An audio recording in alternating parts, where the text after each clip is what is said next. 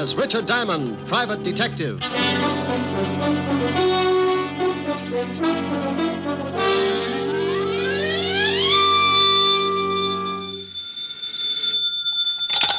Diamond Detective Agency, surplus homicide, surplus hand grenades, black market embalming. Oh, Rick. Oh, Helen, what's with you? It's what's with you I'm worried about. What do you mean, what's with me? You know what's with you. Now, you stop that. That's my routine. I want that which you pilfered from the living room the other night, and I want it back, and I want it right away. Oh, but Helen, baby. Don't you baby me. Now, you get it down here. But I can't leave the office. I just got in. I haven't even washed out one sock. Rick, it wasn't fair when you stole that picture, and I've been embarrassed about it ever since. Now, I want it back. Oh, but, honey, don't be that way. It looks lovely. Can you see it? Well, sure. Got it right on my desk. Now, Rick, I won't have it. Now, look.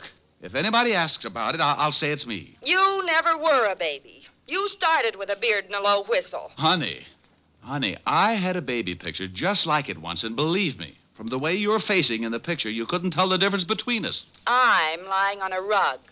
You probably had yours taken on spikes. Now, you bring that right over, or I'll tell everybody your middle name. Helen. I'll see you in 20 minutes, or I'll take a full-page ad in the Times. You wouldn't. 20 minutes. With the picture. Bye. Helen. Oh, dandy. Mr. Diamond? Yes, but I'm afraid you'll have to come back. I've got to take care of something that might mean my whole future as a private detective. I'm sorry. I won't keep you, but... Well, could you tell me the name of another good detective? There aren't any. Goodbye. Oh, please. I don't know where to go. Oh, now, well, wait a minute. I'm sorry. Something's really wrong, isn't it? Oh, well, that's all right, Mr. Diamond. You go on. I'll find someone. Look, I really didn't know you were in a tough spot. I've got enough time to listen. Oh, thank you. Who recommended me? My son. Oh, I've heard about you for several years. My name's Kirby. Mrs. Lenore Kirby. How do you do, Mrs. Kirby? Just how did your son know me? Well, he didn't know you well, only by reputation. He was a private detective also. Kirby? Bill Kirby? Yes. Wow. Now, tell me what's worrying you, Mrs. Kirby. Well, I don't know quite where to start. Bill has been acting strangely for the last month or so. What exactly do you mean by strangely? Well, he's changed. He's begun to act nervous and irritable. When his sister or I would try to find out what was wrong, he'd get angry. He got steadily worse. And then one morning, Gloria... Gloria? My daughter, Bill's sister. Oh, go ahead. Well, she went into his room. He was asleep, so she started to hang up his trousers. When she turned them upside down, a lot of money dropped on the floor. Oh? Well, what do you mean, a lot of money? Well, Gloria said there must have been several $1,000s. Mostly $100 bills. Did he have another source of income? I mean, besides the private detective business? Oh, no. At least nothing I know of. Mm-hmm. We're not wealthy, Mr. Diamond. Bill supports us with what he makes, and Gloria works as a secretary in a law firm, and I try to keep my house in order. Of course, I haven't been terribly well since the children's father died 10 years ago. I see. Then what happened? Well, Gloria started to put the money back in Bill's trousers, and he woke up. They had a terrible argument. Bill accused her of snooping, and she accused him of doing something illegal. The next day, Bill packed his clothes and left the house. He took a small apartment on 110th Street. Uh-huh. Now, what is it you want me to do? Oh, well, there's more to the story. Bill continued to send me money to keep the house going, much more than he'd ever contributed before. I went over to his apartment several times and asked him about the money, and every time there'd be an argument. Did he give you any kind of an excuse? No, he just said he'd run into a good thing and that as long as it was helping out with the house, I shouldn't ask any questions. Mm-hmm. All right. Then what happened? Well, 3 days ago, Bill came over to the house. I could tell he was terribly worried about something.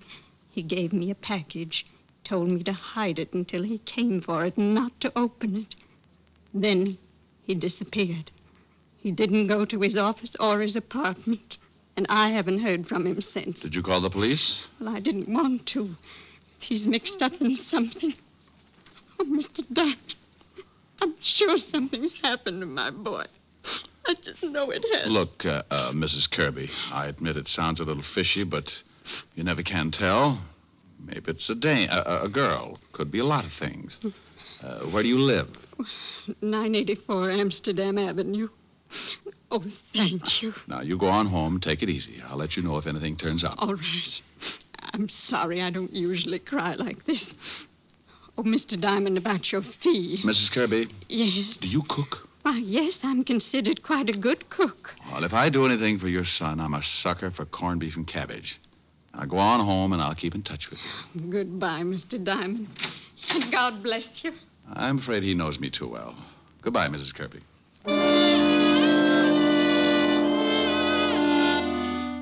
Funny how you can run into a situation like that. Any other time, it's got to be $100 a day in expenses. But that's because trouble doesn't usually bother me. There's too much of it around, and everybody's a stockholder. Then the little old lady walks in with a bucket full of heartache, and you realize the $100 a day in expenses is only the difference you carry around to make up for that big cold world outside. I put my merit badge away, grabbed Helen's picture off the desk, and headed for 975 Park Avenue. Well, you're late. I was just going to call the papers, but I wasn't quite sure how you spell your middle name. It's, C-H-O... Here's the picture. Thank you. I didn't know you had a mole in your... Rick. Aren't you coming in? No, I'm not. I'm mad. Won't even let me keep your little old baby picture. Now, about that mole... Now, you stop that. Why can't you come in? Well, I got a client right after I talk to you. I got to go down to the 5th Precinct and do some checking. Will I see you tonight? If you'll tell me about the mole. Now, Rick. See you at 8. Bye, mole. Sam, a baby.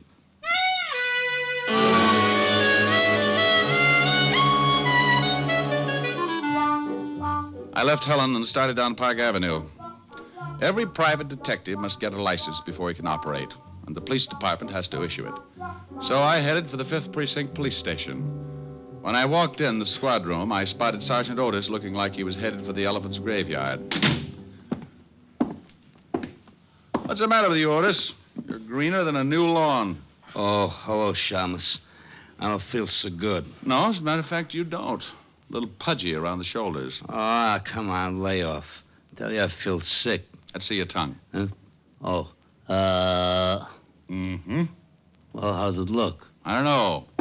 But be careful who you show it to. Somebody's liable to think it's poisonous and kill it with a stick. Hello, Walt. Oh, no. Okay, I'm too tired to be scared off today. Who's dead and where? Not today, Walt. And what are you so tired about? We had a killing this morning. I've questioned every suspect in the whole state. Nothing. Who got dead? Maybe you knew him. Or Shamus. Kirby? What? Hey, how the devil did you know that? Just a guess. Guess my 38. Do you know something? I didn't know anything, Walt. Kirby's mother was just at my office. Oh. Yeah, oh. Well, you don't have to get sore. I'm not sore. Just wondering who's going to tell Mrs. Kirby. Otis went over there a little while ago. He saw the sister. The mother wasn't home yet. Oh, that's why he looks so bad. Yeah, I guess so. Wouldn't you? Okay, where's the body? Downstairs. You want to take a look? Not especially. I told his mother I'd do something for him, and right now I don't seem to be able to think of a thing. Get the killer. Help me. Okay, let's go down and take a look.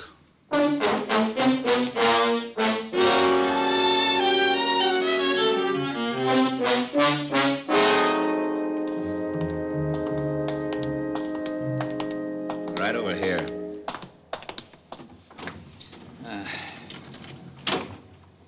Been in the river. Yeah. Put 4 slugs in him first, though. What kind of a gun? 12-gauge shotgun. Used a deer load. Anything on him? Just the usual identification. Okay, let's put him back. I don't know why he got knocked off. No motive, no nothing. The mother has quite a story. Yeah? She told me your son... Oh, no. Yeah? And here comes Malicious. Hey, we just got a call.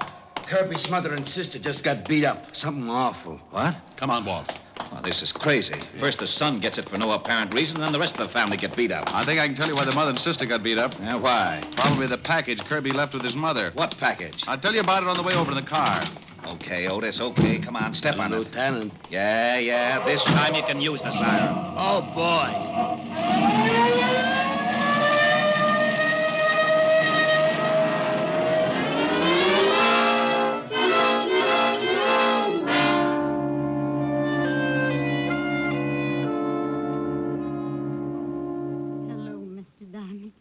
come in? Hello, Mrs. Kirby. The doctor tells us you won't allow them to take you to the hospital. No, I'm not leaving my house. It'll take more than 2 cheap hoodlums to drive me out of my house. Well, the doctor says you'll be all right, but I think the hospital might be safer for a few days. This is Lieutenant Levinson, Mrs. Kirby. How'd you do, How do you Lieutenant? do? I know you don't feel much like talking. Oh, no, that's quite all right. I'll be glad to help in any way that I can. Were they after the package your son left with you? Yes, but I didn't give it to them. I almost did when they started to hit Gloria, but I knew they had something to do with Bill's death. And you knew the package was important, too. Yes, Well, where is the package, Mrs. Kirby? in the bread box, in a bread wrapper. Pretty cute. Otis, Yeah, Lieutenant? go in the kitchen and bring me the loaf of bread in the bread box. You want some sardines, too? Otis, just the bread, please. Oh, okay. Mrs. Kirby, the 2 men who came here, do you think you could identify them? Oh, yes, it would be hard to forget them. You're sure you don't have any idea what kind of trouble your son was in? No. Here's the bread, Lieutenant. Yeah. Well, I'll be... Hey, it's a shoe. Is this one of your son's shoes, Mrs. Kirby? No, he wears a much smaller size. No, that isn't his shoe. I don't get this. Nothing in it, just a shoe. A big one. What size is it? Hey, What's the matter? well, the shoe size on the inside, it says 6B and then 5 numbers after it. Well, if that's a 6B, Otis wears matchboxes. Oh, yeah? Otis, Oh, okay. I don't understand. Why would Bill leave a shoe and act like it was so important? Because it probably was very important. you think these numbers? Could be. Let's see. Well, if these numbers do mean anything, it sure isn't going to be easy finding out. Here's something, Walt. Yeah? Mm-hmm. Shoe's got new heels on it. It's been half soled. Otis, Yeah, Lieutenant. take the shoe down at the station. Give it to the lab. See what they can find out. And then get the boys out and check every shoe repair shop in the city. I want to know where the shoe was half sold. Okay. Mrs. Kirby, you're sure you can't think of a thing that might give us a tip about your son? No, nothing, Mr. Diamond. Rick, I'm going down to the station. Find out about that shoe. And then I'll send our rogues gallery over so Mrs. Kirby can try and pick out the 2 guys who worked her over. Oh, check with me if you find out anything, will you? Right, Walt? Mr. Diamond, there's no reason for you to go on with this case. My son's dead. You can't help him now. I'm sure your business is very important. Mrs. Kirby, I said I'd do something for your son. Well, I was a little late. Now I'm going to do something for me. There's a killer loose, and 2 slobs who beat up women. I'm a little unhappy, Mrs. Kirby, so I've got to square this beef the only way I know how. First, I'd like to talk to your daughter.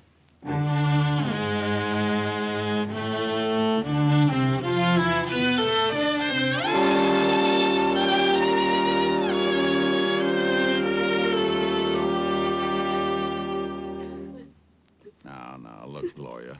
It's tough, and I don't like to stick my big nose in when it is. But you want something done about it, don't you? Yes. Then think real hard. Can you tell me anything about your brother that might be connected with his death? No, Mr. Diamond. I've thought and thought and thought. I just can't understand it. Well, you may have been looking for the wrong thing, a reason or a motive. That's not what I want. What do you want? Something you might not even realize, something that might not seem important, but is very important. Now, try to think. When you first began to suspect that your brother was in trouble, did he mention any names, talk about any places? No. Not that I can remember. What did he do when he wasn't at his office? Oh, please.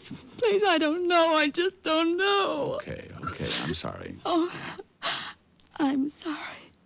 Mom and I appreciate what you're doing, Mr. Diamond. Right now it's hard for me, but I'll try. Okay. No places? No names? Did he have a girl? No, he didn't have a girl. He led a fairly simple life. Had a regular routine. Routine? Mm-hmm. Mom used to worry about it sometimes. Said he didn't have enough fun. Didn't know anybody. What kind of a routine was this? Well, the usual thing around the house in the morning. He'd go to work. On his way home, he always stopped at a bar on Columbus Avenue for a beer. Then home. Dinner. Read until 10:30 or 11. Go to bed. Nothing else? No, he did that every day. At least up until the time when he started acting funny and I found all that money. I see. Well, thanks. I'll let you know if anything turns up, Gloria. Thank you, Mr. Diamond. I hope you... Yeah.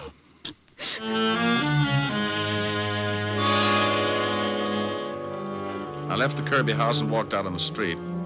It was getting near 6 o'clock, and a light breeze was blowing the night in. It was turning cold, so I flipped my collar up and started for Columbus Avenue and the bar that Bill Kirby used to stop in for a beer. I turned on 88th Street, picked up speed to shake the chill out of my ankles. Hey, you. Yeah? You Diamond? So what? So where's the shoe? Oh, you're going to find it harder working me over than a couple of women. Working you over, maybe, yeah. Killing you? Everybody dies easy. Give me the shoe. Where's your friend? Move in this alley. I'll give you an introduction. I'm busy. You're going to be busy getting dead if you don't get in the alley. I got my gun in my pocket. I bet you shrink 4 feet when you aren't carrying it. What?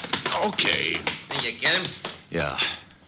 But it don't look like he's got the shoe on him. Yeah, but he knows where it is. Tell me, boys, is it fun beating up women? More fun beating up those gumshoes. Ain't it, Danny? Sure. You want to tell us where the shoe is, Shamus? Right now, it should be in the police lab. Hey, Danny, you think those cops really took it out of the house? I don't know. I couldn't see. Diamond, I still think the old dame gave it to you when she went up to see you at your office this morning. What did you kill her son for? Who said I killed him, friend? Kirby got smart about the shoe like you did. He got dead for his trouble. How do you feel about your future, friend? Pretty good. The cops will figure that shoe out. Not unless they know what they're looking for. He ain't got the shoe on him, Bart. I think he's telling the truth. Let's go tell the boss. Yeah, what do we do with the gumshoe? Oh, I'm surprised at you, Bart. Give me your sap. Hey, now, wait a minute. For what?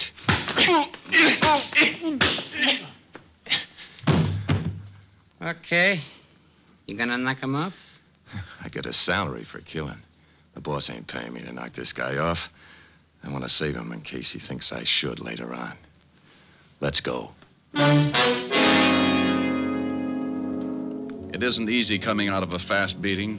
When the guy works you over slow, you don't go to sleep right away. Not until he wants you to anyway. Then he taps you with a good one, and that's it. When he does it in a hurry, the first one's enough to stun a dragon, but for some reason he decides you need a few more. And, friend, that's when coma sets in. When I finally pulled myself out of it, my watch said 7 o'clock, and my head felt like a balloon with rice in it.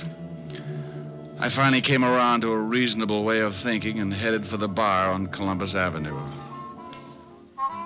Yes, sir? Holy Ike.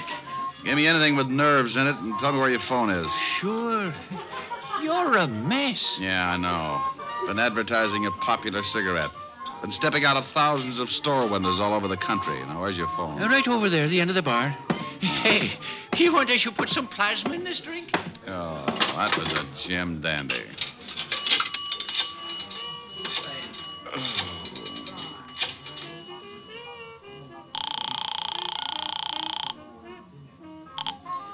Lieutenant Levinson, homicide. Walt, Rick, Rick, where the devil you been? playing patty cake with the 2 gonniffs who worked over Mrs. Kirby and her daughter. Well, we've been trying to get you. Otis been calling blondes all over town.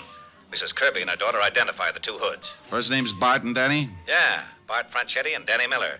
We have a pickup out on them now. They hurt you bad? Oh, I'll make it, but I'm going to ache for a while. What did you find out about the shoe? Well, we really got some fast action on those half-soles. Figured if Kirby picked him up in a shoe repair shop, it must have been somewhere in his neighborhood. We were lucky. We were right. Little shoe shop on Columbus Avenue. Columbus Avenue? What address? 695. Why? Because I'm in a bar right across the way. Huh? Can't see the shoe store now because it's too dark, but Kirby's sister told me you used to come in here for dinner.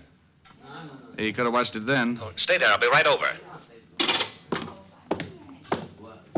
Here you are, mister. Thanks. Say, did you know Bill Kirby? The Shamus? Oh, sure. What do you mean, did I know him? He's pretty dead. Oh, no. He came in here every day, didn't he? Yeah, for a beer. But come to think of it, I ain't seen him since he left... Left you what? Nothing at all. Now, wait a minute. If Kirby left you anything, let's have it. If Kirby's dead, I'll turn it over to the cops. You want the badge? Oh, well, okay. Why didn't you say so? I got in the cash register. He told me if anything happened to him to turn it over to the law. Okay. Here. Just an envelope. Thanks. What is it? A name and address. Look. Lieutenant Levins will be here in a few minutes. Tell him I've gone to this address, 18 North River. That's down near the docks. Yeah. And tell him I've gone to find a guy named James Willis.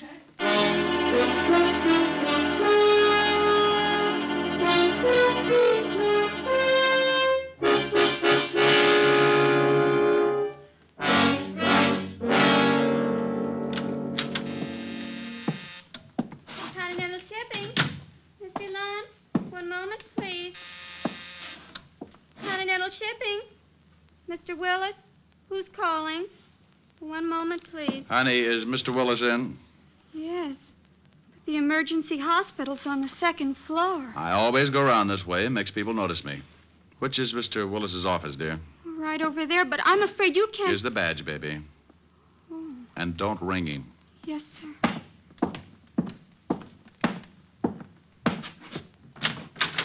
Yes? What? Well. James Willis.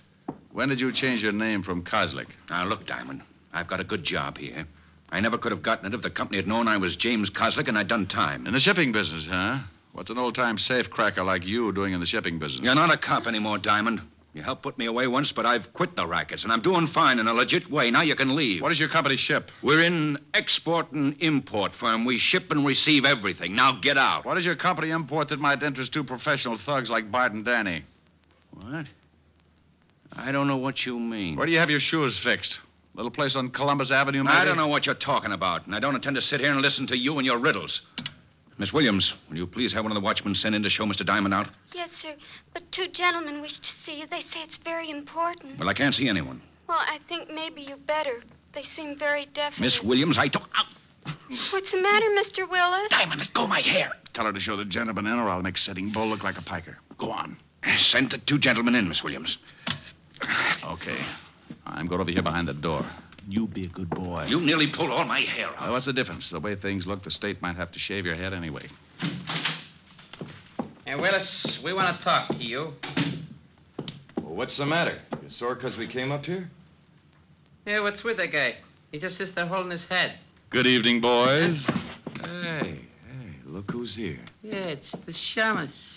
Doesn't he look pretty? You fools, you 2 blundering fools. Now, wait a minute. If you're worried about Diamond, we'll take care of him. I told you I could never be seen with you. You know how we're all watched when the gold shipments come in? Oh, that's it. That's what the shoe was all about. Yeah, you're a smart one. Shut up. I've got to think. You got the confidential shipping report and put it in that shoe in some kind of code so it could be picked up.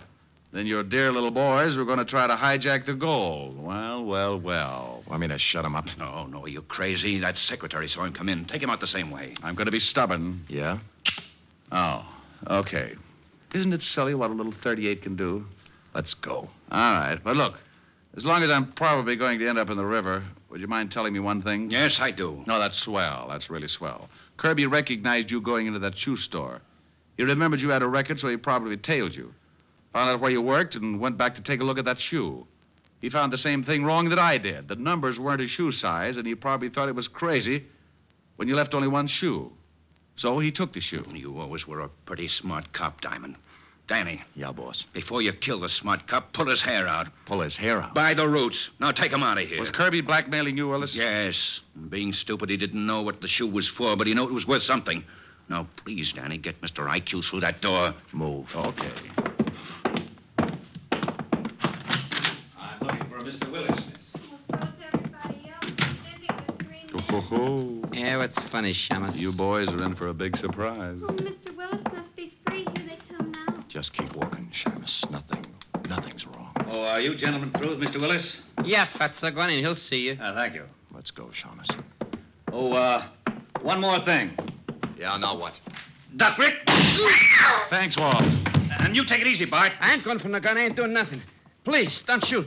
Walt, James Willis is really James Kozlik. I'm going in after him. Well, here, Cat, you'll need a gun. Is he in there? Out the window. I went over to the window fast and spotted my man just dropping down off the fire escape. The building fronted on a long dock, and Willis had 50 yards to go before he could find cover. Then I said that stupid thing. Willis! In the name of the law, stop! Well, he didn't stop in the name of the law, so I rested my arm on the windowsill and led him about 2 feet. At 50 yards, a running man can be hard to hit with a .38. Sometimes. You get him, Rick? Yeah. See you down at the station.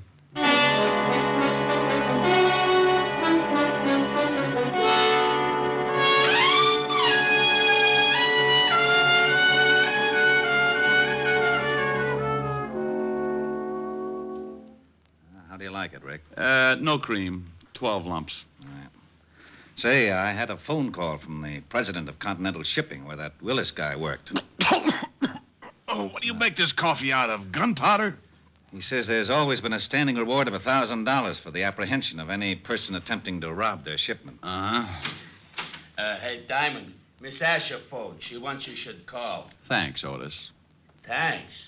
What's wrong with you? You heard him, Otis. He said thanks. Okay. He must be sick. More coffee, Rick? Yeah, I'll have another cup. Hello? Hi, honey. Rick, where are you? I thought you were coming over. Well, baby, I've got to stop by and see a nice old lady named Kirby. Her son got killed. Oh, I'm sorry. Will I see you later? No, I don't think so, honey. I'm a little tired. All right, Rick. Well, don't sound too unhappy. I'll see you tomorrow night. Well, all right. But you always sing to me, and I wanted you to sing tonight. Well, I haven't gotten any letters from the apartment building next door yet, so I'm going to lay off 1 week and see if the tenants miss the singing. All right, Rick. I'll see you tomorrow night. Goodbye, baby. Bye, Rick. Well, I think I'd better get over to Mrs. Kirby's, Walt. Oh, don't you want your coffee? Yeah, give it to Otis. What are you going to tell Mrs. Kirby? I mean about her son and the blackmail. Well, what are you going to tell Continental Shipping? Well, you caught him. You get the 1,000. Oh, Mrs. Kirby's pretty broke. Uh-huh. Kirby was the one who really spotted the play. Yeah, but if I say anything about the blackmail. What blackmail? Huh? Oh, yeah. Yeah, come to think of it, that was another case, wasn't it? See you later, Walt.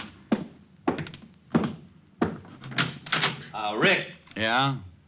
Oh, nothing. Be a good boy.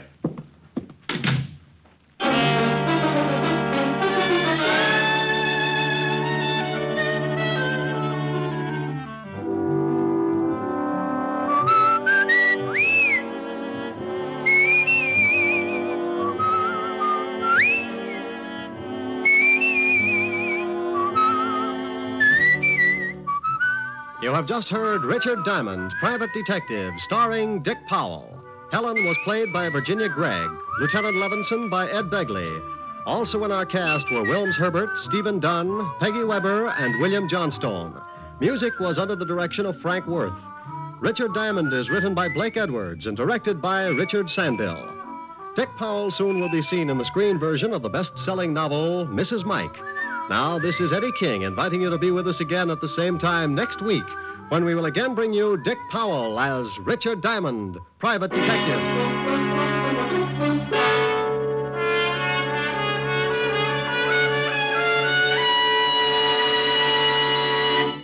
Saturday night brings some of the week's best radio entertainment when you tune for the stars on NBC. Stay tuned every Saturday for a great lineup of programs, including Hollywood Star Theater, Ralph Edwards' Truth or Consequences, Your Hit Parade, A Day in the Life of Dennis Day, The Judy Canova Show, and Grand Ole Opry. All the best on NBC.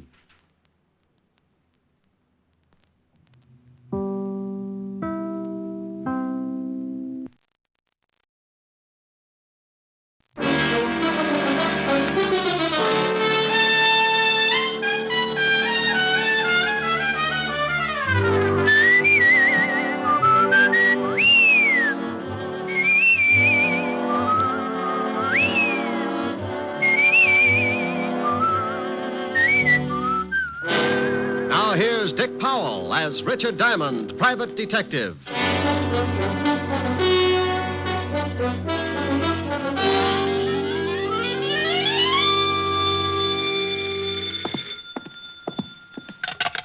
Diamond Detective Agency, a corpse to fit every pocketbook. Rick? Oh, hello, Helen, baby.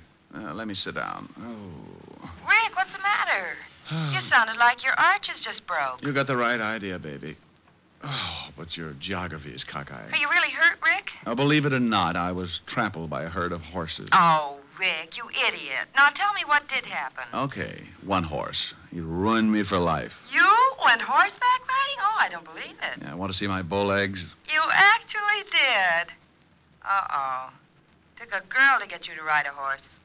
But it was some slinky blonde. No, baby, it was a Palomino. And look, let's get off horses. I've had enough to last me.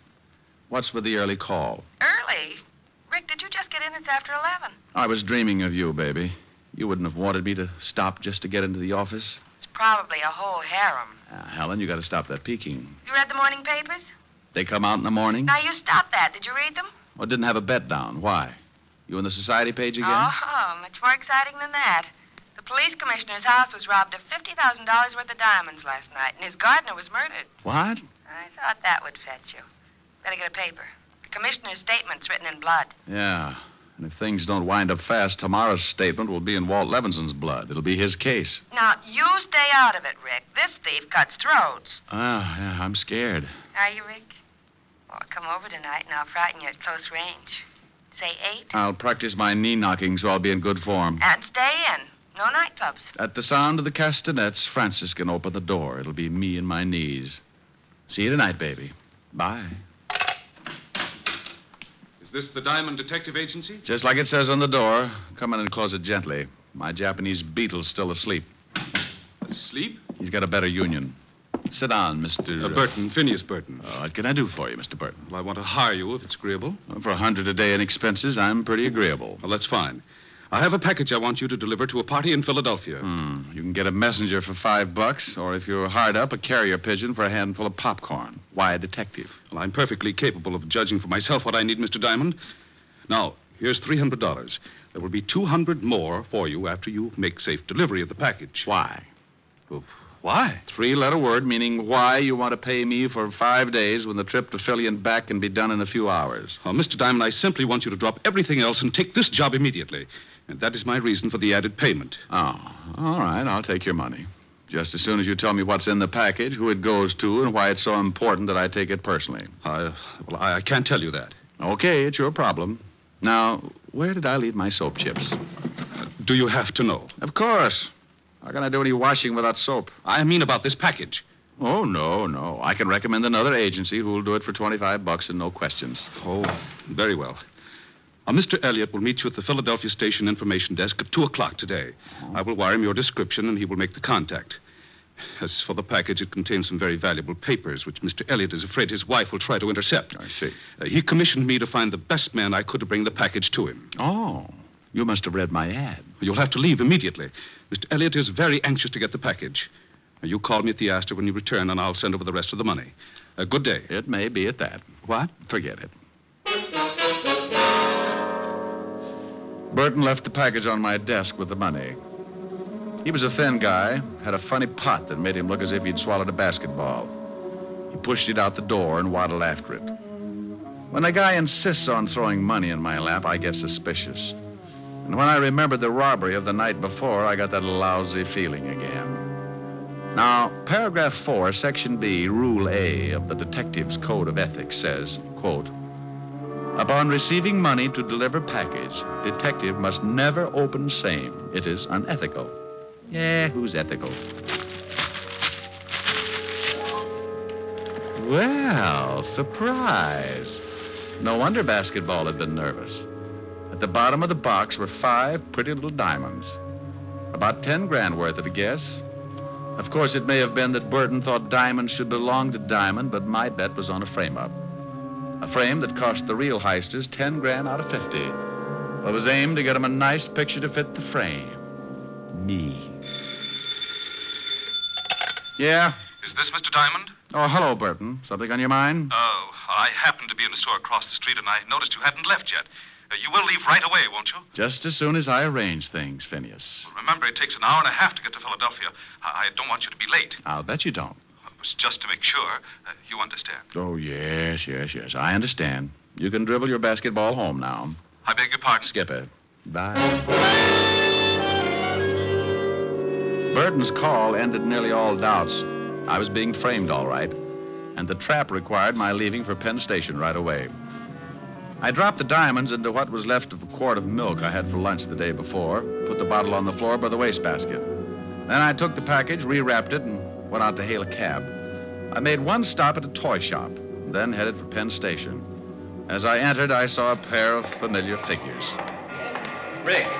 Okay, what's the gag? I got the tip, but even you wouldn't joke about this case. Now, Walt, I might joke about mass murder, but never about the commissioner being robbed. Is he making speeches yet? Yeah, that's okay, Shamus. This is one time when you're one diamond too many. Why, Otis, you're becoming a wit.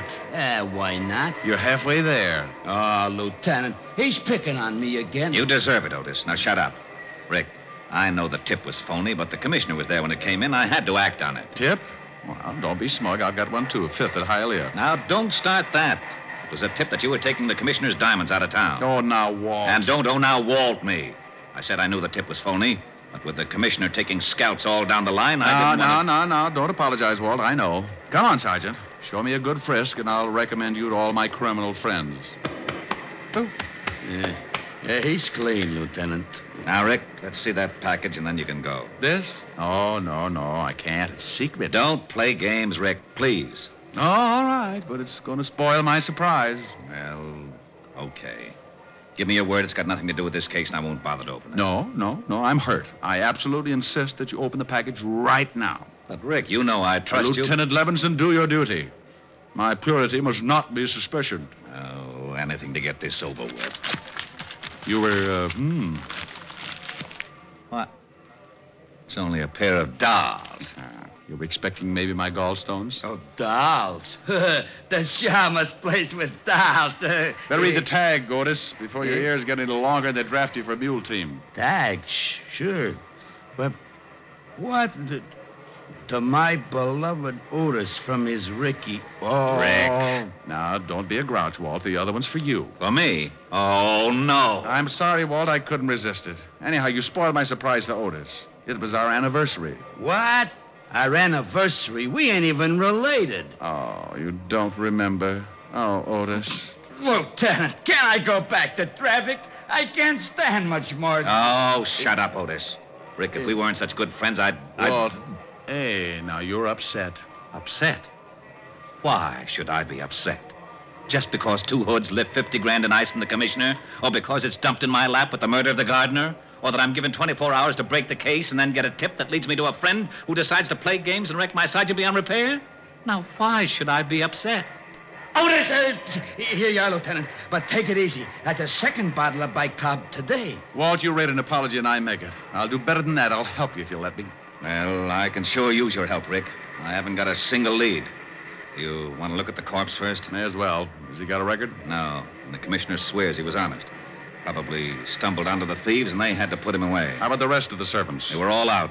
Commissioner and his wife were at a party. They'd given the entire staff the night off, but I guess perhaps the gardener returned a little early. Yeah, well, let's go down and take a look at him.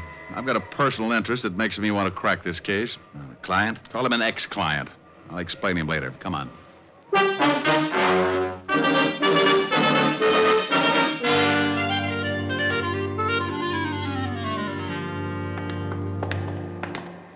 Here he is, Rick. Nasty cut. How was it made? Well, it could have been a sharp knife, but it's a safer bet that it was a razor. Remind me not to go to his barber. What safecracker's got enough nerve to pull his job, Walt? Well, I got 3 guys that could fit the job, but not one of them has ever been known to carry a weapon of any sort, much less a razor. Correction. One did it. That gardener's playing a lousy joke on us. I suppose this could have been the first time one of them carried a razor. I don't buy that, neither do you. Give me the names. I want to talk to them. Maybe I can get a lead of some sort. Sure. Here they are.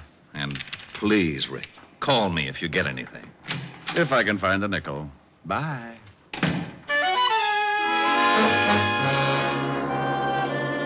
As far as I could see, I had 3 things to match up. 1, the careless barber. 2, the safecracker with nerve enough to rob the police commissioner. And 3, the reason why I was picked as the pigeon. I gave up the idea of hunting for Barton, the guy who came into my office. He was probably a flunky and not worth running down. So I checked the names I got from Walt, grabbed a cab, and headed for the Bronx. The first turned out to be an ex-con trying to go straight by working in a Bronx hash house.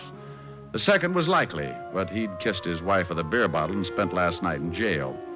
At the third address, down in Greenwich Village, I met a landlady with gin-loaded tonsils and a cute mustache. She tipped me that my third prospect, Vince Mayer, might be playing pinochle at Pietro's, which turned out to be a cafe with a 30-foot bar, 3 tables, and a back room. Hey, barkeep. Yeah. What'd it be, Fred? Milk, no chaser. Milk? Who makes it? Oh, you mean like from cows? Never carried the stuff. Where can I find Vince Mayer? Why don't you ask me, handsome? Wow. Hello, baby. Now, do I look like a baby? No. My name's Jean. What do they call you? Take your pick. Call me Rick. Hey, you talk funny. But you're awful nice. Too nice to be hunting for Vince Mayer. He's a bad boy, Rick. Yeah. Well, I'm trying to be a hero. Where is he? In the back room. There. The guy with the light hair. But be careful. Thanks, baby. I'll buy you a palace. You figure me for 80 mil, Joe, 20 clubs, 20 spades, and 40 pinochle. What? No diamonds? Hey. Well, look who's here. What do you want, Shamus? Vince the Iceman, isn't it? Well, now, let's see. Sing Sing, class of 38. Where's your school tie, Vince? The name is Mr. Mayer to you, Diamond, and privates are not welcome here. It's a closed game. Yeah. Move on. Give me a reason. You want to play dead? Oh, come on, Vince. You're not going to get upset just because I think you robbed the commissioner? You did, didn't you? I told my story to the cops. I'll bet. But you didn't answer my question. And here's another. Who's your barber? You're asking for it, Diamond. I was brought up right. Now, let's get off this cat and mouse kick. I want some answers, Vince. Do you? That's right, Junior. I do. All right. Call him, Joe. Hey, what? All right, Joe. Stop it. That's enough, Joe. All right, now drag him out in the alley. Vince, can I, Yeah, okay. Maybe it'll teach him not to get so nosy. But keep that razor in your pocket. I will, honest. This is gonna be real fun. Come on, Shamus. Here's where I do some road work on your liver.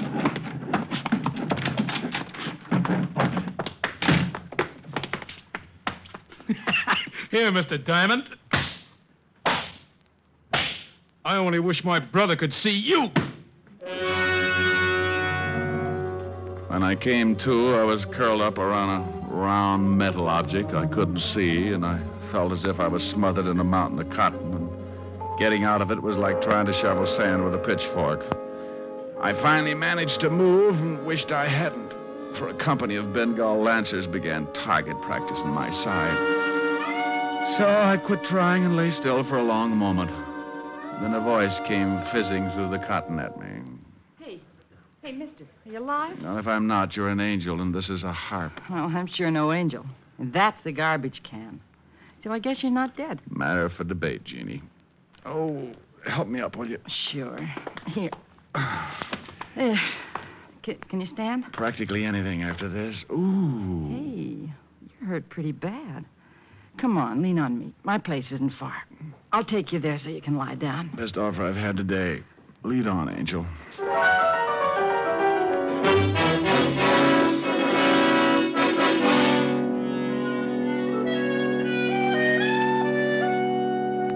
There.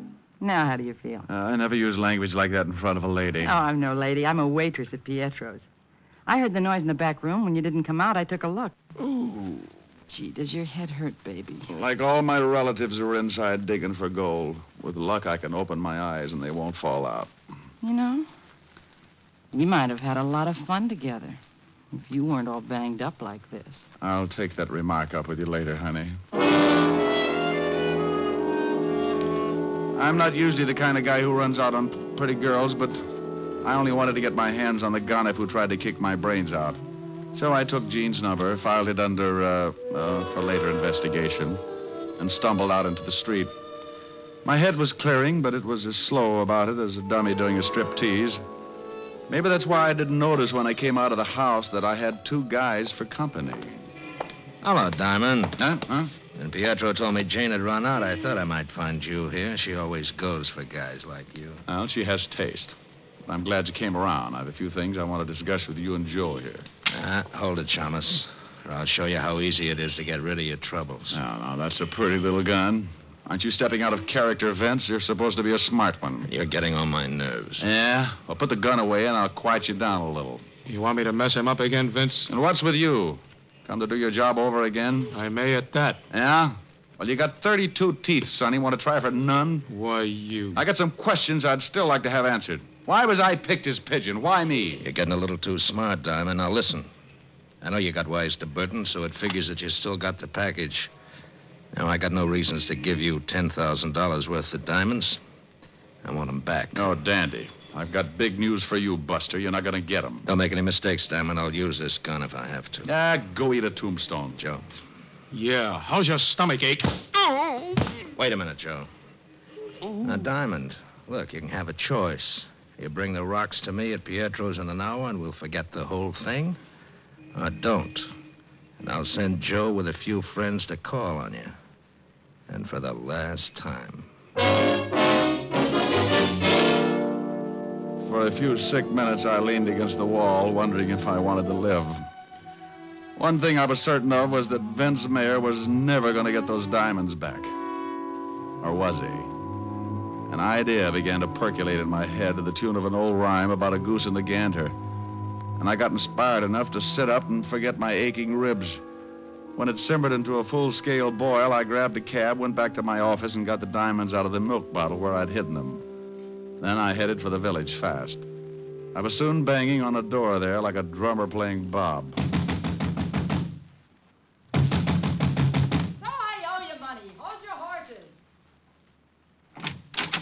Well, if it ain't my cripple.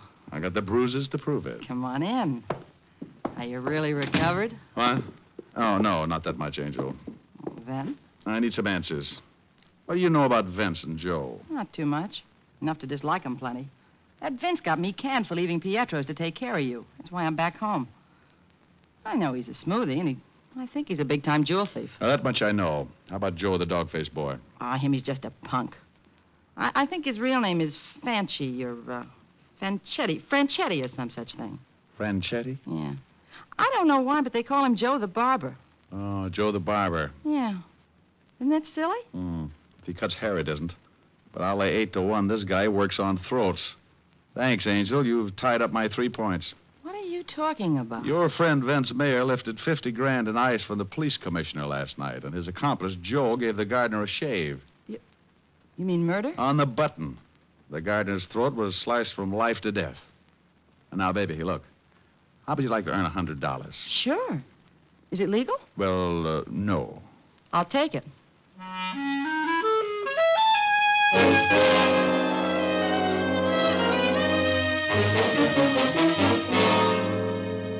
Where is he? Will you tell me? Where's Rick? I know where I'd like him to be. I'm worried, Otis. Seriously. Rick is in this thing up to his ears. You mean he was in on that job? Don't be stupid, Otis. Of course not. Rick's no crook.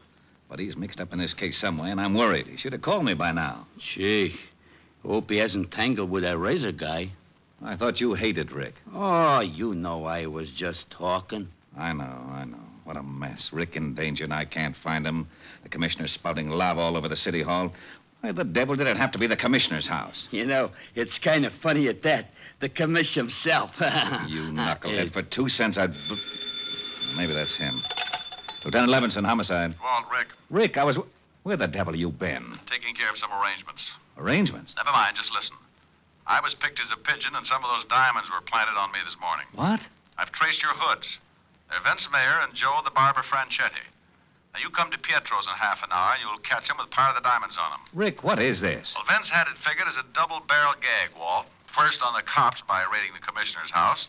Second by dumping a few of the rocks in my lap and tipping the police so I'd take the rap. But why you, Rick? Well, Joe's name, Franchetti.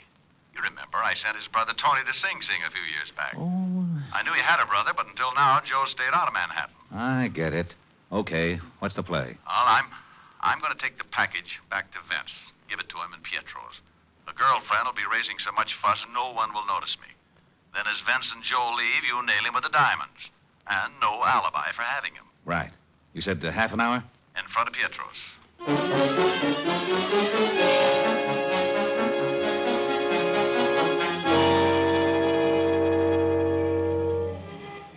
Take a peek, Angel. Through the window. There's my party at the back table. Now, you know what to do. Yeah. I keep yelling till you get back to me. Right? As rain. I'll make it a good one. I got good lungs. Let's go in.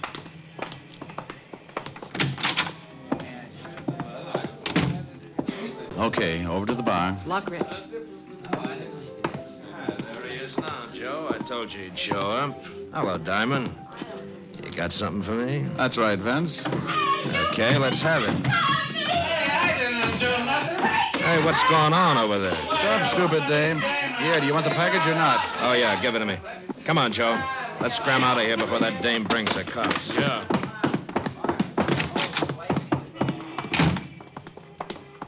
That's an easy way of getting back the 10 grand, ain't it, Vince? Shut up. Come on.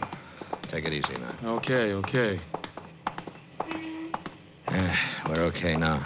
Let's split up. Hold it, Vince. What? Let's have a look at the package. The cops! Levinson, what are you doing? The package, Vince. Hey, what are we going to do? Shut up. You, got a warrant, of course? Of course. Otis, take the package. Yellowton. You can't arrest me. I don't even know what's in that package. It was given to me by a friend. Now, don't use the term so loosely, Vince. Why, Walt, what are you doing here? Hello, Rick. I've captured a criminal. No. Yes, and he was carrying a package of his loot. Why, I bet it's part of that diamond robbery. Hey, what is all this? Diamond, you just planted that package on me. Me? Why, stranger, you're telling a fib. You just know that's downright immoral or something. This is ridiculous. Lieutenant, he gave me those diamonds and Pietro's not 5 minutes ago. I didn't lift them from the commissioner. Didn't you, Vince? Why, then I must have made a mistake. You can prove your story, of course. Sure I can. Bartender saw Diamond slip me the package. Oh, now, Vince, you think that bartender was going to be watching you when a lovely girl is practically tearing up the joint? Boss, the dame yelling. She was a plant. Yeah, but this is a frame-up. Diamond, you can't get away with this. Please, don't talk to me. I never associate with common criminals. A frame. You dirty double-crossing copper. Look out, Rick. He's got a razor. Oh, my arm. Now, don't cry, Joe. This is for you. Ooh. Wow. What a punch you got, Shamus. Well, that does it. Come on, Vince. Otis, load that killer into the car and pick up that razor. Yellowton. Want a lift, Rick? No, thanks, Walt. I'm going to go home freshen up. Yeah, you look like you could use it.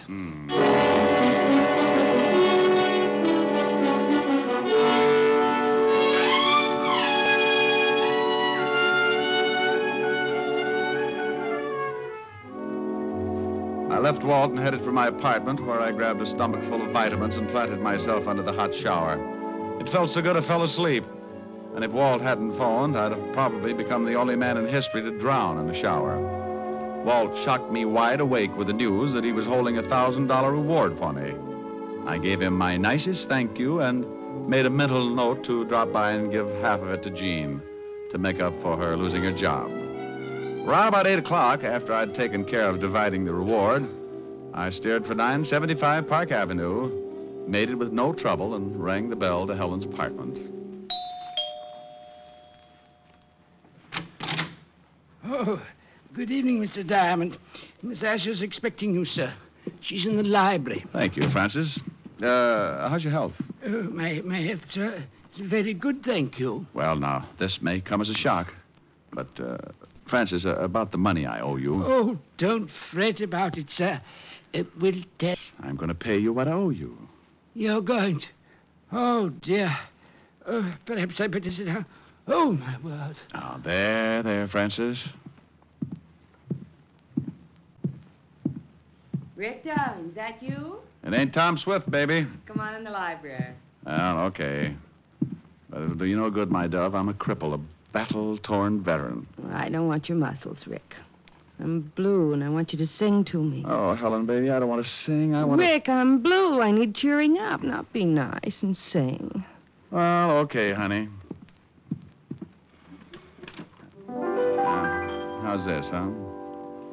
I can see, no matter how near you'll be, you'll never belong to me. But I can dream, can't I? Can't I pretend that I'm locked in the bed of your embrace? For dreams are just like wine, and I am drunk with mine. I'm aware my heart is a sad affair. There's much disillusion there. but I can dream, can't I? Can't I adore you? Although we are oceans apart, I can't make you open your heart, but I can dream, can't I? Oh, there. Still feeling blue, baby? Oh, Ricky, come here. Here I am. Oh, now I'm contented. You in my arms, my bills paid off, and my bills... Oh, for Pete's sake, I forgot Francis. Francis? What are you talking about? Come with me, I'll show you. Now, there he is. Francis, you all right? Oh, yes, sir. I think so, sir. Rick, will you tell me what's going on in my own home? Well, honey, I paid Francis off, and the shock of having to give back my gun and badge undid him. Oh, well, are you feeling better, Francis? Not very much, Miss Asher. It's that badge and license. Will you miss him that much, Francis? Well, sir, to be very honest, there's a waitress in a tea shop down the street with whom I've been, if you'll pardon the expression, having a fling. Francis, you? Oh, that's not the worst, Miss Asher. I'm afraid I've been a bit of a fraud with her as well. In fact, with several of the waitresses there. Now, wait. Where does my badge and license enter into it? Did you huck them for crumpets? Oh, much worse, Mr. Diamond.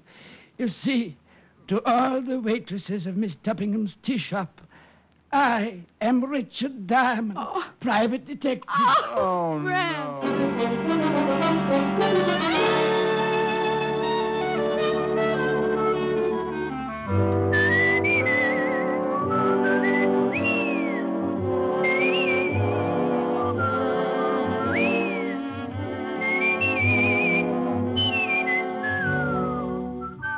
You have just heard Richard Diamond, Private Detective, starring Dick Powell. Helen was played by Virginia Gregg, Jean Tatum, William Conrad, Tal Avery, and Bob Carroll.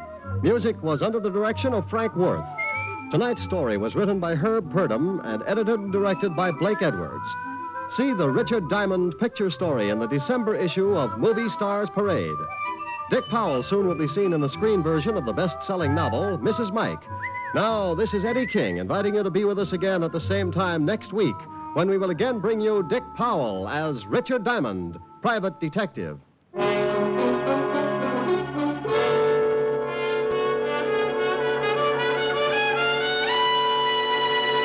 Listen tonight to NBC for a star lineup of entertainment. Every Saturday on NBC, you can hear such stellar programs as Hollywood Star Theater, Ralph Edwards' Truth or Consequences, Your Hit Parade, A Day in the Life of Dennis Day, The Judy Canova Show, Grand Ole Opry, and songs by Morton Downey. There's always a program of interest on NBC, so keep tuned here. Shortcut to Death with Fred McMurray is next on NBC. The Ethel Merman Show, previously scheduled for this time, will be heard at a new time and date to be announced shortly.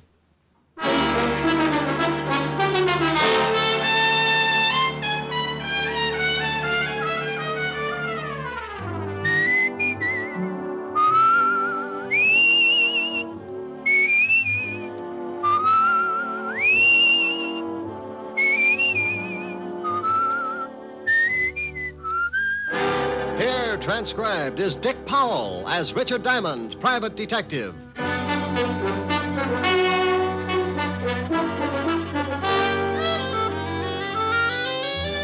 Hello there. This is Diamond. Hey, I got a beef. I went shopping for my girl Helen Asher the other day. You know, stuff for dinner. This town's gotten hotter than a blast furnace in Death Valley, so you got to pick out things that make for a cool meal. Like salads, cold cuts, beer. Real picnic style. Well, I figured I could whip up a fancy tossed salad or something until I got around to the tomato counter. Have you glommed onto the price of tomatoes lately? Now, what's with that? So the cost of living is inflated. So a T-bone makes like it just arrived direct from the Sultan's classiest cow. Okay, a T-bone I can understand. But what's with a tomato? When it costs so much, it should be hanging from a charm bracelet instead of lying in a salad bowl. Who needs it? So I bowed from the waist and figured you could still do a lot of things with a plain head of lettuce. I got another beef, too. Why can't people start their killings in December when it's cool? Now, about a week ago, I got mixed up in the case, and before it was over, I took so many salt tablets, I am now the best seasoned private detective in New York. It started last Tuesday morning about 11 o'clock in an apartment on the Upper East Side. Ginny? Yeah, genius. No cracks. No cracks. We're both waiting for old Gibson to turn us into the cops, and you say no cracks. This whole rotten mess is your fault. Well, how did I know the old goat wouldn't fall for it? Well, he didn't, so we better start packing. What for? Because I don't want to play hostess to a lot of little men in blue. I'm allergic to handcuffs. Relax, will you? They won't find us. They can trace me from the other apartment. How? Gibson don't know your real name. Did you leave anything in the other place that will lead him here? No. Cleaned out everything except the clothes. I didn't have time to move them. Notice you got away with a mink. What do you want me to do? Leave it behind? No, we can hock it. Hock it? Yeah. You want to blow town? Takes cash. Cash I ain't got. You're telling me. Look, baby, if Gibson does go to the police, I'll have to hock the coat so we can blow this joint, see? All right. You go get rid of it, and I'll start throwing some things into the suitcase. Who's that? How would I know? Maybe it's the landlady. Oh, I forgot. They're painting this floor today. Yeah, I saw the painters in 206. They'll probably start on this room in a couple of hours. Okay. Duck that coat. I don't want the landlady to spot it. Yeah.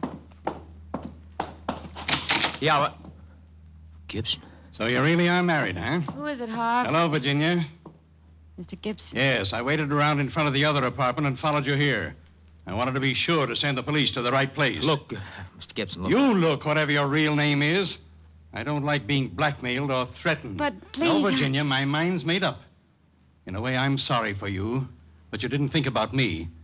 I'm past 60, and I'm tired of being made a fool. Look, why don't you give her a break, Mr. Gibson? Now, I'm not asking for That's me. very noble of you.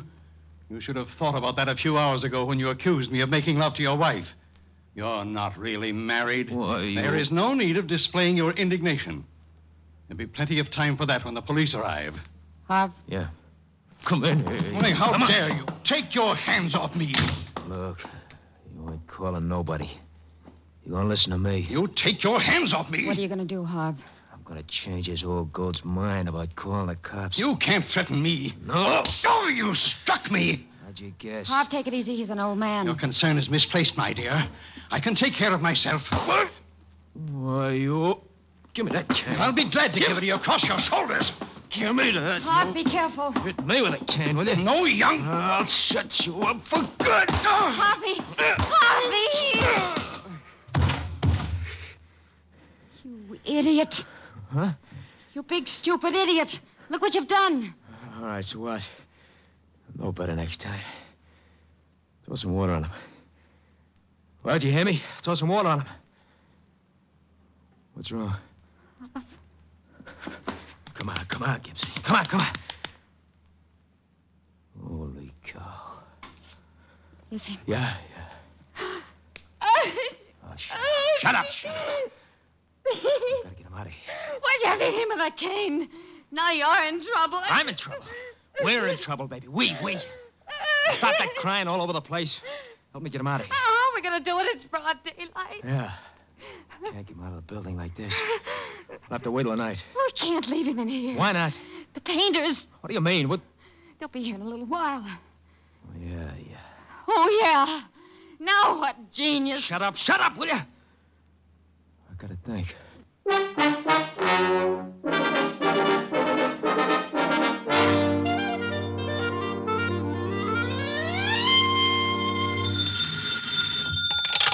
Diamond Detective Agency, murders financed while you wait. Oh, you idiot. Oh, is this Toodles Asher, the belle of Park Avenue? This is Helen Asher, the girl that goes steady with the Diamond Detective Agency. Sounds like a fine organization. Are they reliable? Very seldom. Oh. I'll tell you better as soon as I find out what I'm going to do tonight. You're going to give your butler the evening off, and the Diamond Detective Agency is going to march through your front door, single file, and show you a shortcut to spend the bottle. What time does all this begin? How long will it take you to pucker? About 2 seconds. Well, I won't get there until 8. Don't hold it, or you'll end up looking like a Ubangi. You're terrible. Yeah, but I'm pretty. So's a baboon. Oh, what you said. You won't be late, will you, Rick? I don't know. After that last crack, I think I'd better start going steady with King Kong. Rick. No, I'm mad. Ricky, I love you. Only because I can hang by my tail and my fangs have that toothpaste smile. I think you're the most wonderful man in the world. Well? I think you're the handsomest, the strongest, the smartest. Well, all right. Now tell me something I don't already know. Rick. Bye, baby. See you at 8. Bye. A, I'm adorable. B, I'm so beautiful. C, Now, look, honey, I can't make it till 8 o'clock. I got a fan dancer who's a client. She wants to go out and trap an ostrich this afternoon. Is this the Diamond Detective Agency? Huh? Oh, yeah. Is this Mr. Diamond? Yeah, what's the matter? You sound like you're standing on a body. Oh, Mr. Diamond, please, you've got to help me. I just don't know what to do. Now, take it easy. Who is this?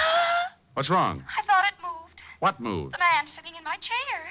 Well, that happens now and then. Why shouldn't he? Oh, well, because he's dead. What? Yes. I came home this afternoon from girls' camp, and when I unlocked my door and went in, I found this, corpse sitting on my Hepplewhite. On your what? Hepplewhite? I don't know how he could have gotten there. Hepplewhite? No, the dead man. What about Hepplewhite? Who? The guy this corpse was sitting on. Oh, no. That's a chair. Hepplewhite's an old antique chair. Oh. Now I'm so confused. Well, move over, honey.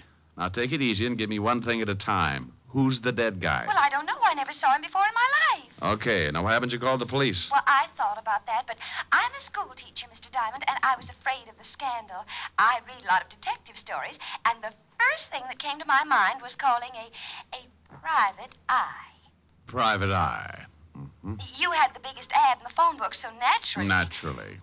Well, give me your name and address, and I'll be right over. Esther Blodgett, 419 East 79th Street, apartment 108. Okay, Esther. Now, don't let anyone in and don't touch anything. Oh, I know that, silly. After the initial shock wore off, I found myself in complete control. What's the matter? I'm so nervous. I just lit a cigarette. It tasted so good, I offered one to the dead man. Well, if he takes it, remember how you did it. I'll be right over. Hepplewhite. Oh, is Walt going to have fun with this? Homicide, Sergeant Otis. Hello, Otis. Let me talk to the lieutenant. Diamond? No, this is Black Beauty. I just did a mile in 1:12, and I want to report that I've been doped. Very funny. I thought so. I didn't win the race, but I was the happiest horse on the track. Now, put the lieutenant on the phone. Lieutenant Levinson. Diamond, Walt. I don't want any. You take your killings to another precinct. Oh, now, don't be a sorehead. Giving you business is just my way of showing my friendship. Can't we just be buddies at a distance? I'm getting tired of chasing corpses. Well, grit your teeth and get over to 419 East 79th Street, apartment 108. Homicide? Yeah. A dame named Esther Blodgett reported it. She lives there. Who's dead? Well, I don't know. Yeah. A guy named Hepplewhite. Hepplewhite? You ask Esther about it. She'll put you straight. Are you coming over? Yeah. Bye.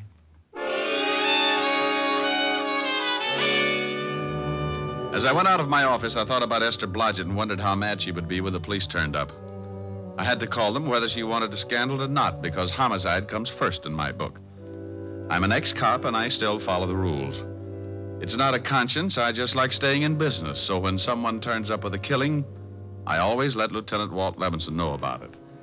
I grabbed a cab, and 20 minutes later, I was standing in Esther's apartment along with Walt, the dead man, and Hepplewhite. Oh, you're a swell fella, you are. What's the matter, Walt? I've been going through that Hepplewhite routine for the last 10 minutes. I just found out it was a chair, that one right over there, the one that stiffs in. Mr. Diamond, why did you call the police? I thought you'd ask that. Because that man's been murdered, Miss Blodgett. That's what good citizens do when they find a dead man in the apartment. But the scandal? I'm a school teacher. What will my students' mommies and daddies think? Honey, just confuse them with that Hepplewhite routine. What did you find out, Walt? Not much. The coroner will be here in a few minutes. Looks like someone gave him a pretty good beating. What's that all over his clothes? Isn't that blood, Mr. Diamond? Yeah, he's been bleeding all right. I mean that brown stuff, Walt. Looks like lint or something. I noticed that, too. I don't know what it is. We'll have the lab analyze it. Tell me, Esther, you said when you came in you unlocked the door. Yes, that's right. Are you sure it was locked? Why, yes, it has a catch lock. Besides, you have to turn the key and then use the other hand to turn the knob. Did you touch anything? Open any windows? I touched nothing. Oh. Well, there's a good one, Walt. Yeah. A corpse sitting in a room with the door and all the windows locked. Do you always lock the windows when you go out, Miss Blodgett? Well, I've been away for several weeks at a girls' camp. Aren't you a little old for that sort of thing? Oh, I've been counseling one of the teachers who goes along to take care of the young girls. What do you think, Rick? Well, he wasn't killed in this apartment. No signs of a struggle. There's only blood around the chair and on the body. He must have been carried in. There would be blood trails on the floor. Not if he was carried in something. You say you never saw this man before, Esther. Never in my life. Any identification in his wallet? Yeah, name's Gibson. Leland Gibson. No money taken either, so that eliminates the robbery angle. Any address? Yeah, he's got an old driver's license. 12 East 64th Street. Pretty classy district. Judging by his clothes, he was well fixed. Tailored. Good store. As soon as the coroner arrives, I'm going to check this apartment building. Maybe somebody heard something or saw something. Let me check the 64th Street address for you. This is a police job. Why do you want to check it? Oh, because poor Miss Blodgett looks so unhappy. I am, Mr. Diamond. I am very unhappy. See, Walsh? So she's unhappy. If you want to check the place on your own, go ahead, but I'm sending some men over anyway. Mr. Diamond, I like you. Well, thank you, Esther. No. I want to hire you to catch the killer and free me from this awful policeman. Awful policeman? Do you know how I got this way, Miss Blodgett? Oh, I'm sure it wasn't easy. Good for you, Esther. I got this way because of this private detective. Just call me Blue Eye. Ever since he stopped working with me and left the force, I've gotten mixed up in more screwy cases than an alcoholic in a whiskey truck. There isn't 1 week that he doesn't turn up with 1 or 2 killings. My, he gets excited, doesn't he, Mr. Diamond? And in his spare time, he intimidates my sergeant. Just call me Rick, dear. I've taken enough bicarbonate in the last year to stop Vesuvius erupting. And if he doesn't give me a little peace and quiet, I'm going to end up solving a killing of my own. Rick. My, that's a nice name. How did you ever get to be a school teacher? You don't look the type. Are you listening to me? Oh, what makes me so different? I've seen signs on highways that say it better than I can. What are you two babbling about? You mean the ones that say, danger, stop, look, and listen? Well, that fits, but I was thinking about curves and soft shoulders. Oh, no. Now, you listen to me, Diamond. This is serious business. A man's been killed in Miss Blodgett's apartment. If you want to take her on as a client, go ahead. But any questions from here on in will have to be gotten down at police headquarters. You are taking me in, Captain? Lieutenant. Yes, you'll have to come down for questioning. Rick? You go along with the big bad policeman, dear. I'll have you out in no time. Well, all right, if you say so, but this has never happened to me before. Oh, that's unfair. Walt, stop blubbering. Yes, what is it? Oh, you get out of here. Oh! Otis! Where the devil is Otis? I left Walt jumping up and down in front of Esther and the corpse and headed for 12 East 64th Street. It was an old brownstone in one of the wealthier districts. And when I rang the doorbell, I got another surprise. Yes? Yes. Don't tell me you're a school teacher. I beg your pardon. You forget it. It's the landmarks that threw me. What do you want? Oh, do you know a Mr. Leland Gibson? Yes, he's my father. Now, just who are you? Name's Diamond. I'm afraid I've got some bad news for you, Miss Gibson. It's Father. Something's happened to Father. May I come in? Oh, I'm terribly sorry, yes. Now, please, what is it? What's happened to Dad? Well, he's dead. Oh, no. No. Look, I know this is tough, but you've got to help me. The police will be here in a minute. The police? Yes, your father was murdered. Oh, I knew something like this would happen. You did? Well, tell me about it. Well, I don't mean that I expected Dad to be... Okay, now, just take your time. Cry it out. I'm sorry. Have you a handkerchief? Sure, here. Thank you. Now, think you can talk about it? Dad left the house about 3 weeks ago and moved into a hotel. Did you have a fight or something? Oh, no. Everything was fine, but... No, hang on. Things couldn't have been better, and he was in wonderful spirits when he left. No arguments, no hard feelings? He didn't leave mad? Oh, no, nothing like that. Then, have you got any idea why he suddenly packed and moved into a hotel? Well, I'm not sure, but I think it was a woman. A woman? Yes, he told me one day that he'd met someone he liked very much. The day after that, he moved to the hotel, but I never saw her, and he never said anything more about her. Weren't you a little worried? Naturally. Father isn't a young man, and wasn't. Just one more question. What hotel did he move to? It was the Adams on Madison Avenue. He used to go there 3 nights a week for dinner and a game of bridge before he decided to move in. Well, thank you. Are you all alone? Yes. Got any friends you can call? A few, I guess. Well, call them. It's better not to be alone. And bawl your head off. It'll do you some good. I'll send you your handkerchief, Mr. Diamond, Richard Diamond. It's in the book.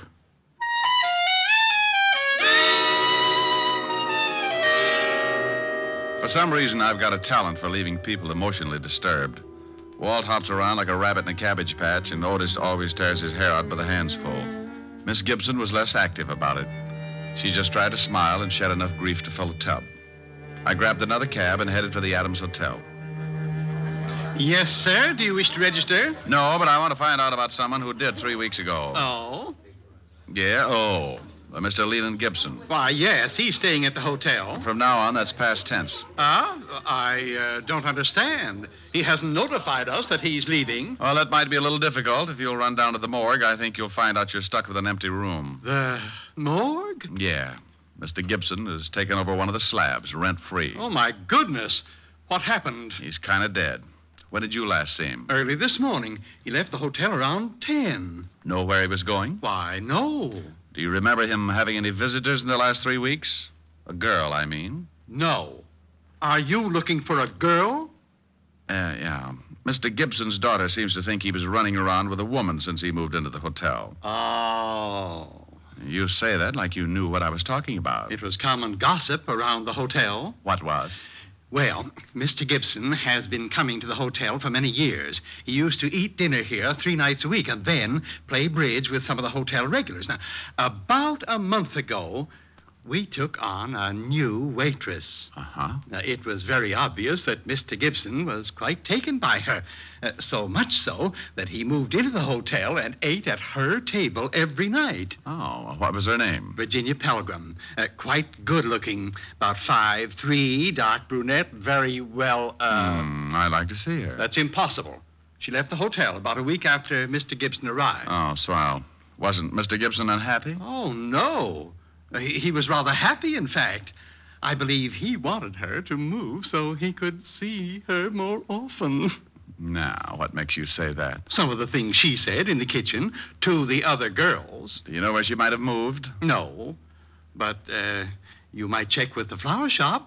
Mr. Gibson used to send flowers every day. Well, thank you.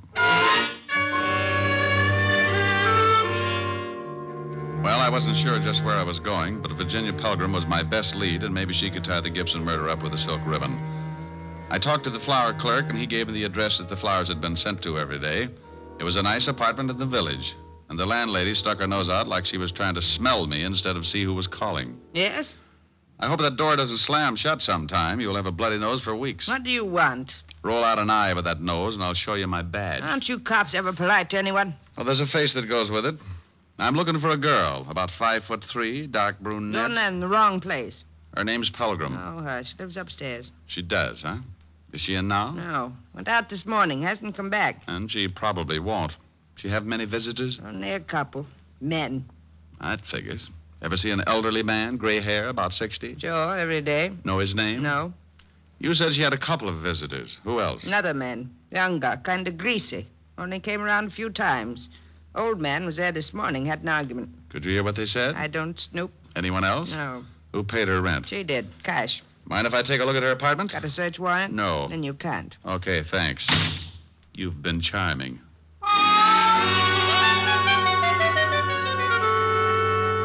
I left the old bat and headed back to the schoolteacher's apartment. If I was right, I'd seen setups like this before. But there was still the problem of finding out how Gibson was killed and how he got into a locked room. When I pulled up, I saw the wagon, complete with corpse and coroner, pulling away for the morgue. And when I went in and knocked on the door, I was certain that they'd forgotten one of the bodies. Oh, it's you, Shamans. Why, Otis. They're leaving without you. Who is? The hearse. Shouldn't you be lying down or something? Now you stop that Rick and get in here. Hello, Walt. What's new? Well, Rick. Well, Esther, has Otis been using his rubber hose on you? Oh, no, but I was getting lonesome. I'm glad you got back so soon. You are? As soon as you two stop rolling your eyes, maybe you can tell me what you found out, Mr. Diamond. Yeah. Walt, send Otis down to the station for a search warrant. Then tell him to get over to 9 West 12th Street and see what he can find in the Miss Virginia Pelgrim's apartment. Who's Virginia Pelgrim? The only person who was mixed up with the murdered man. There was another man who used to see her, but I can't find out who he was. All right. Otis, go get the warrant. Yeah, Lieutenant. Thanks, Diamond. A pleasure, Sergeant. What did you find out, Walt? There were 11 people in the building at the time of the killing. None of them ever saw the guy before. Here's a list of the names. 3 people on this floor, 5 on the second, and 3 more on the third. Have you talked to the landlady? Certainly. She doesn't know any more about it than the rest. What about that funny brown lint on the dead man's clothes? We're checking on that right now. The lab said they'd call me. Did the landlady say she had a key to this apartment? Sure, but she hasn't used it but once since Miss Blodgett was away at girls' camp. When did she use it? 3 days ago, when she had let the painters in. And she says that the windows and door were definitely locked, because after she aired the paint smell out, she locked them herself. Painter, huh? Yes, and I've been looking. You know, I think they did a terrible job. Why, the kitchen alone... Esther. Yes, Rick? Later, dear. Yes, Rick. Walt, did they paint the whole building? They finished the second floor today. Oh, I'll get it, Miss Blodgett. Probably the lab. Rick, do you know who did it? Yeah. I got a hunch. Oh, I see. You're wonderful. Yeah. Okay, thanks. Lab, Walt? Yeah. That lint you spotted on the dead man's clothes is from the mat that they put under rugs. Mm-hmm. Walt, you were on all the floors. Did one of the apartments have a rug missing? They're all missing from the second floor. The tenants took them down to the basement when the painters moved in. Any off this floor or the third? No, just the second. Well, your killers are on the second floor, Walt. How do you figure? Well, let's look at what we've got. Dead body in a locked room. Blood on body and floor around body, but nowhere else in the room. Carried in a rug. Bullseye. Oh, this is so exciting. Esther. Sorry. Yeah, but how does a dame called Pelgrim figure into it? There's no Pelgrim listed in this building. Well, there shouldn't be if I'm right. The dead man met Virginia Pelgrim while she was working as a waitress in his hotel. She gave him a pitch and he fell. He put her up in an apartment so he could see her more often. So what? I think she was working with another man. A man who was seen around her apartment by the landlady. Then how did the body get over here? The guy the dame was working with probably lives here. What about the motive? Well, my guess is that Gibson was being blackmailed, and he followed the girl here. He was probably going to yell cops, so they killed him. Okay, now what about the locked room? Explain that. I'll let the landlady of this building explain it, Walt. Go ask her one question. Who had this apartment before Miss Blodgett? Esther. Oh, I'm sorry, Esther. Well, I can tell you that. A Mr. and Mrs. Austin, they moved to a smaller apartment and let me have this one. It's more rent, and they couldn't afford it, I expect. This is a better apartment, though. It has very... Esther, what apartment did they take? Oh, it's on the next floor, apartment 209. According to this list of people who were on the second floor at the time of the killing, the Austins are the only couple. What did Mrs. Austin look like, Walt? Oh, about 5'3", dark brunette, very well. Oh, say no more. Come on, Walt. May I come? No, Esther. You stay here. I'll be back later and discuss the better features of your nice little apartment.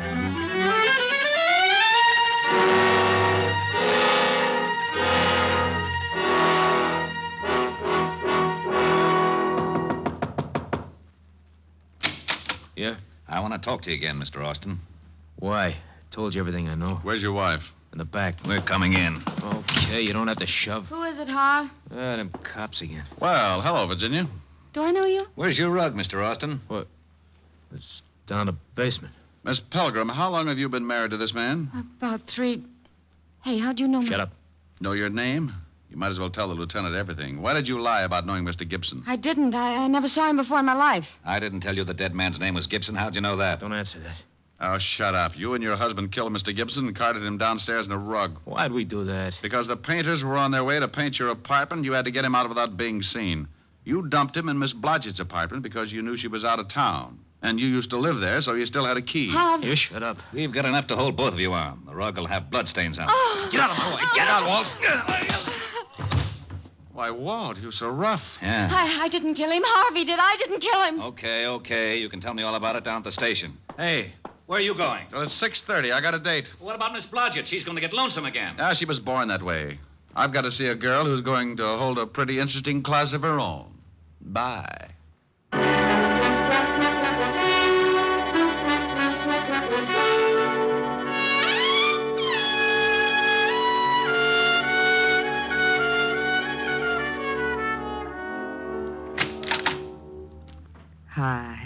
Hi. Well, don't you look comfortable? Where's Francis? I gave him the night off, like you suggested. You're cute. I've got a cool dinner in the library. School day, school day. You sound happy. Well, I was just thinking about a school teacher I knew once. That looks mighty toothy. Sing for your supper. What? Got a new tune on the piano. Oh, honey, I'm hungry. You sing first, and then you can eat. Oh, all right. What is it? Right here. So in love. Oh, okay. Strange, dear, but true, dear. When I'm close to you, dear, the stars fill the sky. So in love with you am I. Oh, keep going. I'll get it. Even without you, my arms fold about you.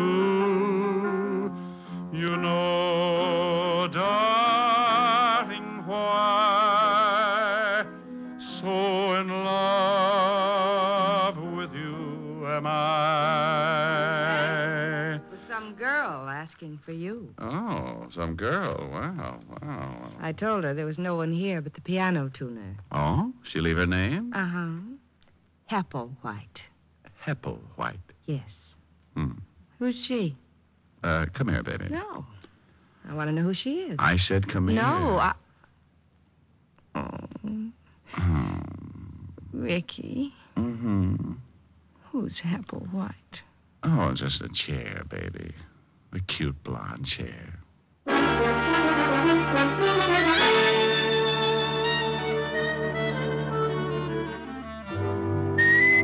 You have just heard Richard Diamond, Private Detective, starring Dick Powell, transcribed. Helen was played by Virginia Gregg, Lieutenant Levinson by Ed Begley. Also in our cast were Wilms Herbert, Georgia Ellis, Tony Barrett, Joan Banks, and Norman Field. Music was under the direction of Frank Worth. Richard Diamond is written by Blake Edwards.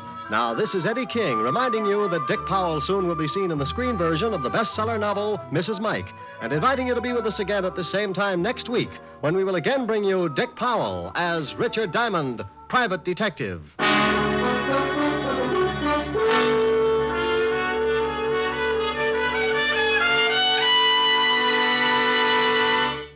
Saturday night brings some of the week's best radio entertainment when you tune for the stars on NBC. Stay tuned every Saturday for a great lineup of programs, including Hollywood Star Theater, Ralph Edwards' Truth or Consequences, Your Hit Parade, A Day in the Life of Dennis Day, The Judy Canova Show, and Grand Ole Opry. All the best on NBC.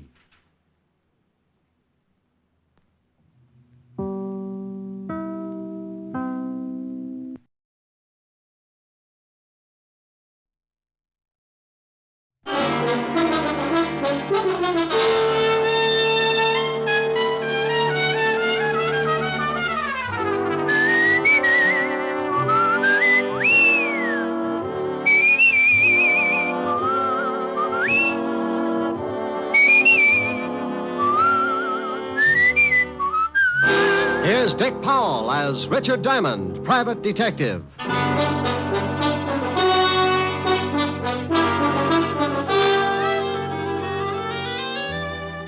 Hello there, this is Diamond. You know, I like to say that. Hello there, this is Diamond. I don't know why. Maybe it's just because I say it all the time. Hello there, this is Diamond. You know, I think it sounds kind of, well, pretty bad.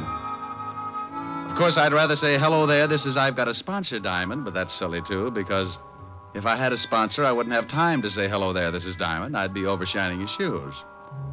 Confused? Well, so am I. Want to get really mixed up? Let me tell you what happened last week. This is real silly. So silly, it wound up with murder. I was sitting in my office thinking about June Allison when the phone rang. Diamond Detective Agency. No other corpse can make that statement. Oh, Rick. Don't believe it? Just listen to what one of our satisfied customers has to say about Diamond. I've been buried now on 30 years. Rick. Hello, Helen. You idiot. What are you doing? I know this will throw you. Nothing. No washing today? Finished an hour ago. Oh, by the way, I got a beef. A beef? Yeah, those socks you knitted for me shrunk so much I need 4 more pair. Well, Well, if they shrunk, what do you want with 4 more pair? Going to start a new fad. Going to wear 'em on my toes, you know, toe socks. Well, if I knit you 4 pair, that'll only give you 10 altogether. Oh, by George, you really pulled off a speedy, didn't you? Well, howdy. Wasn't half as bad as some of those ghastlies you come up with. All right, Smarty. Now, what's on your rural mind? Want you to do me a favor? Like, for instance? No, for instance. I told you a friend of mine would come up and see you, and I want you to do what you can for him. Mr. Diamond? Hold it a minute, honey. Yeah? Mr. Diamond, I was told to look you up. I am Rene. Rick, what is it? Helen, Yeah, what's the matter? something just tiptoed into my office. I got a hunch you know about it. Oh, maybe that's Rene. That's what it says. If you are Mr. Diamond, I wish you'd please pay a little attention to me, or aren't you interested in a potential client? Hold it a second, honey. Sure, I'm always interested in a potential client. What did you do? Lose your wedges? I beg your pardon? Forget it. I've got Miss Asher on the phone now. She just told me you were coming up. Oh, well, please say hello to Miss Asher. She's such a darling. Yeah. Honey, Rene says to say hello. Says you're a darling. Oh, well, say hello to Rene. He makes my hats for me. I'll get the story from him. Call you later. Now, Mr. Rene. The full name is Bennet. Rene Bennet. How do you do? How are you, Mr. Bennet? Mr. Diamond, I have a problem, and Miss Asher seemed to think that you could help me with it. Well, depends. Cigarette? No, thanks. I never use them. Depends on what. You don't even know my problem yet. Look, I don't care if you swipe John Frederick's toupee. For $100 a day in expenses, I'll grow a mattress on his skull. Mr. Diamond, I can see that you don't know much about hats. You are so wrong. Oh, am I? Well, it may interest you to know that John Fredericks are 2 people. Mr. John and Mr. Fredericks. Look, Mr. Bennet, I don't care if they're patrol number 3 of the Brownies. Can you afford $100 a day in expenses? Mr. Diamond, I am the new sensation in hats. You must look lovely. Okay, Mr. Bennet, I take it you can afford me. Now, what's your problem? I want you to prevent the theft of my 3 latest creations. Hats? Creations, Mr. Diamond. Okay, creations. Why do you want them protected? Why, because someone is going to steal them before my fall showing. How do you know that? Because on similar occasions, the same thing has happened. Twice, to be exact. The designs were stolen, and 2 weeks later, that lowlife George Merson had his showing, and my hats were the high point of his show. What did you do? What could I do? I couldn't prove it. If I attempted to expose him, he would have said that I was lying. Everybody knows how much we hate each other. I'd have been a laughingstock. Do you think he had the hats stolen? I'm sure of it. And I'm also sure that someone in my salon is responsible for the actual theft. You know definitely? No, but I suspect my partner, Gerald Winters. He's always been jealous of my ability. Mr. Diamond, couldn't you open a window or something? It's frightfully hot. Oh, it's the air conditioning. I keep a bag of red lip jumbos up in the vent. Sometimes they get stuck. Red lip jumbos? Pistachio nuts. You like hats, I get hung up on pistachio nuts. Perhaps you should see a psychiatrist. I did. What happened? I sent him 5 pounds of pistachios just yesterday. Oh, well, here's my card. I'll see you at my salon, Mr. Diamond, in about an hour. Oh, and something else. I don't want my partner or the help to know that you're a private detective. What am I supposed to do, buy a hat? Well, I'll tell them that you're a designer from Hollywood. That way, whatever you say will be all right. See you in an hour.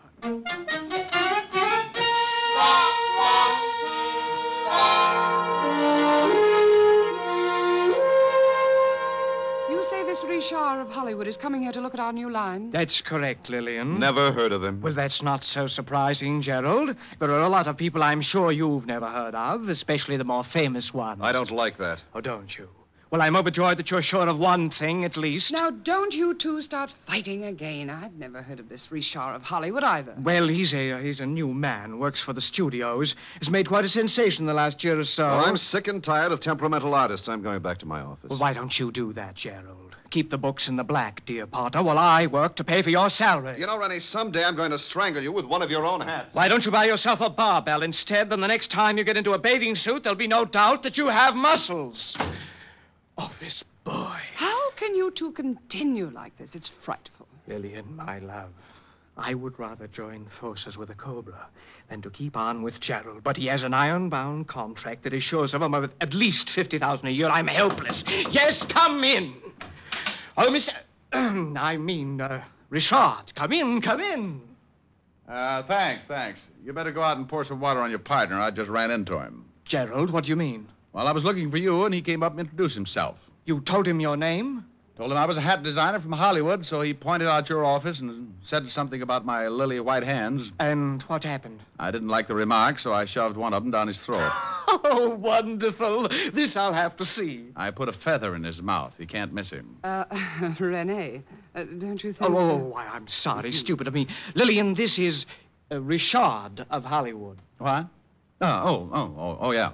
Is something wrong? Oh, no. How do you do? This is Lillian Richmond, my junior designer and chief model. Now, you two think of something clever to talk about. I want to see Gerald, bloody nose, feather, and all. Cigarette? You look nervous. Oh, thanks. So, Gerald was the victim of a collision? Yes. Do your friends call you Richard? Well, it depends on how friendly they get. Then sometimes they come up with some real hair curlers. What do your friends call you? I prefer Lillian, but sometimes they call me Lil. Well, Lil sounds more interesting. That's when they call me Lil, when things get interesting. You don't act much like a hat designer, Richard. More like you should be playing football. Oh, well, I started by designing helmets for Notre Dame. I understand you work for the movies. You with any particular studio? No. I'm with an independent company. Real Square Productions. We make training films. Training films? Oh, that was simply wonderful. I had to pour a vase of water on him. Several customers were so frightened they left, but it was worth it. And how are you two getting along? Richard was just talking about football. He was explaining the merits of a short pass. Oh. Well, if you don't mind, Lillian, Mr. Richard and I have some business to talk over. Not at all. Get him to tell you how he started by making helmets. Maybe you'll get some new ideas, Rene. Helmets? Oh, my goodness. See you later, Richard. I'll wear my muzzle. Isn't she lovely? She has about as much conscience as a tiger in a chicken coop. Okay, now, what about our business? Oh, of course. Now, here's a retainer. I trust that 500 is enough to start on. My landlord will think so. What do I do? Well, I've told everyone that you're going to be with us until the fall showing. You want to see how I work. Perhaps take some designs back to Hollywood with you. Now, all you really have to do is to get to know the people that work for me. Now, be here from 9 in the morning to 6 at night and keep those designs from being stolen. Oh, by the way, where are the designs? In my safe here. Tomorrow they go to the designing rooms, and that's when the situation becomes acute. We'll have nothing to worry about until tomorrow, so I'll see you tomorrow in the morning at 9, Mr. Diamond. Okay. Oh, in case you need me, here's my card. I'll write my home number on it. For some reason, when I get a client, they always run into silly little things like murder or something. You just might need me. See you in the morning. I left Rene and headed for my apartment. I had suddenly found myself in the horrible position of a man with a steady job. 9 in the morning until 6 in the evening. Now, I'm a guy who can get along without too much sleep, especially when the situation calls for it. Like the little blonde dancer that works over on 52nd Street. There was a situation.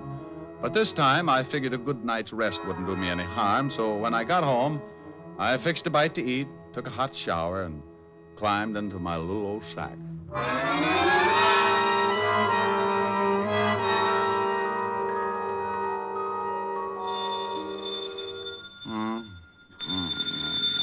Okay. Diamond? Oh, hello, honey. Now, you stop that. Wake up. What? Oh, no. Who is it? It's Lieutenant Levinson. Well, bully for you. What time is it? It's 4:30 in the morning. Goodbye, Walt. Now, you wait a minute. I'm just trying to make things easy on you. And what was that hello, honey, for? Oh, I was dreaming. What do you mean, make things easy for me? At 4:30 in the morning, nothing's easy. I wanted to let you get here under your own steam. I know what a shock it'd be if I sent Otis down there to drag you out of bed. Oh, yeah. Horrible. That old lady ate the fire. The Dracula was loose again. Hey, what do you want me there for? Well, I know you won't be surprised, but there's been a rder killing. Well, so what? So you're mixed up in it. Now get down here. Now, wait a minute. Who's dead? A guy named Bennet, auto accident. Rene Bennet? Yeah, I guess that's the way you pronounce it. You see, Otis, you mallet head, you were wrong. It's pronounced Bennet, not Benny. That idiot was calling him Rene Benny. Walt, how did you know I was working for Bennet? Your card was found in his pocket. I'm at 125th Street, so come on up as fast as you can. Well, as soon as I get my football helmet off. Football helmet? You sleep in a football helmet? Well, I do. Don't you? Bye. I left the apartment and took off the address Walt had given me. It was way uptown on Riverside Drive. It was cold, and the fog had begun to drift in. I found Walt over near the prowl car, and he briefed me. Rene Bennet had been killed in an automobile accident. His car had crashed over a 100-foot viaduct. He went through the guardrail up there, Rick. Oh, wonder what he was doing way up here. Certainly wasn't headed home. Maybe he was going to see someone. Oh, maybe. Better check and see if he knew anyone out this way. Now, you wait a minute. You think something's wrong? Could be, huh? He had a partner who might want him out of the way. Oh, it's a mess, isn't it? Yeah, pretty badly burned before the fire boys got here. Wait a minute. Otis is over there with him. Otis! Probably warming his feet. He couldn't warm those big things on an atom bomb. Otis! Yeah, Lieutenant? Yeah, Lieutenant. Yeah, Lieutenant. Did you find anything? Yeah, there's been a fire. Oh. Get over here. Walt, what about that card you found in his pocket? Why didn't it get burned? It was in one of his suits over at his apartment. I put in a call, checked his license plate, found out who he was, where he lived, and sent a couple of boys over. They came up with your card. You know how they all love you. Anything else in the apartment? Nothing yet. We'll get a report. Here I am, Lieutenant. He's getting smart. Oh, hello, Shamus. Otis, get the car started. We'll go back to the station and wait for a report about this accident. Yeah. Lieutenant. No. No? That's right. You touch that siren and I'll throw you out of the car. Oh, guy can't have any fun anymore.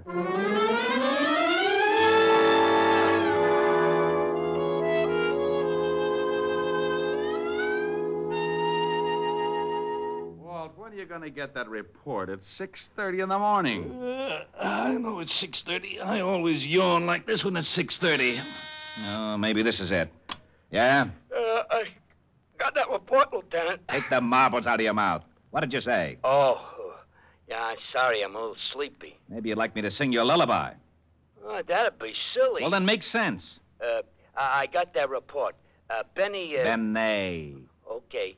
He died from the fire. Autopsy showed he had a slight concussion, but not serious enough to kill him. What about the car? It wasn't tampered with. There was something funny, though. A steering wheel was smeared like someone had been wearing gloves. No prints. Benny didn't have on any gloves. How'd the fire start? Cigarette in the upholstery. Cigarette in the upholstery. Okay, Otis, I'll call you if I need you. Go on back to sleep. Did you hear? Yeah. Bennet was murdered. What makes you so sure? Walt, Otis said he had a slight concussion, but not enough to kill him, right? Okay. You going to tell me that he was unconscious the whole time it took that fire to start? Ordinarily, a cigarette smolders a long time. Then why didn't he get out of the car? Because he didn't have time to wake up. Someone helped that fire along, got it burning in a few minutes, and then pushed the car over the viaduct. Ah, that isn't enough. Okay. How's this, then? Bennet didn't smoke. Now, that I'll buy. But how do you know? He told me. I offered him a cigarette in my office this morning. Well, who do you think did it? Well, I know he had two enemies. His partner, Gerald Winters, and another hat designer, a George Marchand. I'll have them picked up. No. Let him alone for a while. Huh? Let's have some breakfast first, and then go down to Rene's salon when it opens.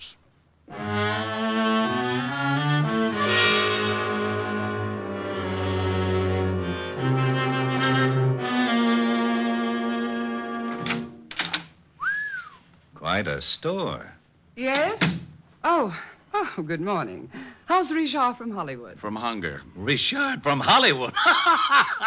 All right, Oh, I wish Otis was here. He'd love this. Well, whose side are you on? Now, Walt, this is Lillian Richmond, Walt. Lillian, this is Lieutenant Levinson. Lieutenant? Homicide. Oh, well, I hope he's just in to buy a hat for his wife. I'm not married, Miss Richmond. Well, to buy a hat. Lillian, I just called Rene's apartment to... Oh, what do you want? Walt, this is Gerald Winters. Who split his lip? He ran into a fist. Where were you between 3 and 4 o'clock this morning, Mr. Winters? What do you want to know for? Gerald, this is a lieutenant from Homicide. I think maybe something's happened. What could have happened? I was in bed from 11 o'clock till 8. Besides, what's a policeman doing with the great Richard from Hollywood? Did someone see one of his creations and strangle to death? Where were you around 4 this morning, Lillian? Also in bed, but I can't prove it. Why? Bernet's been killed. What? You don't seem too upset, Mr. Winters. No? Well, you're right. As a matter of fact, I'm not. How did it happen? Car went over the viaduct. Burned to death. Well, then why ask us where we were? It was an accident, wasn't it? No, it was not an accident. Mr. Winters, what happens to you now? You take over the firm? Well, yes. It all goes to me. I think you'd better come down to the station. Answer a few questions. Oh, no. You don't. Well, this is absurd.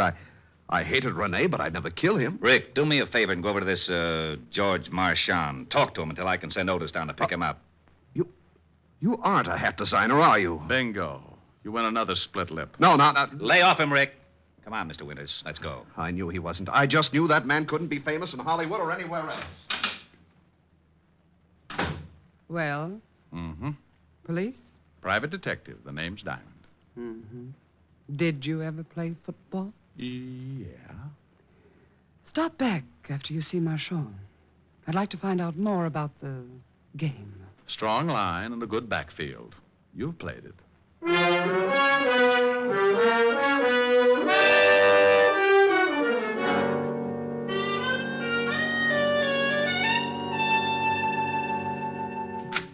Good morning, good morning, good morning. What can I do for you? George Marchand? Yes. Well, I'm from the police, Mr. Marchand. The police? Your competitor, Rene Bennet, was killed last night. What? He was burned to death in his car. Oh, but this is horrible, horrible. But what has Rene's death to do with me? Well, we think he was murdered, and we're trying to find a good motive. Mr. Diamond, it's true that Rene and I were enemies. Everyone knew it, but to think that I would take his life is utterly absurd. Yeah. Where were you about 4 this morning, Mr. Marchand? Well, I was in bed, asleep. Everybody sure had a dull evening. How well do you know Gerald Winters, Rene's partner? Oh, just slightly. How about Lillian Richmond? By reputation only. One more question. When's your fall showing, Mr. Marchand? In 2 days. Well, be sure to be around for it. The police get very unhappy if a murder suspect catches the first plane for the border. Murder suspect? See you later, Mr. Marchand.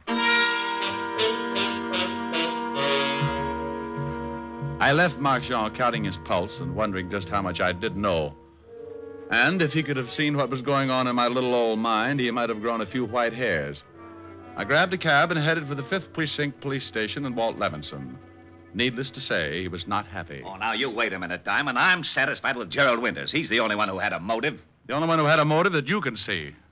Too many things point to someone else. Give me a for instance. Oh, you always want a for instance. Well, hang it, you're trying to convince me that Winters isn't the killer, aren't you? Yes, I am, Walt. Then I want a for instance. I want to know your reason. Well, Winters and Rene hated each other. Even as partners, they really wanted each other out of the way. You crazy. You just gave me the best reason for hanging on to Winters. Walt, when Rene was killed, he was 10 miles away from his apartment going in the other direction. So what? Did you find out if he knew anyone who might live out that way? Even if he didn't know anyone out that way, I still say so what? The killer went for a drive with him, got out there, hit him over the head, poured gasoline on the seat, and dropped a cigarette. Pushed him off the viaduct. And Winters smokes. I know. I sent a whole carton down to his cell to make sure. You're right about how the killer did it. But do you think Rene would have taken a drive like that with a man he hated, knowing how much a man hated him? Huh? And another thing. It was pretty warm yesterday and last night, wasn't it? It certainly was. Lousy weather. Okay. The killer wore gloves. Isn't that a little strange on a warm night? So he slipped on some gloves. Didn't want to leave any fingerprints. No. The killer was driving. The report said there were absolutely no fingerprints on the steering wheel. If Rene was in the driver's seat, there would have been a few of his anyway. We couldn't tell whether he was in the driver's seat. He could have been thrown aside when the car crashed. But I don't get this glove angle. You want to catch a killer? Now, what kind of a remark is that? Well, come on. Oh, where are we going? Down to Rene's shop. We can get in through a window I noticed in the alley. There's some designs in his safe, and Walt, the killer has to get them out tonight.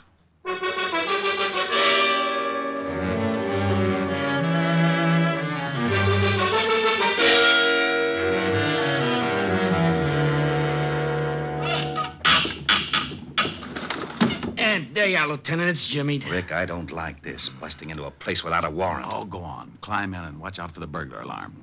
All right. Come on, Otis. Okay.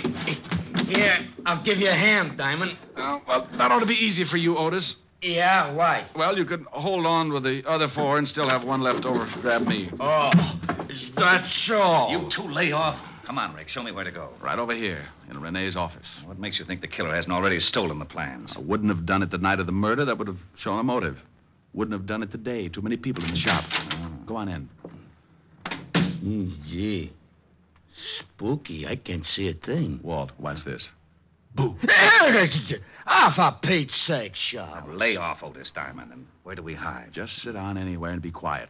The first person through that door is our killer.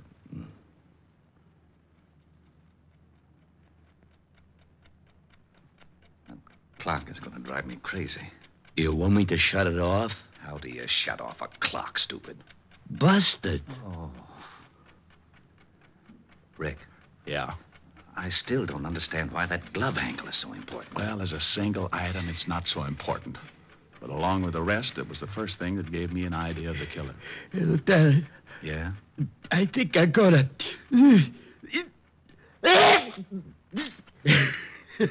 I did. Oh.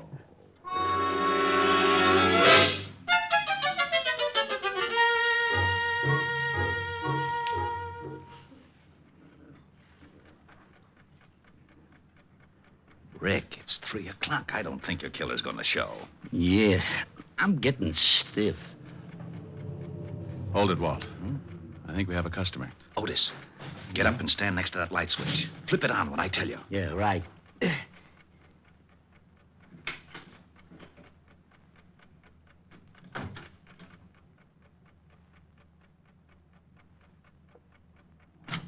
Okay, Otis. Oh, hello, Lillian. Oh, you startled me. What's this all about? What are you doing here? Waiting for you. For me? I don't understand. I was just coming over to pick up some of my sketches. I forgot them this afternoon. So you waited until 3 in the morning? I had a date. Yeah. Otis, go out and drag in her date. Now, you wait just a minute. I don't know what this is all about, but Go you've ahead, no Otis. right to... All right. Mr. Diamond, would you mind telling me what this is all about? Sure, Lover. Point by point, it goes something like this. Rene Bennet was killed by somebody he knew and trusted. He never would have gone for that riot otherwise. Bennet didn't smoke, so the killer was an amateur and started the fire with a cigarette. The killer wore gloves, and it was too hot that night for a man to wear them without looking suspicious. Are you saying that you think Did you kill Bennet? Sure you did. Come on, you get in there. Take your dirty hands off of me. Yeah, here he is, Lieutenant. This is the guy in the car. Lil, what is this all about? You better ask Mr. Diamond, although I don't think he'll make much sense. He just accused me of killing Rene. What? Good morning, Mr. Marchand. I thought you didn't know Lillian. Well, prior to this evening, I did not. I called her because I wanted to talk to her about Rene's death. Ah, you're lying. Today at your shop, you call me Mr. Diamond. How did you know my name? Well, you told it to me. No. You're fibbing again. I just said I was from the police. Only one person who knew both of us could have called you, and she also knew I was on the way over to your shop. Didn't you, Lil? The name is Miss Richmond. Now prove that I killed Rene. You've got no motive. Well, the designs are enough to start with. You probably suspected I wasn't a hat designer. And you knew you had to work fast if you were going to get those designs to Marchand here before this fall showing. That's not true. Lillian never gave me any designs from Rene. You know, of course, Mr. Marchand, that if we stick your girlfriend with a murder rap, you're an accessory before and after the fact. What? Sure, maybe you'll get to sit in a nice electric glove seat and hold hands. Oh, but I had nothing to do with the murder. Well, you knew about it, and you knew who did it. That's enough to put you away for 20 years. Being mixed up in the actual motive might get you life. No. She was the one that did it. She knew Winters would be blamed for it. George! Yes, she stole the designs for me because she wanted to ruin Bennet and take over his salon, but I did not know she was going to kill him. Why, you dirty little man. You did know it. You did know it. You helped me plan it if I got the best sketches for you. I'll tear your eyes out. Get her away from me. Come on, lady. Let's go. Okay, haul them both out to the car. Rick, I don't know how... Rick. Oh, no. Rick! Oh, why does he always disappear like that?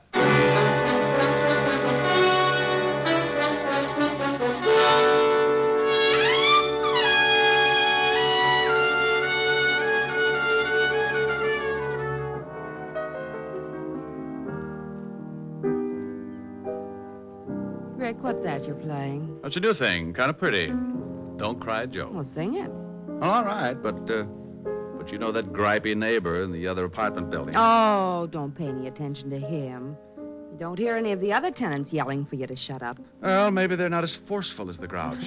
You see, honey, I got a couple of letters. Letters? Mm-hmm, from the people in that building. Most of them like the singing, but a couple feel the same way the Grouch does. Well, there's only one way to find out what all the people in the building think. How's that? Open the window and sing so they can all hear you. Okay, I'll buy it. You open the window. Don't you think maybe this is silly? Rick, I like you to sing when you come over here, but I don't want you to do it if no one else does. Now, go ahead. Okay. Don't cry, Joe. Let her go, let her go, let her go. Don't cry, Joe. Let her go, let her go, let her go. You've got to realize this is the wind-up. You'll feel much better once you make your mind up. Don't cry, Joe. Let her go. Let her go. Let her go.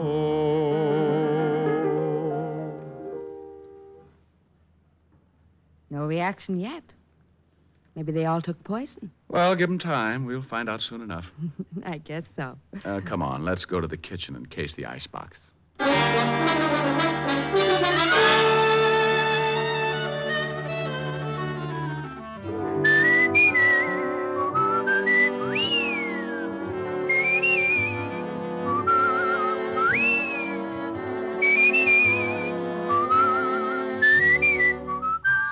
You have just heard Richard Diamond, Private Detective, starring Dick Powell. Helen was played by Virginia Gregg, Lieutenant Levinson by Ed Begley. Also in our cast were Wilms Herbert, Hy Averback, Kay Brinker, Clark Gordon, and Jay Novello. Music was under the direction of Frank Worth. Richard Diamond is written by Blake Edwards and directed by Richard Sandville. Dick Powell soon will be seen in the screen version of the best-selling novel, Mrs. Mike. Now, this is Eddie King inviting you to be with us again at the same time next week, when we will again bring you Dick Powell as Richard Diamond, Private Detective.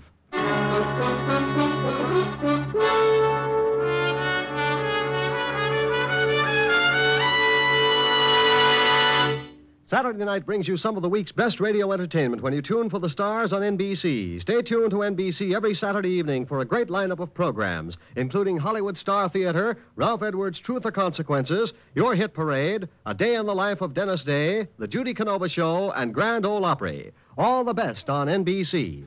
Stay tuned for Irene Dunn and Hollywood Star Theater on NBC.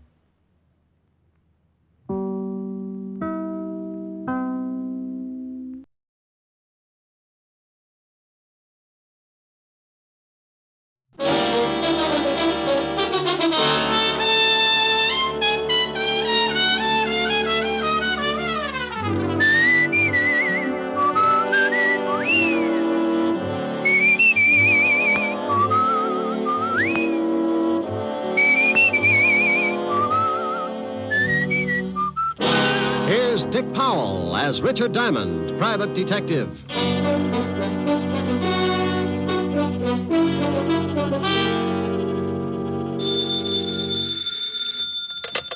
Diamond Detective Agency, the Smiling Gumshoe. Rick. Sign up for our new contest and win yourself a beautiful all-chrome, pre-tested, genuine electric chair. Oh, lovely. What do I have to do? Just tear off your scalp and send it along with 25 words or less why you love Richard Diamond. I can do it in 2 words. What are they? You're pretty. Oh, you win, you win. Where do you want the chair sent, madam? 975 Park Avenue, but I think I have AC current. No problem with the Jiffy Toaster chair. It works on any current, AC, DC.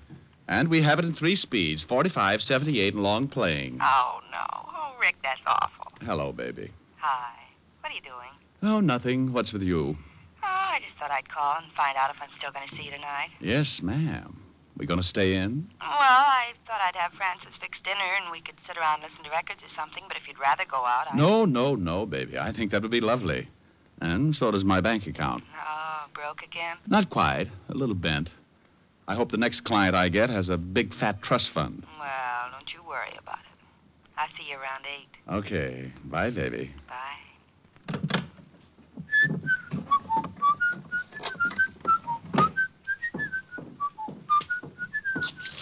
Now, let's see. 6 shirts, 4 pairs of socks, and... Hey, how did that get in there? Well...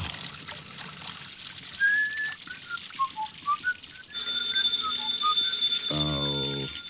Okay. Yeah? Well, what what's the matter with you? You lost up my laundry. What are you talking about? Today isn't Tuesday. Okay, Walt, so it isn't Tuesday. Nothing's happening around this place. I felt like doing some washing. Why don't you put it away and come on down here? I'll give you something to do. What do you mean?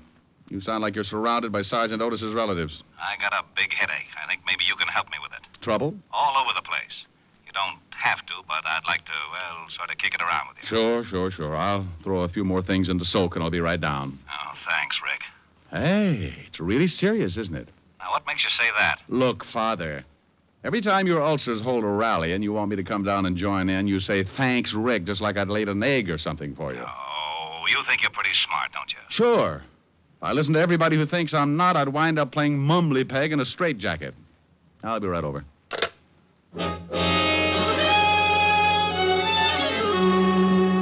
Well, that's the way trouble can get in the way of an otherwise quiet afternoon. Walt doesn't usually call me like that, but when he does, I know things are bound to get pretty rough.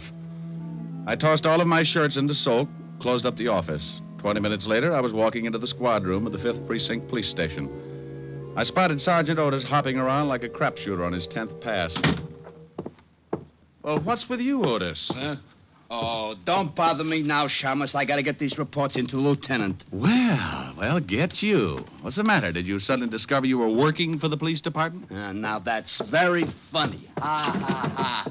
Okay, you gotta laugh. Now beat it. The lieutenant expects you. Well, all right, but for Pete's sakes, Otis, stop acting like that and don't bust into the lieutenant's office like that. You'll swear you've been doped and start an investigation.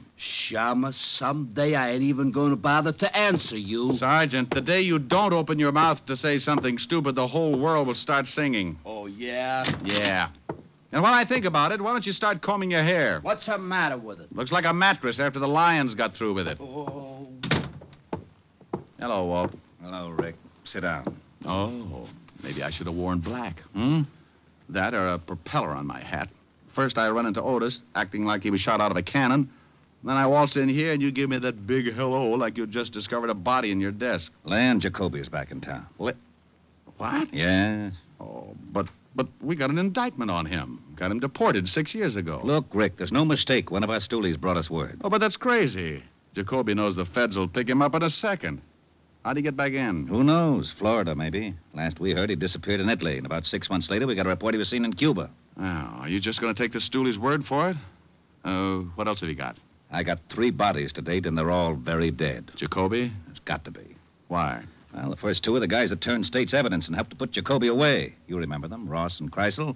Jacoby swore he'd get him someday. Who's the third? The stoolie who gave us the tip. Walked out of the station, and somebody with a Thompson scattered them all over the front steps. Right in front of the station? Yeah, it'll be in the evening papers. The commissioner is very unhappy. How about the feds? Are they working on it? Up to their necks, but nobody can find out how he got in or where he might be hiding out. Oh, here's something else that makes us sure it's Jacoby.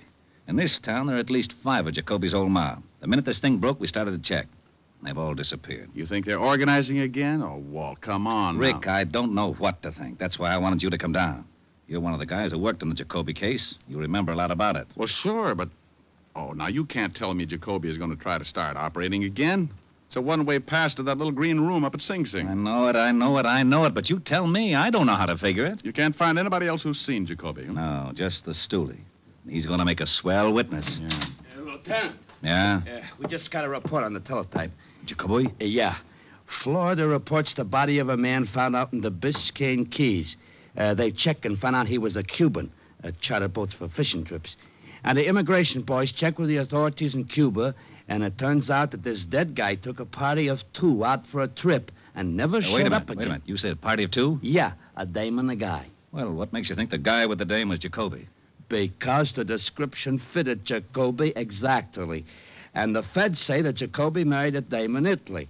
And the dame that got on the boat fits the wife's description. Mm-hmm. Well, Rick? That's ridiculous. Okay. We now agree on 2 things. Lan Jacoby is back in the States, and it's ridiculous. Will you give me a hand? I need somebody who really knew Jacoby. Hey, Diamond, did you really know Jacoby? Sure, Otis. We used to go out and shoot dumb police sergeants together. Oh, hey, Lieutenant, why don't he ever give me a straight answer? Because it wouldn't fit your crooked head. Now go out and dig up some more reports. Oh, okay. All right, Walt. Now, let's say Jacoby's going to start operating again. He's made sure of one thing. Nobody who's seen him is alive enough to testify. So? So this.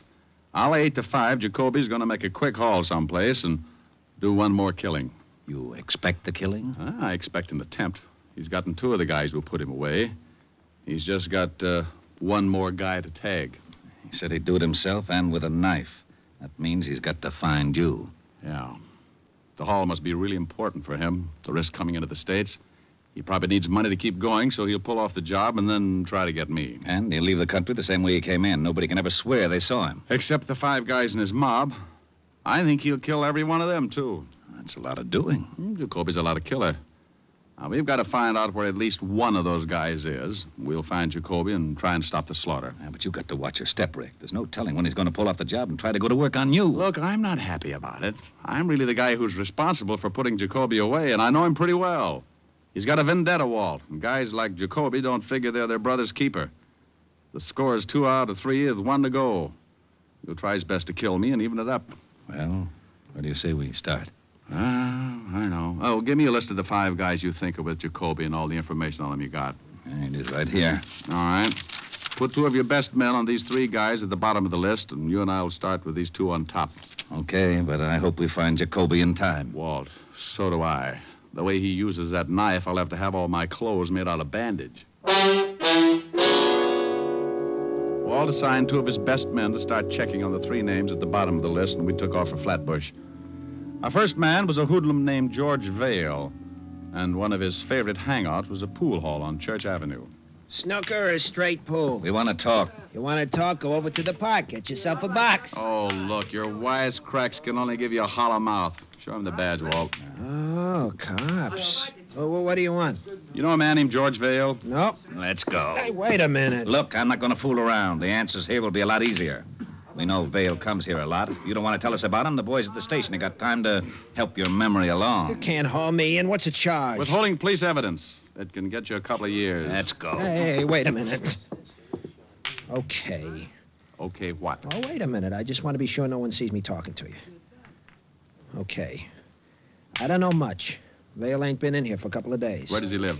I don't know. I swear I don't, but I do know it's in the neighborhood. Sometimes I see him coming out of a little delicatessen across the street with a bundle of groceries. Let's go, Walt. Yeah. Oh, thanks, Sporty. It's guys like you who make the police department such a happy little group.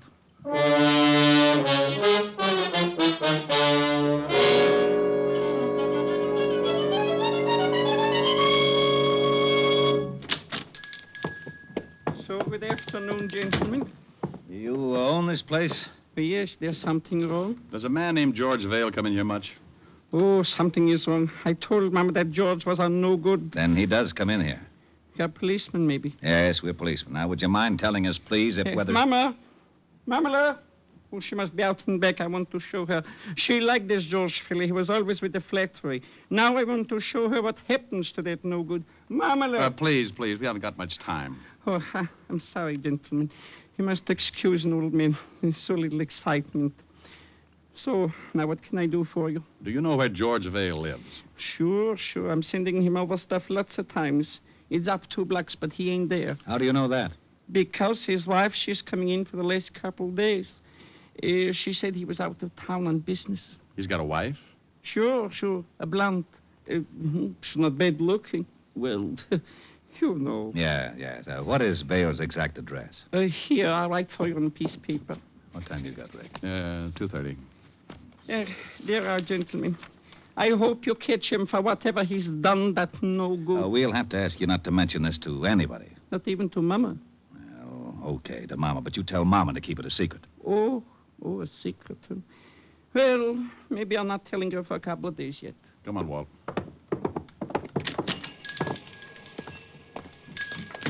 We going down to see Vale's wife? No, I got a better idea. Don't you think she'd know where Vale is? Maybe, but she's not going to tell us. But if we throw a scare into her, she might tell her husband something. If she knows where he is. Get Otis down here with a recording outfit. We'll wait until we see her leave the apartment and bug the place. No sense in tailing her. If Vale is with Jacoby, he wouldn't give her the address. Maybe he didn't tell her anything. Maybe he just took off. That's a chance we got to take. Maybe he gave her a phone number where he could be reached. On the way down to the Vale address, put in a call at the precinct. Right. KXKB to KQAR. I'm at the corner of Flatbush and Church. Have Sergeant Otis report to me on a code 3 and tell him to step on it.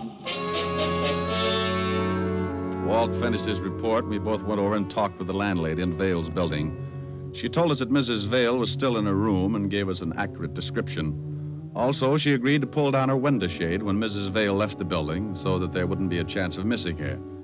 Then we went back to the car to wait. In about 15 minutes, Otis showed up carrying a small, portable recorder. Here you are, Lieutenant. All right. Get in the back seat.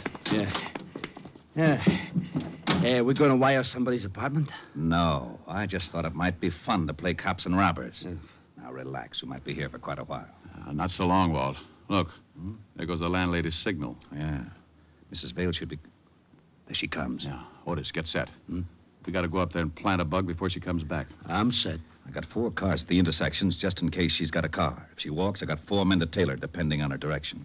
She's crossing the street. KXKB to KQAR. Cars 7, 9, 3, 14. Stand by. Rick, you notice. Get up there with the bug. Right. Come on, Otis. Yeah. Right with you. Attention. The suspect is turning into Church Avenue, heading for New Lot. Long, 5 feet 4, wearing checkered coat and carrying a black bag. In here, Otis. Yeah.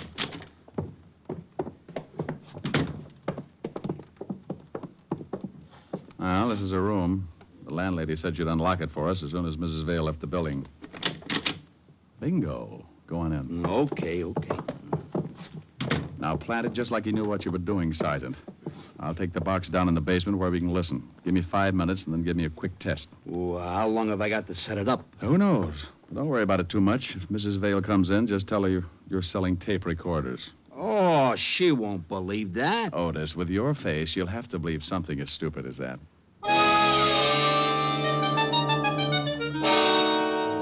I dropped the wire out of the window and went out and down into the basement. It was a slipshod way of wiring a room, but we were in a hurry, and it would have to be enough. I set it up and waited for Otis to start croaking. Okay, Diamond. I'll start counting. 1, 2, 3, 4, 5, 6. Hey, I think I hear somebody coming. I'm going out the window. I'll see you in the basement.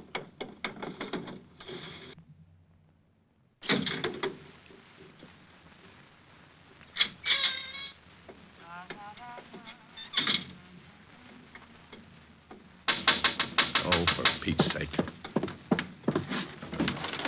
Gee, she nearly caught me. I come down the fire escape. Well, come on in. Yeah. Hey, how's it working? All right. Listen. Hey, she ain't got a bad voice. You probably got me plugged in with Morton Downey. What are we going to do? Just sit here and listen? The lieutenant's going to give Mrs. Vale a scare, Otis. Then we're going to listen. I don't get it. Shh. That's Walt.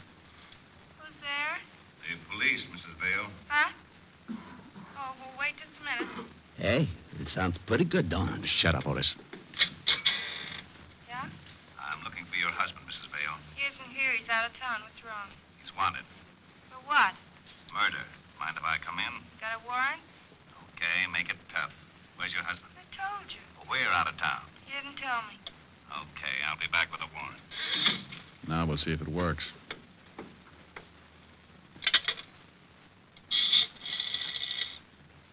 Hello, operator. Evergreen 33349, please. Yeah. Hello, is George there? Oh, tell him Mary. Hello, honey. Oh, look, I'm sorry. Yeah, I know, but this is one of those times. Yeah, a cop was just here. Yeah, cop. Murder. I don't know. No, I didn't let him in. Huh? Oh, I never thought of that. Okay, I won't call again. Bye, baby. Okay, Otis. Stay here and keep this thing going. I got to get back to the lieutenant.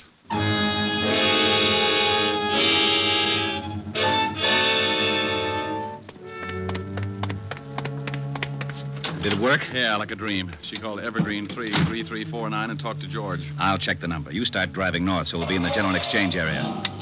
KXKB calling KQAR, code 600 and Evergreen 3. We headed across town while Walt put in the code to the precinct.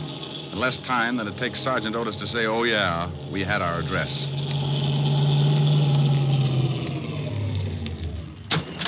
Well, wouldn't you know it? Another pool hall. Yeah, guy must like the game. Hope he's in.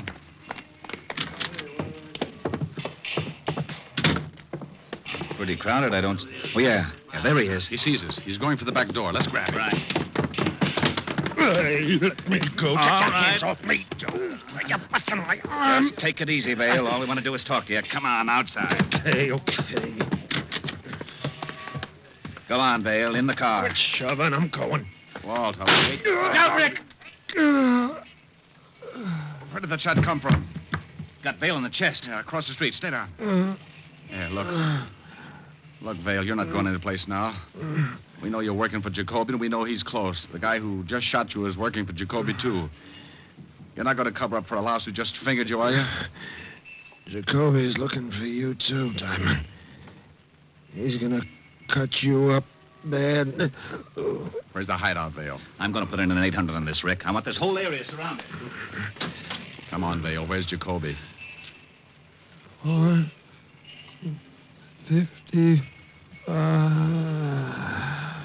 Vale. Oh, swell. Repeat, code 800 from Central Park West to 10th, from 59th Street to 64th Street, KXKC, now at Pool Hall, 9th Avenue, 60th Street. Okay, Rick, what's with Vale? Yeah, nothing. Dead? Yeah. Gave me half of Jacoby's address, 455, and then made the trip. 455? Well, come on, there can't be too many 455s within walking distance. What about Vale? Yeah, I'll call in for the wagon. Go ahead, I'll start checking apartment numbers. Now, you wait a minute. You better take it easy. Jacoby would like nothing better than to have you go knocking on his front door. If I know Jacoby, Walt, he's got the radio on, and he knows just what you're doing. Besides, that fingerman will tell him about Vale. Somebody's got to find him before he makes a break. He's done enough killing. Well, if you do run into something, you wait for the boys. Walt. Yeah?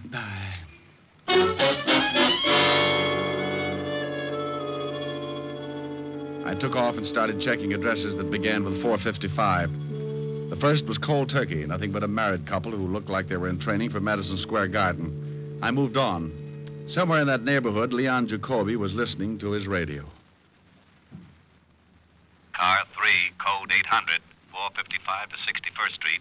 Car 16, 17, and 18. Shut it off, 61st Jane. and But 10th Leon, Avenue, same what's around code. this whole area? Shut it off. All right. All right. I wish the boys would get back. All right, take it easy. Take it easy. Yeah, who is it? Eddie, boss. Okay. Boss, the cops... Come in. 2 cops picked up Vale in the pool hall. Oh, so that's what it's all about. That Vale will talk. No, he won't. What do you mean? Well, I waited across the street. Got Vale when he came out with the 2 pigs. Oh, you did, huh? Well, you did me a favor, Ed. When I figured he didn't want anybody around that might squeal, you know, Vale, wife and everything. Yeah. Yeah, you know what else you did, Ed? What? No, what? When you plugged Vale, you brought the whole New York police force right down on my neck. Huh? Yeah. So, I gotta return the favor. Well, what do you mean? I just didn't think. No, you didn't. Leon, come on. We got to get out of here. Will you shut up? Hey, now, wait a minute. What's with you? I got a present for you, Ed. Huh? Leon! Oh, no, boss. Put that knife away. Sure. No. Oh, Leon. Oh, no. No. What's the matter with you? What did you do that for? I'm in a tough spot. I go faster alone, baby. Alone? Yeah, baby. You mean... Yeah, that's right. You'd leave me. Look, I got no choice. You know how it is, kid. 1 might get through, but 2, no chance. Nothing to say, baby? Yeah. Go on, get out. Just like that, huh? Then what would happen to you? You might help the cops find me, huh? Tell me, aren't you a little scared? No. Just sick. I've been sick since we got here. I wish I'd known what you were really like. I'd have laughed at you when you asked me to marry you. Oh? Well, go on, baby. Laugh now. Maybe it'll help. Well, go on. Laugh your head off. Trying nothing funny? You're trying not to act scared. Jacoby don't scare you none, huh? Now I laugh. You're scared plenty because you think I might kill you. Well, say something. Don't just stand there. You scared? You gotta be scared. Everybody's scared of Jacoby. Yeah. You slapped Jacoby. Okay, baby. Nobody slapped Jacoby. Not you, not the cops, not anybody. Maybe you like to beg me not to kill you, huh? Huh. Go ahead, go on, beg. Oh. Okay. I think about you when I'm back in Forensi, baby.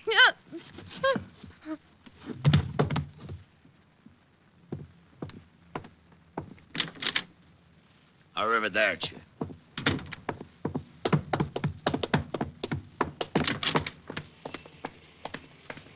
Jacoby, hold it. What? Stop, Jacoby.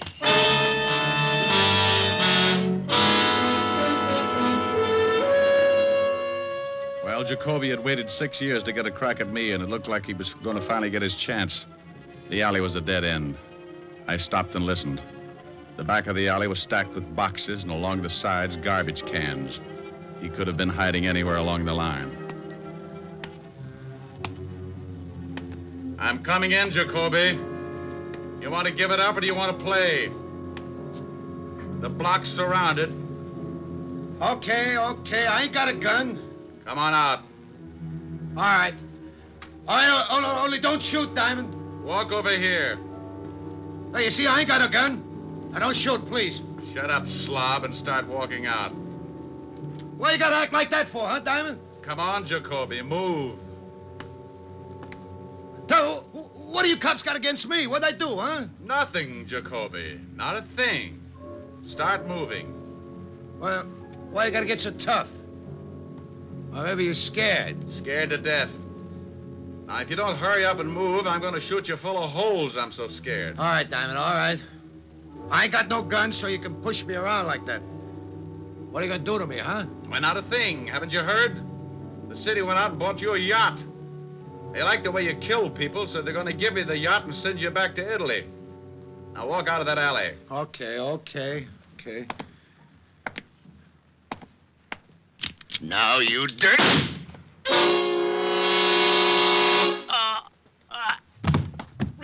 Rick! Over here, Walsh. Over here. He pulled his knife on you, huh? Yeah, I didn't think I'd see it. Well, you're lucky you're dead. Yeah, well, I expected it.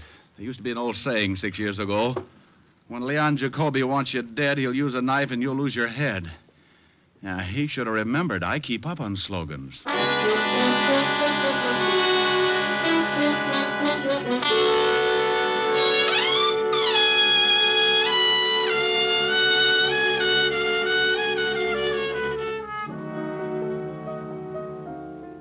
Rick, that's an awful story. Well, you wanted me to tell you about it. But it's so terrible, and you're so lucky. Yeah, I guess so. You'll certainly know better next time. Oh, I'll never make the same mistake again. Oh, I should hope not. Imagine being in such a hurry you've forgotten threw your socks in with all those lovely white shirts. Plaid now, baby. The color run that much? Sweetheart, when I got back to the office, it looked like Picasso had been in my wash basin. My shirts are ruined. Well, don't you fret. Mommy's going to buy little old Rick a whole new batch tomorrow. Oh, no. Really, I couldn't. It's just against my principles to take anything from a woman. It is, huh? Definitely.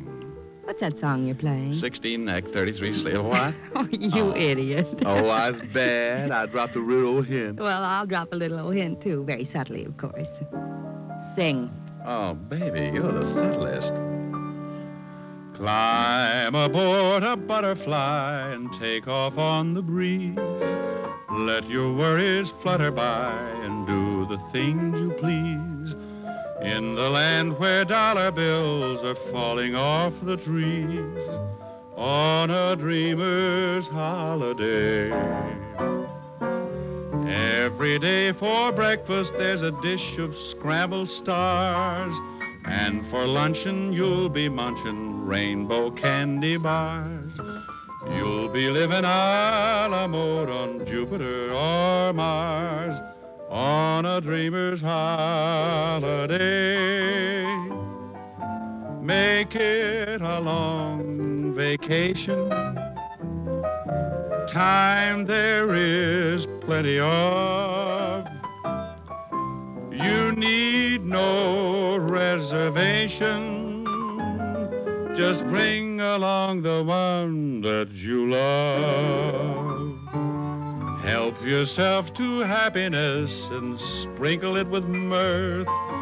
Close your eyes and concentrate and dream for all you're worth. You will feel terrific when you get back down to earth from a dreamer's holiday. How was that, honey? Huh? Baby, you're the craziest. What? Now, where did you pick up that expression? Oh, I get around now and then. I know a couple of musicians. Oh, I bet they all play lead kazoo. Come here. What do you want? I want to lay one on you. What? Oh. What'd you think of that, Pops? You want the honest truth? Uh-huh. Solid.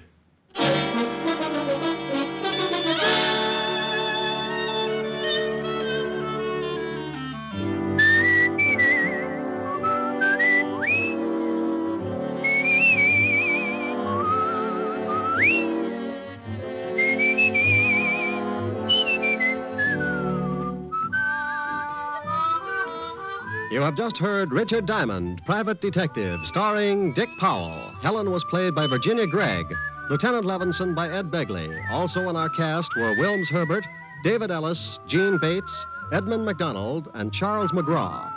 Music was under the direction of Frank Worth. Richard Diamond is written and directed by Blake Edwards. Dick Powell soon will be seen in the screen version of the best-selling novel, Mrs. Mike. Now, this is Eddie King inviting you to be with us again at the same time next week when we will again bring you Dick Powell as Richard Diamond, Private Detective.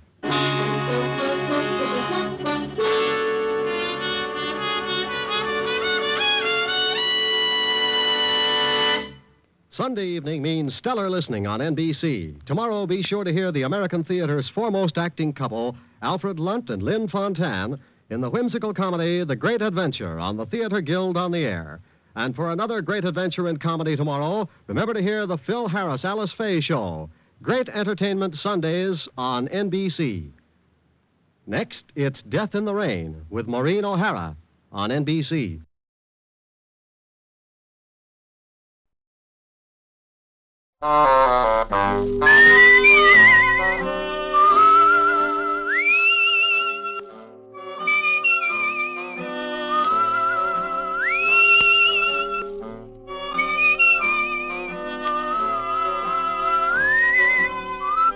Here's Dick Powell as Richard Diamond, Private Detective.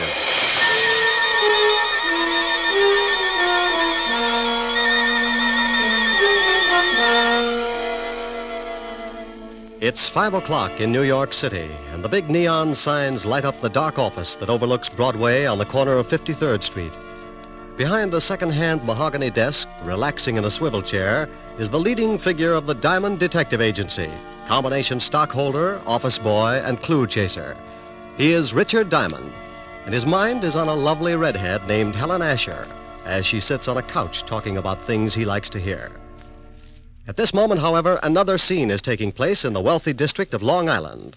A long black convertible is just pulling up to an old English mansion, and a curvaceous blonde steps from the car.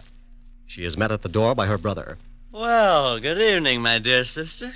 You're looking simply ravishing. How would you know the difference? Oh, drop dead. You disgusting excuse for a man. Why don't you sober up for 5 minutes and take a look at yourself? I did once. Oh, by the way, our dear stepfather would like to see you in the study. Tell him to go. I already did. Now it's your turn. I don't want to. Now get out of my way, Chris. Suit yourself. But Murray Lang's in there with him. Murray? Did I start your heart going pitty-pat? Oh, shut up.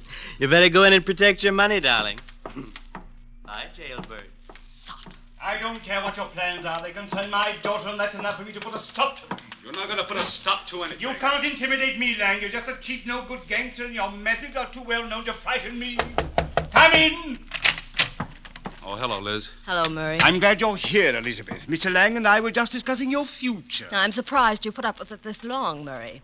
Come on, let's leave my dear stepfather until he simmers down. Elizabeth, I want to talk to you. Well, I don't want to talk to you. Let's go, Murray. Listen to what he has to say. Maybe you'll get a laugh out of it. Well, what is it? I've just been talking with Lang about your intention to marry him. I have advised him that if such a thing were to take place, it would result in the most serious of consequences. Is that all? No, that is not all. When you got into your trouble with the police, my dear stepdaughter, you were paroled in my custody. If I should report to the board that you had violated the terms of your probation, you would most certainly go to prison. Why, you... What's the matter? Aren't you satisfied with the salary you collect for taking care of Mother's estate? How dare you, you little Sit snip! down. You look bigger behind a desk. Well, just yell and scream all you want to. After Monday, you better start looking for another source of income. You know very well it's not the money. But your greasy boyfriend here would certainly like to get his hands on it. Look, you, I don't give a hang if you are a midget. I'm not going to stand here and listen to you. Murray. No, baby, I won't take it. I'll wring his scrawny little neck. Go on, lad, go on. It would give me the greatest of pleasure to call the police and have you locked up. I'll fix it so you won't have a head to call anyone with. Murray, leave him alone. Can't you see that's what he wants? Yes, well, Mr. Lang. Come on, Liz, let's get some fresh air. I want to say one more thing. Just remember, Father, my probation expires Monday. After that, you won't control any part of my income, so you better start getting packed. And if I report you to the probation board in the morning? I wouldn't. If you do that, you'll not only stop being my guardian, but you'll stop breathing. Get out. Get out, both of you. Come on, Murray.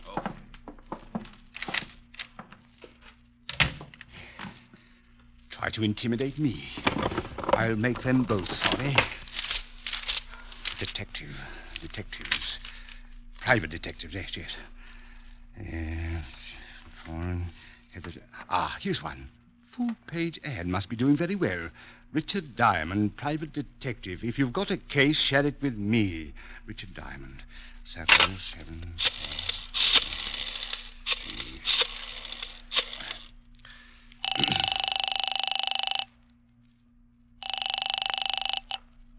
Yeah? Mr. Diamond? That's right. I want to hire you for a few days. Oh, you saw the ad. Well, it just so happens I'm available. I can't tell you much over the phone, too many extensions in the house, but it's about my daughter. I'm afraid she's going to get herself into some serious trouble. Well, how old is she? 20. Tell her to wait a year. My name is Chase, Ralph Chase. I live at 82 Maple Drive, Sands Point. Will you come out this evening? $100 a day and dibs on the icebox. I'll see you about 8. Goodbye, Mr. Diamond. What was that all about, Rick? Oh, got a job, baby. When do you start? Oh, yes, you're right. No, Rick. You can start it in the morning. You can't break another one tonight. Now, come on, Helen, baby. A job's a job. And a date's a date. I won't let you break this one. Your car downstairs? Yes, but I can drive myself home. Please, Rick. You promised you wouldn't break another one. Keys in it? Yeah, look. I want to hire you to protect me for this evening. I've been receiving mysterious phone calls, and I'm in fear of my life. Really? You've got to take the job. Old friends come first. I'll have to get home and shave before I start working. You mean you'll take it? After 12:30. Bye, baby. You beast. Oh, you must be getting tired from driving that big car around all day. Grab a cab, honey. It'll give you some rest. I'll take good care of your car. What? Want $1 for the cab? Huh? No. On second thought, you only live about 25 blocks. Walk will do you good. Rick. Deep breathing all the way up Fifth Avenue. Nothing like it. Bye, baby. Oh! On the way to the car, I thought about Helen. The most wonderful girl in the world. Money, looks. But she had one bad fault. She wanted to get married. I got into the big sedan and headed for my apartment. I'd been up late the night before with the blonde singer, and I was feeling tired. Funny how things change. My nights in college were just as busy, but at 1 o'clock the next afternoon, I was out playing football. I face facts pretty well, so when I got home, I took a nap.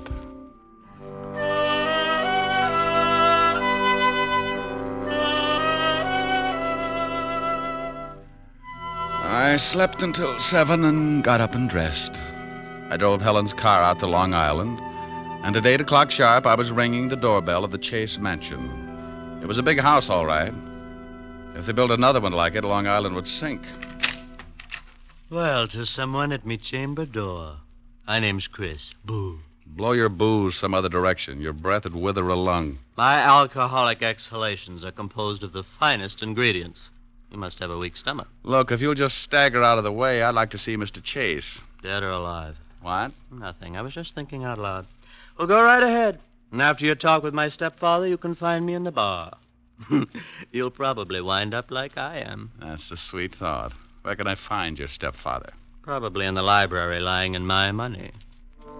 I left him leaning against the front door, gagging on the fresh air. I wandered down a long hallway and a big sitting room, furnished with enough antiques to make the Metropolitan Museum give up in shame. There was something about the place, a heavy quietness, like a bar of gold in a dark room. shot had come from up ahead, and I tried a couple of doors before I found the room. Mr. Chase! Mr. Chase! In here! In here!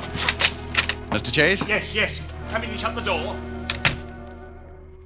I looked over at Ralph Chase crouching behind a desk.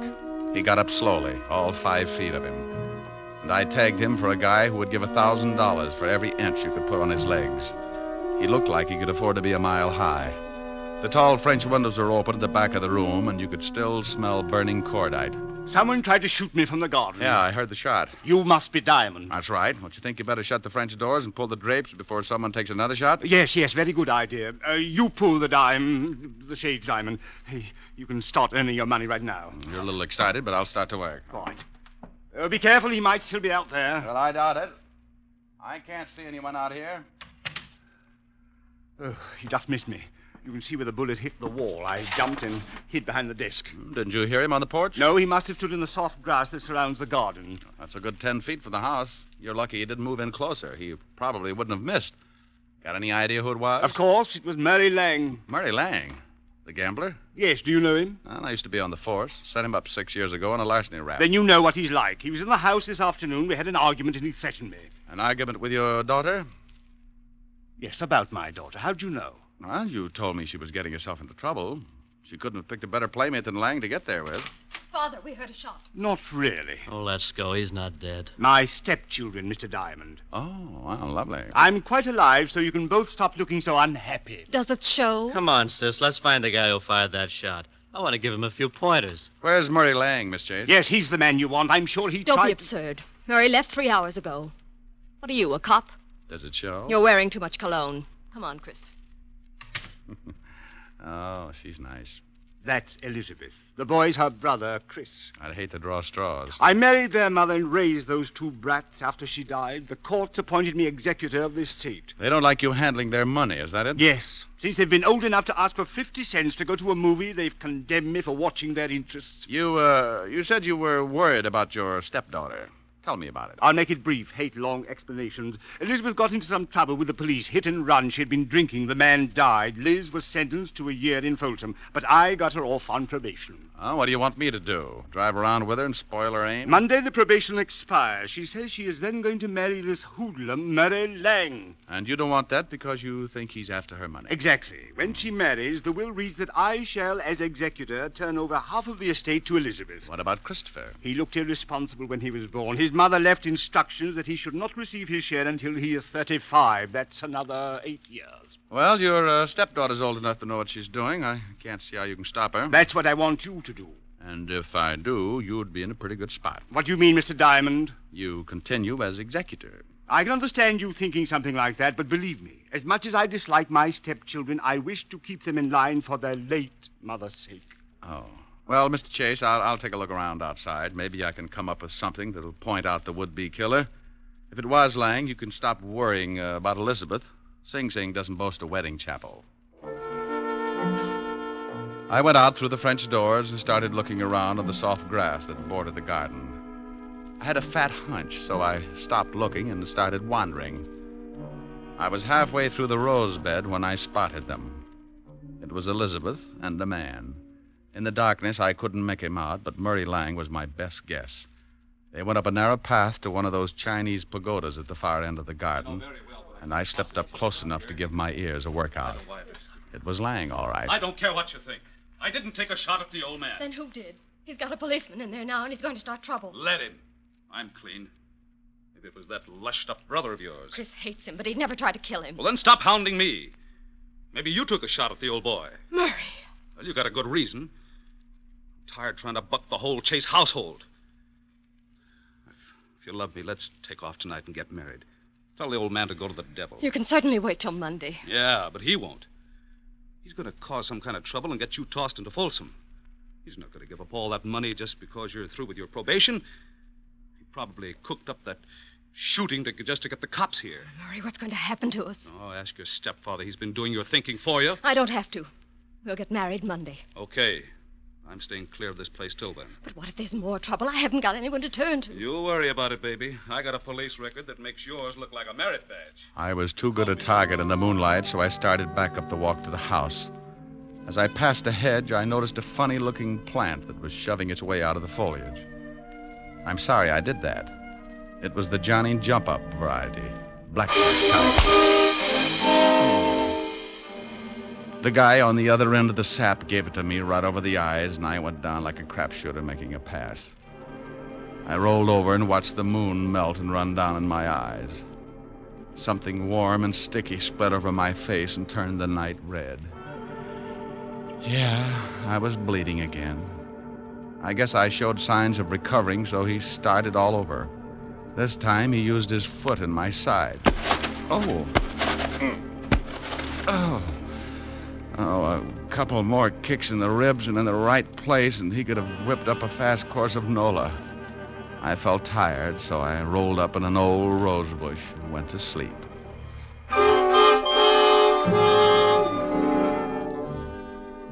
When you finally start coming around, it's like swimming your way out of an acre of mud. If you've taken enough beatings before, you diagnose things in a hurry. The pain in your head is where you got sapped. The ache in your ribs is where he booted you. And the thought in your mind is, it's something about an eye for an eye, if you've got one left. I sat up slowly and looked around. No one in sight, and my watch said 10 o'clock. I'd been out for an hour, and I was feeling lonely until I started to get up. I made it to one knee and looked down at the best reason I could think of for staying home nights. It was Murray Lang, and you couldn't blame him for staring. He wasn't impolite, just dead. Something on the walk beside him gleamed in the moonlight. I took out my handkerchief and scooped it up. It was a little nickel-plated .32. You could still smell the fresh powder in the barrel. I put it in my pocket and stumbled back to the house. Chris opened the door. Well, you shouldn't drink so much. I never get so loaded I look like that. Well, try it sometime. It might be an improvement. Boo. I told you once before not to do that. Now tell me, where were you 10 minutes ago? I was in the bar. Who was with you? Red and green midgets. Now let go of my collar. Okay. Where's the phone? In the hall. Hey, what's going on? Who beat you up? Nobody. I always bleed like this on warm nights. Huh? Big pores.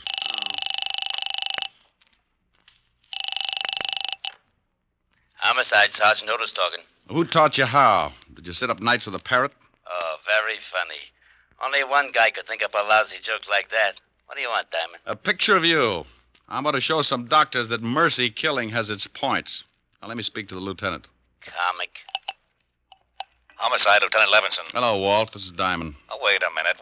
Let me get the bicarbonate. What's the matter? I get stomach trouble every time you call. Go ahead. All right. I got a killing for you. I know it. Why can't you be a good boy and stop finding corpses? I'm out at Sands Point, 82 Maple Drive. I think I've got the murder weapon in my pocket. Who's dead? An old friend, Murray Lang, and you better step on it. There's a drunk staggering around the place, and he's liable to spot the body and put it in a cold shower to sober it up. Oh, all right. We'll be right out. Hold the fort.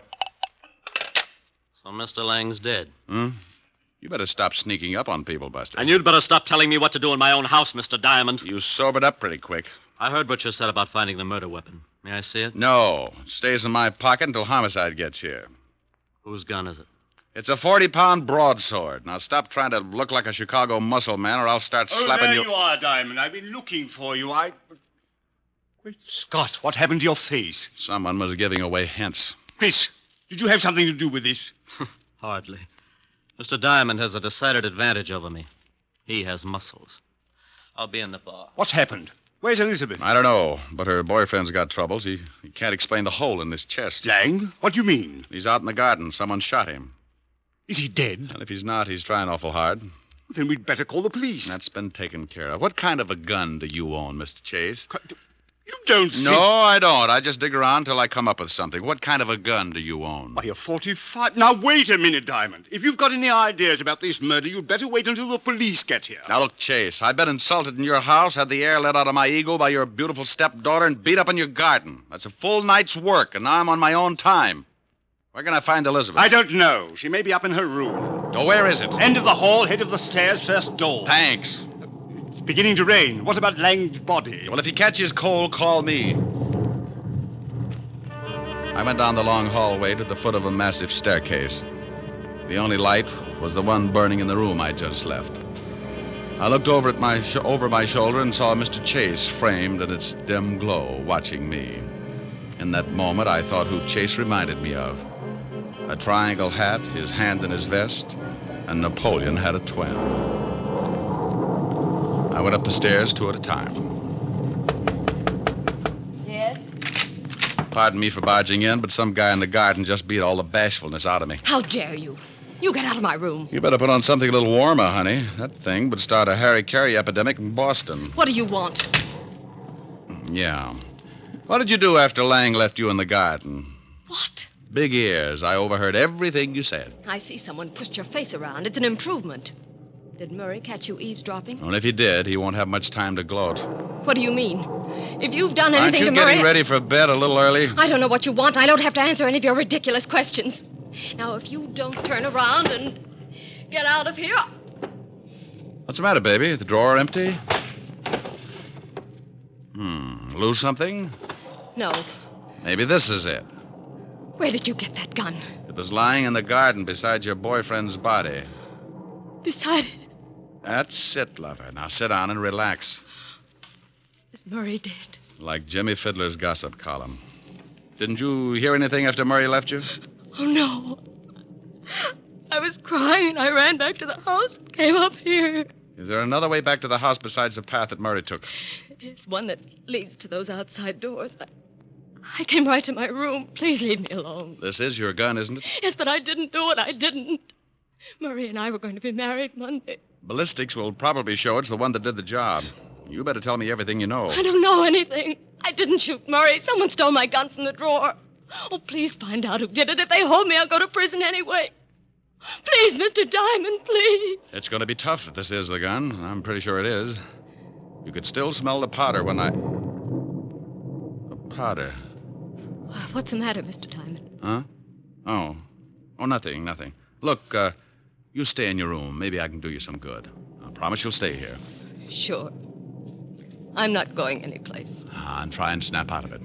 Sometimes you keep losing until there's nothing left to play with. It breaks the jinx. I went downstairs and started looking for Chase. As I passed the doors leading to the garden, I stopped cold. A flash of lightning turned the garden flat white. Someone was standing over what was left of Murray Lang.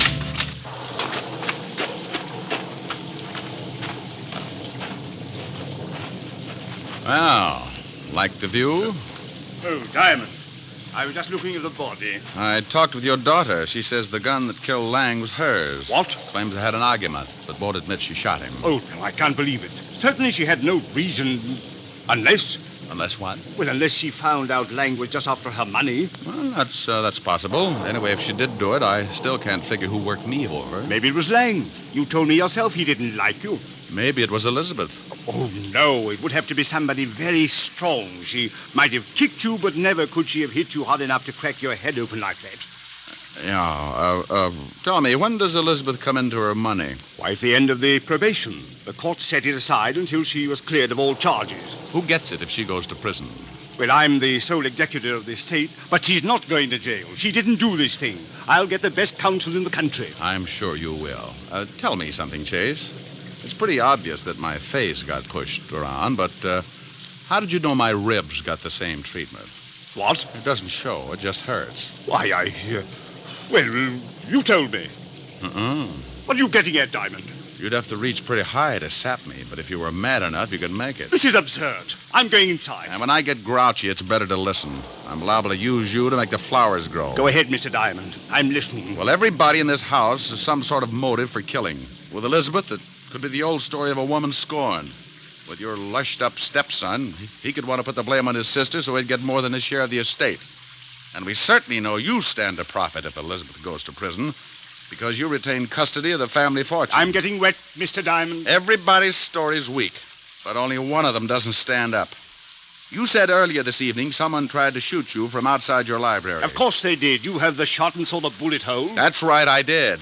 But you told me he was standing outside the room by a good 10 feet. Nothing to say, Chase? You're trying to catch me up in something. Oh, you are so right. Now, when I walked into that room, I could still smell burning cordite. To smell fresh gunpowder like that, the gun would have to have been fired outside the room.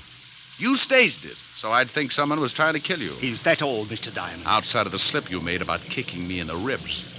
Now, let's go inside. I don't think so, Diamond. Oh, that the 45 you were telling me about? Yes. Go ahead, make a try for it. I'm going to show you how it works. You kill Lang with your stepdaughter's gun, and you're going to collect the money if she goes to prison. Oh, you're a slob. My stepdaughter could easily kill 2 men tonight. You're in a spot. You can't shoot me with that 45 and make it look like the same person killed Lang, too. So you've got to get the 32 in my pocket. Give me Elizabeth's gun, Diamond. You try and get it, Chase. Why, you... Rick, are you out there? Better give it up, Chase. That's the law. He eats little men like you. Out there, Lieutenant. Jerome said he saw him go out. Rick! Stay right there, Diamond. Another killing won't matter if you try and stop me. For Pete's sake, if you're out there, Rick, answer me. I'm getting soaked. Just keep your mouth closed, Diamond. I'm getting out of here. You'll never make it, Chase. They'll pick you up inside of an hour. Not if you're too dead to tell them. Yes, that's it. If I kill you, I'll at least have... You should watch your step, Chase. Keep your head down, Lieutenant. Somebody's smashed. Shut up, Otis, and get out from under that bench. Rick! Over here, Walt. What's going on, Rick? Who's doing all the shooting? Oh, we took turns. He was just going to kill me when he tripped over the body of his first victim. I used this 32 in my pocket, shot him twice. He's dead, Lieutenant. Give me my baking soda, Otis. Yeah, Lieutenant. Don't look so unhappy, Rick. He was going to kill you. Oh, I'm not unhappy. I'm just sore that I didn't have time to take the gun out of my pocket. I ruined a darn good coat.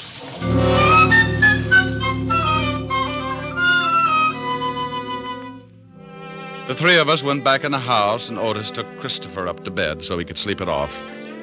Walt listened to the story as I told it to Elizabeth. She cried a little and thanked me with her eyes. Walt went downstairs to clean things up, and I sat by her bed until she went to sleep. She didn't even wake up when I kissed her goodbye. Oh, I guess it was better that way. I said goodbye to Walt and Otis and headed for 975 Park Avenue. I was late, and my face could use a mile of bandage. I hoped Helen wouldn't mind. Yes? Oh, my goodness. Hello, Francis. Tell Miss Asher I brought a car back. Oh, how bad a wreck was it, sir? Give me a glass with a backbone, will you, Francis? Yes, sir, right away, sir. Miss Asher's in the study. Thank you. Goodness. Thank you.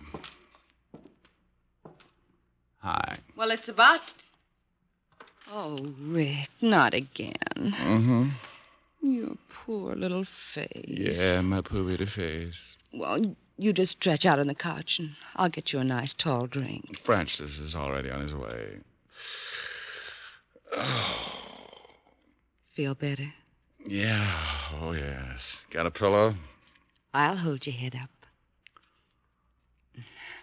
How's this? Mm-hmm. Like some music to go with it? Sure.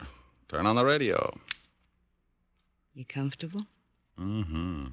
How about you? Uh-huh. That music sounds like San Francisco. Remember the top of the mark? Yeah, fun, too. Mind if I turn off the light? The glow from the fire is enough. You're cute. Better? Much. The snow is snowing, the wind is blowing, but I can weather the storm. A little high. What do I care how much it may storm? I've got my love to keep me warm. Mm-hmm. Me. I can't remember a worse December. Just watch those icicles fall. What do I care if icicles fall? I've got my love to keep me warm. I like your singing, too. Thanks. Off with my overcoat, off with my glove. I need no overcoat. I'm burning with love. My heart's on fire. The flame grows higher. So I will weather the storm. Why do I care how much it may storm? I've got my love to keep me warm. That was nice. Hey, why did you turn the radio off? This is nicer. Come here, Rick. Oh, honey. Honey, you're reading my mind. Here's your drink, Mr. Diamond. Oh, my goodness.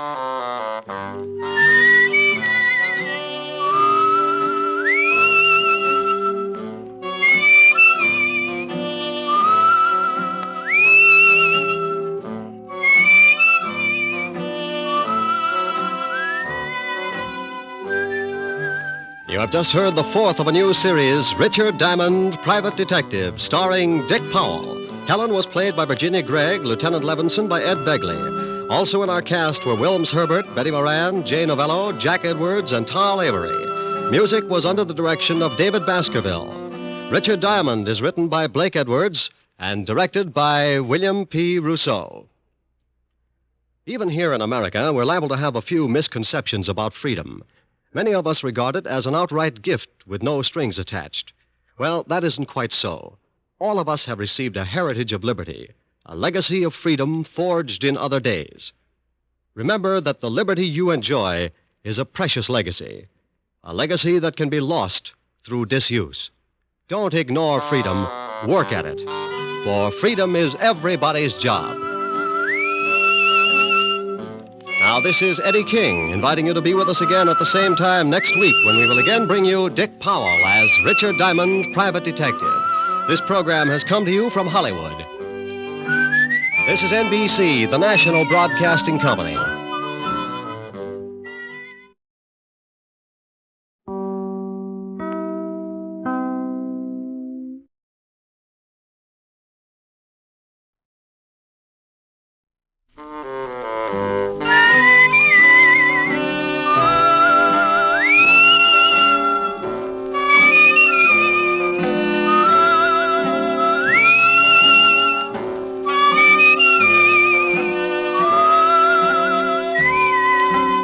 Here's Dick Powell, transcribed as Richard Diamond, Private Detective.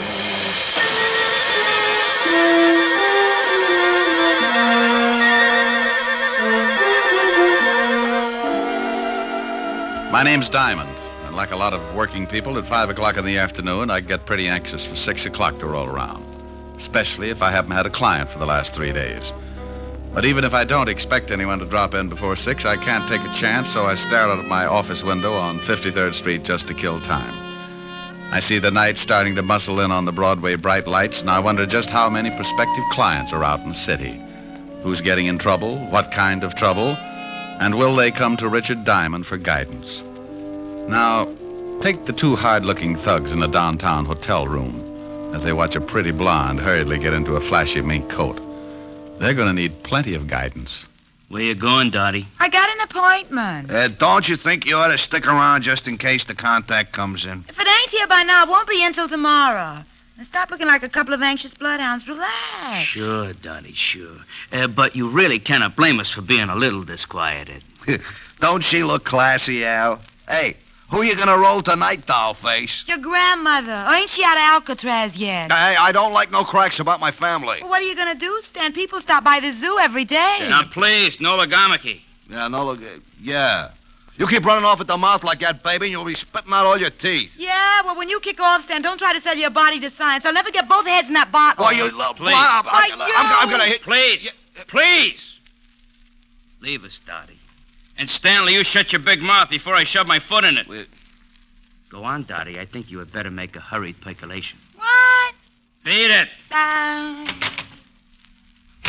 Oh, Al, why didn't you let me mess her up a little? She's always acting like she's got a family background. I do not know whether her family had anything to do with it, but it is a very nice background to gaze at. Now shut your ugly face and let us start tailing her. Tailing her? What for? I think she is up to something. Yeah, well, sure she is, but I don't want to get booked as a peeping Tom. Stan, you are a melonhead. I think she is going to try a cross. Florida has never been late with the numbers before. You think she's going to pick up the bundle and skip? No. I just want to see what she does with her evenings. Oh, well, I can tell you that. Stanley, please. You arouse my irascibility. Oh, I'm sorry, Aloysius.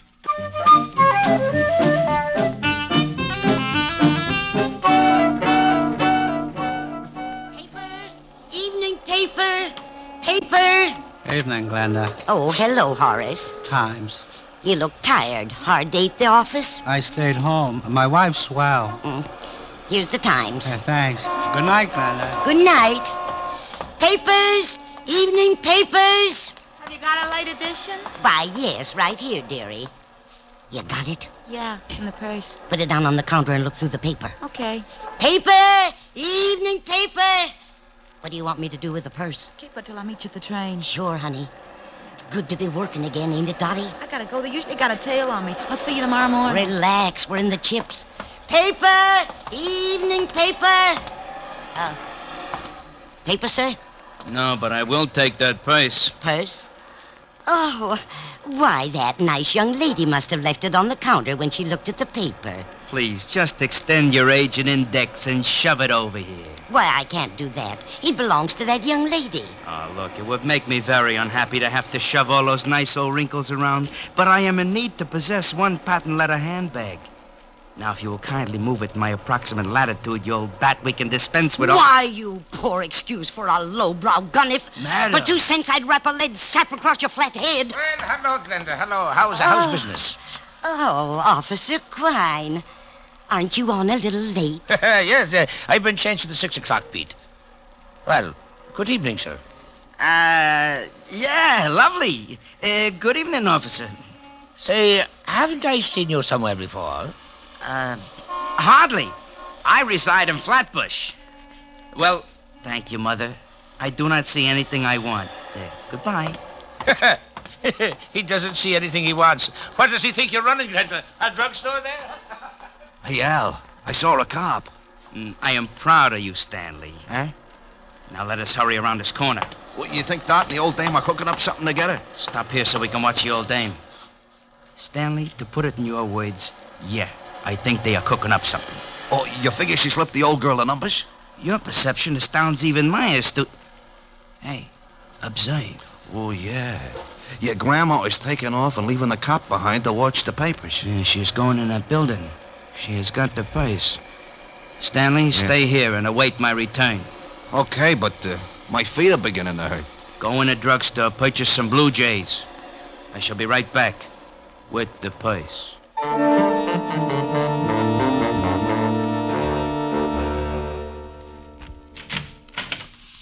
Mr. Diamond. Well, hello, Glenda. Come in, pull up a rocking chair. Well, that's the way it begins. Sometimes when you wait around until the last minute, you get a customer. I wasn't too happy about this one because I knew she didn't have enough money to hire a tramp to spot cigarette butts. I haven't got much time. I've got Officer Quine watching my paper stand. Officer Quine? You should be happy you aren't selling fruit. He's already got his thumbprint in every apple in Yonkers. Mr. Diamond, I found this purse. Found it, Glenda? Oh, you know me, Mr. Diamond. I'm going straight now. I remember a snake that said that once. He broke his back. Honest, I haven't been doing that kind of business since I got out. Well, what can I do for you, Glenda? I'm broke. Oh, it's not a touch. I want you to find the owner of this purse and return it. Why don't you give it to Officer Quine? Well, there's no money in it. And with my record, he'd sure run me in for purse snatching. No money, huh? Oh, no. No, I didn't touch a thing. Just took a peek, maybe. Oh, yeah. A young girl left it on my counter. If you find her, you can ask her. I didn't touch a thing. Okay, I'll see what I can do. Oh, thank you, Mr. Diamond. Goodbye. Keep your nose clean. Oh, I will. She'd keep her nose clean, all right. And a glass of gin. I'd known old Glenda ever since she started working bunco rackets and got put away for 2 to 5. I was sure she'd lifted the dough from the purse, but I opened it and went through it anyway. I was just kicking myself for telling her I'd try to dig up its owner when the door opened and an ugly-looking mug wearing alligator spats walked up to my desk. You should be ashamed, looking at someone else's purse. It's a bad habit, like not knocking on doors. Oh, it said on the door to come in. How long did you have to wait before someone came by to read it to you? May I please have the purse? Oh, is it yours? Yes. Well, I didn't notice the wedges. Give up high heels? You are a very poor comic. Now, may I have the purse, or must I make you bleed? Oh, it's like that. Well, sure, here it is. Thank you. And something to go with it. I caught him with one that made my arm feel good clear up to my shoulder. His eyes rolled back, and he went down faster than the celluloid collar on the flagpole. I looked at the black purse and started getting that lousy feeling again. I'd gotten into something, and it was beginning to smell already. So I called the 5th Precinct Police Station and an old friend, Lieutenant Levinson. Homicide, Sergeant Otis. Hello, Otis. Let me talk to the lieutenant. Is this Diamond? No, it's platoon number 3 of the Brownies, 300 strong. Now let me talk to the lieutenant. Hey, what are you going to do with all those tired jokes when you run out? Give them away to idiots. You want to start a collection? Oh, nuts. Lieutenant Levinson. Hello, Walt. Diamond. Oh, wait a minute. Otis! Yeah, Lieutenant. Where'd you put the bicarbonate? In the top drawer, Lieutenant. Oh, hold it a minute, Rick. Get me some water, Otis. Yeah, Lieutenant. Go ahead, Rick. I can stand it for a second. If you didn't get so excited, you wouldn't have to take that stuff. Here you are, Lieutenant. Never need this stuff until you call. Now, who's dead? Nobody, but there's a guy in my office lying on the floor. He's dead. He's got to be. No, he isn't, Walt. I just belted him in the mouth when he tried to get rough. Wait a minute. He's trying to wake up. Groan for the nice policeman. You hear him, Walt? Okay, so some guy got tired and went to sleep on your floor. What do you want me for? Hold it a second, Walt. He's getting a little too active. What did you do? I kissed him goodnight.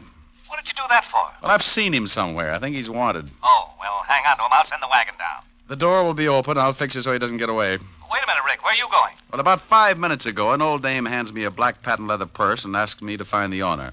Right afterwards, this cultured gorilla wanders in and says the purse belongs to him. Oh, what's in it? Nothing much. A compact, book of matches, and a handkerchief. Smells nice. No money? No? Oh, I got to stop by Helen Ash's for a minute, and then I'm going to find out what makes this purse so valuable. Say hello to Helen for me. Sure thing. Bye, Walt. Be a good boy. Goodbye.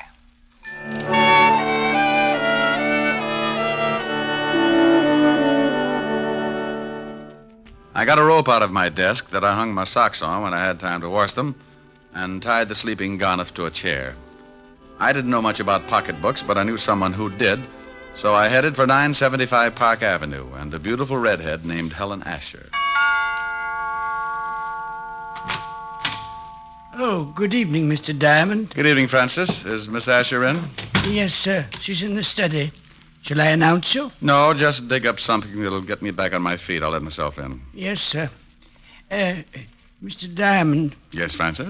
If you'll pardon me for saying so, sir, I just love the way you talk. Well, thank you, Francis. Eaton, 98. Majored in Sloyd. Oh, my goodness, you're pulling my leg again. Anyone home? Rick, you got here. Hi. Hi. Well, since when did you start carrying a purse? Like it? Matches my complexion. Oh, you idiot. Take a look. Whose is it? Got to find out. It's worth something. One guy already tried to get it the hard way. Cigarette? Oh, thanks. It's got some initials on it. D.K. There's nothing valuable in it. I know. That's what I can't understand. Got a match? Here's some in the purse. Thanks. Here. Adams Hotel. Flop house with sheets. Compact's never been used. My darling. Well, thanks. Oh, the perfume and the handkerchief, silly. It's my darling. Don't look so hurt. So are you. Well, come here. Rick. Here's your drink, Mr. Diamond. Oh, my goodness. Oh, that's all right, Francis. I was just trying to convince your boss we should take in the wrestling matches. Why, Francis, you're blushing. Oh, pardon me. Miss Asher's residence? Yes, sir. One moment, sir. It's for you, Mr. Diamond. Oh, thank you, Francis. I'll see if the dinner is ready, Miss Helen. Hello? You get right down here. What? Lieutenant Levinson. Get down here to the station, Diamond. You're in trouble. Diamond? Wait a minute. Slow down. Not dead, huh? My stomach starts getting back to normal, and you have to knock some guy off. Knock some guy off? I don't know why I should waste time with explanations. I ought to just send Otis over there with the wagon, but I like your girlfriend too much. What are you babbling about? I thought you said the guy in your office was still kicking. What? Yeah, somebody made a punch board out of his chest, and I like you for a suspect. Now get down here. Wait a minute, Walt. Somebody shot him? Yeah. If that wasn't what killed him, he died of fright when he saw the bullets coming. Now, I'm not talking anymore till you get here. Make it 10 minutes or I'll have a warrant out for you. Oh, swell. Rick, what's the matter? Oh, that crazy Walt Levinson's got me in line for a murder rap. I gotta go down and square myself. Murder? Rick! Yeah? I'll see you later, baby. But, Rick... I can't wait. I'll get back as soon as I can. If we were married, this wouldn't happen. Rick, you forgot the purse. Francis? Francis! Yes, Miss Asher? Francis, Mr. Diamond forgot this purse. See if you can catch him. He's gone to Lieutenant Levinson's police station. Yes, Miss, I'll do my best. Rick just has got to stop this foolishness. Oh. How did you get in here? Who are you? I come in a back way, lady. Where's the shaman? You get out of here. No, just relax, baby. One yell out of you and you get hurt pretty bad. What? Where's the shaman? He went down to the police station. Okay. Where's the purse? I saw him bring it in. I don't know. Oh, come on, baby, or do I shake it out of you? You stay away from me. You... Hood? Hood? Where's the purse? I told you I don't know. No, stay away. Okay, but you're making it tough on yourself. Stay away. You stay away from me.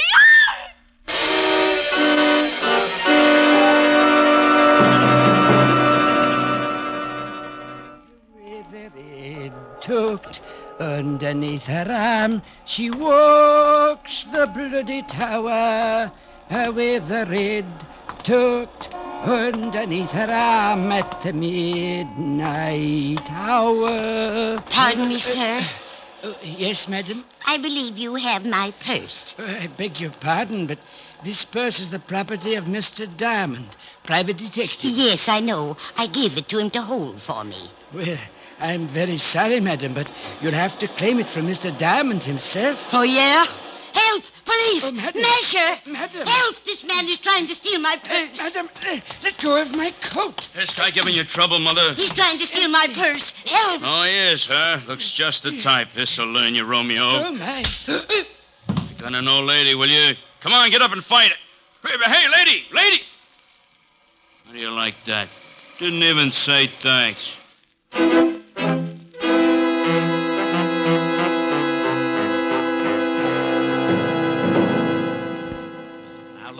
I don't care what you say. You told me you had a guy in your office. When my men got there, they found him tied in the chair with 3 bullet holes in his chest. He was making noises when I left. Some guys do that when they get shot. Oh, stop being an idiot. You know I didn't kill him. Yeah, I know it, but what do I tell the commissioner?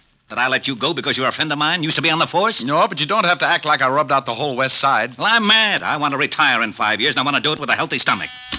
Yeah? Lieutenant, Murphy's got some guy out here he picked up for purse snatching. Says he's a friend of Diamond's and wants to see him. Send him in. This can't get any screwier than it is already. I got a purse snatcher who says he knows you. Purse snatcher? Francis. Yes, Mr. Diamond. I don't feel so well. That's all, Otis. Isn't he your girlfriend's butler? Yeah. What happened, Francis? Well, sir, I was bringing that purse down to you. That's right. I left it at Helen's. Yes, sir. Well, a little old lady approached me on the street and claimed it belonged to her. What did she look like? She had white hair, and she was wearing an old shawl. I think she'd been drinking gin, sir. Cheap gin. Glenda. Glenda Bergen? Is she the one who gave you the purse? Yeah. And then what happened, Francis? When I wouldn't give her the purse, she started yelling and called me a masher. And some enormous gentleman arrived and clouted me in the jaw. Oh, it was disgusting, sir. And the old lady got the purse? Yes, sir. She ran off, and the enormous gentleman sat on my chest until an officer came and carted me off to this place. Was Miss Helen all right when you left her? Why, yes, sir. You don't think... I don't know. But if they knew I had the purse and spotted me going into Helen's... Here, Rick, use his phone. Thanks. Don't you see, Walt, this whole thing has something to do with that purse. Purse, schmurse. I've still got a stiff on my hands. Oh, my goodness. Yes? Hello, honey. You all right? Oh. What's the matter? Hi. Please come home. What happened? Some man broke into the house looking for that old purse. I told him I didn't know where it was, and he started slapping me. He did, huh? Yes, and I need comforting. Well, honey, I've still got something to do. Lock all the doors until Francis gets back, and I'll be over as soon as I can. All right. Did you get the purse? Francis will tell you all about it. Bye, baby. Bye. Rick. Some louse shoved Helen around. Francis, get over there and take care of her. It's all right if he goes, isn't it, Walt? I guess so. Otis, I'm releasing the guy that was picked up for purse snatching. And don't say, yeah, Lieutenant. Okay, Rick. Oh, thank you, sir. Step on it, Francis. Miss Asher needs someone to take care of her. Yes, sir. Walt, give me 2 hours to find out what this is all about. Are you going after Glenda? Yeah. If she's tied up with this killing, I'd better send some of the boys along. Give me 2 hours alone. I want to find the guy who shoved Helen around. Okay, Rick. 2 hours, and I put in a general alarm for you and the old dame. You know where she lives? I got a shack over near the East River. Thanks, Walt. Otis, let Diamond go and bring me a tablespoon and some water. And Otis, shut up.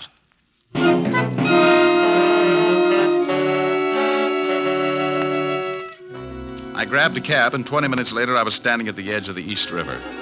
The fog was rolling in, and pretty soon it'd be so thick you could put it in bales. Below me, next to the water, was a line of weather-beaten shacks, and one of them belonged to old Glenda. You want something, Mac? Huh? Oh, I didn't see you. Does old Glenda live in one of those shacks? Yeah, that one. Got a match? Oh, yeah. Here, keep them. Thanks. Forget it. No, wait a minute. Huh? Let me see those matches. I'd forgotten all about them. What's the matter? You collect them or something? These I do. Sorry, pal. You'll have to get some others. Okay, sporty.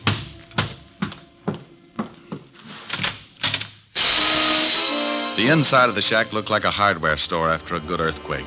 Someone had torn it to pieces, and old Glenda had gotten the same treatment. She was lying on the wooden floor staring up at me. She couldn't close her eyes because the rope around her neck was squeezing them open. Is she dead? Huh? I followed you down. Well, hooray for you. The next time you sneak up on somebody, you're liable to end up with a skull fracture. Just wanted to see what was going on. Is she dead? Unless she can breathe through her feet. She's been strangled. Gonna call the cops? No. I thought I'd rub her wrists for a while. Now, here's a buck. Call Lieutenant Levinson at the 5th Precinct and tell him what's happened. Sure. Got a nickel? Yeah, here. And tell him I've gone over to the Adams Hotel on 28th Street. My name's Diamond. Good for you. Now step on it.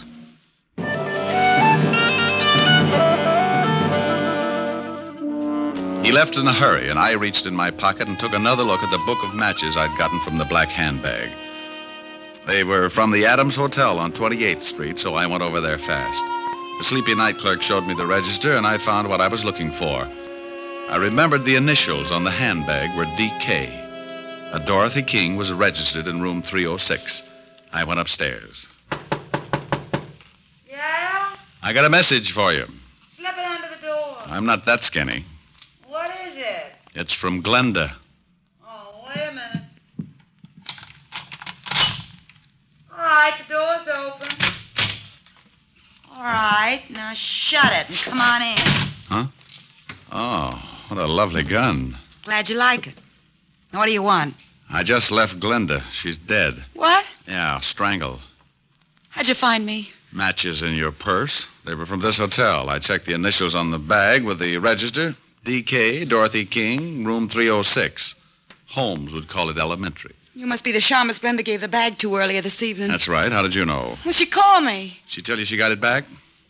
I feel a quiet streak coming on. I usually like women who don't talk much, but right now you'd better start talking as fast as you can. Funny thing, this gun I got makes me lazy.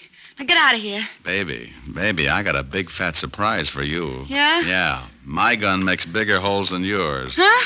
What do you think I'm doing with my right hand, keeping it warm? Oh, don't give me that. You ain't got nothing but a big finger in that pocket. Oh! Surprise. Next time I make it count. Wait a minute. Sure. Drop it. Now, that's better. Kick it over here. All right. Please, I didn't kill Glenda. Where's the purse? I ain't got it, honest. Well, who has? Now, look, baby, I'm in a bad mood. Honest, I don't know. That's right. She don't, mister. Stan. Well, you certainly know some pretty ugly company, Dottie. I don't know if I like that. You don't? Maybe I can word it a little different. Stan, he's a private cop. He come up here and tried to shove me around. Well, you should have done it, Shamus. It would have saved me the trouble. What do you mean, huh? Why, you no good, cheap double-crosser. Al and me saw you slip the bag to that old dame, and Al got killed trying to get it from the Shamus. I didn't kill Al. No, the old dame did it. I went up to the office and found him dying. He told me she'd done it. What are you going to do? Well, the organization don't like being crossed. I got the purse from the old dame and paid her off for killing poor old Al. Now I gotta pay you off. I got a surprise for you, too, Stanley. Yeah. You try anything, you'll have more holes on you than a fishnet. He's got a gun in his pocket. Well, look at his pocket, wise guy. Oh, Gee, I wish Al was here. He'd know what to do. Go on, shoot him. Shoot him. Stan's got it coming. Looks like it's a tie. No sense in both of us getting killed. Yeah, you plug me, and I'll nail you before I go down. Don't listen to him. I think he's got a point. What are you going to do? That's up to him. Well, as Al would say, a hurried departure is in order. I'll take care of you later, Dot. Huh? Goodbye, all. Yeah, it's pretty good. Al would like that. Don't let him get away. Stop him. You stop him. All right, baby. Where's he going with that purse? If I tell you, will you give me a chance to get out of town? I can't do anything about that. When I leave, you're on your own. Technically, you haven't done anything the law could hold you for. I haven't? No, but that won't stop me from pushing you around. Now, let's have the story. If Stan hasn't been there already, he's headed for a locker in the subway station at 34th Street. What's in the locker? $100,000 in counterfeit bills. Oh, baby. Counterfeit. You have been naughty. Now, Papa, we'll have to keep you on ice for the cops. Get in the closet. Oh, please, give me a break. Sorry, honey. Get in. Ouch, you're hurting me.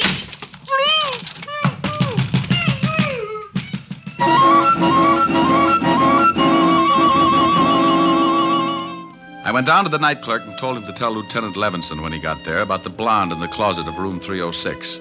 The subway wasn't far, but Stanley had a head start and he was in a hurry. I ran the rest of the way. I went down the steps. A train was just pulling out when I spotted him. He'd just taken a bundle out of one of the lockers, and as he turned to go, I walked up behind him. Hello, Stanley. What? What you got in the box? The Sharmas. Here, you take it. Oh! He tossed the package in my face and started running for the exit. But a crowd of people blocked his way, and when he saw me come up with my gun, he changed his mind. He turned and vaulted the turnstile, and I ducked behind the row of lockers. He had a gun, too. I tried to get a clear shot at him, but there were too many people. And then the frightened little guy did a stupid thing. He jumped down on the tracks and started running up the tunnel. Oh, look at that fool man. He's jumped down on the tracks. Stanley, come back here. You can't get anywhere that way. You said it, Mac. He's running uptown on the downtown side. Here's a corny line. Stop or I'll shoot. You won't get me. Stan, look out. There's a train coming. Look out. No!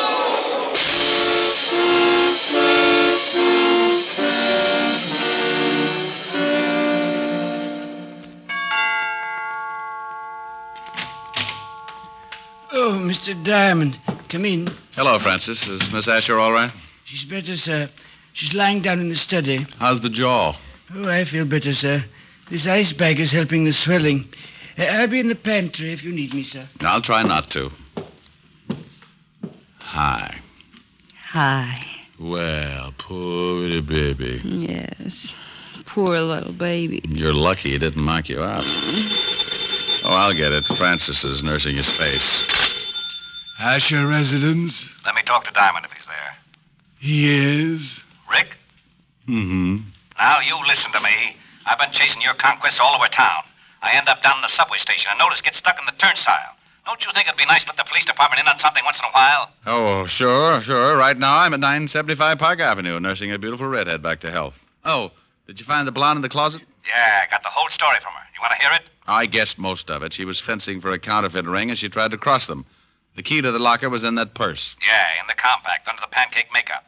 She and old Glenda used to do a duet together before they both got sent up. When the blonde got out, she started working for a counterfeit mob. They'd stashed the dough in different subway lockers around town and used her to make the contacts. So she figured she could use the 100,000.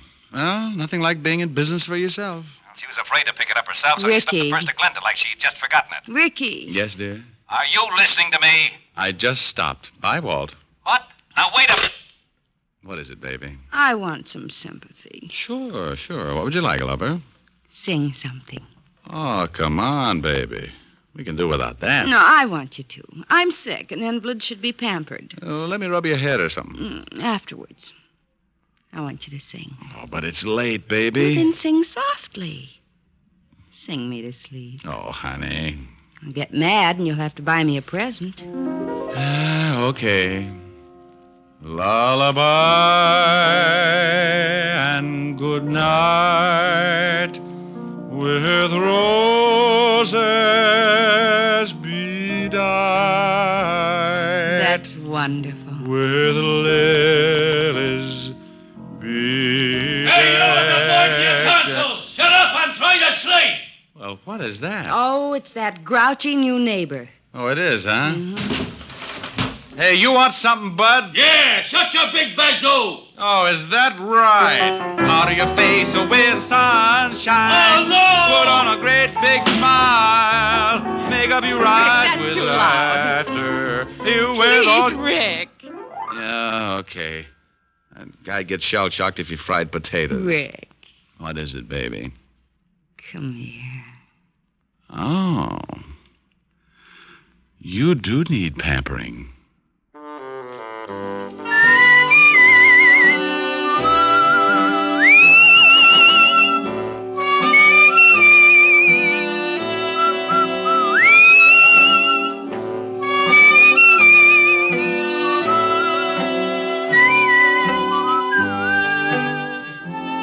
You have just heard Richard Diamond, Private Detective, starring Dick Powell.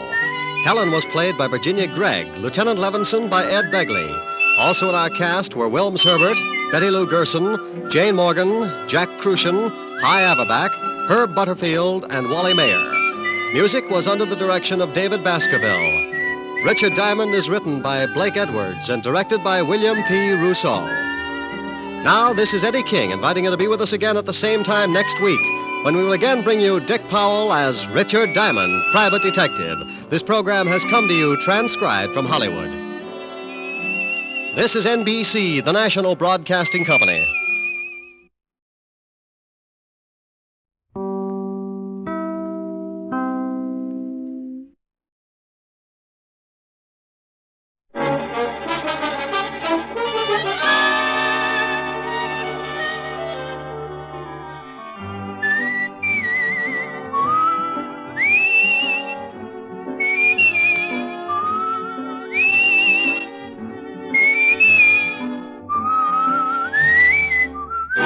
Here's Dick Powell as Richard Diamond, Private Detective.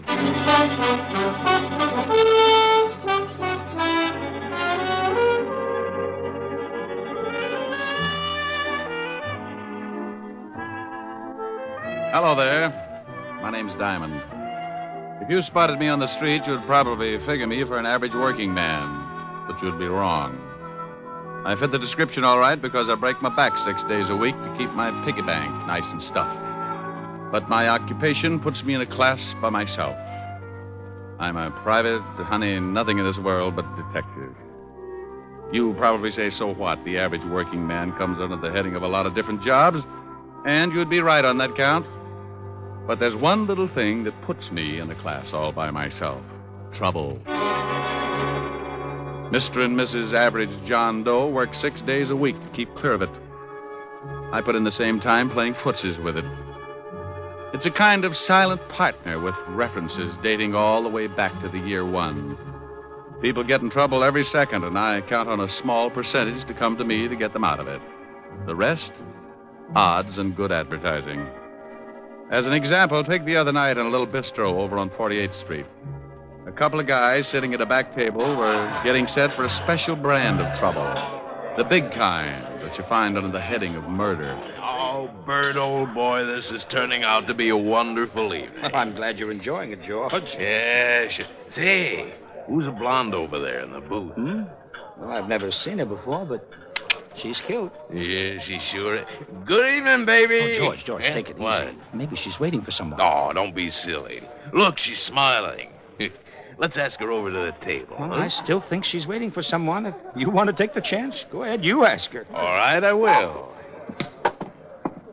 I said good evening. Good evening. My friend and I noticed you were sitting alone, and we wondered if you'd join us. Oh, I don't believe I can. You see... Oh, please, just for a few drinks? No, really.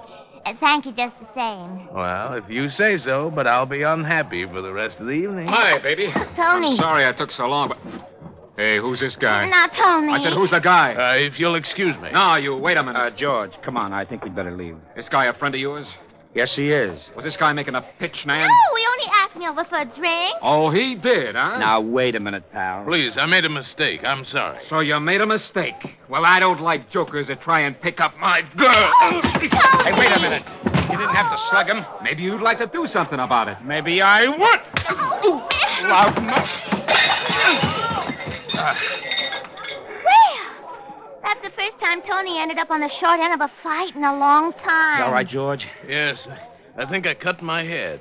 Yeah, you're bleeding all over the place. You better get out of here, mister. I saw the manager duck in the back room. He's probably calling the cops. Here, let me give you a hand, George. Yeah. Here, now, take my hat and wear it over the cut until you get home. I'm getting out here, too. You want me to drop you off? What about your boyfriend? He's still unconscious. He was that way when I met him. You want the lift or not? What about you, Bert? Oh, I'll be all right. Now, go on. Let her take you somewhere so you can get cleaned up. I'll grab a cab and head for my place. I'll call you in the morning. But I don't Now, want stop arguing. You can't afford a scandal. All right. Come on, honey, let's go.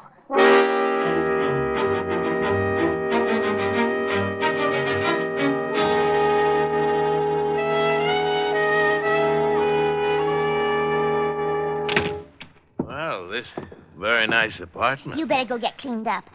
Back through that room. I'll get a couple of drinks. I can sure use a drink. I won't be long. Take your time. Yes.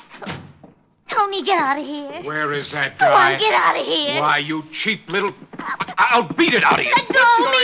Take your hands off me. You take your hands off her. Help. I'll kill the both of you. Help! There's a gun in the desk. A gun? All right. I'll wring your little neck. Oh! You shot him. I did? You better get out of here. Yeah, but what about you? Go on, get out while you can. I'll think of something. Yes. Leave the gun. I'll throw it in the river or something. Huh? Oh, all right. Now go on, beat it. You just killed a man.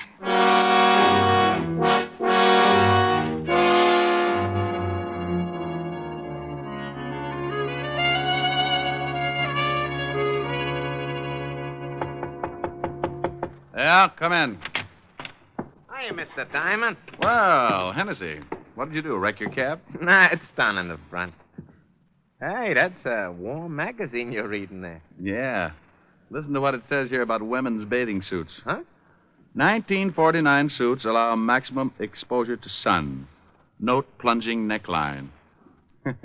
Note. Who's going to miss it? If it plunged in the lower, it'd wind up at the bends. Yeah.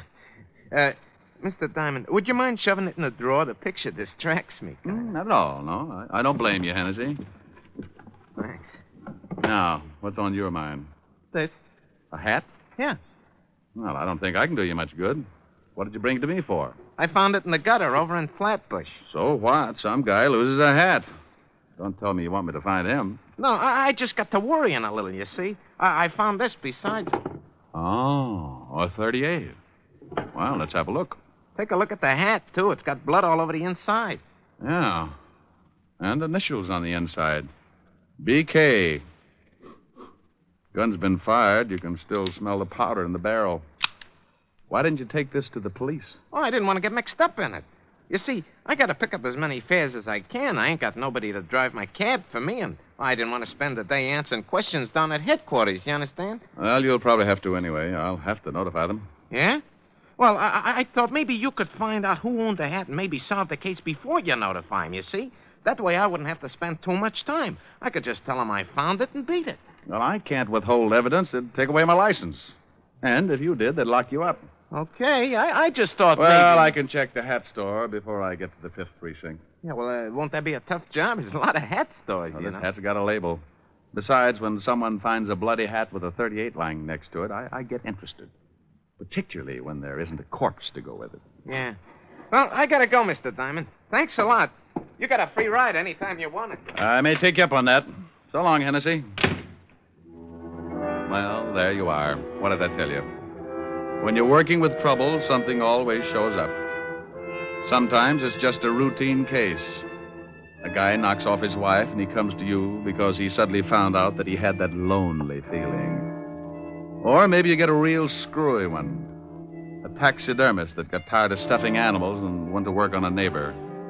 Or then you get one that gives you the same feeling you get when you pick up a poker hand and the first 4 cards you look at are all spades. Well, I was holding 2 cards. A hat with blood on it, a gun that had been fired, and all I needed to fill out the hand was a body. By all rights, I should have taken the evidence right down to my friend, Lieutenant Levinson, at homicide. But I didn't have anything to do, so I decided to see what kind of pieces I could fit into the puzzle. The label in the hat was from a store on Fifth Avenue. It wasn't far from my office, so I walked it. Yes, sir. Something I can do for you? Yeah, stop munching your sen-sen and tell me if this hat is from your store. Well, let me see it. These glasses are not telescopes, you know. Yeah, here. Well, if you're planning to return this merchandise, sir, I can assure you the store will not accept it. You've been bleeding on the sweatband. Look, Rosebud, I just want to know if the hat is from this store. It most certainly is. It's one of our custom models. Who did you sell it to? If you found this hat, we will be glad to return it to its owner. We are not supposed to give out the names of our clients. I have a small badge here that should cut this conversation down to a few words. See? Oh. Now, would you mind telling me to whom did you sell this hat? Well, just because you're a detective, I am not impressed. However, under the circumstances, I'll give you the buyer's name. You're a real sport.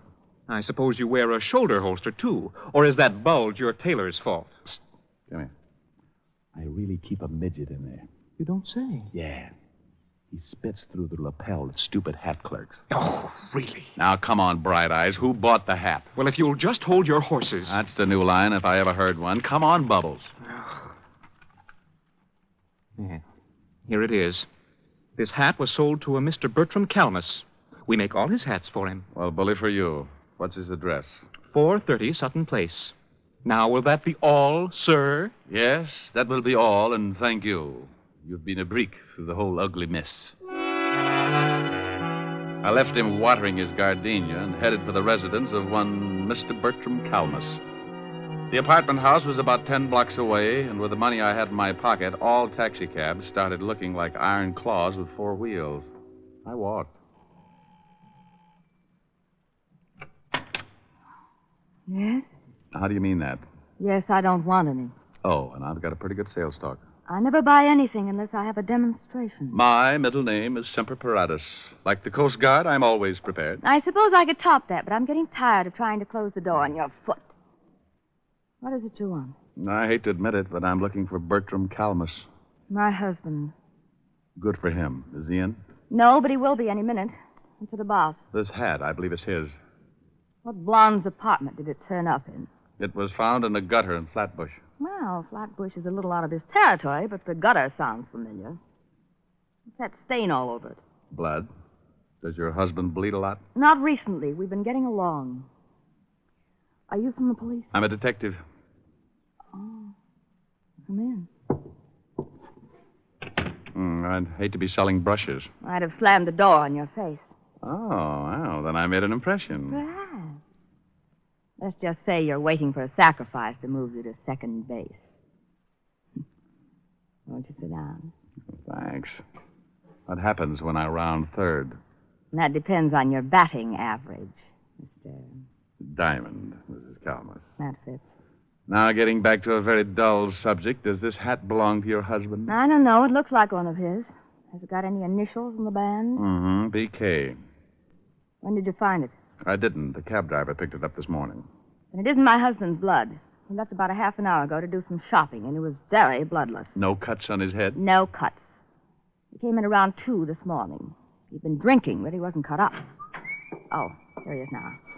I hope we can discuss baseball another time. Well, I got all the things you wanted, and... Bert, this is Mr. Diamond. He's a detective. Yeah? Well, how are you? Fine, Mr. Calmus. Tell me, is this your hat? My hat? Let me see it. Why, no, it isn't. The hat store on Fifth Avenue says they sold it to you. Well, I can't help what they say. That's not my hat. Are you sure, darling? It was found in a gutter. I don't care if they found it on a Yale man in the Harvard Club. It's not mine. Well, I guess I'll have to take your word for it. Wait. Isn't that blood on the hat? Yeah. Well, goodbye, Mrs. Calmus, Mr. Calmus. Nice meeting you both. I'll see you to the door. I can do it. I know you can, dear. Coming, Mr. Diamond? Sure. Goodbye. Come back again, Mr. Diamond. Well, goodbye, Mr. Calmus. Where can I call you? What? I can't explain now. Where can I call you in about a half an hour? My office. It's in the book. You'll hear from me, but please don't do anything until then. Okay. Half an hour. Then I go to the police with this hat.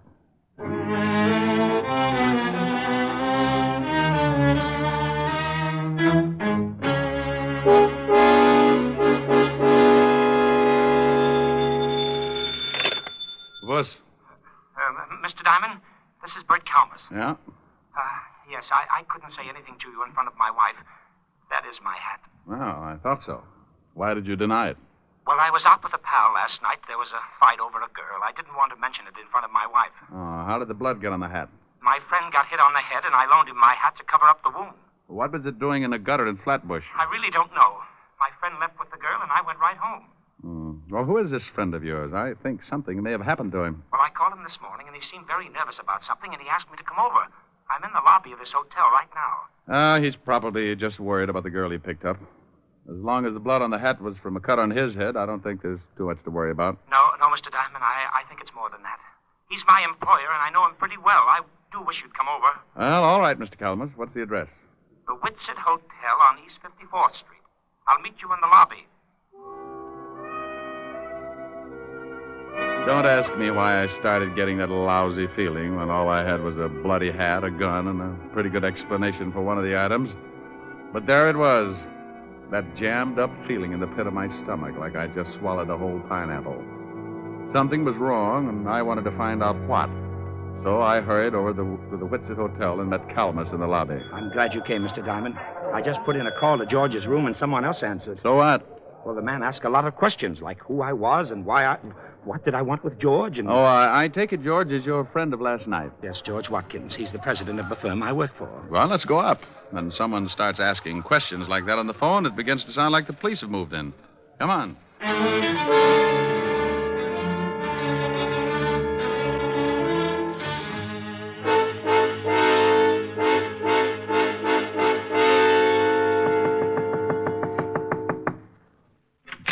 Yeah? Oh, hello, Walt. Rick, what are you doing here? Fair question. I'll answer yours if you'll do the same for me. I came up to see a Mr. George Watkins. So did I. Well, what's the matter? Is George in some kind of trouble? Who's this guy? Oh, he's a friend of Watkins, works for him. Oh, yeah? Well, come on in. George, what's going on here? You better let the lieutenant tell you, Bert. I can't think anymore. What's the charge, Walt? Murder. Murder? We got a call from a girl last night who said a man named George Watkins killed someone in her apartment. When we got over there, we found the girl dead, too. Oh, well, you must have the wrong man, Inspector. George wouldn't... Lieutenant. And I'm sure you think George wouldn't, but he just confessed. George? Yes, Bert, I killed the man. But I didn't kill her. The man came in and tried to strangle her. She told me to get the gun in the drawer, and when the man wouldn't let her go, I shot him. That isn't what the girl told us. She said she took this guy home after he'd been in a fight, and when they got to her apartment, he made a pass just as her boyfriend came in. Then Watkins shot him and ran out.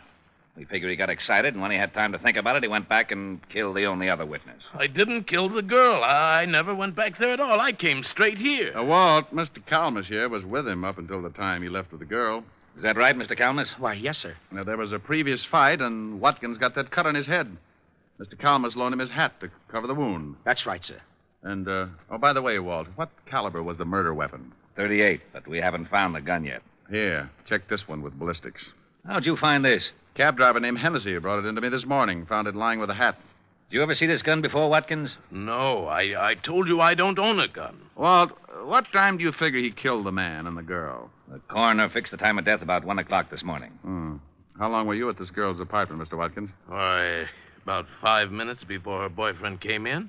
I shot him and left immediately. And you don't remember taking your hat or the gun? What are you getting at, Rick? This is an open and shut case. He admits killing one of them, but he won't admit the other killing because he knows it was premeditated. Just a hunch, Walt, just a hunch. Mr. Watkins, would you mind telling me just what happened after the girl's boyfriend started choking her?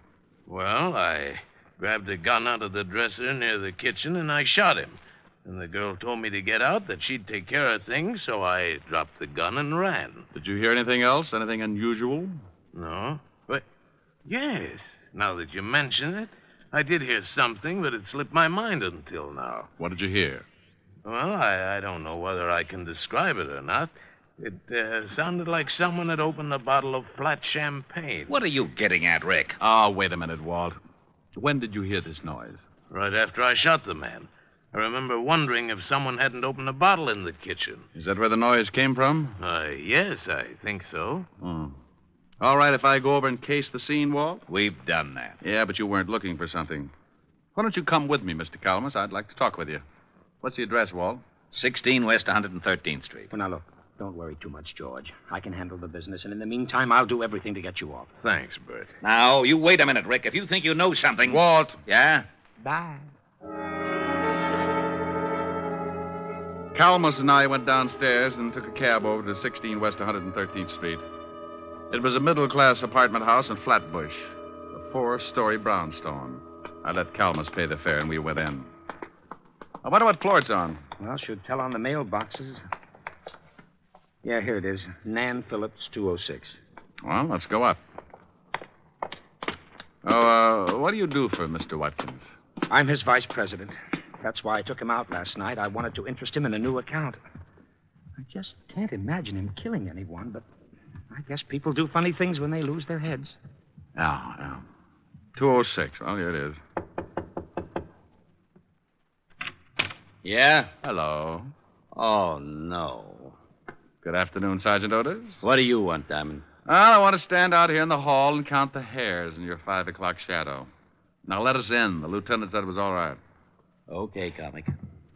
Mr. Calmus, meet Sergeant Otis. How are you? Hello, Sergeant. Otis, make like a policeman and point out the circumstances in this killing, will you? Well, I don't know why I should shamus, but if the lieutenant sent you over, I guess I'll have to. 2 bodies was over there by the window, lying pretty close together. Uh-huh.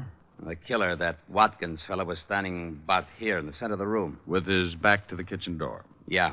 He shot them both from about here. Hey, what are you looking for? Oh, I like to get down on my hands and knees. It's cooler. Well, it won't do you no good to start looking for fancy clues. The guy already confessed. Well. Hey, what do you got there? Just a wad.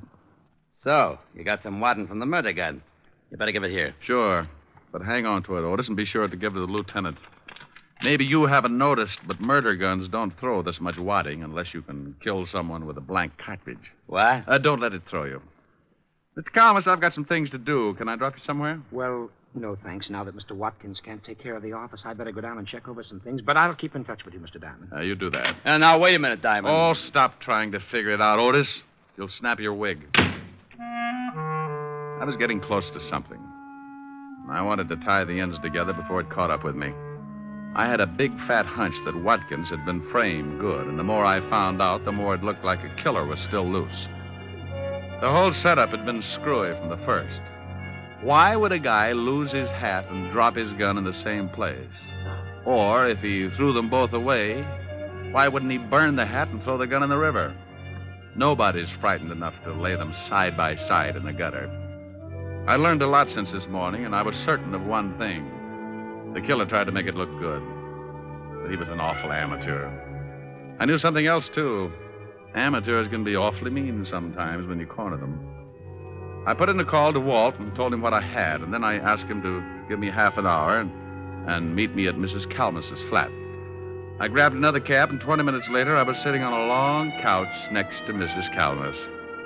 It's easy to get that crowded feeling, even on a long couch. You just both sit on the same cushion. Comfy? Oh, yeah. What kind of perfume is that? My sin. Past or future tense? A rounding second. What brought you back, Mr. Diamond? Oh, I want to ask a couple of questions. Past or future tense? What time did your husband get in last night? I told you about 2 o'clock. Why? Do you know if he knows a girl named Nan Phillips? I really don't know. Oh. Well, all right. Just a few more questions, and then we'll get back to that perfume. I'll think ahead. You said you'd been getting along with your husband. Would you mind explaining that? Certainly I like nice things, and lately he's been buying them for me. Oh. What's your husband's salary? About $15,000 a year. Oh. Could he afford to buy you these things? Well, he told me he was getting a raise and that he'd gotten a big advance. What's this all about? Maybe I'd better tell you. Bert, I didn't hear you. I did. What are you doing with that gun? I'm going to use it. I found Mr. Diamond making passes at my wife, and I shot him. Are you crazy? Don't ask him that. He's allowed to start thinking about it. You can't shoot me and get away with it, Calmus. What are you going to do with your wife? She won't back you up. No, I guess she wouldn't. All right, both of you, get up and walk downstairs to my car. Bert, what are you doing? Your husband killed 2 people last night, Mrs. Calmus. Now he's going to try and cover because he guessed I knew how it was done. You're not going to kill me, too. Get moving. Bert, please. Go on. Better do as he says.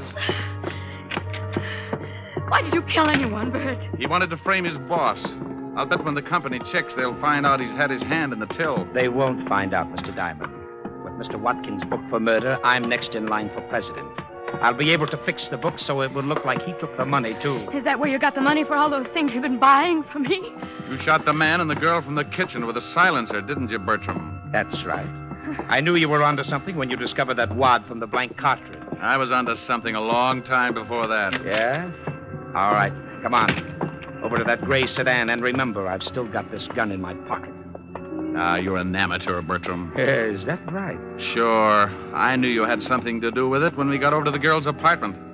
I didn't know what floor it was on, and you looked in the mailboxes. That's the best way to find an apartment, isn't it? Yeah, but not once at any time did anyone mention the dead girl's name. But you knew it and found it on the mailbox. All right, stop right here. Open the door, Gene, and get in first. The front seat. Bert, please. Get in. All right.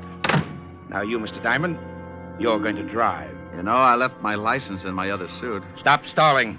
I had to do something to stall for just a second because over Bertram's shoulder I spotted a prowl car sliding up to the curb, and good old Walt was climbing out.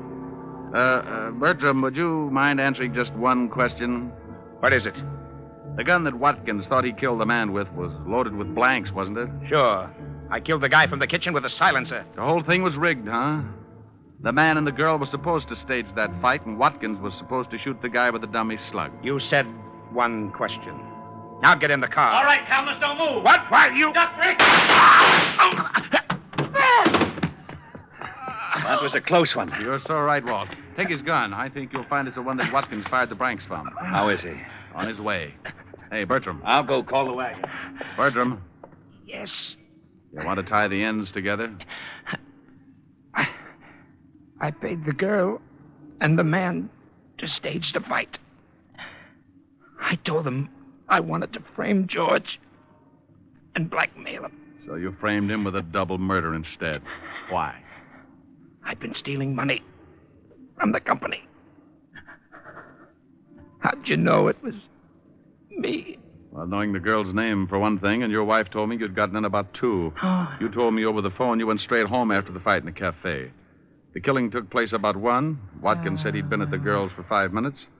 About 15 to get to her place, so that meant you all left the cafe around 12:30. It doesn't take an hour and a half to get... Hey, Bertram. Diamond, Huh? I don't think Bert can hear you. Yeah. Well, it was a pretty dull story anyway.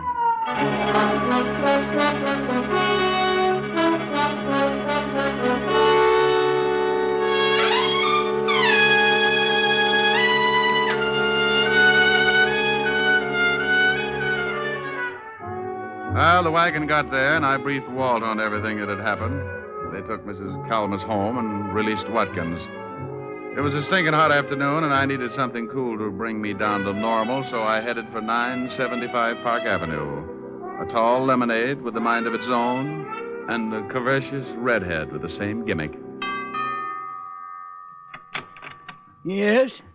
Oh, good afternoon, Mr. Diamond. Afternoon, Francis. Miss Asherin? Yes, sir. She's in the study, reading. Thanks, Francis. Oh, how about something cool? Yes, sir. Right away, sir. Hi. Hi. Wow, you look cool enough. That's a nice getup. You like it? It's the newest thing. Yeah, I saw it in the magazine. What do you do if it shrinks? Oh, silly. No, I'm concerned. You might get raided. Don't you like it? Yes, ma'am. What do you think of me? Oh, you're adorable. You're beautiful and you're cute. Hey, that sounds like a song. Uh-huh. Come here. No, not sing it. It's cute. That's too hot. I'm rather cool. Well, I was only lukewarm until I spotted that play suit. Go on. A, you're adorable. Okay, but then I want to play. Get it? Play suit. That was dandy. Oh, yeah, I know. Go on. Hey, you're adorable. B, you're so beautiful. C, you're a cutie full of charm. D, you're a darling. And E, you're exciting. And F, you've got feathers on your arm. Oh, Rick. G, you look good to me. H, you so heavenly. I, you're the one I idolize. J, we're like Jack and Jill. K, you're so kissable. L is the love light in your eyes. Rick. M, You want me to finish? I love you. Oh, you're sweet. Come here. Just one moment, sir. Yes, Francis? I'm not going to be embarrassed again. Here's your lemonade. Thank you, Francis. Oh, it's nothing, sir. A, you're adorable. B, you're so beautiful. C, you're...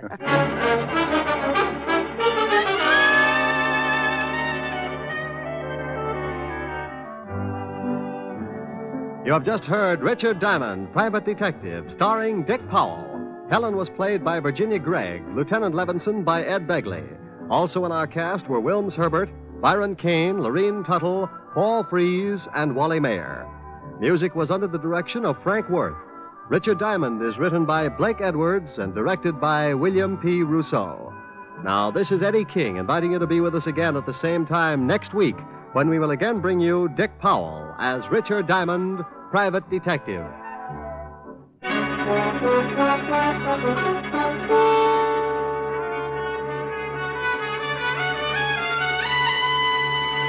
This is NBC, the national broadcasting company.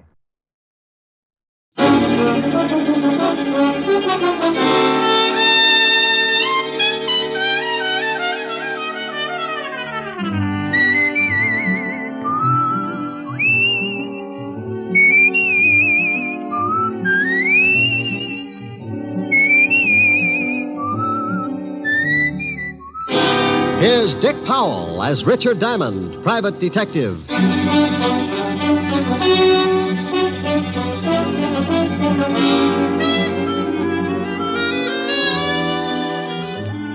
Hello there. This is Diamond. Hey, what about this heat? I can think of a lot of times I've been uncomfortable, but this runs itself right up to the top of my list. But the only thing good I can say about it, get your laundry dry in a hurry. I usually wash a few things out in my office because the soap's free. Come to think of it, I was scrubbing a pile of things the day we had that big wind. 97 degrees in New York, and we get a tornado to cool us off. I had so much dust in my office, I could have supplied mud pies to the whole neighborhood. And after it was all over, the cigarette ad on Broadway was blowing smoke rings through the trap door of one of my scattered longies. The waves in Long Island Sound were so rough, a friend of mine capsized, and when he came up, he found 3 terrified herring hiding in his nose. Oh, it was swell. One minute it was so hot you couldn't move. The next, a 58-mile-an-hour wind was doing the moving for you. Then, to top it off, I got mixed up in one of the grisliest cases I'd ever worked on. It all started one evening. The car was moving down a lonely road, 2 people in it. In a couple of minutes, one of them would be pretty dead. What are you stopping for? What are you doing? Let me go. Get your hands off me. No, help! Please, please.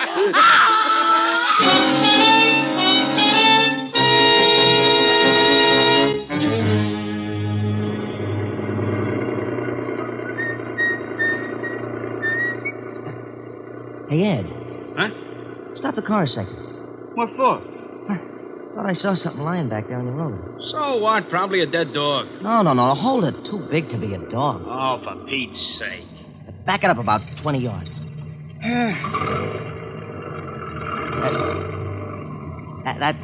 That's good. Okay, where is it? Right over there. Yeah. Hey, come on. Hey.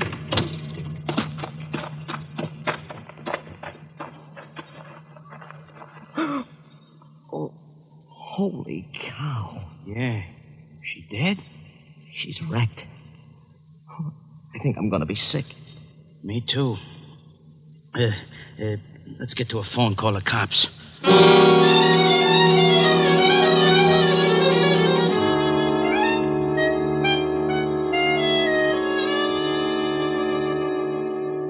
Knit 1, purl 1.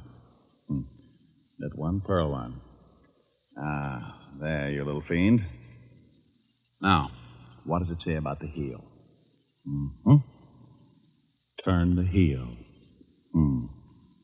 Oh, I dropped a stitch. Now I gotta go back and pick it up again. Yeah? Rick, what's the matter? Oh, Miss Asher? You and your bright ideas. What did I do? You did plenty. I'm a nervous wreck. What from? You remember you said I ought to take up something to keep me busy in the office? Yes. You remember you mentioned knitting? Oh, no. Oh, yes. I've dropped more stitches than a cross-eyed surgeon. You idiot. I was only fooling. Well, I wasn't. I did it up right. Book of directions, enough yarn to wrap up King Tut and all his handmaidens, and 2 of the finest bone needles and gimbals. Now, don't laugh. I was making Francis a pair of screaming argyles. Keep with it, strong heart. You'll win out. Yeah, you darn right. Oh, what I said. Darn. Get it? Helen, are you still there? Yes, Rick. Wasn't funny? No, Rick. Okay, come on over. Let's neck. Yes, Rick. Shame on you. Yes, Rick. Is that all you can say? I love you. And I'll see you about 8. Oh. You don't sound very happy. Well, that's such a long way off. Give you time to make plans. Bye. Bye. Now, let's see. I gotta take out 1, 2, 3, 5 rows. Yeah, what is it? Rick? Oh, how are you, Walt? Very unhappy. You should see me. I gotta take out 5 whole rows just to pick up 1 lousy stitch. What? Oh, forget it. What are you unhappy about? I'll tell you about it when you get down here. The 5th precinct's 20 blocks. Can't you give it to me over the pipe? I wouldn't ask you if it wasn't important, and I'd rather not say anything over the phone. Okay. Stop making like Portia facing life. I'll be down as soon as I finish this heel. Heel? Yes, if you must know, I've taken up knitting. Coming from you, I am unmoved. I don't care if you're building Sergeant Otis a fur-lined money belt. Get down here as fast as you can. All right, Walt. But you'll be sorry when it starts getting cold again, and I won't knit you a sweater to cover your little old blue stomach. Oh. Bye, Walt. Getting Walt's goat was a sport with me, and whether he'd admit it or not, he got a kick out of it, too. Sometimes I wouldn't stay on the rib as long as I usually do, but that was only because Walt always starts sounding just a little bit worried. Then I know it's time to lay off and get serious. Don't misunderstand me. I never lay off entirely, and I never get completely serious. Those are 2 habits that don't help find the solution any quicker. They just fit you with a mess of ulcers, and you still end up too worried and too serious. I closed my office and headed for Walt's precinct. When I walked in, I spotted Sergeant Otis leaning back in his chair with his number 12s resting on the desk. Hello, Otis.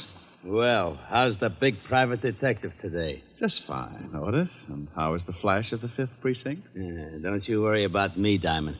I'll get along. Better go on in and see the lieutenant. He wants to see you.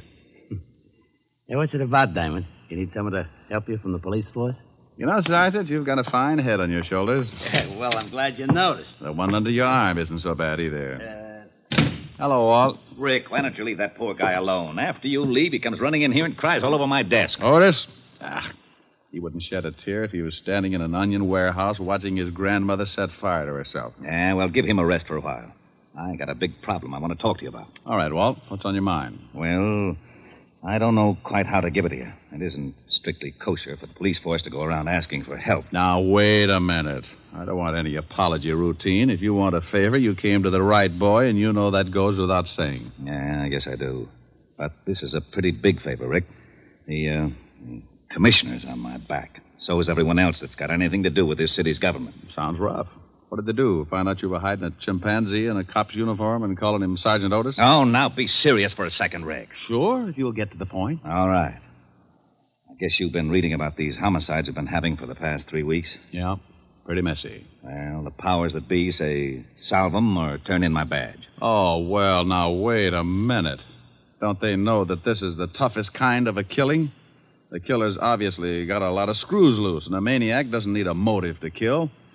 Don't those swivel chair bigwigs know that a crime without motive is the toughest job in the world to crack? Sure, they know all that, but the public and the press is yelling its head off, so the pressure is on. Well, what do you want me for? You've got one of the best departments in the state. When you were on the force, it was the best department in the state. Now you stop that. Then stop twisting my arm. What do you want? I want help.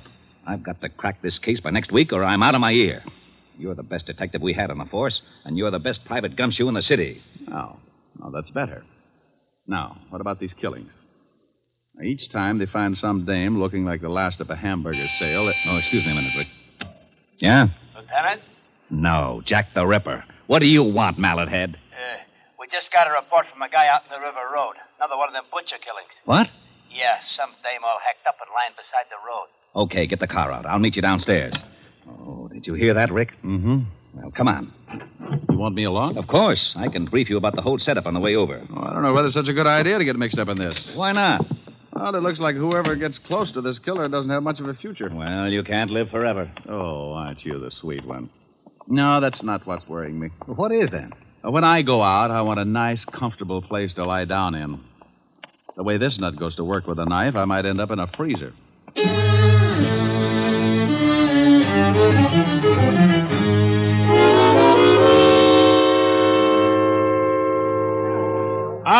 All right, everybody's back. Go on through, Lieutenant. Show him your biceps, Otis. Comic. How did all these people get out here? This is 10 miles from anything. Someone must have heard me call the police. When I left the phone booth, the whole crowd followed me out here. Who are you? My name's Ed Cody. Me and my friend here found the body. Where is it? Right over here, Walt. Oh, how does it look? The way you thought it would. Oh, Otis. Yeah, Lieutenant. Yeah, here's your bicarb. Now you see what I'm up against, Rick. Pardon me. This is the third killing like this in 3 weeks. Oh, I don't feel too good. Let's walk over this way. Yeah. Cody, you and your friend come along. We want to ask some questions. Yeah, okay. Well, whoever the guy is that's pulling these murders is a complete lunatic. Are they all like that, Walt? You should have seen the last one. How'd you guys happen to spot the body? Oh, well, I saw it first, and I told Ed here. Yeah. We were just driving along when Max spotted something lying beside the road. I backed her up, and we got out. I saw what it was. I left Mac here, went back to town to call you. What's your full name, Mac? McCarthy, John McCarthy. Okay. What are you doing, Rick? Looking at the road. Hey, that's your car up there, Cody? It's Max. I was just driving. You went ahead how far? Oh, I'd say about 20 yards. Then we backed up and left the car where you see it now. You won't find much even if the road is soft. Their car and any other car would have blocked out the killer's tracks. Maybe he didn't use a car. Maybe he walked her out this way and then killed her. No, this place is 10 miles from anything. He drove, all right. This crowd has ruined any footprints for sure. Oh, here come the boys. Come on, Rick. As soon as they start examining things, we can get back to the station. Yeah, I want to go through the whole file on the last 2 killings. You won't find much. Well, a change of reading never hurts anyone. I'm getting tired of reading those dime novels. Too bloody.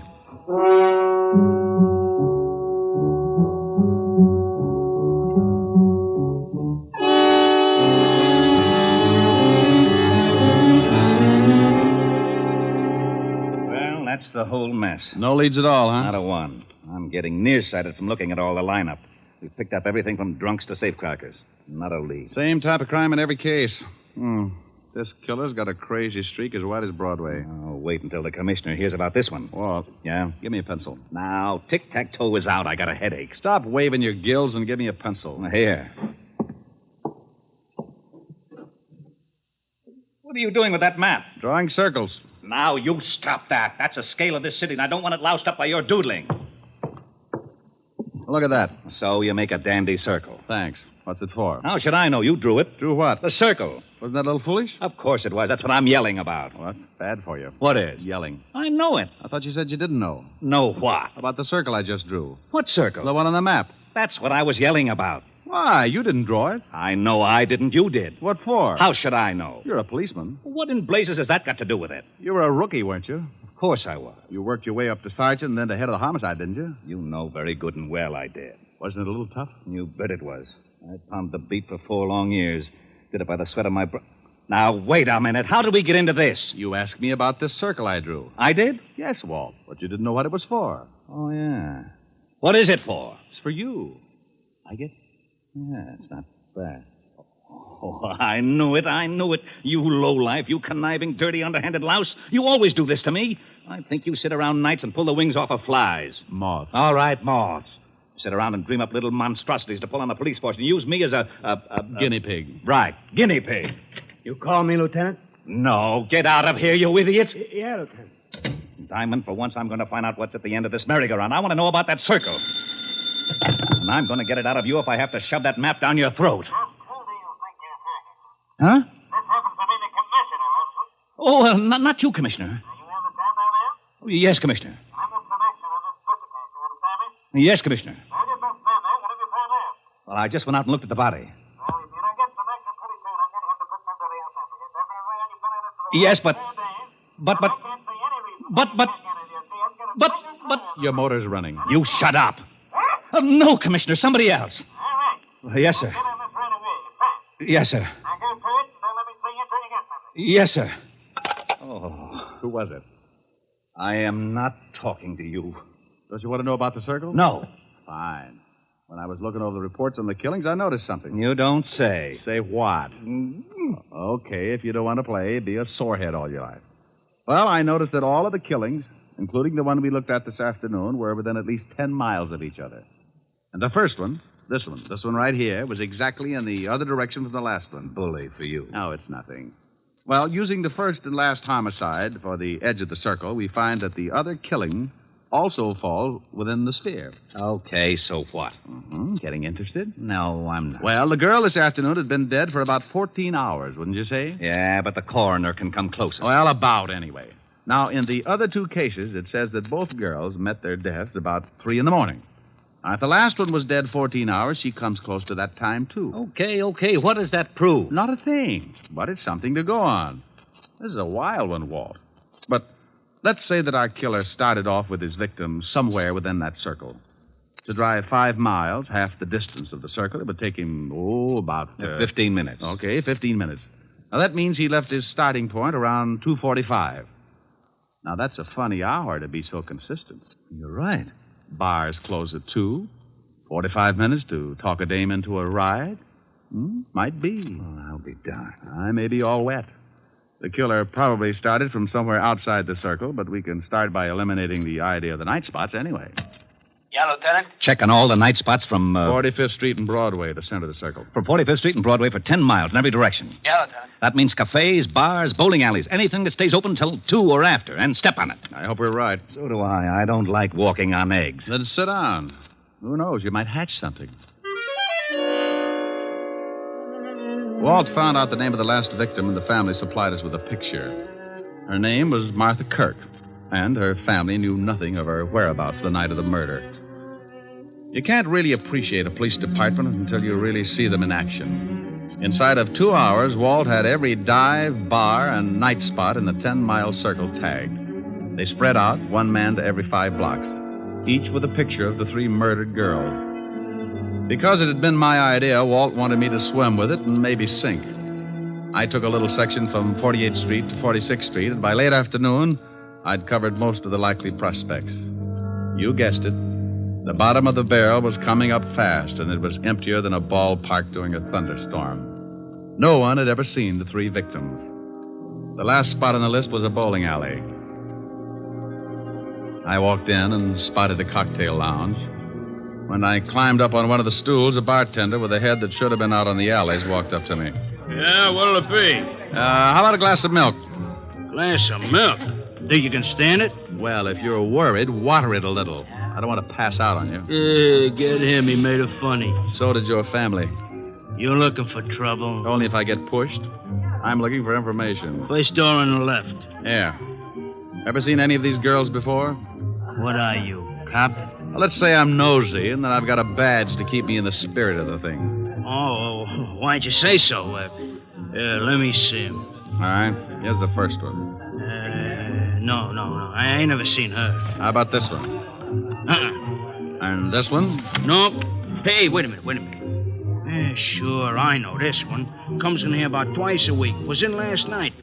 Gets lushed up, cries about how tough a family is on her. Name's, Kirk? Yeah. Martha Kirk. Nice looker. She was. Huh? Did she ever come in with a man? No, but sometimes she leaves with one. Same guy every time? No. Do you remember her leaving with a man last night? Yeah. Come to think of it, she did. What time? About 2:15. We stopped serving at 2 right on the dot. That we do. That you do, yeah. Okay. Think you'd know the guy if you saw him again? Oh, sure. He comes in a couple times a week, too. I seen him pick up a couple of strays.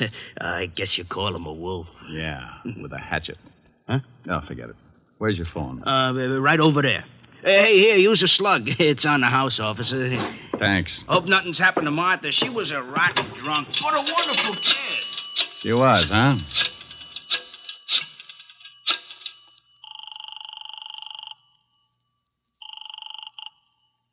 precinct, Sergeant Otis. Otis, let me speak to the lieutenant, and if you crack just once, I'll come over there and shove your head so far down you'll have to untie your shoelaces to cough. Okay, Diamond. You don't have to get nasty. Lieutenant Levinson, You can forget about retiring, Walt. you got something? Yeah, looks like. What did your boys turn up? Nothing yet. What is it, Rick? Don't play games now. Get over to 47th and 9th, the bowling alley in the middle of the block. I'm in the bar. Want me to bring the boys? No. This is one we've got to play quietly. I don't want to scare our ghoul off. I'll be right down. Hey, what about that milk? Huh? Oh, yeah, coming up. Hey, is there going to be a pinch? There is, Buster. There certainly is.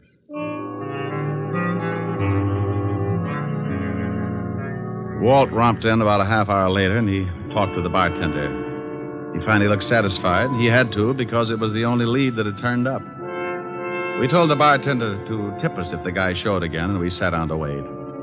Maybe my rabbit's foot started thinking it was back with the quartet because around 1 a.m. it started kicking.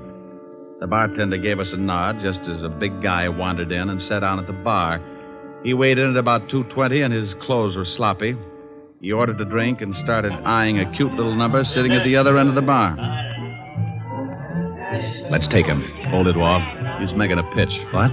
The dame at the end of the bar. So he's making a pitch. What do you want to do? Wait around till he takes her out of here?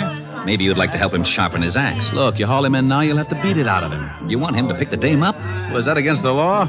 Arrest me. Now, you stop clowning. You'd rather catch him with the goods, wouldn't you? Yeah, but... Now, don't start that again. You butted the commissioner to death. Just relax, and maybe you can pick up a few pointers. Our big boy moved all right. Right up to the seat next to the cute little girl. She was under full sail, didn't seem to mind it at all. He landed at 1:15. At 1:30, he'd established a firm beachhead, and by 2 o'clock, there was a flag raising. Okay, he scored. Now, the joint's closing. They're leaving. I'm going to tail him. How? He's probably got a car. And if he gets away with that girl, he may kill her. Look, Walt, I promise you he won't get into that car unless I go, too. Now, come on. We'll both stick close to him until I can think of something. We followed the man and the girl outside and walked a few yards behind, making like we had a little load on. They headed for a big parking lot, and that's when I got the idea. The parking attendant was just walking up to him when I stumbled forward. Hey, boy. Rick, what are you doing? Stay with me, Walt. Yeah? Son, I want my car. Just a minute. I was here first. Sure, honey. Don't let him get away with it. Look, old man, my friend here is late getting home. He's got a wife that's 10 feet tall. You mind if I get my car first? Go ahead. Some nerve. Relax, honey. We're going to take a little drive, huh? Yeah. Okay, let's see your ticket. Well, here's someplace. Come on, we'll walk up. I know where the car is. Okay, but you gotta have a ticket. Rick, what's going on? Keep walking. Hey, I thought you was loaded. Keep going. We're the police. Huh? That's right. Oh. What's wrong? Which one is that guy's car? You mean the guy back there with the dame? Yeah. If you give me his ticket, right over there, the coupe. Rick, come on. I'm going to climb in that trunk, and you're going to put in a general alarm, Walt. Then you're going to get in your car and tail us. But stay far enough behind so that he doesn't spot something. Okay, but I think you're crazy. Is the trunk open? Yeah. Now get going. Well, they'll see me coming back. Tell him you forgot something in the bowling alley and that I passed out in my car. All right. And, son. Yeah? Don't let on that anything had happened. We think that man is a killer. Oh. I squeezed into the trunk and waited. About 2 minutes later, the Lovebird showed up and got in the front seat. We rode like that for about 15 minutes, and it wasn't bad until we hit the dirt road. Then my inside started bouncing around like a pound of rice in a wind tunnel. We drove for about 10 minutes more and came to a stop. I raised the trunk just enough to get some fresh air and listen. I didn't want to climb out because they'd feel the movement up in front. I was sure they could hear my breathing. What are we stopping for? Well, I just wanted to look at the pretty scenery. How can you? It's too dark. I can see you, baby. You're nice. Thank you. So, are you? They went on like that for another half hour, and I started thinking I'd picked the wrong guy. Then the conversation changed. What's the matter? What's so funny? Don't you know? No, and I don't like the way you're acting. Women. That's what's funny. They're all the same. Huh? Just like my wife. She was like all the other women. Hey, let's get out of here. You're talking funny. Funny? Yeah. See a man and you like him. Any man. You're all alike. Now you stop that. I just came along Come because... here. No, you let me go. You ain't no different. Come here. No, stop that. Let me get out of the car. Sure. Go ahead, go ahead. I don't want no blood stains on the seat anyhow. Go on, run. I'll catch you. That tore it right down the middle. I rolled out and didn't forget to take my 38 along. I spotted him in the moonlight, moving after her like a big animal. He was laughing. I could see something in his hand. It was a knife. She tripped and fell, and he moved in. He gave me goosebumps bigger than grapefruit. When he was nearly on top of her, I closed in. Okay, hold it! You shut up! Drop the knife! I'll kill him! I'll kill her like the rest of I'll kill her, too.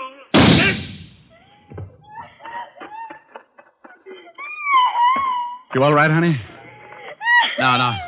Just take it easy. Take it easy. It's all over. I'm so glad you got here. Come on now. Let's get back to the car. Easy. You sure you're all right, dear? You know something? No, what? I think that man was crazy.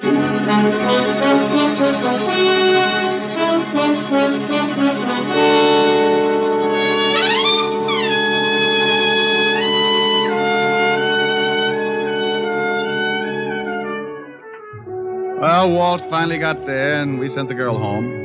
The wagon came and cleaned up things. I found out later that Walt was blessed by the commissioner, and I got an assist. I needed calming down, so I stopped off at 975 Park Avenue, the home of the best remedy for bruised nerves I knew of. Oh, good evening, sir. Good evening, Francis. Is Miss Asher in? Yes, sir. She's in the study, knitting. Knitting? Knitting. Thank you, Francis. One, pearl, two. Next one, pearl, two. That's like taking stupid pills. Rick. Hello, baby. Oh, look what I've gotten into. I'm a nervous wreck. Oh, that'll teach you. What are you building? Well, it was going to be a surprise for you. Oh, a whole suit. Oh, silly. Ricky. Yeah? I need relaxing. You need relaxing. Oh, swell. Ricky, come here. I know just the thing. No, come over here. There's an old spinning wheel in the parlor, spinning dreams of a long, long ago. Ricky! What's the matter, dear? What about this?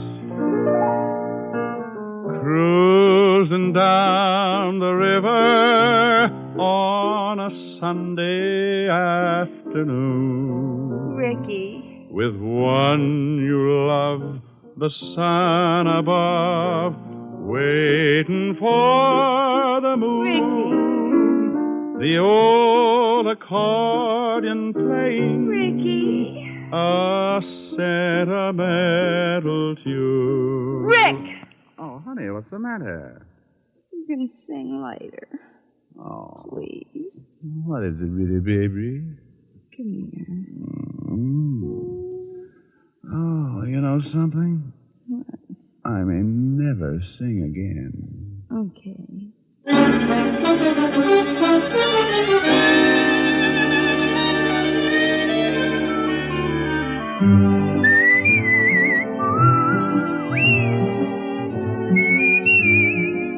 You have just heard Richard Diamond, Private Detective, starring Dick Powell. Helen was played by Virginia Gregg, Lieutenant Levinson by Ed Begley.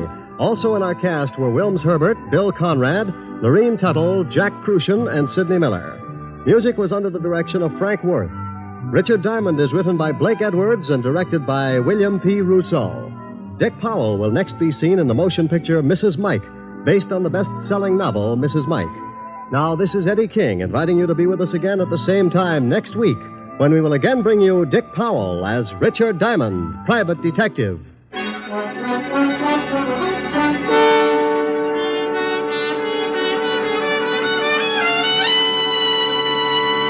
This is NBC, the national broadcasting. Here is another in NBC's great parade of new shows.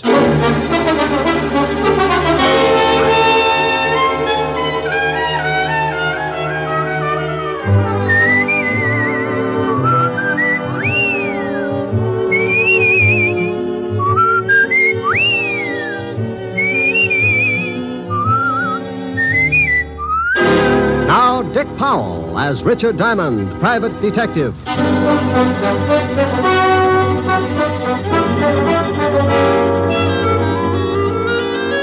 Hello there, this is Diamond. You know, there are a lot of people in a big city like this, good ones and bad ones.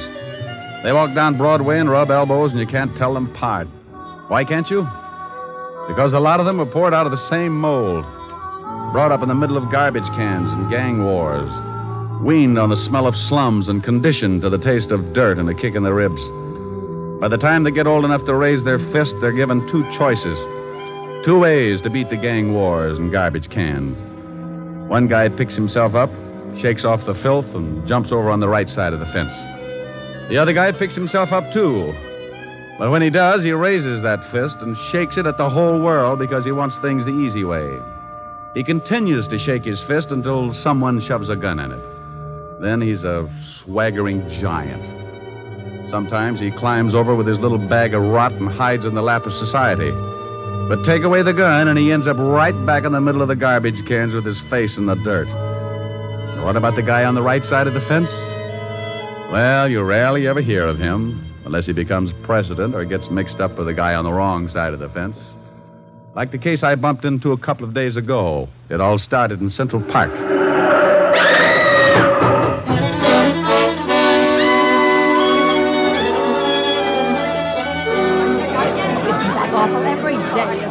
What happened? Some girl got run over. That young guy over there ran over with his car. I came up right after it happened. He was leaning over her and crying. A little late for crying, I'd say. Says he didn't kill her. Says someone pushed her in front of his car.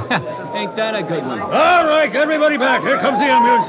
Come on, you. But I tell you, I didn't kill her. I was in love with her. That's the last thing you should have said. But I swear I didn't do it. I was going to meet her about a half a block up the street, and someone pushed her out in front of my car. I couldn't stop in time. Look, I just got to write the report and take you down to the station. You can tell it to the inspector.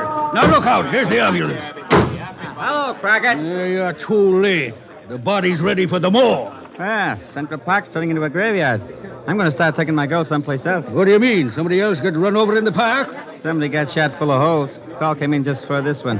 That gangster Chino Scabo. Scabo got knocked off. He was due, wasn't he? Please, officer, can't I get to a phone? Shut up. One of the biggest gangsters in town gets rubbed out, and I got to show up at the station with you. You know, Sonny, I'm not pleased with you at all.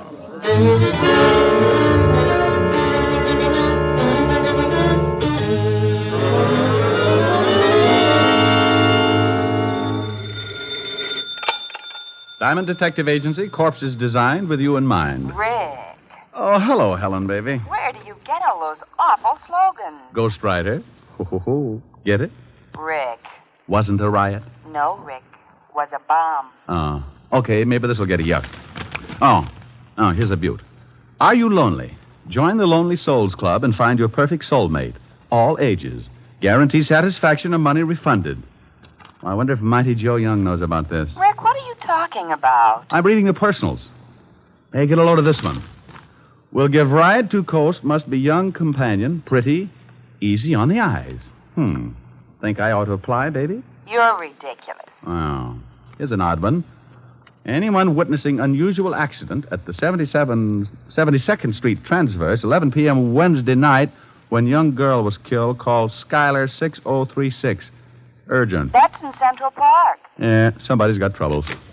Mr. Diamond? Hold it a minute, baby. Yeah, I'm Diamond. What can I do for you? I want to hire you. Helen. Yes, I know. $100 a day in expenses, sir. That's your fee? Yep. I like to give it to the prospective client first. If he turns green and faints, we both save a lot of time and talk. How do you feel? About the fee? Fine. Well, what else is bothering you? My son is being held on a manslaughter charge. Well, if he killed somebody, that's a job for the police. But he didn't do it intentionally. The girl was shoved in front of his car. That's his story. Yes, it is.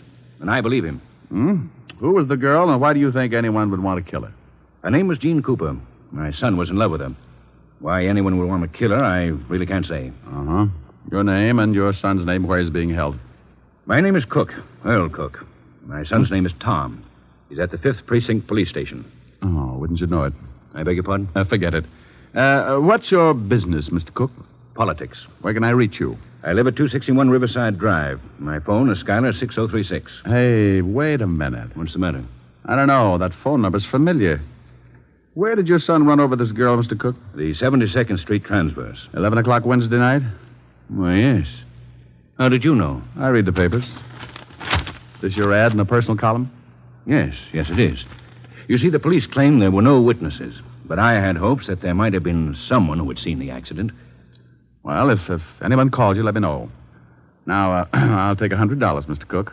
That's a retainer in case I run into trouble and have to get buried in a hurry. I hate to strain my relatives. He wrote me out a check, and I closed the office and headed for the 5th Precinct Police Station. An automobile death isn't exactly up my alley, but if someone had pushed the girl out in front of the car, then it was murder. And that was a territory I knew my way around in. Well, good morning, Sergeant Otis. Oh, where did you come from, Shamus? Sugar and spice and everything nice. Huh? That's what little boys are made of.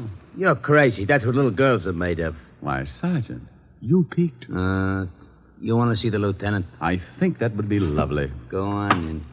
Oh, Otis. Huh? I just had a horrible thought. Yeah?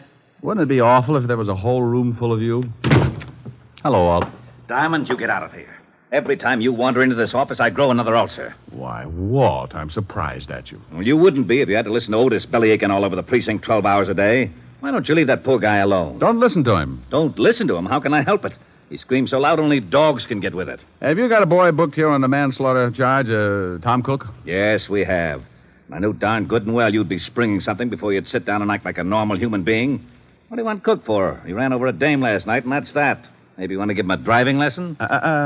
You're turning blue again, Walt. I'll light up like a pinball machine if you don't start giving me some peace and quiet. Can I see Cook? No, you can't. Well, why not? I know you. You'll end up by proving he wasn't even in the city last night. Before the day is gone, we'll be booking Otis for the killing. Did he do it? Who? Otis. Now, you stop that. Don't you dare start that routine again. I'm the biggest sucker in the world for that thing, and I admit it, but I am prepared. I know who's on first base today. Who? Williams. He's playing for... Otis! Yeah, Lieutenant? Yeah, Lieutenant. Is that all you can say? Take Diamond down to see that guy Cook. And if you let him back in this office, I'll break every bone in your fat head. Yeah, Lieutenant. Oh, where is that bicarbonate? Bye, Walt. I left Walt coming on like Vesuvius, and Otis took me down in the tombs to see Tom Cook. Cook was a man about 25 or 26, put together like a high jumper. He had sandy hair and a nice face. Also, he looked pretty worried. I tell you, Mr. Diamond, I didn't intentionally run over Jean. She called and asked me to meet her in the park. Why? Well, we always met there. Oh. You say she was pushed in front of the car? Well, that's what it looked like. There were some bushes right near the sidewalk.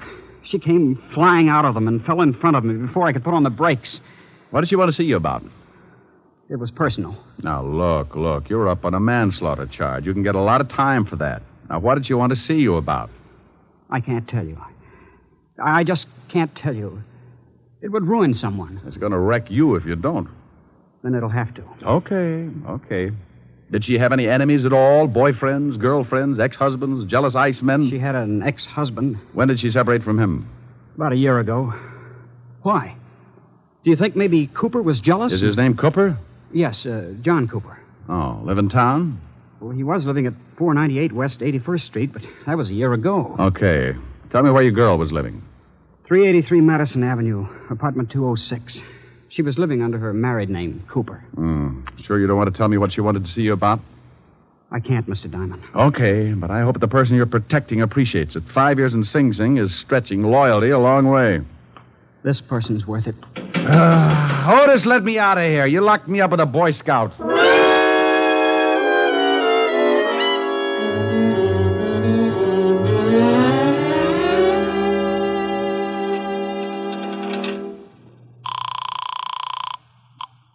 Yes? Mr. Cook? Yes? Who is this? This is Diamond. Diamond. I'm so glad you phoned. Oh? Remember my ad in the personal columns? Yes? Well, I just received a call from someone who claims he saw a man push a girl in front of my son's car. Oh. He said he was in a hurry, so he didn't wait around to see the rest. Can you imagine that? In too much of a hurry to stay round. No, I can't imagine it unless he was running away from something, didn't want to be caught. Did he tell you anything else? No, I asked his name, but he hung up. Oh. Well, if you hear from him again, call Lieutenant Levinson of the 5th Precinct. And I'll call you later. All right, Mr. Diamond. But now I'm sure my son is innocent. Well, I hope I can come up with more than your confidence. I knew a guy who yelled frame all the way to the electric chair. They fried him like a lean pork chop. I left the phone booth and took off for John Cooper's apartment. I found the place and gave my rabbit's foot a pat on the hock. The little bunny was still with me because a John Cooper was listed on the mailboxes. I took the steps two at a time. Yeah, who is it? The name's Diamond. I don't want any.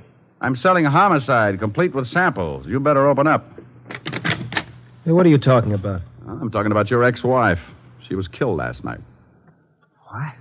Mind if I come in? No, come on in. Jean dead. How did it happen? She was run over by a car. Oh, that's awful. Are you from the police? You got a gold star. Where were you at 11 o'clock Wednesday night? I was right here in my apartment. You can prove it? Oh, I didn't leave. I don't guess I can prove it. I hope you don't think I ran over Jean. I know who ran over her. I'm trying to find out who aimed her. I don't understand. She was pushed in front of the car. How do you know that? Why shouldn't I know that? Well, what? I don't know. I guess you should. When was the last time you saw your ex-wife? Oh, about 8 months ago. We didn't get along, so we didn't speak after we split up. You haven't seen her since? No. Were you jealous of her new boyfriend? Jealous? Why should I be? Good question. I'll see you later, Mr. Cooper. Yeah. I hope I've been of some help. You've been dandy. I left Cooper pinning up his gold star and headed for the dead girl's apartment. I knew the law had already been there and that it would probably be locked tighter than a wine truck on Skid Row. I found the landlady's door and gave it a jolt. Yeah? Oh, what do you want? I'm looking for the landlady. You want an apartment? We got one coming up in a couple of days. The dame that was in it croaked. You can pay in advance if you want it. Can I take a look at it? Nah. Lousy coppers told me not to let anyone in. You got my word, it's a good one. Oh, well, then you'd better let me talk to your mother. My mother? My old lady's been dead for 20 years. She has? Aren't you a little young to be running an apartment all by yourself? Hey, Sonny. Yeah? How old do you think I am? Well, it's hard to tell. I'd say, about 28. Come on, I'll show you the apartment. But watch those steps. I think you could use some glasses. Right up here, handsome. Was the poor girl who died married? Used to be, but she got divorced. Here it is. There you are, honey. Go on in, take a look around. I'll go on back downstairs in case the law comes back. I'll have to stall him, I guess. Thanks, beautiful. Oh, that's all right, honey. When you're done, stop in at my place and I'll give you a drink of gin. I waited until I heard the old bat fly down the stairs, and then I took the place apart. It took me exactly 10 minutes, and even if I do say so, it was a pretty neat job. I was on the last lap, going through the wastebaskets, when I spotted something on the magazine stand. It was just below eye level. It was a late issue of a magazine, and it was addressed to Mr. John Cooper, 498 West 81st Street. I grabbed it and picked up the phone. Homicide, Sergeant Otis. Oh, this is Wooly. Wish you talking to Lieutenant Levinson? Oh, how are you, Wooly? Get it for you, chop. Pretty good, huh? Oh, very fine. Chop. Your head, maybe. Huh? Wooly say very fine. You speak very fine Chinese. Oh. Lieutenant Levinson. Oh, this is Diamond, Walt. It is. I told Otis I didn't want to talk to you. He said Wu Lee was on the pipe. Oh, this is Wooly, too, Walt. Oh, well, that Lame brain, Otis. Well, what is it now, Diamond? I got a liar in the balcony, Walt. What are you talking about? I've spoken to 3 people about the girl that was run over. One of them lied to me. Now, I believe the kid's story. I think she was pushed. So she was pushed. I can't be bothered with that right now. I'm all tangled up in the Scarborough killing. We found the gun that did the job lying in the bushes in Central Park. Wait a minute. In Central Park? Yeah, we traced it to a pawn shop, and the pawnbroker identified one Louis Spiegel as the one that bought the gun. Walt, what time was Scarborough knocked off? Shots were heard about 5 minutes to 11. Hey, that's just about the same time that Cook ran over the girl. You are so right. And Scarborough got killed on the other side of the park. About 5 minutes to run to where the girl got run over. Now, what are you getting at? If you know something about this Scarborough killing, I Walt, want you... some guy called Tom Cook's father and said he saw the girl shoved in front of the car.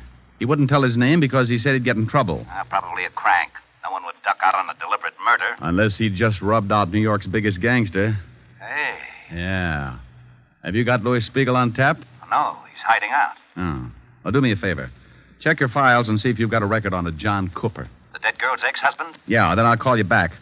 I've got a guy who might show us where we can find Louis Spiegel and the guy who pushed the girl in front of the car. Killed 2 birds with one stone. It's quite a billiard shot, but give my little stool pigeon 2 bottles of fermented grape juice and he can run the table. I left the apartment and slipped by the landlady's door. I knew she was building a party because I could smell the 100 proof clear out in the hall.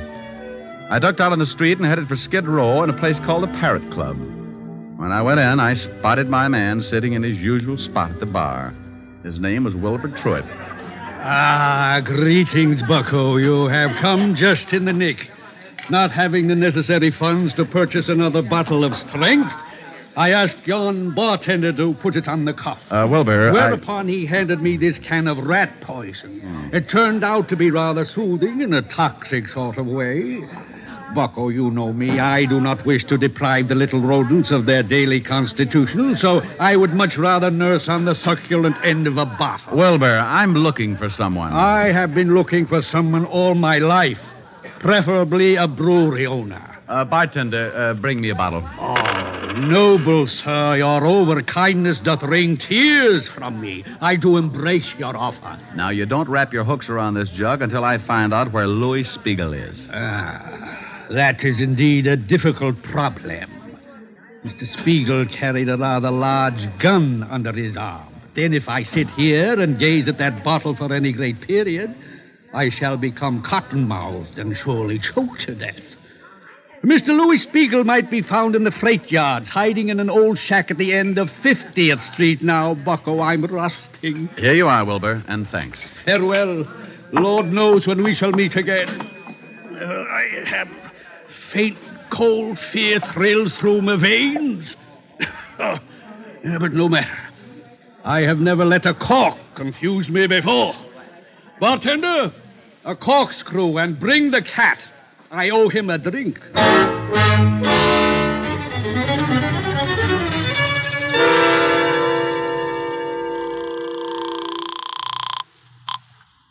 Homicide, Lieutenant Levinson. Diamond, Walt, what did you find out? John Cooper has no record, Uh-oh. but George Kingsley has. Oh, alias? Yeah. George Kingsley, alias John Cooper, did 10 years for embezzlement. Oh, fine. Thanks, Walt. Now, here's the pitch. Lou Spiegel is in a shack in the freight yards at the end of 49th Street, North River. Get some men to surround the place and have Otis pick up John Cooper and bring him down there. I'll be there in half an hour and give you a couple of killers.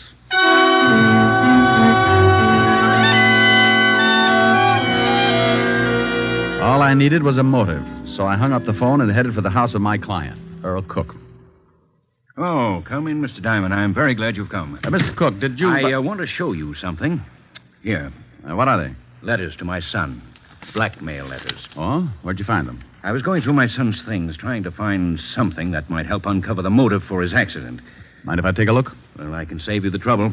They're about me. About you? Yes. I told you I'm in politics. Well, I am, and I'm a big power. When I began my rise, I was a young criminal lawyer. I had to accept a lot of cases that I might have turned down under different circumstances. I see. And the opposition tried everything to discredit me. Smear campaigns. Saying that I was getting acquittals for common thugs who were known to be guilty. And later, when I became a judge, they switched the campaign and said that the men I sentenced were innocent. Were they? Of course not. But in those letters to my son, the blackmailer said that he had definite proof that could ruin me. My son knew about my past, and when he started receiving the letters, he was afraid to confront me with the evidence, for fear I might have to admit my dishonesty. Have you talked with your son? I just left him. That's why he didn't tell you anything. He thought he was protecting me. His girl, Jean, found out who was sending him the letters, and, well, she was killed before she could tell him. Well, that fits. If the girl found out, then the blackmailer would not only have to know your son pretty well, but he'd also have to know her. You think you know who he is? See this magazine? Mm-hmm. Well, some of the pages are cut up. Now, take a look at these blackmail notes. They're formed with cut-out letters to spell out the words. The type is the same as the type on the magazine. Where did you get that magazine? In the girl's apartment. Well, then she must have had something to do with it. She found the magazine, all right, but it wasn't hers. Look, Mr. Cook. Yes? Did you ever send a man to prison named Kingsley? Yes, I believe so. For embezzling. Thanks. Where are you going? I'll call you later. I've got a date at the freight yard.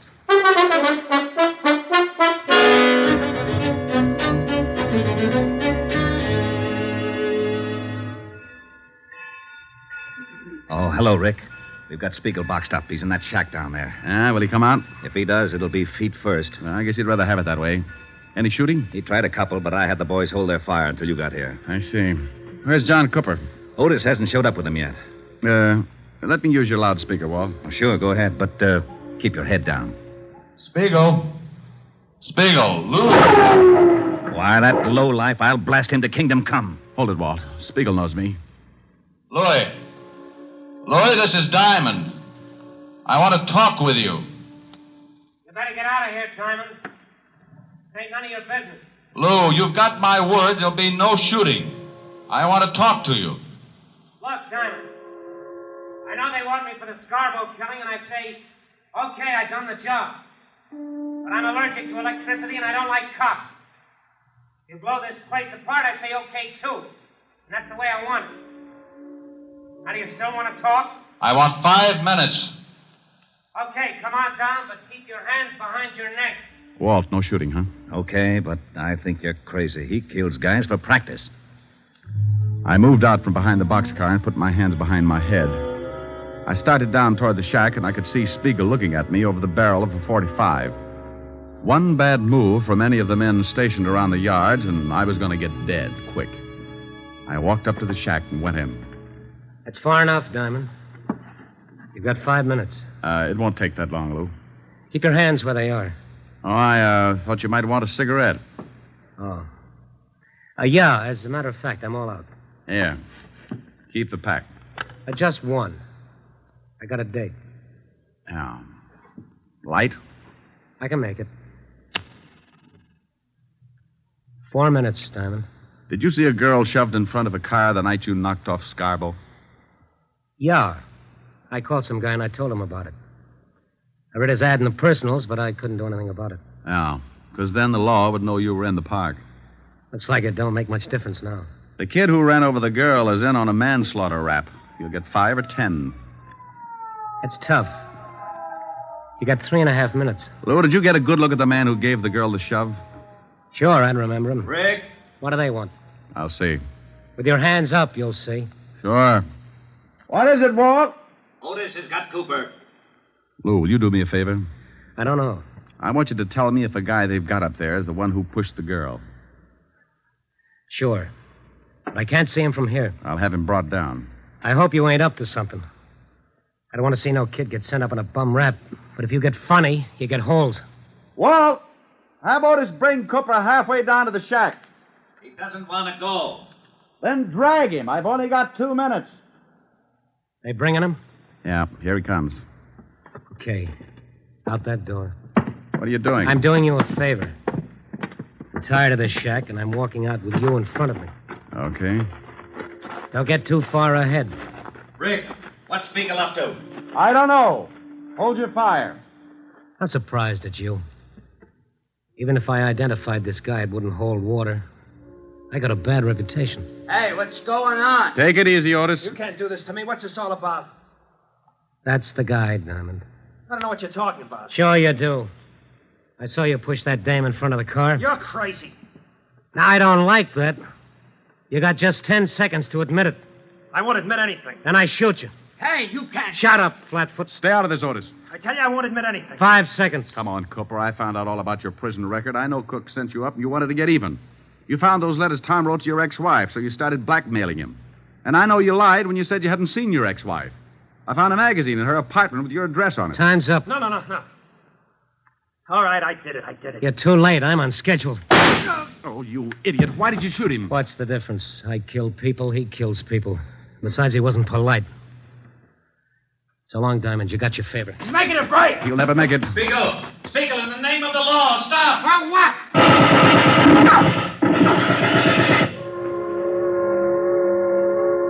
Yeah, they got him. They sure did. You know something? He wasn't such a bad guy. Wasn't he? I guess he's killed a dozen people in his time, but maybe you're right. Maybe he kissed them all goodbye before he pulled the trigger. Well, I got a right to an opinion. Yeah, and it scares me a little. You're lucky you didn't try to pull a gun on him.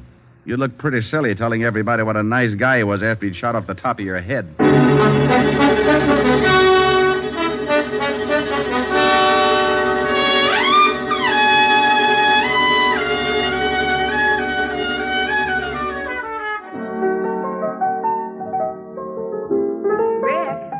How do you want it? Lots of lemon, honey. What's that you're playing?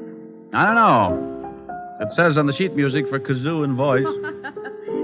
You idiot. Here, see how this tastes. Oh, that's swell. But can't you drop a mussel in it or something? Now, that's plenty strong. Oh. The last time you complained about my weak drinks, Francis had to carry you home piggyback. Yeah, remind me to buy him a saddle. I hear they let the cook boy out of jail this evening. Well, how the dickens did you know that? Never mind, I find out things. You have been snooping. Well, you won't tell me anything about your cases. How did you find out? Helen? No. You'll be sorry. Here. You sing this, and I'll tell you how I found out. Well, I don't know whether I can. Your lips tell me no, but there's yes in your eyes. I've been missing your kissing just because I wasn't wise. I'll stop my scheming and dreaming, 'cause I realize your Rick, that's wonderful. Oh, okay, now make like a truth serum, or I sing 20 courses of McNamara's band. Well, I was looking for you, so I called Walt Levinson. He told me all about it. Very elementary, my dear Diamond. Oh, get her. Do I look smug? Close your eyes and let's see. Now, that's silly. Why do I have to close my eyes? Close your eyes. Oh, that's better. Rick, aren't you nice? I certainly am. But people always notice my dimples first. Come here. Helen. You're looking smug again.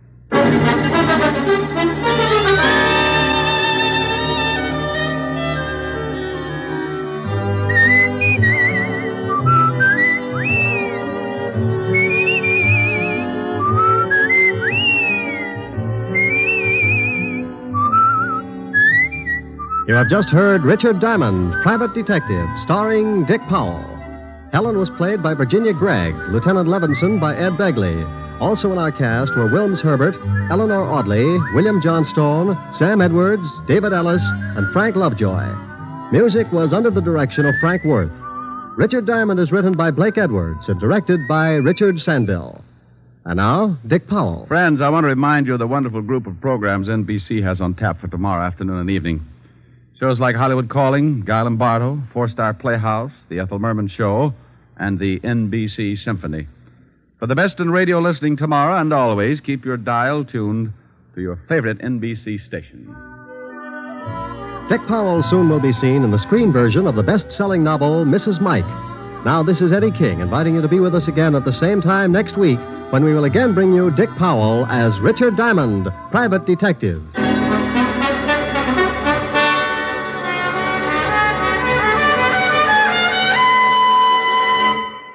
This is NBC, the national broadcasting company.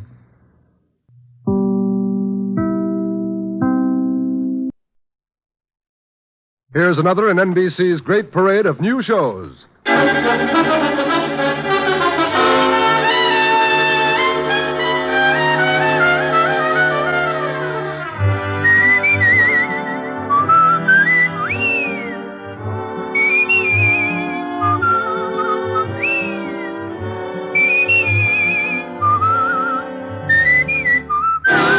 Now, Dick Powell as Richard Diamond, private detective.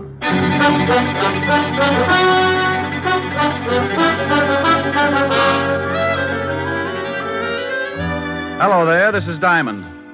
You know, if you've ever got a few idle minutes and you need a good chuckle to keep you going, just turn to the personals in any of the local papers. Now, I'm a guy with a strange sense of humor, and it really takes something right out of left field to get a spasm out of my funny bone. But just listen to this one out of the Little Rock Bugle. Oh, yeah. Bachelor, sincere young man, 4 feet 10, 190 pounds, handsome, out of work for a year, desires to meet woman who can straighten him out. See what I mean? If this guy does find a woman who can straighten him out, she'll probably do it with a flat iron. Oh, and get this one. Young man with large personality desires to meet woman with big bank account and small sense of humor. Object, murder. Oh, excuse me, that's merger. Oh, and here's a real whizzer. Attractive, intelligent girl, 30 years old with bubbling enthusiasm for life. Neither smokes, drinks, nor stays up late. Vegetarian and hates comic books. Would like playmate who enjoys active recreation. There'll be a month of fasting after that one. Oh, yeah, I knew I had something else. That case I got mixed up in last week. If you think those personals are silly, well, you hear about this. It all started about 11 o'clock one morning in my office. Mr. Richard Diamond, private detective? I was out with a hula dancer last night. Wait, I'll look in the mirror and tell you. Come on in so you can see, too. My name is Jerome J. Jerome. Well, I'm not going to ask you what the J stands for. You are Mr. Diamond, aren't you? It's my face all right, but I'm sure the rest of me's on vacation. Don't you feel well? I don't feel at all. Ever danced the hula for 6 hours straight? I'm a past master of all forms of dancing. Care to waltz? What? Forget it. What can I do for you, Mr. Jerome? It's not what you can do for me, Mr. Diamond. It's what I can do for you. Well, that's a switch, but let's give it a whirl. What can you do for me, Mr. Jerome? I'm a millionaire, Mr. Diamond. Well, bless your little pointed head. I'm also a G-man. I knew this would jump the track sooner or later. Tell me, if you're a G-man and a millionaire, where do you work? The U.S. Mint? I write songs, too. By the light of the silvery moon, I want to... Mr. Jerome. Yes, did you like it? You didn't by any chance write Swanee River? No, I believe Stephen Foster wrote that. You don't say. Yes, he stole the melody from me. I think we'd better waltz after all. Oh, Mr. Diamond, that's ridiculous. I'm glad somebody noticed. But you take a good zippy foxtrot now. Oh, now, wait a minute. Hold it! Hold it! Oh, you follow beautifully. Oh, I went to Vassar. Now, slow down before I pick you up and stuff you into a bottle. Oh, I'm sorry. Yeah. Now, would you mind telling me how long you've been hiding out with the squirrels? Squirrels? Oh, I have a mink farm. You should do well. Look, Mr. Jerome, I think maybe you better go soak yourself in some hot tar or something. I came here to do you a favor, Mr. Diamond, and I do not intend to leave until you hear me out. Oh, wow. Okay, what is it? You need a bodyguard. Operator, give me Bellevue. Mr. Diamond, please, there's no need to call Bellevue. Oh, stop being so narrow-minded. They'll give you a nice, quiet room, all by a little old lonesome. Well, go ahead and call them if you want to, but it will do you no good. Why not? They'll just think you're crazy. I'm on the staff there. Oh, yes, I should have known. I think you're making fun of me. I came up here because I knew of your reputation as a detective, and I want to help you with your work. You get in trouble, don't you, all the time? Habitually. Well, I want to protect you. Now, that's nice, but I really don't need a bodyguard. Early stages of schizophrenia, also a slight persecution complex. Have you seen a good psychiatrist, Mr. Diamond? It's certainly a thought. Well, when do I start work? Well, you see, it's like this.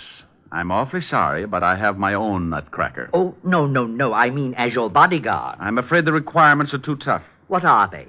Well, first you have to find a freshly murdered corpse. It's kind of like a treasure hunt. Oh, I've got that. You got what? A freshly murdered corpse. That's one of the reasons I came up to see you. I thought you'd like to know. Oh, well, now, I'll tell you what you do. You go back and see if the corpse is still there. If it is, call me at once, okay? All righty. I'm off. Amen. Mr. Diamond? Yes? Remember, hopping hop toads have no hair. Oh, no. Mr. Diamond? Huh? Oh. I thought you'd better know something. I can only be your bodyguard for a week. I'm getting married. Congratulations. Who's the lucky girl? It's Miss America. But don't breathe it around. I want time to check her measurements. I'll send you a fruitcake. Just bring it in. You're invited. Goodbye. Diamond's Rest Home. We specialize in nervous disorders, ingrown scalps, and the world's largest bowling alley. Oh, don't laugh. If you'd seen what just walked out of here, you'd go back to yo-yos. Well, what did just walk out of there?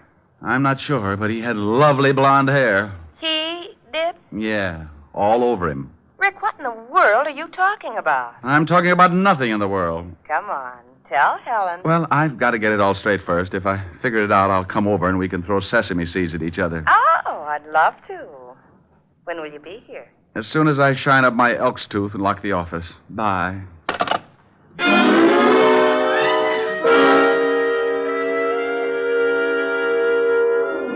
Well, I usually get some screwy ones, but this one was the topper of the season. I had a hunch that Jerome would be back, so I locked the office and did a quick sneak down the back stairs. I grabbed a cab, and 10 minutes later, I was sitting in Helen Asher's study at 975 Park Avenue. Do you think his story about the body had any truth behind it? Well, he told me he was a millionaire, a G-man, owned a mink farm, and was going to marry Miss America.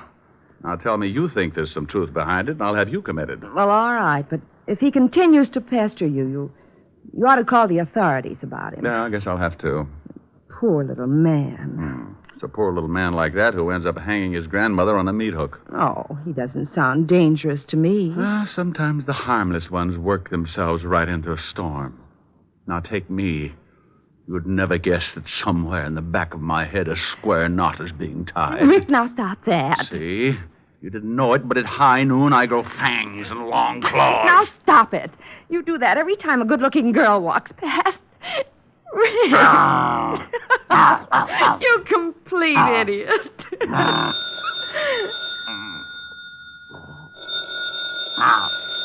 Rick, the phone's ringing. Oh, I hope it's happy. It might be something important. Oh, Rick, you're mussing my hair. Now, stop that and answer the phone. Oh, you woman are a fiend. Harold Appleknocker's Happy Home for Hogs. Rick. Who is this? What's the matter with you all? Ain't you got your ear trumpet tip right? I know it's you, Diamond. No, it ain't. This is old Harold Appleknocker. I'll let you talk to my gal, Lulabelle. Say hello to the lieutenant, Lulabelle. Howdy. Now, Diamond, you stop that. I just got back from my vacation, and things are already so confused I may turn in my badge before the day is over. Well, come on down to the hog ranch, and I'll cook you up some hocks. Now, come on, Diamond. I'm not in the mood for any of your wild humor. Oh, what's the matter with you, Walt? Did you catch any fish? Oh, wait till I tell you. I got one that was so big. Is that why you called me? Huh? Oh, no. Some guy's been pestering me for the last half an hour. Wants to know where you are. Says he's an old friend. Oh, his name wasn't Jerome J. Jerome, was it? Well, that was the first name he gave me. The last time he called, he said he was a G-man. That's Jerome. Want me to tell him where you are? You do it, I'll handcuff you to Sergeant Otis. Oh, don't say that name to me ever again. Why, Walt, you sound bitter. That hornet head worked nights just messing things up in homicide. Lieutenant Waldo is taking calcium shots. The chief has locked himself in his office. Won't even open the door for food. Well, if Jerome calls again, tell him I've joined the South Siberian Balloon Corps. Now, wait a minute. Well, what do you want now, bonehead? It's that Jerome guy. He wants Diamond again. Says he found the body right where he left it. What? Diamond! Now, you wait a minute, Walt. What are you doing? Oh, picking up my eardrum. You better watch that yelling. You'll have an office full of hogs. Keep Otis out of this. Then I'll yell if I want to. Now, you get down here and explain about this body. Walt, I don't know anything about the body. The Jerome guy is off his trolley. Yeah? Well, if there's the smallest possibility of a corpse turning up and you're involved, it'll turn up. Walt, you say it, but you don't mean it. I don't, huh? You get down here in 10 minutes, or I'll have a warrant out for you, and I mean that. Now, step on it. Now, by heaven, I'll forget modern police procedure and drag out the rubber hose. Why don't you use Sergeant Otis's tongue? You could beat an elephant to death with it. I'm not kidding. I've heard 2 words, diamond and body. And that means overtime in this department. Now get down here. All right, but you're mean. Oh, and diamond. Yes? Pick me up some bicarbonate on the way over, will you? I'll get you something. But don't spill it on your car. It'll take the paint off. Bye. Rick, what was that all about? Oh, Levinson's got heartburn again. That nut that wandered into my office told Otis about the body he says he's found. Oh, Walt didn't believe him, did he? Walt's been a cynic ever since we were introduced.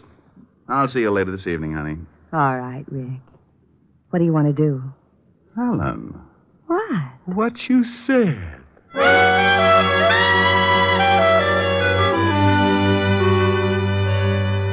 I had a mental picture of Walt eating his way through his desk, so I got some bicarbonate at the drugstore and hurried over before he got to the wiring and shorted out the whole department. As usual, the king of the forest met me in the squad room. Well, you're in Dutch, Shamus. I guess you're right, Sergeant Otis. How about lending me your wooden shoes? Oh, what do you mean, wise guy? They ain't wood. And why do you use a crowbar instead of a shoehorn? Yeah, very funny. You better go on in. Lieutenant's liable to start breaking things. I hope he doesn't use his bare hands. Yeah? Why? Well, your head's liable to get in the way, and you'll be crippled for life. All right, Walt. Stop chewing on that desk. Here's your bicarbonate. What are you talking about? Now you listen to me, Diamond. That's like telling a man to turn up his hearing aid in a bombing. You can stop being cute. That guy, Jerome phoned just before you came in, and he sticks to his story about the body, but he won't tell us where he is. You don't really believe him, do you, Walt? He's nuts. Well, he did say something about playing quarterback for Notre Dame. But if you're mixed up in this, I can't take any chances. Oh, don't be an idiot, Walt. This little guy, Jerome, came waltzing into my office this morning and... Lieutenant. Oh, what is it? That guy Jerome's on the phone again. He wants to talk to Diamond. Rick, pick up that phone and find out about that body. Oh, now, come on, Walt. You can use the extension in here. Go on. I promise you'll be sorry. You pick it up and say hello. Not to this guy, you won't. He'll come back with hopping hop toads have no hair or something. Hello, Jerome. Oh, Mr. Diamond. Good. I've been trying to get you for some time. The body's here, all right. Where, Jerome? Anyone here? No, Jerome. Well, I thought maybe they had the line tapped. They do that, you know. Yes, Jerome. Now, where are you? I'm at the Osterham place. And if you don't want this corpse, I'm calling in Hawthorne of the death squad. Jerome, please. Now, where are you? The Osterham place on 74th Street. I'll be right over, and don't let the corpse get away. Oh, it won't. I'm sitting on it. Oh. Well, did you find out where he is? Oh, he said the Osterham place on 74th Street. What the devil's that? The Osterham place? That's old man Hoster Osterham's home. You know, the eccentric old millionaire that died last year? Oh, how did Jerome get in? It's been turned into kind of a museum. The old boy had quite a collection of rare antiques, and when he died, he left the house to the city as sort of a showplace. You mean it's open to the public? Yeah. Well, let's go. Jerome's probably found a mummy for us. On the way over, I told Walt about Jerome's sweet little visit in my office, and the lieutenant was all for stopping off for a straitjacket. When we got there, we looked out of the squad car at an old 3-story brownstone. But more interesting was the sign that hung from the door. Closed Saturdays. And you guessed it. It was Saturday. We got out of the car and went up. Well, don't just stand there. Try the door. I'm with you. Got an axe? Ring the bell. If Jerome's in there, he'll probably answer. Oh, anything to make the police force happy. Mr. Diamond. What is that? That is Jerome, over in the window. You will have to climb in here. Come on, Walt.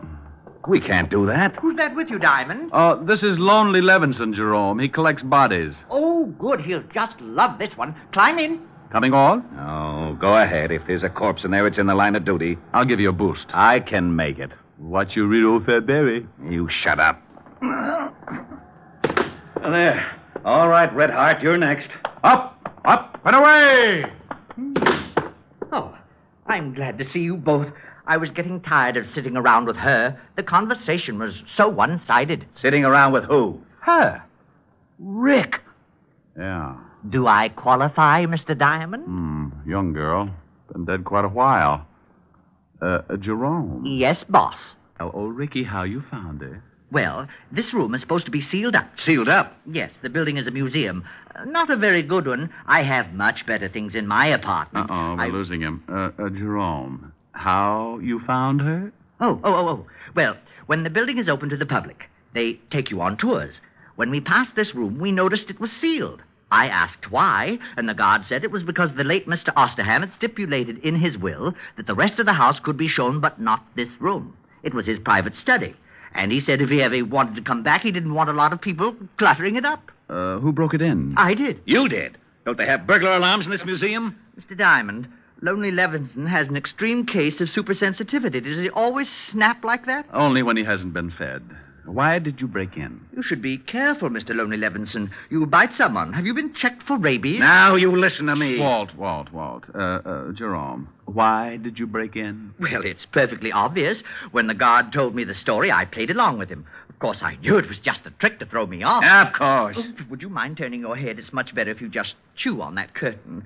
Well, I waited until they closed the place. Then I came back, jimmied this window, and found the body. Then I came to you, Mr. Diamond. Simple? Oh, sure. Rick, what are you doing? Oh, just looking at the dead girl. Come here. You find something? Yeah.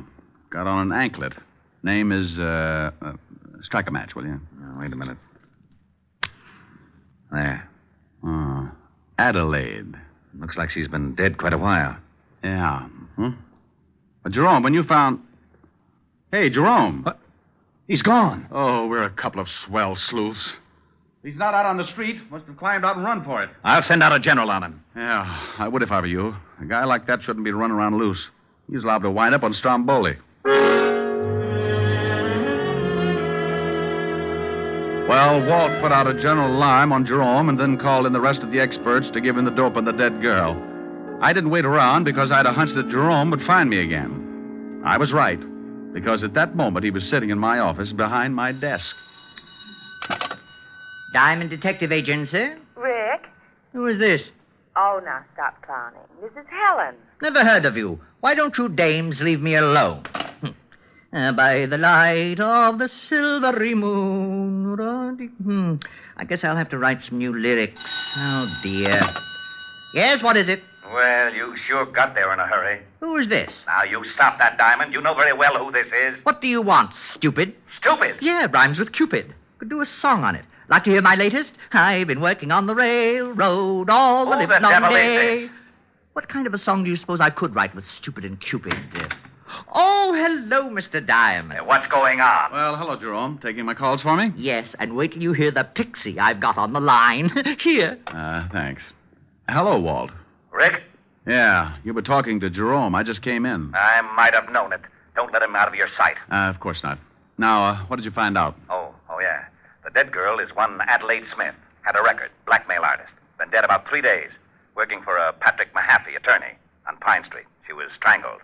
Blackmail artist, huh? Very smooth, or used to be. Any line on Mahaffey's background? We're checking into that now. Well, find out one thing more for me, will you? If I can. What? When that museum was open to the public. Well, that's easy. I'll call you back. Hold on to that Jerome guy. Oh, sure. Walt. Yeah? Jerome's gone again. What? Bye.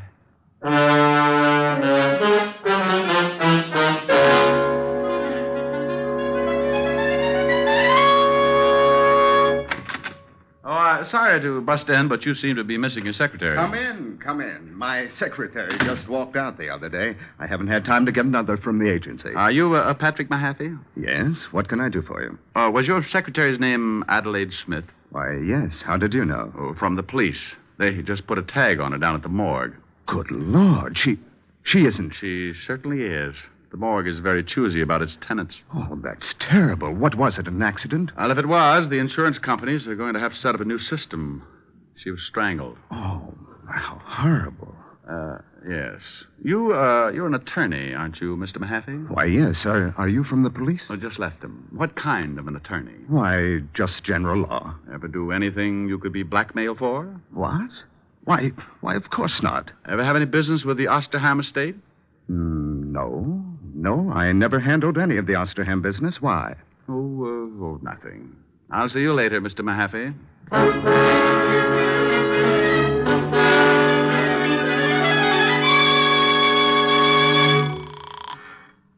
Homicide, Lieutenant Levinson. Walt, Diamond. What did you find out about Mahaffey? Rick, there's something fishy. You got to stop going to these cheap restaurants. Oh, be serious. That Mahaffey guy was executor for the Osterham estate. What? Yeah, funny coincidence. Coincidence, my shoulder holster. I just left him, and he told me he'd never even heard of the Osterham estate. Now, why would he do that? He's certainly smart enough to know we could check. Maybe he wanted time enough to skip. You think he's mixed up in the killing? Oh. Did you find out when the museum was open to the public? Yeah, the city completed the alterations 2 days ago. And if it means anything to you, that room was sealed up on the last day. Oh, thanks, Walt. And something else. We checked in the dead girl's bank account. She had $22,000 in it. A lot for a secretary, huh? Yeah, but not too much for a high-class blackmailer. Do one more thing for me, Walt. Find out if Osterham had any heirs. Now, what good will that do? I want to find out just how many people would know about that sealed room before the public got wind of it. Okay, I'll have Mahaffey picked up right away. No. Don't do it yet. I want 10 minutes with him. Where's his house? I got it right here. 93rd Street, West End Avenue. But I don't see why you won't let me grab Mahaffey. We know he's lying. You just check on that will. I'm going to throw you a killer.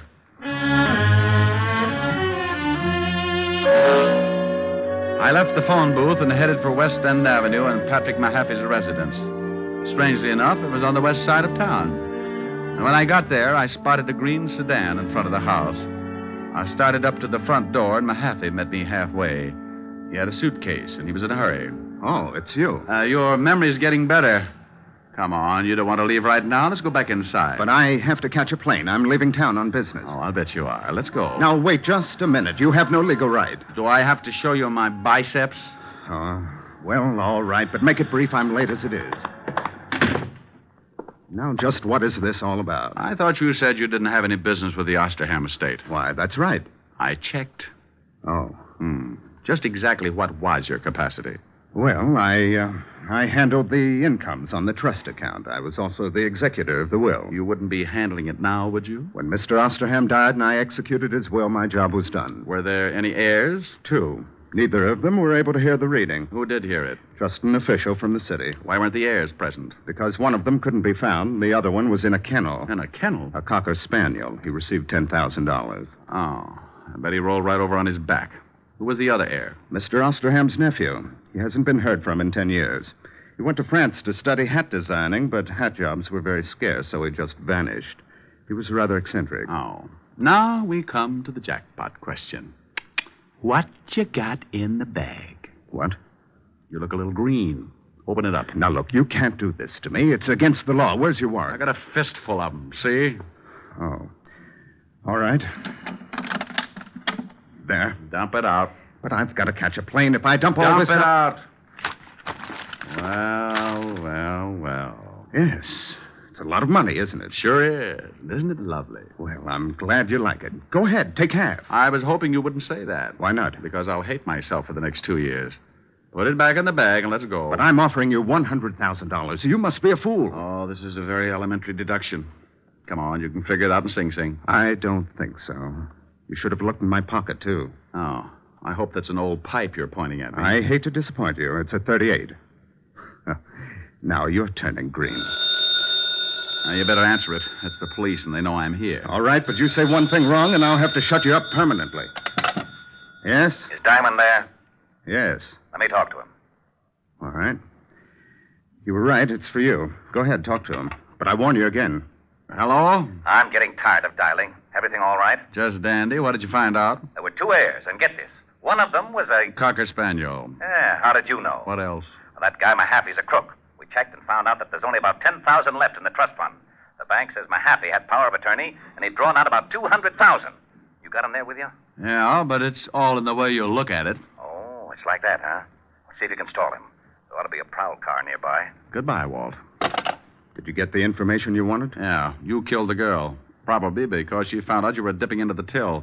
You paid her $10,000 and got her over to the museum and strangled her. I took the money, yes. But you're just guessing about the murder. No one else but you knew about that closed room until after it was sealed and the public was told. The girl was killed the day before the room was sealed. You figured she'd never be found, but a little guy named Jerome went in and found the body. And if I'm right, little Jerome is really the missing heir. Impossible. Wasn't the museum rigged with a burglar alarm? Yes. Well, we found Jerome inside and the window open. He'd climbed in, but the alarm hadn't gone off. Simple. A member of the family might still have a key. He found the alarm and disconnected it. I don't believe it. But you must, Mr. Mahaffey. What? No, it can't be. Oh. Well, you really throw a beautiful left jab, Mr. Diamond. Oh, thanks for turning his head, Jerome. Now, would you mind telling me something, just a sort of clear things up a little? You mean, am I really cracked? No. Like Mr. Mahaffey said, just a little eccentric. You see, I found out the money was missing, so I looked up the girl. She told me for $20,000 she'd show me the thief. She told me to meet her at the museum that night, and the thief would be there. When I got there, she was dead. Well, I knew I couldn't solve the case myself, and if anyone found out who I really was, I might be held. So I became Jerome J. Jerome and hired Richard Diamond. Correction, I was not hired. Correction again. You'll receive a very substantial check as soon as the estate is settled. And thank you. Thank you. Oh, you might do me one more favor. If you know anyone who would like to buy a hat, I have got some dillies. I'll speak to Hedda Hopper in the morning.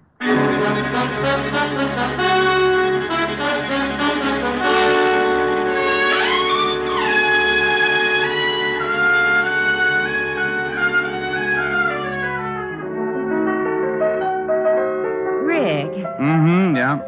Well, it's lovely, but... But you don't like it? Well, yes. Well, what's the matter? I don't know what it is. You don't know what it is? It's a hat. A hat? Certainly. Here, give it to me. Now, look, you put it on this way, see? What are you laughing at? Oh, no. Oh, yes. I might even do a Hildegard if I got the right bookings. A pair of long gloves. All of a sudden, my heart sings when I remember little things.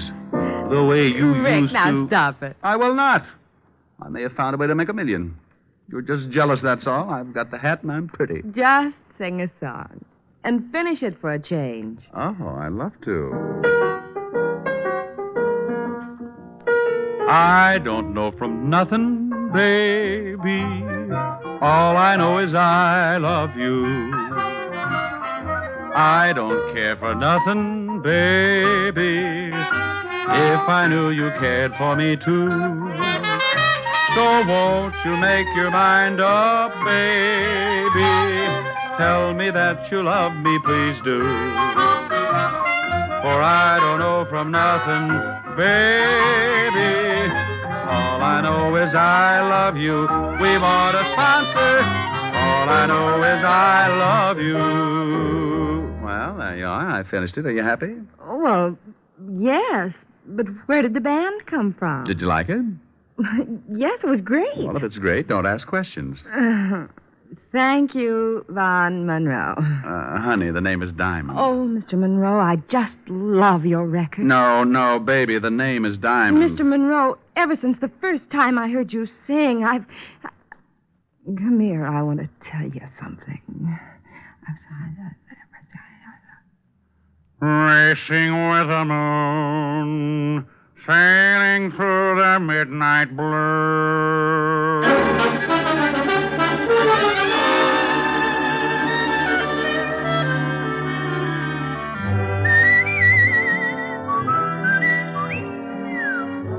You have just heard Richard Diamond, Private Detective, starring Dick Powell. Helen was played by Virginia Gregg. Lieutenant Levinson by Ed Begley. Also in the cast were Wilms Herbert, Joseph Kearns, and Stanley Waxman. Music was under the direction of Frank Worth. Richard Diamond is written by Blake Edwards and directed by Richard Sandville. Dick Powell soon will be seen in the current screen version of the best-selling novel, Mrs. Mike. Now, this is John Storm inviting you to be with us again at the same time next week, when we will again bring you Dick Powell as Richard Diamond, Private Detective.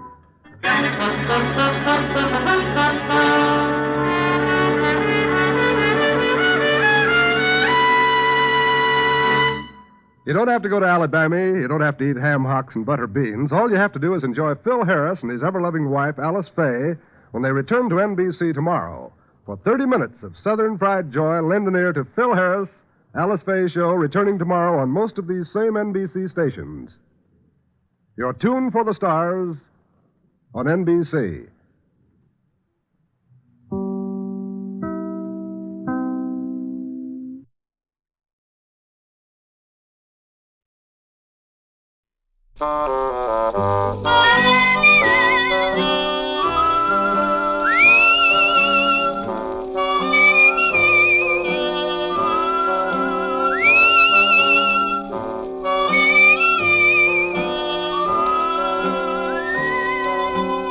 Here's Dick Powell as Richard Diamond, private detective.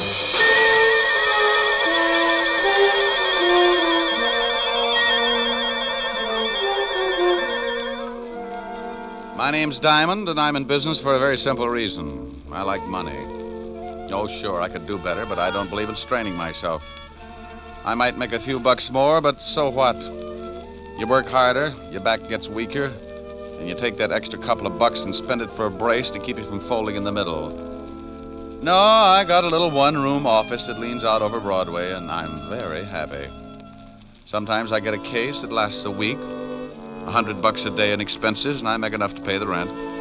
Take my girl Helen Asher to dinner a couple of times and rest my feet on the desk like a prosperous businessman. I'm in partnership with a shill called Human Nature. And with him on my side, it just figures that people are going to get in trouble. Like the character who's ringing the doorbell of an apartment on the east side. He's built just right for more trouble than he can handle.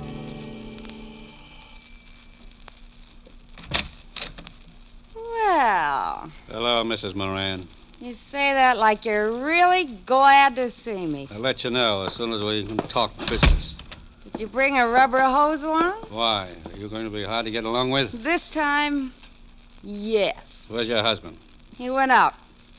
I tried to convince him the window was the quickest way to the street, but he's old-fashioned. He took the elevator. You're drunk. He can't get a bet out of me. Want a drink? Just get the 500. I don't want to be around when your old man gets back. You couldn't afford that, could you? No, and I don't think you could either, baby. Now let's stop playing games, Mrs. Moran. I've got a big, fat surprise for you, Mac. Keep it in small bills. That's not funny. That's your surprise. Yeah? Yeah. You don't get the money. You get something else. Stop yelling. You'll have the whole building up here in a minute. They'll be up anyway, Mac.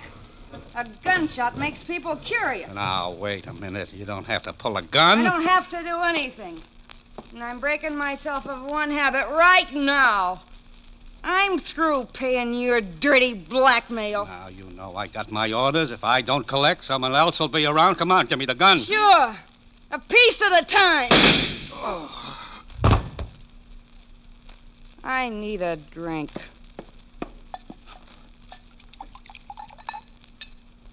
Well, here's to nothing, Betty, old girl.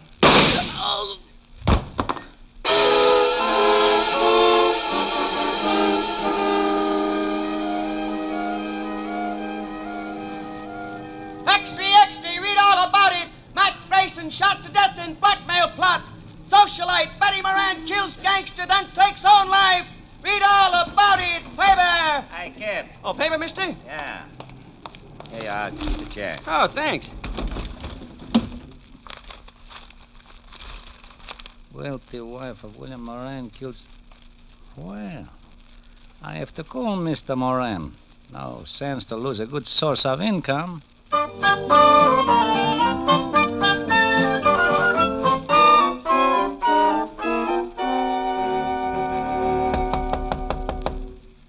Yeah, come in. Mr. Diamond? Over here. Oh, this clothesline, I couldn't see you. You always do your laundry in your office? Free soap. Pull up a chair, Mr. Moran. William Moran. Oh. Nice pair of Argyles. One of my old clients. Sends them down from Sing Sing.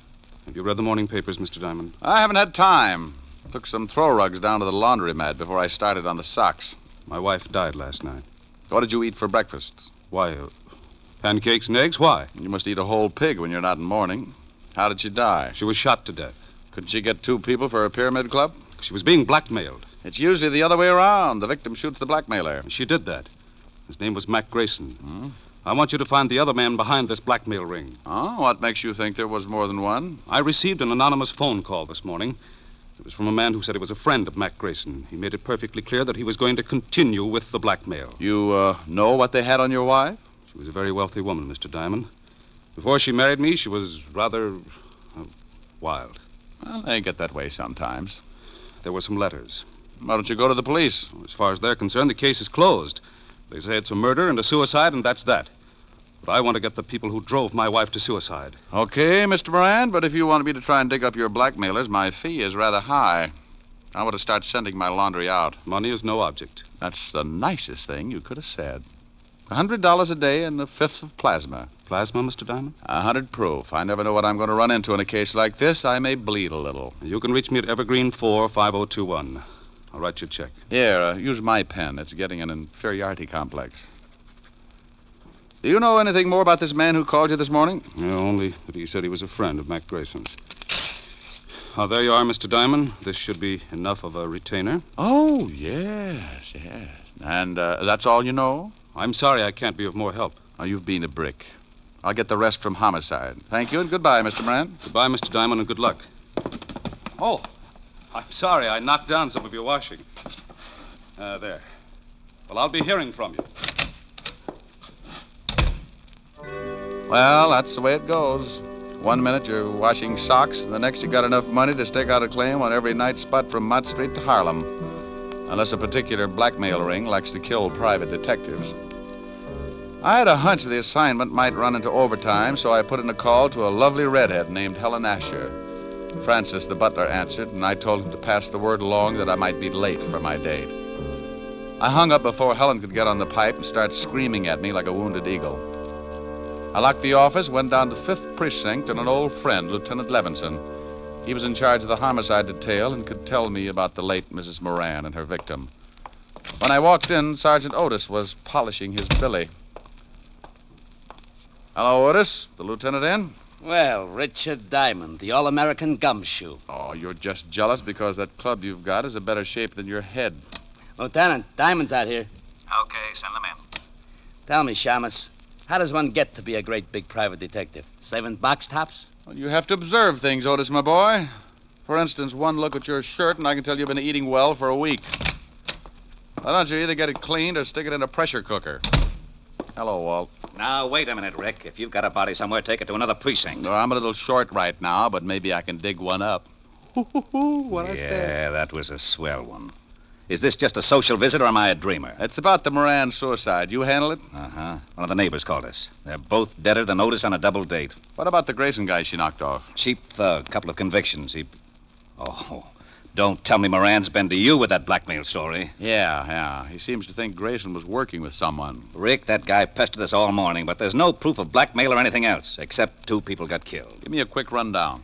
I don't know why you're interested. I think Moran drummed up the blackmail theory just to cover that his wife was running around with another man. Well, I'm interested because Moran gave me a fat $200 in advance to get me in the spirit of the thing. Well, if you want to be bored, here are the photographs of the deal. Here's Mac Grayson. Bullet entered his chest just below the 10th rib. The gun was a .32. Same one that the Moran dame used on herself. Enough powder burns on his shirt to show that she was standing pretty close when she gave it to him. She'd have to be, not to miss him. Now, you can see she was lying about 10 feet from Grayson near the bar. Probably needed a stiff shot before she knocked herself off. That's the highball glass on the floor near her head. And that's the .32 she used, about 6 inches from her right hand, and only her prints on it. Powder burns on the girl? Sure, all over her temple. We did the paraffin test on her hand, too. She fired the gun all right. Did Grayson have any friends? We never tied him up with anyone except an old wino that hangs out on Skid Row, a dump called the Parrot Club. Name's Wilbur Truitt. Yeah. Well, thanks, Walt. Now, look, the dame killed the guy and then shot herself. What more do you want? I'll let you know. Now, wait a minute. I know that gleam in your eye. I always get a sour stomach from it. If you've got something, you'd better tell me. Oh, you're a cynic, Walt. Have you talked to this Wilbur Truitt? We questioned him this morning. Got a tail on him? Sure, but he won't take us anywhere. Now, what are you cooking up? Well, maybe you think there's something to Moran's blackmail story. Oh, don't be an idiot. Then what are you tailing Truitt for? Because I can't take a chance. Blackmail's a federal rap, and if Moran keeps stirring up trouble, I want to be able to prove he's nuts. Now, you look here. I want to know what's on your mind. I'll send you a letter. Oh, Otis. Yeah, Lieutenant. Get me my bicarbonate. And shut up. Bye. Goodbye. I went through the squad room and out into the hall. I used the payphone by the door and put in a fast call to my client, William Moran. I had a hunch, and Moran's $200 retainer in my pocket gave him an A priority on it. Yes? Mr. Moran. That's right. This is Diamond, Mr. Moran.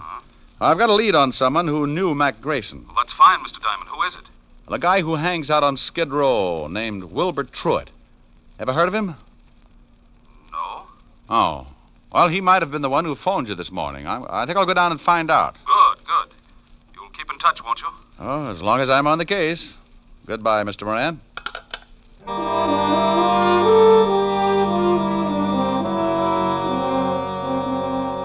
I left the 5th Precinct and headed for Skid Row. If you've never seen the street, it's a liberal education in the misery of human beings. Even the sun winds up with a hangover if it shines on the place too long. The Parrot Club was a cellar with a low ceiling and a drink of wine for 10 cents a glass. The smell of stale alcohol was so strong that if you opened the door to air the place out, the walls would probably cave in. I found Wilbur Truitt sitting at the bar with a dirty towel around his neck. He held the towel and a glass of wine in one hand, and with the other he pulled the towel, lifting his hand and the glass up to his mouth. You must have been an engineer. I learned this little stunt in grammar school, bucko. I started missing my mouth 30 years ago, so I use this towel as a sort of alcohol pulley. It cuts down the element of risk. Hate to spill a drop. You know a guy named Grayson? It's the shakes, bucko. I am completely exhausted after a night of revelry, and my hand waves like it was flagging down a caravan of whiskey trucks. Look, friend... But after 1 or 2 pick-me-ups, I am perfectly capable of lifting the glass by myself. And come nightfall, I'm in excellent condition to entertain my little friends. Oh, swell. Most cowards let the little fellows frighten them, and they end up in Bellevue, but I like them. They worried me at first, but when they found out how much I drank, they began to show the strain, and the shoe was on the other foot, so to speak. Oh, no. They tried to frighten me the first night, but I just kept right on with one bottle after another, and it finally drove them to drink. Now my DTs have hallucinations. We are rapidly building up a thriving community. What were you saying, bucko? Something about the evils of self-indulgence, but I've forgotten now. Good. In that case, I will let you buy me a drink. Oh, sure. Waiter, bring the bottle. You just gave me cold chills. If I lick your hand, it's only a sign of fond endearment. Okay. Now, do you know a guy named Grayson? I knew there was a catch. Are you a cop? No. In that case, I trust you. Besides, you are holding that lovely bottle. What about Grayson? First, a small glass of truth serum. First, Grayson. I can't stand to look, so I will turn my back on the bottle and tell you what I know. Mr. Mac Grayson, a very unsavory character who reached a sudden demise last evening, dealt in smutty pasts and made them pay off by milking his victims. He has only one friend, a Mr. Leo Fink. Now, please, I'm beginning to spit out wads of cotton. Where does this Fink live? Oh, you are indeed a heartless rogue. I was once. You aren't by any chance a spy from the Purity League? You get the bottle when I find out where Leo Fink lives. 1120 2nd Avenue now, please. Now, here you are. Don't struggle with the cork, bucko. I have just acquired the strength of an uncropped Samson. And as I gaze upon this ruby goblet, I am reminded of the fact that you are not the first to come seeking the whereabouts of one Leo Fink. Huh? Play it back in English. A thug with the disagreeable habit of twisting my ascot approached me not 10 minutes before you came in seeking the same information. Did you give it to him? I had to. One more pull on my tie, and dissipation would have been a thing of the past. Thanks, Wilbur.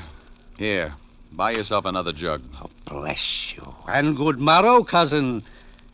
Here's to my love. Oh, true apothecary, thy drugs are quick. Thus, with a kiss, I die.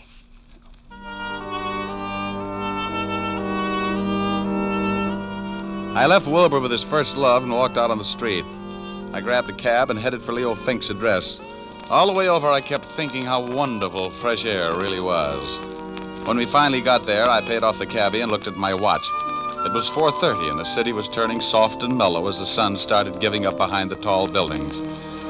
I got that lousy feeling again when I looked across the street. A prowl car was parked at the curb, and it looked like Homicide's private limousine. Something was wrong. I went up to Fink's apartment in a hurry. Yeah?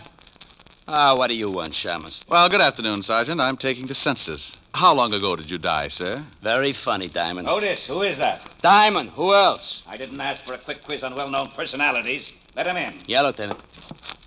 Shame on you, Otis. You'll never make an Eagle Scout. Hello, Rick. What do you want? I'll bet he's dead. You'll bet who's dead? You know who's dead. Sure, I know who's dead. Who do you think is dead? The guy I came up here to see. Well, who did you come up to see? Well, I think it's the guy who's dead. Don't you know? No, I ask you. Well, I'm telling you. You told me nothing. Look, why are you up here? Because I'm looking for a guy. What guy? I think it's the guy who's dead. Who's dead? Oh, he's on third. Don't you know? I think I know, Lieutenant. You shut up. Of course I know. Well, all right. If you're going to hold out on your old pal... Now, wait a minute. How did we get into this thing? Otis! Here's your bicarbonate, all mixed. All right, now let's start again. Walt, who's dead? Oh, let's not have two bodies up here. The guy's name is Fink. Leo Fink. Why did you say that in the first place? Because I don't have to do anything I don't want to do. Walt. Lieutenant Levinson. Now, what are you doing up here? Well, I came up to see Leo Fink, that's all. Well, he's in the other room. If he spills anything, don't believe it. He's been dead for 10 minutes. That's too bad. He knew Mac Grayson. Yeah, how did you find out? That sweet old gentleman you sent me over to, Wilbur Truitt. Oh, you got something out of him, huh? What else did he tell you?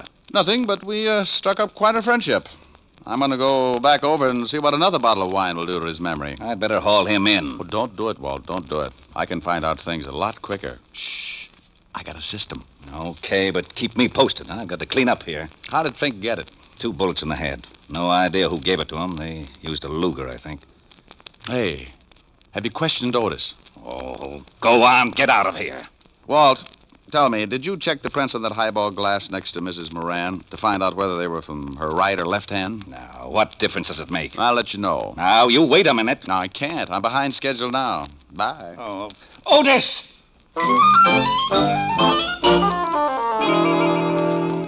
I went downstairs in a hurry and started back to Skid Row and Wilbur Truitt.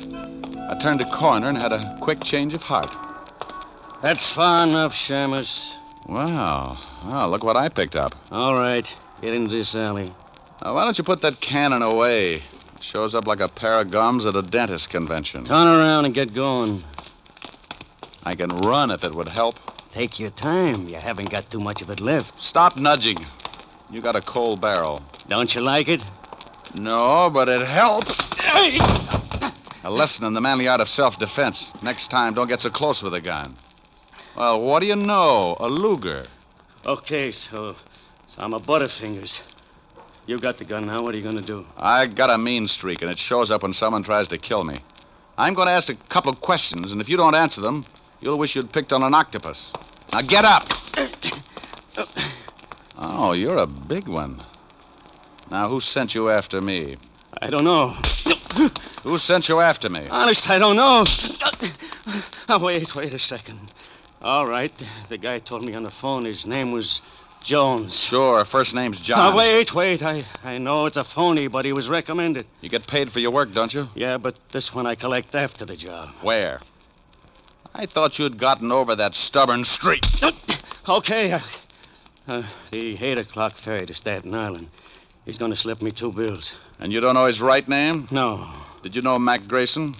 I heard of him, but I never met him. Are you as handy with a .32 as you are with that Luger? Huh? Forget it. Next question. Who killed Leo Fink? Oh, that's a pretty big one. Okay, I'll word it differently. Who killed Leo Fink? I'll take the beating. Yeah. Well, I got a hunch this Luger of yours will check with ballistics. Come on. Homicide's still up in Fink's apartment. No, it's... What did you say? Okay.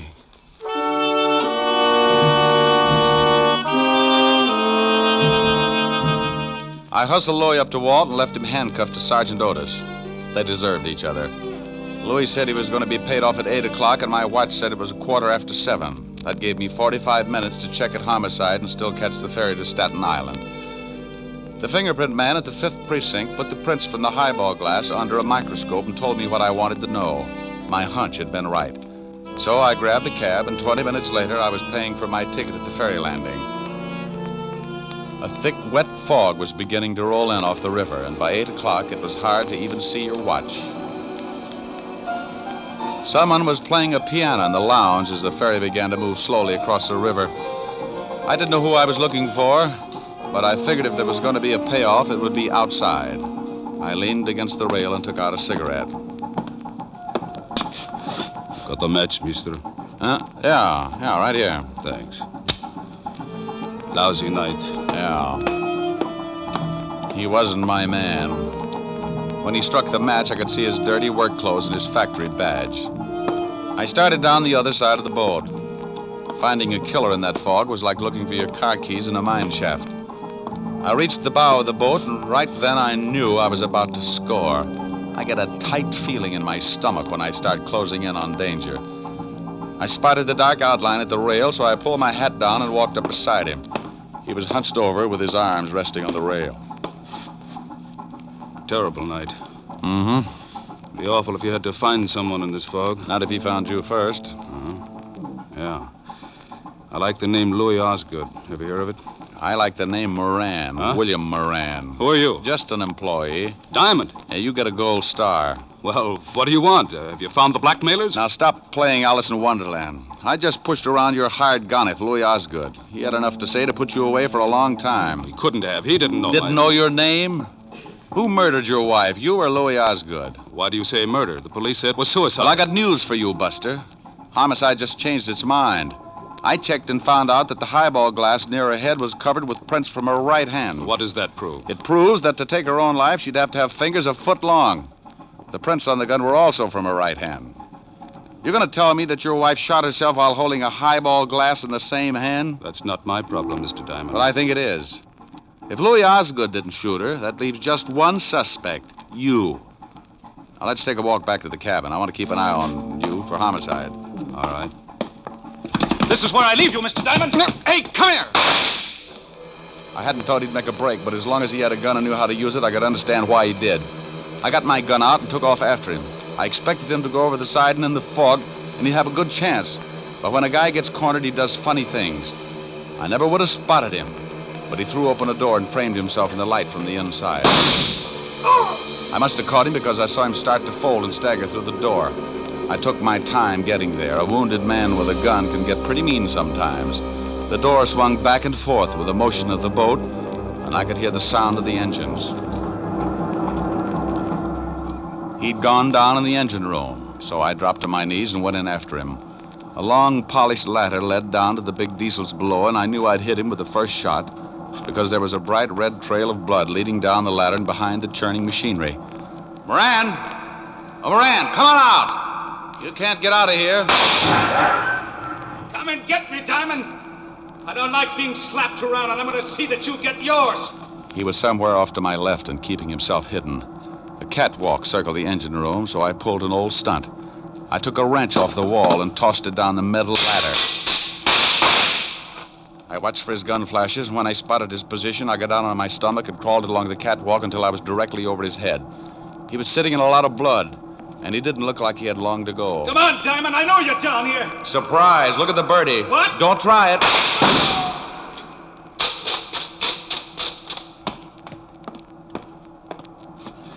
Sorry, Moran, but this just wasn't your night.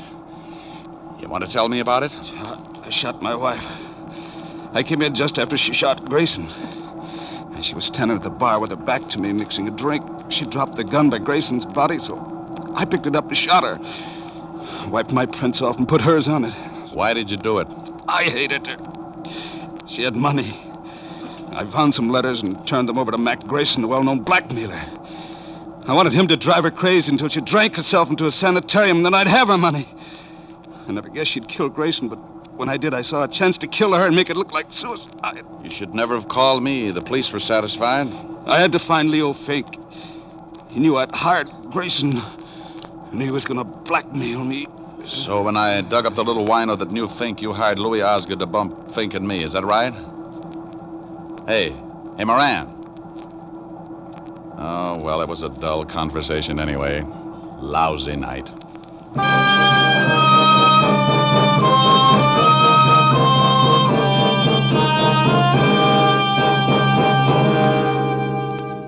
captain came and helped me carry him up to the deck. Back at the ferry landing, I called Walt Levinson and told him the whole story. I didn't wait around. I just hung up in the middle of his lecture on good behavior and started walking.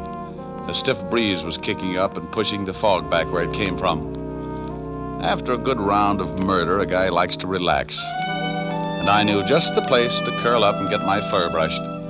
I grabbed a cab and headed for 975 Park Avenue, and the only girl in the world who looked better than her $10 million bank account.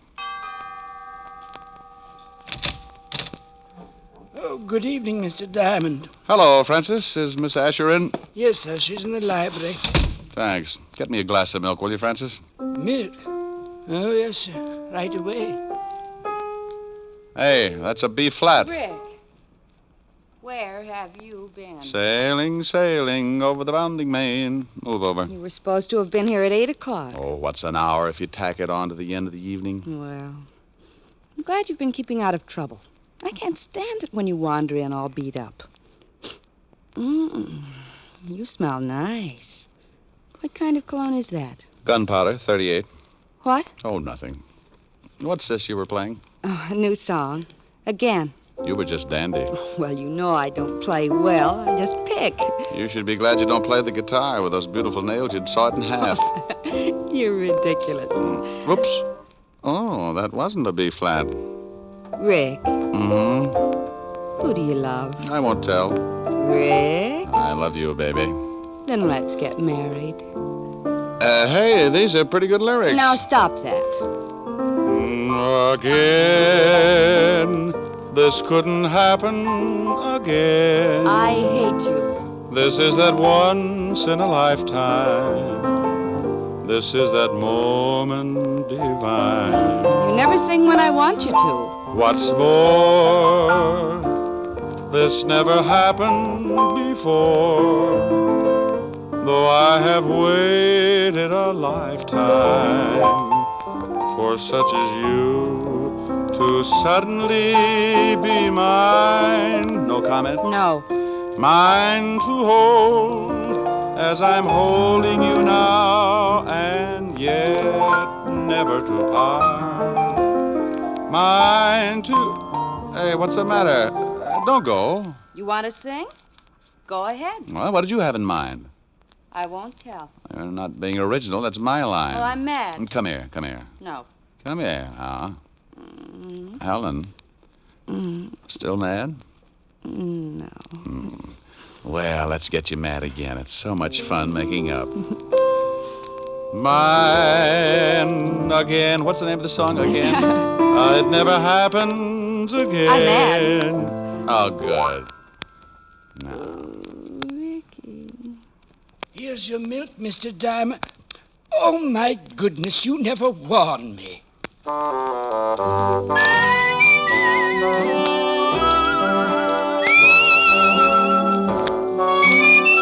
You have just heard Richard Diamond, Private Detective, starring Dick Powell. Helen was played by Virginia Gregg, Lieutenant Levinson by Ed Begley. Also in our cast were Wilms Herbert, Tal Avery, Herbert Butterfield, and Jack Petruzzi. Music was under the direction of David Baskerville. Richard Diamond is written by Blake Edwards and directed by William P. Rousseau. Now, this is Eddie King inviting you to be with us again at the same time next week, when we will again bring you Dick Powell as Richard Diamond, Private Detective. This program has come to you from Hollywood. Now, NBC brings you a three-way cavalcade of grand comedy with Phil Harris and Alice Faye, Fred Allen and Henry Morgan, all following in fast succession over most of these NBC stations. This is NBC, the national broadcasting company.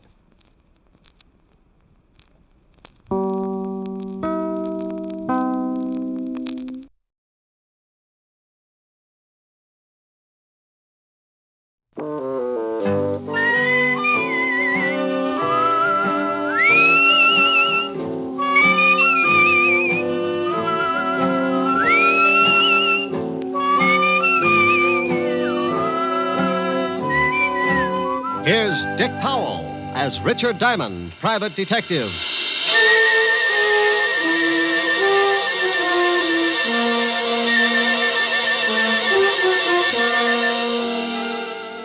Hello there. I'm Diamond. Wonder if you've got any idea how much trouble a private detective can get into sometimes. Well, if you happen to have an office at Broadway and 53rd Street and the sign painted on your door reads Diamond Detective Agency, you're a setup for more trouble than a guy who goes bear hunting with a switch. I know, because I've got that office and the sign painted on the door.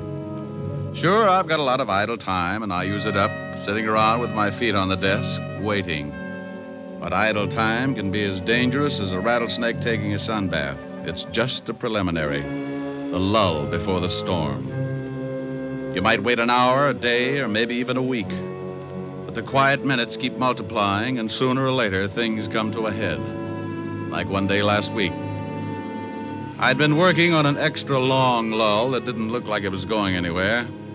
But in another part of town, a union meeting was taking place. It was going to keep me jumping around like a hungry flea at a dog show. I wanted to talk to you men. It's time that we did something.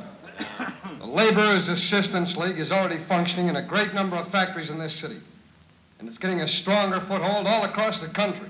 It continues to expand and gain power because it operates best where there's growing unrest and discontent within the factories.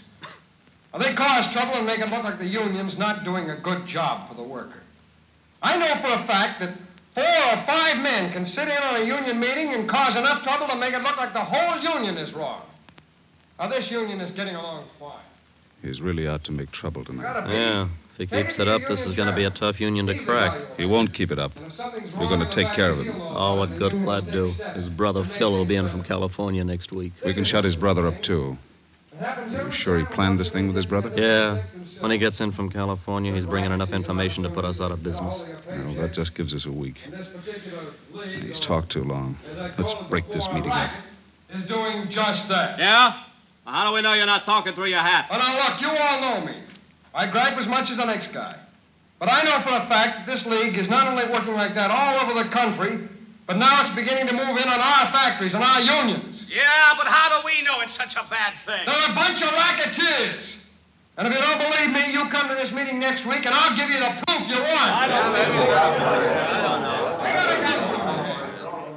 Well, I guess you're right. He promised them proof in a week, and that's when his brother gets in. Don't worry about it. When he gets the package, he won't be able to give anybody anything.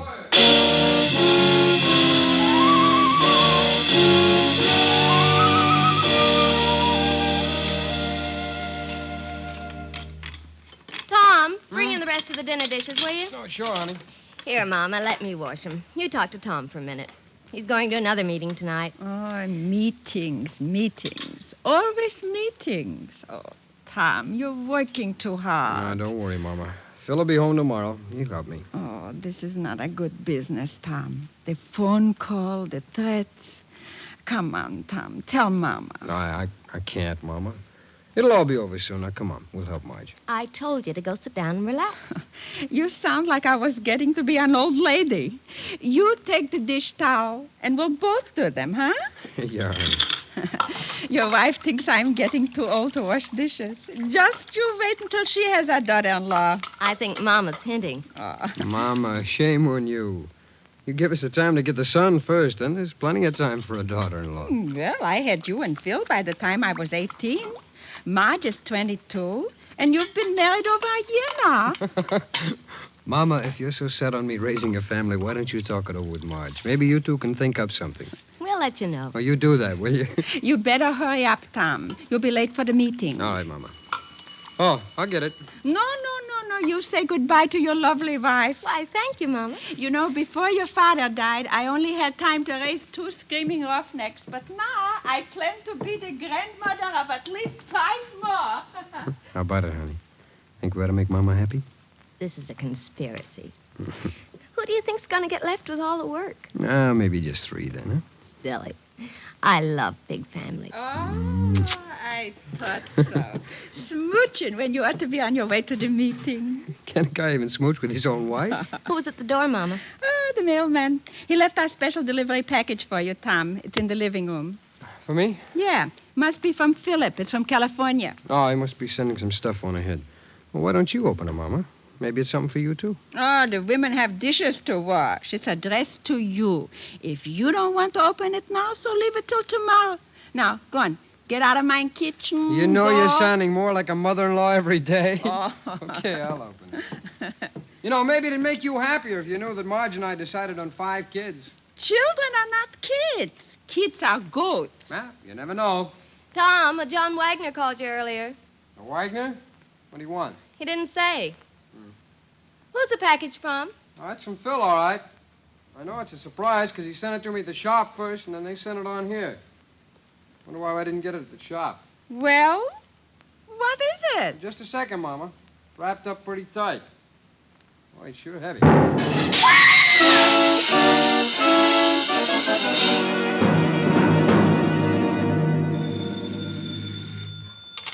Diamond Detective Agency, murder solved cheap. We eliminate the middleman. Oh, by George, that was a good one. Is this Lieutenant Levinson, the homicide kingpin? Yeah. Rick, get down here, will you? What's up, lover? Something pretty nasty. Well, tell Otis to stop leaving his bubble gum under the seats. No kidding, Rick. This is something that you want to know about. Well, stop sounding like an auctioneer at a mortuary and tell me what it is. You know the Waxmans? Mama Waxman? Yeah. Sure, I had dinner over there last week. Took Helen. What's happened, Walt? Last night, someone sent Tom Waxman a box with a bomb in it. What? I knew you were a friend of the family, and I've got to talk with you. Come down here, will you? You know it. I closed the office and grabbed a cab for Walt's precinct. All the way over, I kept thinking about Mama Waxman and her 2 sons. I'd known the whole family when I used to be on the force. Tom, who used to sing first tenor at the synagogue, had gotten hit in the throat with a baseball. And Cantor Weinberg asked me to take over for him, so I sang that day in Tom's place. Mama Waxman heard me and asked me over later for the best dinner I'd ever eaten. We've been friends ever since. The cab dropped me off at the station, and I went in fast. Sergeant Otis was sitting at his desk reading the Police Gazette. Hello, Otis. Stop panting. They're just pictures. Oh, it's the comic gumshoe. Go on in, Diamond. The lieutenant expects you. Well, thanks, Sergeant. Oh, by the way, when are you going to get a haircut? You're beginning to look like Rasputin with a Tony. Hello, Walt. Sit down. I got a real headache. How much damage did the bomb do? Plenty. Killed Tom and put his wife and mother in the hospital. Mama Waxman's pretty bad. Oh, that's awful. Any line on the killer? Yeah, that's why I got this headache. We're, holding Phil Waxman, Tom's brother. Holding Phil? Are you crazy? Those 2 kids were inseparable. Tom's wife said that the box the bomb came in was from Phil. She heard Tom say so before he opened it. Well, she could have been mistaken. Someone could have copied Phil's handwriting. The story's got more holes in it than a fishnet. The package was sent from California, Rick. That's where Phil was. He got in this morning, and we picked him up at the train. What does he say? I thought at first he was going to say plenty, but then some guy comes in and says that he's his lawyer. After the guy left, Phil shut up like a clam. He denies the crime, doesn't he? Oh, sure, but that's all. Can't get anything else out of him. Who was this guy who claimed to be his lawyer? I got it right here. Name is John Wagner. You check on him? Yeah, he's a lawyer, all right, but we can't find an address on him. Moved his offices about 3 weeks ago. Can I talk to Phil? Won't do you any good. But if you want to, have Otis take you over to the tombs. I won't have to hold Otis's hand, will I? Oh, go on. Get out of here.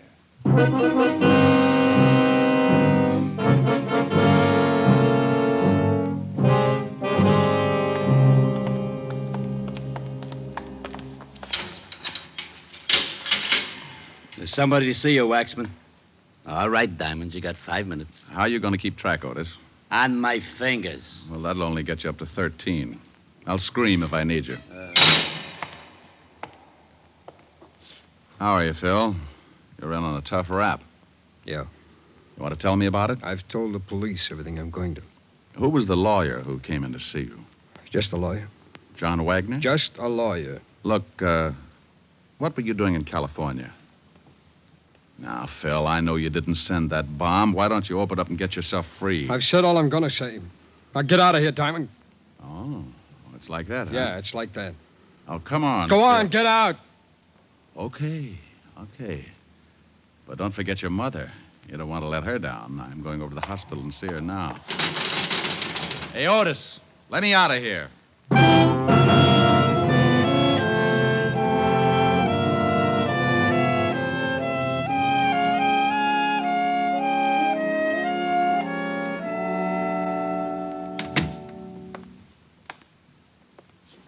Hello, Mama. What? Who? Oh, Richard. How's my big policeman? Fine, Mama. Mama. Did you know that one of my wonderful sons is dead? Did you know that, Richard? Yes, Mama. Now, you take it easy, or the doctor won't let me stay. They killed my Tom because what he said was the truth. And that's why they are bad. Because they don't let people tell the truth. Who, Mama? My boy Phil knows. He will tell everything about them, and then they will be arrested. Sure, Mama, but who does Phil know about? I just saw him, and he won't tell me. Mama. I feel so sleepy. I'm tired. Mama. You'll have to leave now, Mr. Diamond. Is she asleep, nurse? Yes, we gave her an injection before you got here. Oh. Well, then may I see Mrs. Tom Waxman? For a minute, yes. She's in this next room. She isn't as serious as Mrs. Waxman, but she has to rest. I'll give you a minute with her.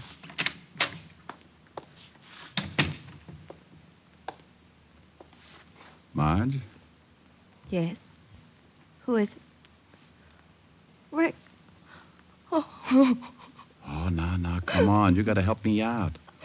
I'm the guy that's supposed to make people laugh. I'm the cornball with a bad line of chatter, remember? I can't help it. I'm sorry they gave me something to make me sleep, and things don't make too much sense. Look, dear, I want to help Mama, and I want to help you, too. But the nurse will only let me stay a minute. The police are holding Phil. I just came from seeing him. Did he tell you anything? Nothing. I made a mistake and told the police that the bomb had arrived in a package from Phil. I didn't think... They can't believe Phil would ever do a thing like that. He was helping Tom. Mama said Phil knows who did it. He doesn't know. He just knows who's behind it. I'm pretty sure I know, too. Who, Marge? Tom's been making speeches against an organization that call themselves the Laborers Assistance League. I've heard of them. King-size bunco game. Yeah. Phil's been in California. He joined the league and found out a lot of things about it.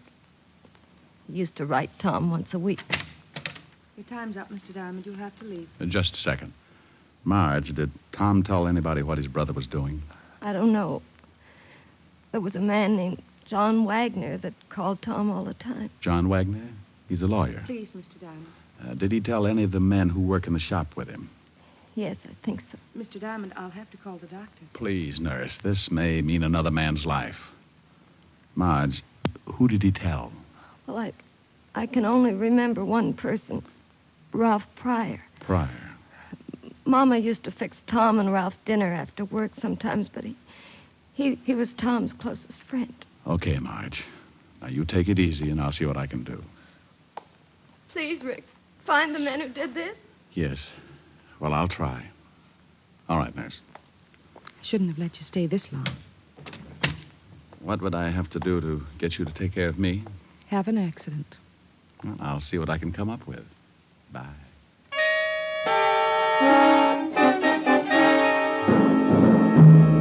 I left the hospital and walked out on the street. One of those sidewalk photographers snapped my picture and handed me a card in case I wanted to send him 2 bits for the print.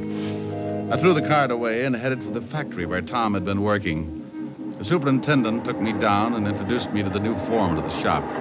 Yeah, pretty rough about Tom. That's an understatement. Tell me, when did you take over Tom's job as foreman? This morning. How long have you worked for this shop? About 3 years. Why, are you a cop? I might be. You know a guy named Ralph Pryor? Sure, that's him, right over there about that there turtle. Want me to call him over? No, I think I can make it under my own power. Hey, you Ralph Pryor? Yeah.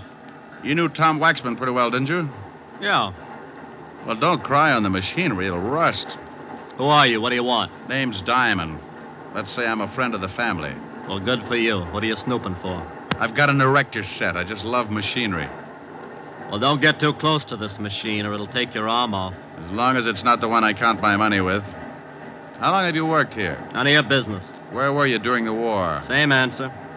Well, thanks, Mr. Pryor. You've been grand. Hey, Foreman. Yeah. Did you talk to Pryor? Yeah, he's the quiet type. Say, how does the mail come in here? From the mailroom. Ask a silly question. No, I mean, who brings it in? No special one. Foreman usually sends someone after it. Do you remember a package coming here for Tom yesterday or the day before? No, if there'd been one, Tom would have seen it. He was the foreman then. Where can I find the mailroom? Up the hall to head the stairs. Thanks. Sure is too bad about Tom. You said that. Say, didn't I know you all back in Little Rock, Arkansas? No. I'm from Malvern. I just thought I'd ask.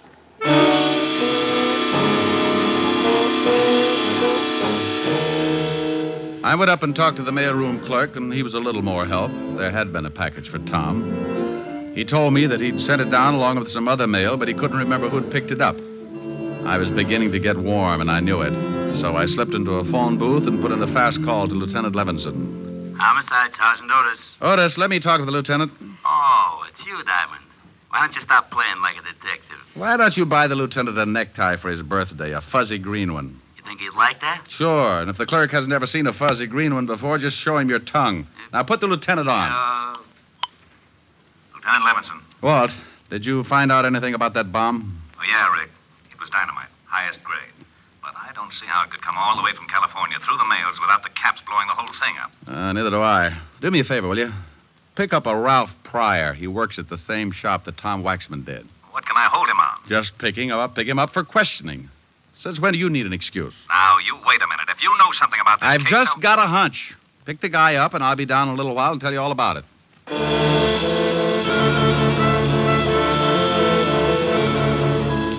I hung up on Walt just as he was getting around to the words you could censor and headed back to the factory. I waited around outside for about 10 minutes, and then, sure enough, a prowl car pulled up, and two boys in blue got out and went in. In a couple of minutes, they came back outside, only this time they had company. Ralph Pryor. I waited until they had pulled away, then I hailed a cab and headed for the 5th Precinct myself. Oh, where have you been? Snooping, Walt. I just saw your boys pick up Pryor at the factory. Thanks. Now, would you kindly tell me what you wanted him picked up for? Oh, it's a long shot, Walt. I found out he knew what Tom's brother was doing in California. What was he doing? Getting some information on a racket that's been trying to muscle in on Tom's local union. In California? Yeah, they're operating all over the country. You've heard of them. Laborers Assistance League. Oh, those leeches. Well, I still don't see what this has got to do with Pryor. Well, I think that bomb was sent from the factory here in New York. I found out a little while ago that in order to get hold of that package, the killer would have to be working in Tom's shop. You think Pryor did it? I'll tell you better when I see if anyone comes down to get him out. Well? Well, what? Well, what are we going to do? Sit here and look at each other? Well, that's a pretty ghastly thought. How about a fast game of canasta? Oh, you know it's a lousy two-handed game. Well, I'm just trying to help. We could play jacks, but twosies throw me. Yeah, what is it, Otis? The lawyer, John Wagner's out here. He says he wants to see the guy we just picked up. Fast word? Ralph Pryor? Yeah. He says he represents some kind of laborers' assistance league or something. Said that Pryor's a member. All right. Let him see him. Okay, Lieutenant. John Wagner, that lawyer who came in to see Phil Waxman this morning, is back again, Rick. It's time to see Pryor. Yeah? Well, what are you looking so smug about? Looks like the hunch is going to pay off. You mean this lawyer is tied in with the killing? Well, I'm not sure, but I think so. Tom Waxman was making speeches against the Assistance League. Now, a lawyer from the league shows up to help the only guy who knew what Tom was up to and worked in the same shop with him. Now, I suppose you want me to hold the lawyer. No, Walt. Why? How do I know? That's what I asked you. What? Am I supposed to know everything? Lock him up if you want to. What for? He's not guilty. How do you know he's not guilty? Because you had me pick up Ralph Pryor. Well, let him go, too. Let him go where? With his lawyer. I thought you wanted me to lock up the lawyer. Walt, that was your idea. What was? Locking up the lawyer. I don't want to lock up the lawyer. Well, let him go. He's not in. Pryor is. Well, let him go. Who? Phil Waxman. How did he get in here? I don't know. You put him in. Of course I put him in. Now, why should I let him out? I don't know. I ask you. Ask me what? Why you put him in. Now, wait a minute. Otis. Yeah, Lieutenant? Empty the jails and throw this idiot out of my office. Thanks, Walt. Bye. I went out in the squad room and spotted the lawyer just as Otis started back into Walt's office with a glass of bicarbonate. He was a little guy, dressed neatly in a Homburg, blue suit, and spats. I made sure that he was my man, and I went out in front of the precinct to wait. I hung around for about half an hour until he finally came out, and then I started the tale. He grabbed a cab, and so did I. We went across town, and I watched him as he got out and went into a big building on 38th Street. I went in after him. We rode the same elevator to the 8th floor. We both got out. I made like I was looking for a room number, and he went in the door with a sign on it reading Continental Shipping, offices in New York, California, and London. I got close to the door and could hear a phone being dialed. I'd have given my eye teeth, complete with the fillings, to have heard what the conversation was about. Yes, I just went down to see him. He'll be released in an hour. I've got him passage on a tramp steamer. When they release him, he'll meet me at a place I picked, and I'll give him the ticket. I'll tell him the police are up to something, and he'll have to get out of the country. Now, don't worry about that. He'll never get there. The captain of the ship is being paid to see that he doesn't. All right. Yes, everything is going as well as can be expected. Oh, one more thing. A friend of Waxman's, a private detective, is following me. One of our men took his picture coming out of the hospital after seeing Waxman's mother. Yes, well, don't worry about it. I can take care of him when the time comes. All right, goodbye. I waited until he came out of the building and the hunt was on again. I grabbed another cab, and it took my last $3 chasing him to a little waterfront dive on Canal Street. I followed him in and watched him sit down in a booth at the back of the room. I made like an unhealthy patron and took a table near the door where I could watch.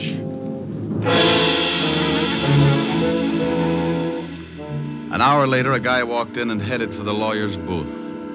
He was Ralph Pryor. He talked with the lawyer for a minute, then took an envelope from him and got up. He went out, and I went after him. If I was right, he was my killer, and the lawyer could wait. Ralph, I want to talk to you. I thought I told you to stop snooping. Bad right ear. Let's step in this alley. Oh, what? Get in the alley. Hey, what do you think you're shoving around? You're just full of questions. You know, mister, you're not so big that you can't end up with a busted head. Now, let me go. I guess you better understand something. Oh. Get the point? Oh, you dirty... Still want to play, huh? Oh. Oh. Maybe you haven't guessed it, but I'm mad. I'm going to kick you from one end of this alley to the other until you tell me who sent that bomb to Tom Waxman.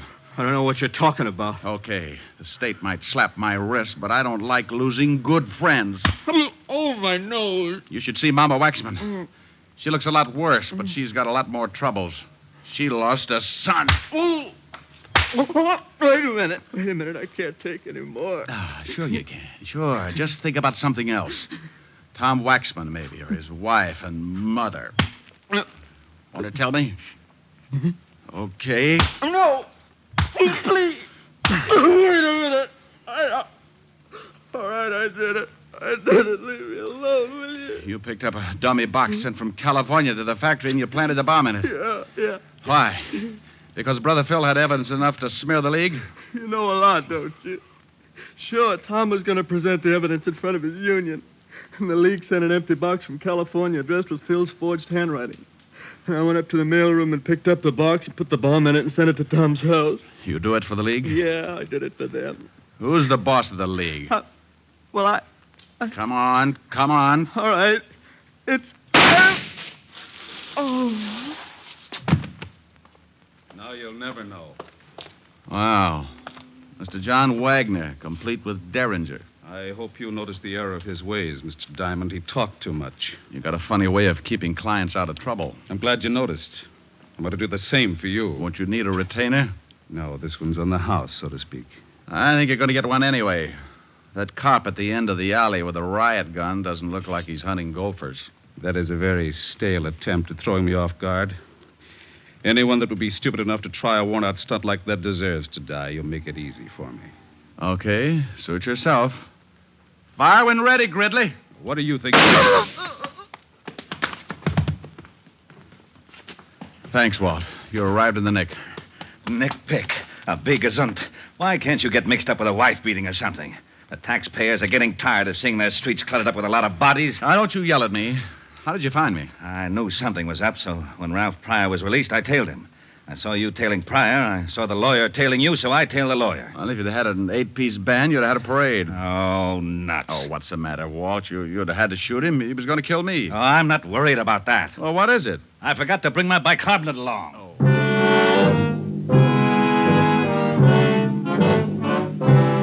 Well, the wagon came and crated Pryor and the lawyer off to the morgue. When we got back to the station, Walt put in a call to the feds and told them to check the Labor's Assistance League in California and pick up the guys who sent the package through the mails. Using the mails like that can be a tough rap. And 3 weeks later, the government closed in. They picked up the big wheel and threw the whole bunch away for 10 to 20. Tom's brother, Phil, was released, and he went in front of Tom's union and gave them the evidence he'd collected while he was with the League. Needless to say, the League wasn't represented that night or any night after that. About 3 weeks after Mama Waxman came home from the hospital, she invited me over for one of her famous dinners. I brought Helen, and her butler Francis came along to help with the serving. Oh, Mama, I'm stuffed. Oh, but Richard, you didn't finish up the cheesecake. Can't make it, honey. I can't move. Oh, the Helen's a good girl. She ate everything in front of her. You know what? You two should get married. Her appetite is the best argument against getting married I can think of. Keep working on him, Mama. All right. Now, let's all go into the front room. If I know my big policeman, he still likes to stretch out on the couch, huh? You are so right.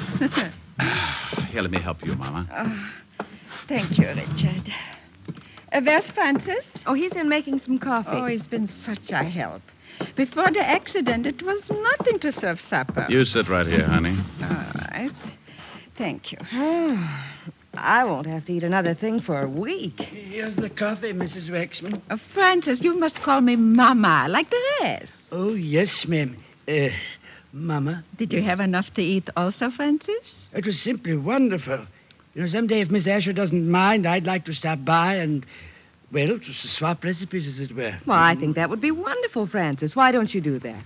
I'll give you some fine ones, Francis. Where's Phil tonight, Mama? He had to go to our union meeting. He's going to work in Tom's shop.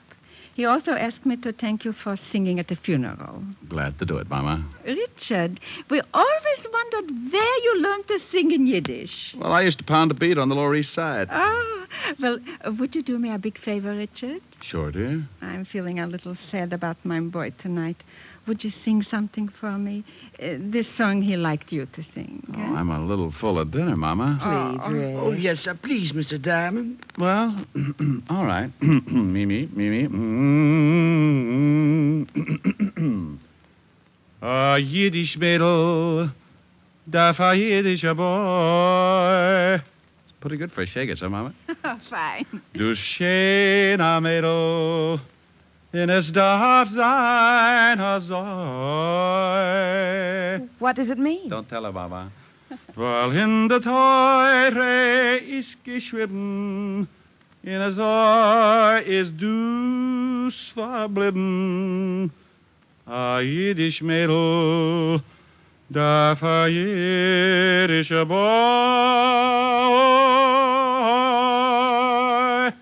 Hi, hi, hi, Hosenkale, Mazel tov. Oh, that was wonderful, Richard. You know you would make a fine cantor. Well, thank you, Mama. How did you like it, Francis? Ha! Als een hazen bist du gitten dishwasser. What? Francis. What did he say, Mama? He said as a cantor you would make a fine dishwasher.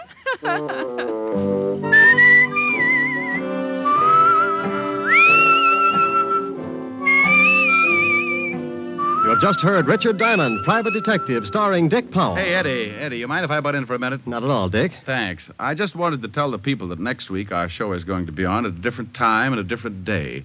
The day will be Saturdays instead of Sundays. And would you please look in your newspapers for the time? Thanks, Dick. Yes, ladies and gentlemen, Richard Diamond will come to you next Saturday at a new time. Be sure to check your newspaper for the hour. This program has come to you from Hollywood. This is NBC, the National Broadcasting Company.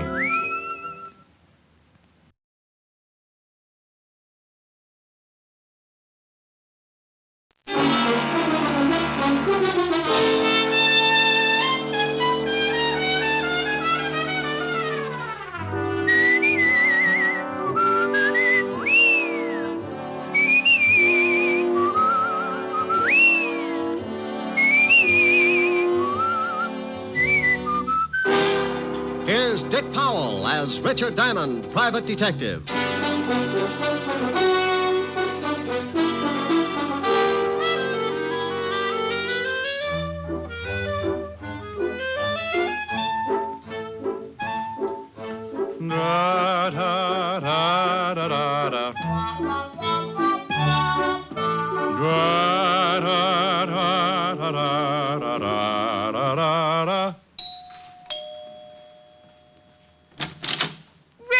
Well, hi, baby. Why, happy about? Why aren't you at the office?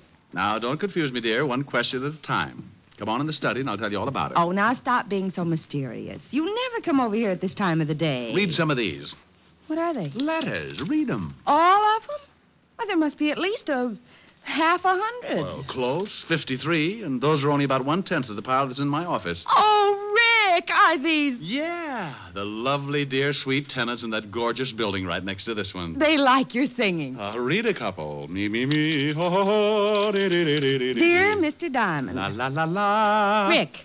Go on, go on, go on. Well, stop sounding like a whole quartet. All right. Dear Mr. Diamond, I live in the building across the way from Miss Asher's apartment. Right over there. At least once a week, I sit in my living room and listen to the sounds of your melodious voice. Last week, however, I waited for 7 straight days, but without result. You did not sing. Please, Mr. Diamond, for the sake of my family, continue to sing at least once a week. I'm beginning to nag my husband, and yesterday I took the rubber bone away from my French poodle. Everybody shall be exalted. You see, it's getting to be a real problem with me, and if you want to save me the $25 a day, I would have to pay my psychiatrist. Sing. Yours expectantly, Mrs. Louise Cartwright. Rick, are they all like this? Well, certainly not. Some of them are really desperate. Now, here's the one I saved out. Read this one if you really want to get a charge. Me. My dearest Mr. Diamond. Go on. I have been listening to your beautiful singing. What? What do you mean, what? What you just read. I've been listening. No, the last part. Your beautiful singing? Yes, I'm in a enchanted evening. Oh, you show off. Go on, finish it now, finish it. Well, she's been listening to your beautiful singing. Oh, yes. And many times I've seen you going into Miss Asher's apartment, and I think you are as beautiful as your voice. Oh. Well? Now, you said that. Turn off the steam and read the last part. I wouldn't miss it. Last week, I waited and waited, but you didn't sing. Everybody shall be exalted. I know you were in Miss Asher's apartment, and you certainly had the chance. If Miss Asher is the one that won't let you sing, come over to my apartment. I have a piano, and I just love it. 977 Park, apartment 303. Signed, your most ardent fan, Ellen. Mademoiselle from Armitage Pile. Rick, what are you doing? Opening your window. Don't you think it's a little stuffy in here? The air conditioning's on. Rick, now stay away from that piano. No, I knew it. Ellen's right. You really don't want me to sing. At 11 o'clock in the morning? No. I want you to sing tonight when it's more romantic. Oh, shame on you. Me? Yes, you. You want to deprive those poor, discouraged people of a little honest, simple pleasure? You want that woman to take her dog's bone away again? You idiot. Oh, no telling what'll happen. Those people might not leave their apartments for days. It'll get to be like a prison camp. Think of it. No food. They won't leave the building even to go out and get an orange or a lime or something. And you know what? What? Scurvy. Oh. They'll be dying like flies. Well, go on. What's the matter? Dying like flies. I wonder who thought up that bright little simile. I've got a big green fly in my office that's so tough he carries a man-swatter. Oh! Well, you think it's funny, do you? Think what'll happen if those poor people stay in that building, withering up with scurvy, you fiend. I know it. Yes. It's just that, well, I don't want to share your tonsils with anyone. I'm selfish. Me. You're more than that. You're antisocial. All right. You mean? Yes. Sing. Stout fellow. 101 pounds of fun. That's my little honey bun. Rick. Yes? Did you hear something? Oh, I think so. Try it again. All right. 101 pounds of fun. That's... Rick. Yes? I heard it. That's that grouch. Rick. Yes? There's an enemy in the camp. Well, what do we do?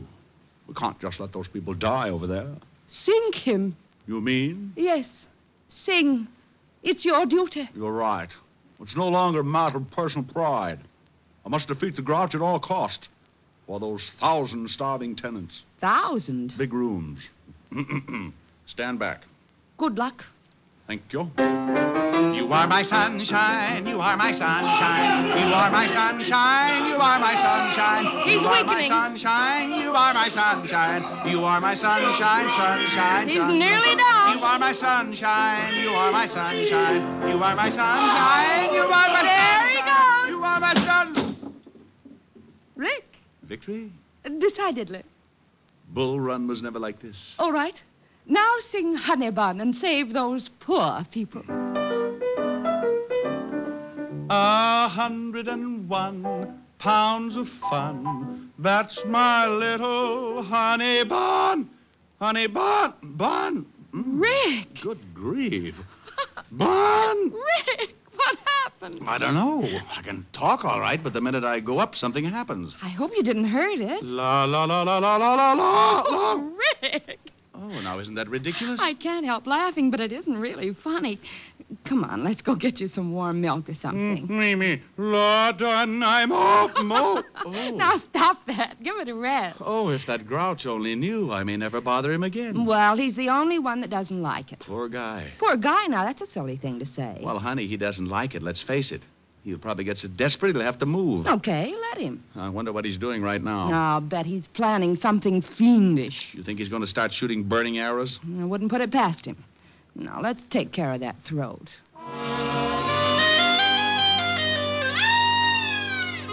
Well, sometimes silly things like that happen. I come on like a big baritone and lose my voice. Helen has to feed me hot lemon juice and honey for about 3 hours, and the grouch across the way in the next apartment starts thinking up the 10 best ways to eliminate Diamond. Think I'm kidding? Well, let me tell you. I didn't know it then, but that fast course of You Are My Sunshine with my own lyrics started more trouble than a hopped-up mouse in a herd of elephants. While Helen fed me the tonsil cure, old Grouchhead was dreaming up a cure of his own. Oh, what am I going to do? I work in the daytime, try to sleep at night. He sings at night. I switch to the night shift. He sings in the daytime. Oh, I'll fix him. I'll fix that Diamond. Yeah, phone book. Detectives. Private detail. Ah, look at that. Richard Diamond, private detective. Full page ad. Wouldn't you know it? Now, look at that slogan. Whoever you are, whatever you do, if you're too dead to walk, we'll come to you. Ugh. Must be other detectives in here. Oh, here's one. Pat Kosak. You are my sunshine, eh? Oh, Diamond, I'll fix you. I'll fix you good. Yeah. Is this Pat Kosak? Yeah, for employment. Haven't I heard of you before? I doubt it. Probably that shamus in Frisco. He's always stealing my stuff. Well, my name is Ernest Lumpkin. Happy Halloween, Mr. Pumpkin. No. Lumpkin. Okay. What can I do for you? Well, I've got a problem. It concerns another person in your line of work. You mean another shamus? Yes, he sings. You mean Diamond? Oh, is he a friend of yours? A competitor isn't a friend. Diamond gets more clients than anyone in the business, so he isn't even a competitor. He's a capitalist. He can advertise. People go to him instead of me. I hate him. Oh, Mr. Koslak, you're not alone. The name's Kosak, Mr. Dumpkin. Lumpkin. Lumpkin Dumpkin. You want to hire me? But you don't even know what I want you to do. Can you pay me $50 a day? If you can do the job in one day. For $50, I'll steal a Chrysler building and bring it over to you on a motor scooter. What's your address? 977 Park Avenue. And hurry.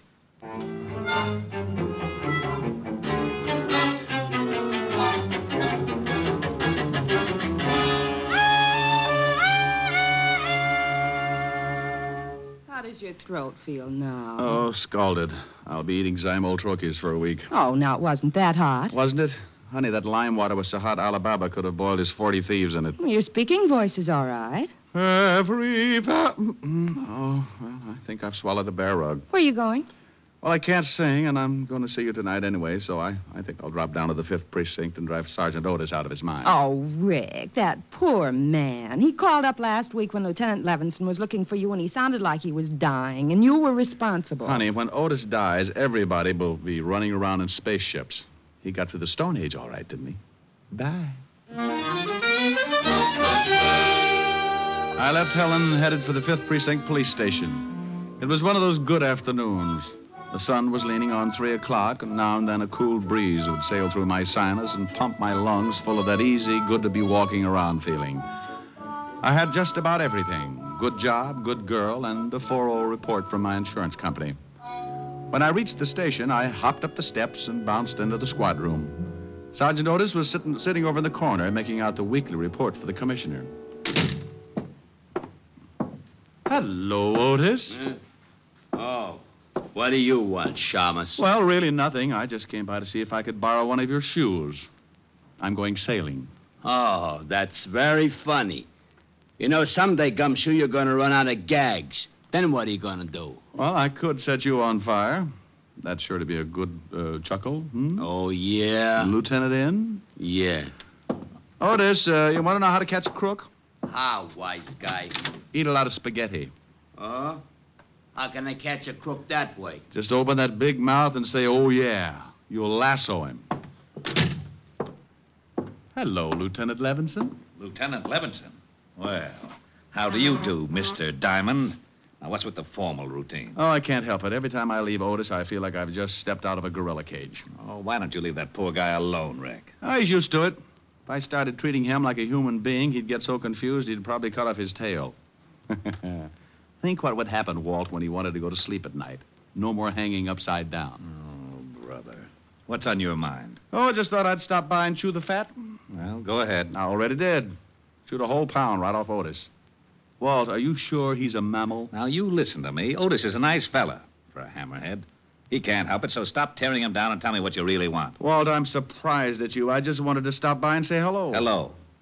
Where's the body? Now, look, there's no body, just a nice chat, that's all. Okay, but I warn you, I won't stand for any routines. And if you're mixed up in something and I have to find out the hard way, so help me, I'll put you away so far they'll have to pipe air into you. Walt, you do.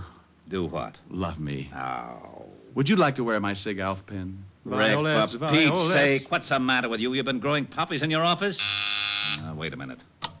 Yeah, what is it, Otis? Miss Asher on the phone for Diamond. Okay. Phone for you, Rick. Helen. Oh, thanks. 5th Precinct. Remember our motto. A corpse in the morgue is worth 2 in your basement. Oh, no. It's true, Walt. It's true. Oh, I bet Walt just jumped out of the window. No, honey, there's a caste system around here. When Walt feels like jumping out of a window, he throws Otis out first to see if it hurts. Ouch. How are you, baby? Hi. Rick, Mr. Jones called and said it was very important that he see you at once. Said it was a matter of life and death. Jones? First name John? Well, he didn't say. Just gave me an address and asked you to come over immediately. 137 River Street. He called me at your apartment? Uh-huh. Hey, I never thought of that. How'd he get the number? No telling. Well, I'll go on over. Maybe he'll turn out to be a good client. Call you later, baby. How's your throat? Oh, la done, I'm all... Goodbye, Rick. Hey, you really sound terrible. I'll see you later, Walt. Huh? Oh, well, thanks for the brilliant conversation, Sporty. Walt, just because I didn't have a corpse hidden out someplace, you get mad. All right, see if I care. Oh, now, wait a minute. No, I understand. Well, you can just get someone else to play jacks with. I'll send you Sam Spade. Now, Rick. Oh. Otis. Yeah, Lieutenant. Why haven't you got that report in here? I've been eating spaghetti. Spaghetti? Yeah, and that Diamond's a liar. I can't lasso nothing. Maybe you have to be a cowboy.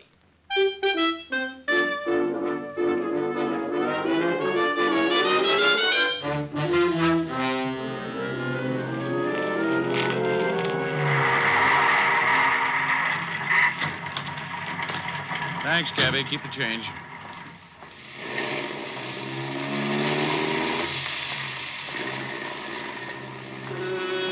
"137 River Street," the address Helen had given me over the phone, was an old deserted warehouse. Now, I want to stop right here and say I admit it was pretty stupid to wander into an empty warehouse like that. But I figured that this Jones guy must be in some kind of trouble to leave a message like that with Helen. The place was as empty as a fairground in the winter. I put my hand on my .38 and kept moving toward the back of the building.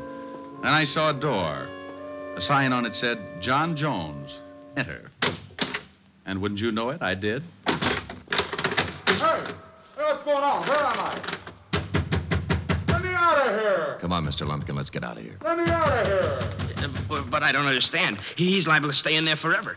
I don't want him to stop singing like that. Somebody will come along, I promise you that. I just want him to stay in there for half an hour, that's all. And now, wait a minute. I want to know just what this is all about. You want him to lose his voice, don't you? Oh, I love it. Well, when he went through that door, he started losing it. How? Well, what's behind that door? An ice box. Come on, Mr. Grumpkin.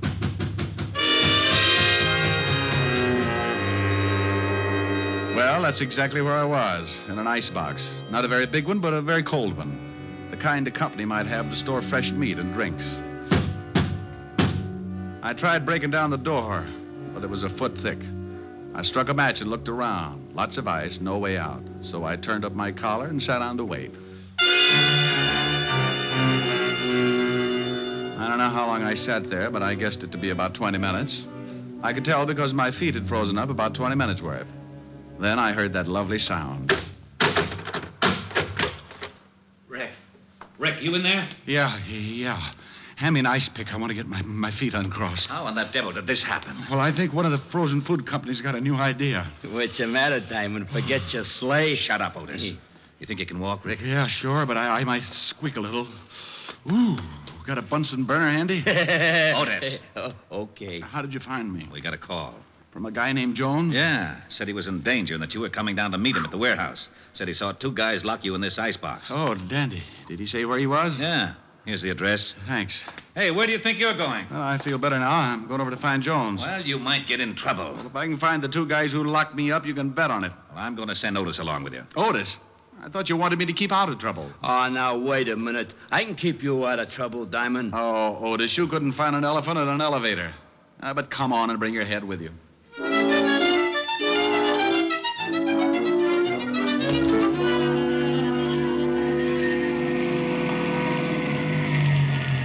This is the address where that Jones guy said he'd meet you. I'm Mandelbaum, Swedish massage. This guy really picks out some great places to hide out. Come on, Otis. Feet first, or the rest of you'll never get out of the car. Oh. Hey, Diamond. You think while you're talking with this guy Jones, I might get me a rub down? Otis, to rub that stomach of yours, it would take a gallon of baby oil and an octopus to get anywhere.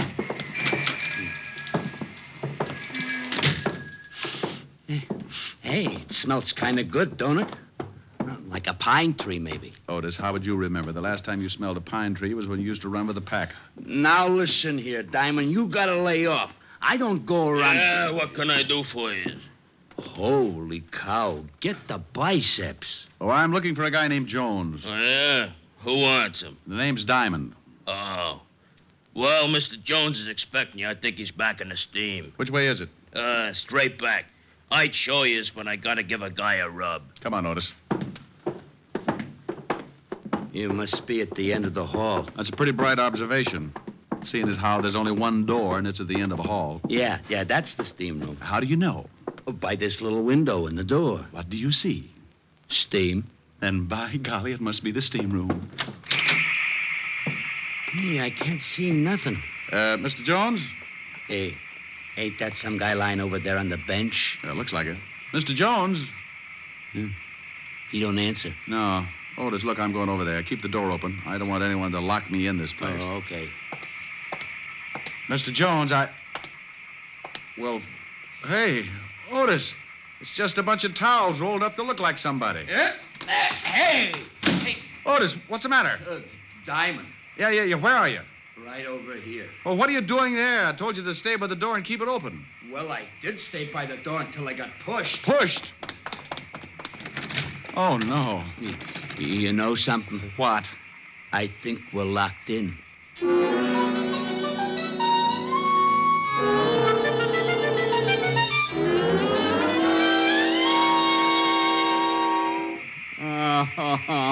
Oh, shut up, Otis.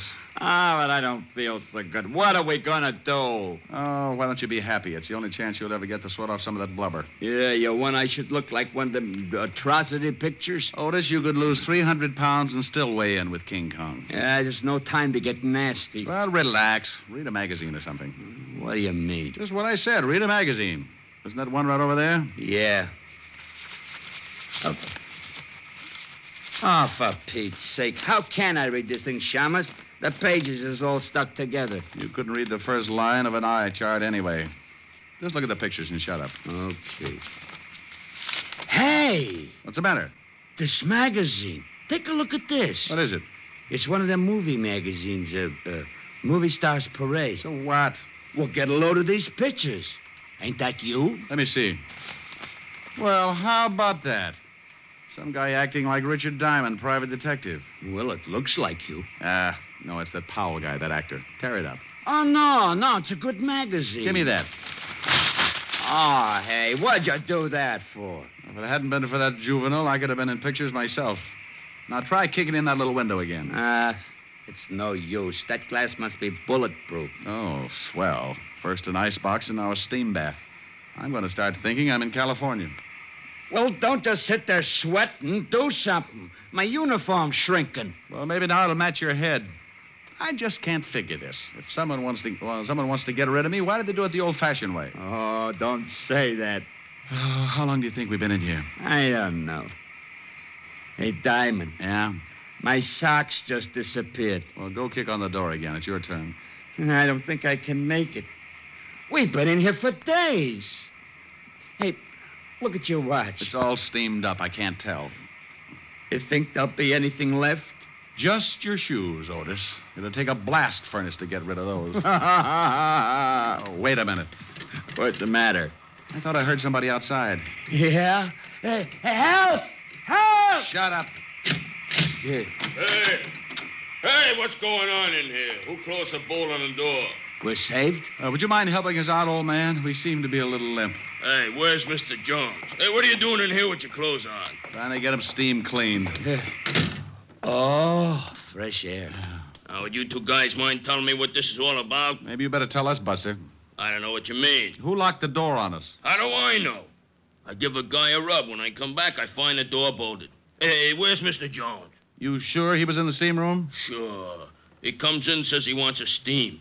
You should show up. I should send you back. I told him I was going to give a rub to stay in long as he liked. Did he ask you how long the rub would be? Yeah. Matter of fact, he did.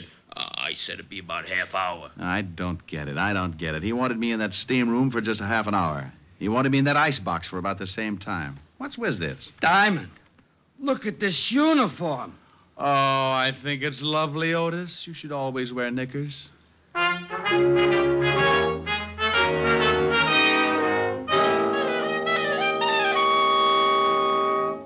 Rick, this is stupid. Didn't the guy at the steam room tell you what this Jones guy looked like? Well, from the description, could have been anyone. Look, I'm just as mixed up as you are. Well, we'll keep after it. Just don't worry, that's all. Hey, Diamond, Miss Asher just called and I told her what's been happening. You mean you know? No, but I told her anyway. She said you should come right over because she had dinner for you. She wanted to take care of you. Isn't he lovely, Walsh? Think what that head is going to look like in a bottle. Oh. Now you got him sore. It's going to be horrible around here. Well, isn't it always? Now, I'm going on over to Helen's. Keep after that Jones guy and let me know if you run across anything.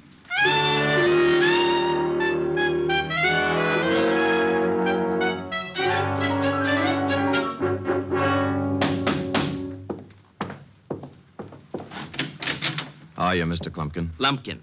Okay, how are you? Come in. Well, what happened at the steam bath? Diamond and a friend boiled for a while. You think it did the trick? Look, when Pat, Cossack. Yeah, Cossack. Well, when I do anything, the results are guaranteed. I just tailed Diamond from the station. He went into his girlfriend's apartment across the way. Oh, goody. Let's see what happens tonight. I'm staying home from work just to hear him not sing. Yeah, about my $50. Oh, look, he's never in that apartment more than 10 minutes before he starts singing. If he goes over 15, you get your 50. Come on. What are we going to do? Raise the window. I don't want to miss the lovely silence when he opens that big bazoo. Okay, so I look funny. I'm sorry, Rick, but your clothes have shrunk so much. You should see Otis. I'm sorry. Well, you should be. You don't know what I've been through. Oh, yes, I do, and Mommy's going to make it better. Here's a nice drink. I don't want a nice drink. Oh, it's strong enough. Well, put it in a dirty glass. You just drink it. Okay. Oh, wow, my throat. You hear something? No, why? Nothing. Your throat's still pretty bad. Don't know. Me, oh. Hey, it's pretty good. That sounds great. Oh, no! Now, I heard something then. Yeah, so did I. It's that grouch again. Give it to him. Oh, you bet. I feel mean. 101 pounds of fun. That's my little honey bun. Get a load of honey bun tonight.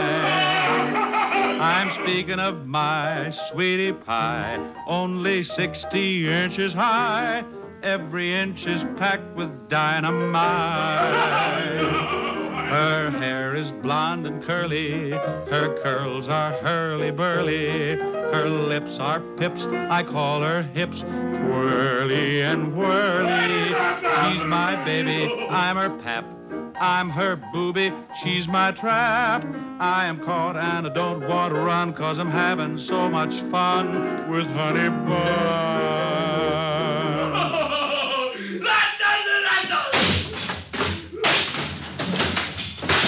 What's going on over there? Your Cossack! Okay, but don't hit me again. You can keep the $50. Said he wouldn't sing again, huh? Said you fixed it. Well, I'll fix you. No, not that. Put down that chair. Oh, go on, get out of here. That vulture's singing better than ever. Okay, only don't hit me again. Helen. Yes, Rick? You know, that ice box and that steam bath were the best things in the world for my throat. Yes. After you lost your voice this morning, I didn't think anything was going to help. But that ice box and that steam bath really did. Diamond!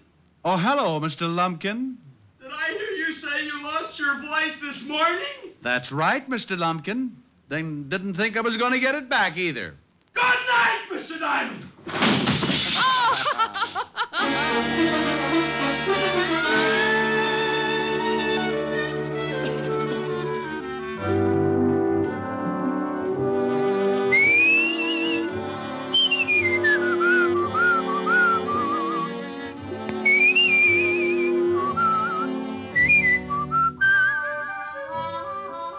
You have just heard Richard Diamond, Private Detective, starring Dick Powell. Helen was played by Virginia Gregg, Lieutenant Levinson by Ed Begley. Also in our cast were Wilms Herbert, Jack Crucian, and Stephen Dunn. Music was under the direction of Frank Worth. Richard Diamond is written and directed by Blake Edwards. Dick Powell soon will be seen in the screen version of the best-selling novel, Mrs. Mike. Now, this is Eddie King inviting you to be with us again at this same time next week, when we will again bring you Dick Powell as Richard Diamond, Private Detective.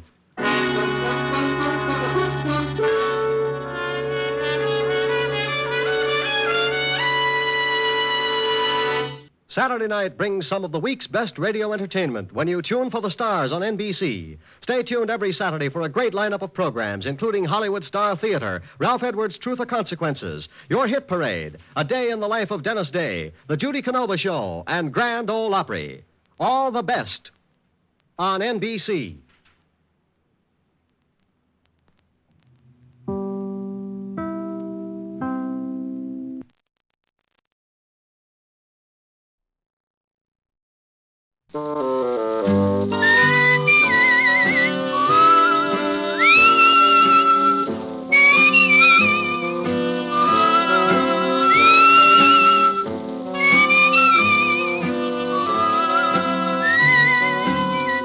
Here's Dick Powell as Richard Diamond, Private Detective.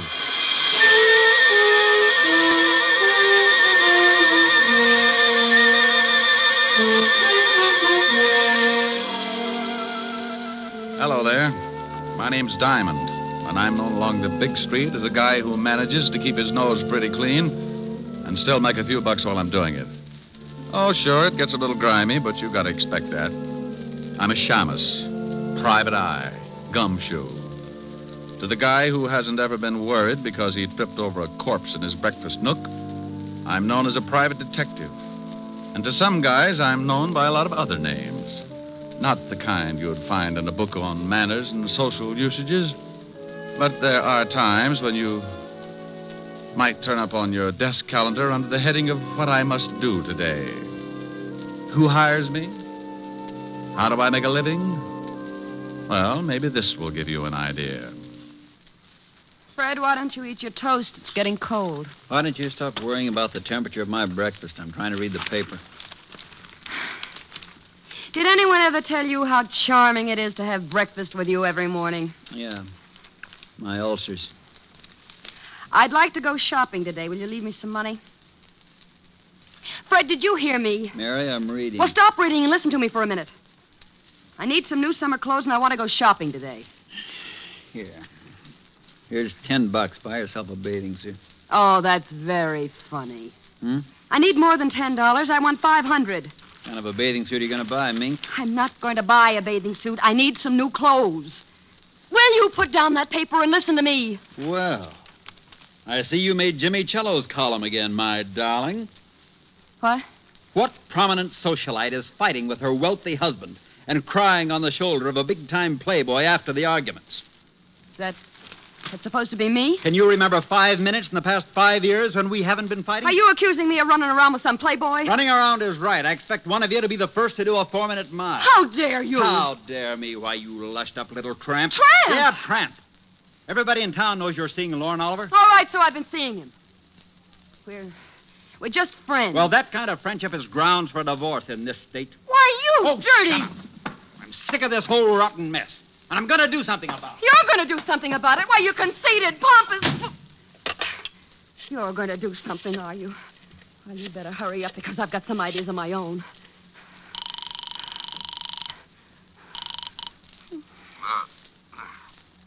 Yeah? Lauren. Yeah, you married? I got to talk to you. What time is 10 it? o'clock. Well, it's still the middle of the night. Call me back This later. can't wait. Fred found an item about us in Jimmy Cello's column this morning. He stormed out of here like he was going to kill somebody. Well, you're just the gal who can recognize the symptoms. Well, that's a nasty line. What do you want at 10 in the morning, Longfellow? Look, honey, I'll take care of Cello, and if that husband of yours gets out of line, I'll take care of him, too.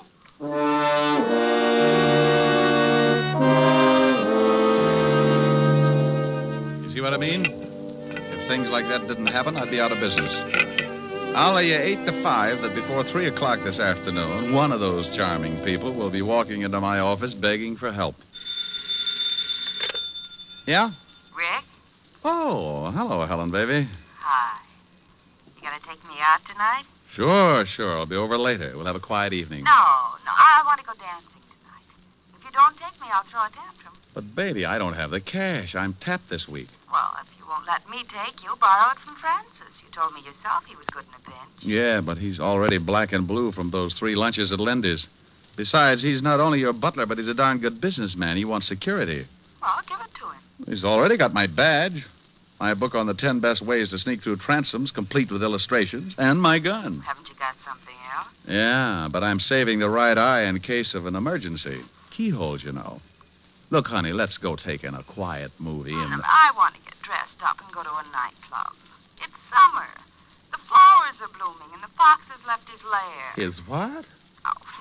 I've been hibernating all winter, and I want to get out into some nice, smoke-filled dance floor. Why, Helen. Why, Helen, nothing. Please, Rick. Hold it. Someone's knocking at my chamber door.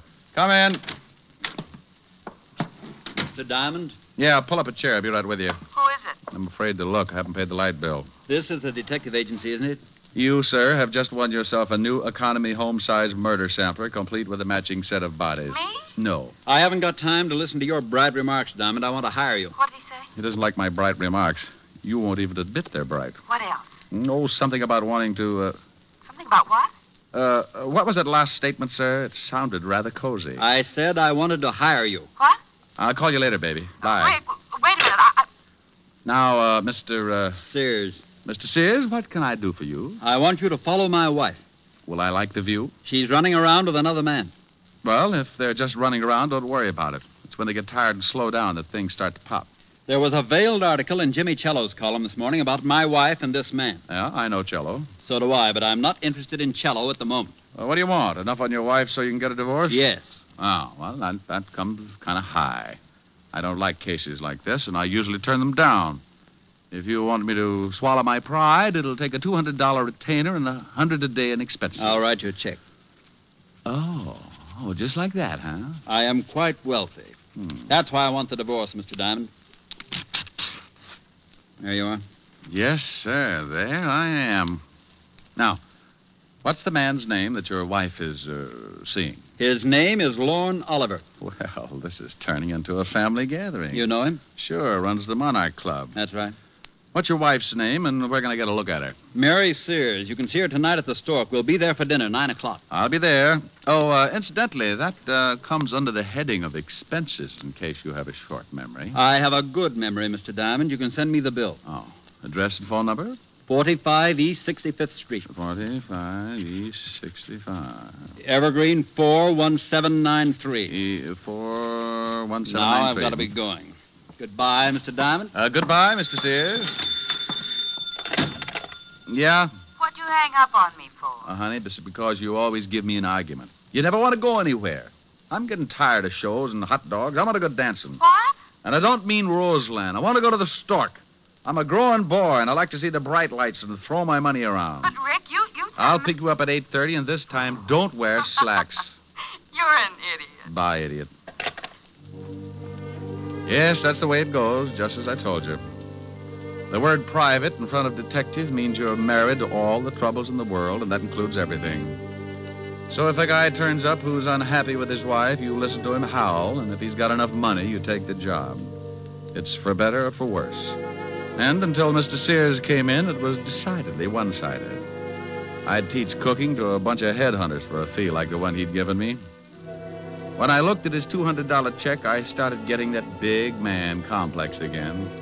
So I closed the office and went back to my flat. We'd probably be up late, and Helen always had some extracurricular activities after we'd get back to her place. You know, roasting marshmallows, fast game of canasta, or an exciting round of Emmys on the living room rug. Anyway, I always got home pretty late in the a.m., so I spent the rest of the afternoon taking a nap. At 6 o'clock, I got up and dressed, and at 8:30, I picked up Helen. Wow. And at 9 o'clock, we were sitting at the Stork Club bar, right on schedule. Rick, when are you going to ask for a table? Well, honey, the drinks come faster here. But I want to dance. Oh, no.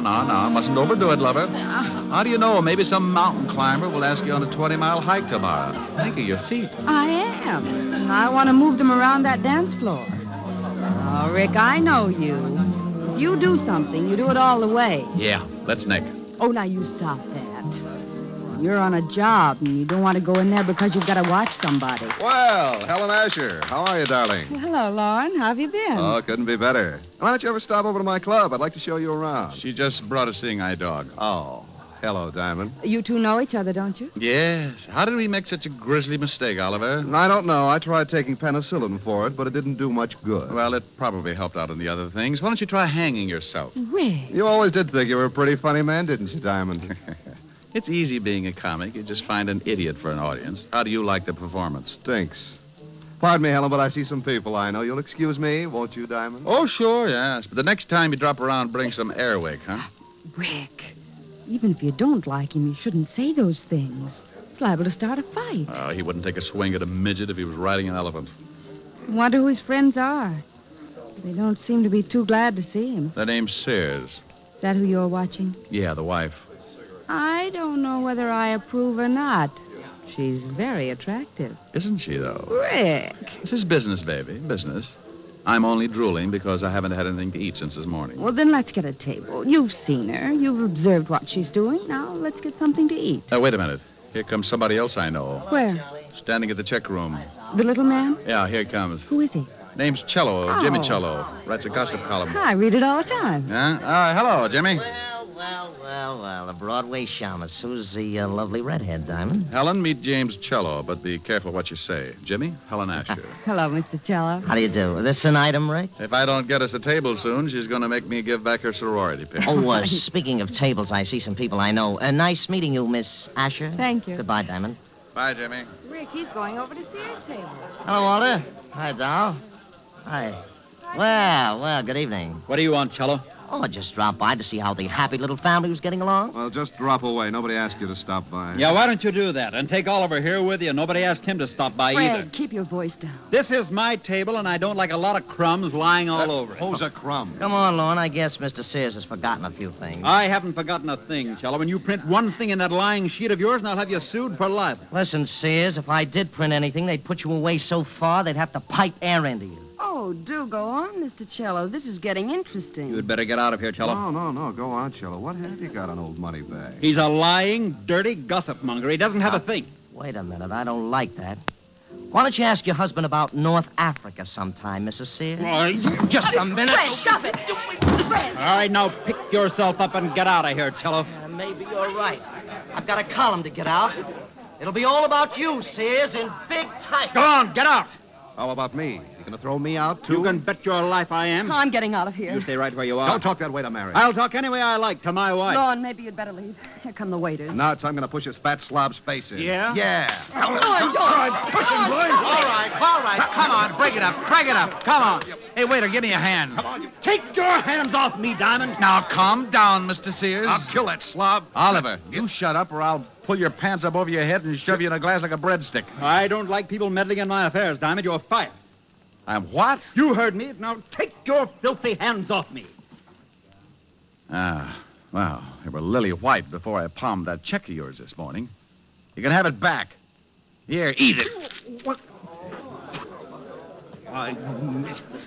I'll have you in jail for this, Diamond. Why? It isn't every day you get to eat a $200 check. Oh, Rick, let's get out of here. Yeah, I'm sorry, baby, but that's what happens when you go to work for a hyena like Sears.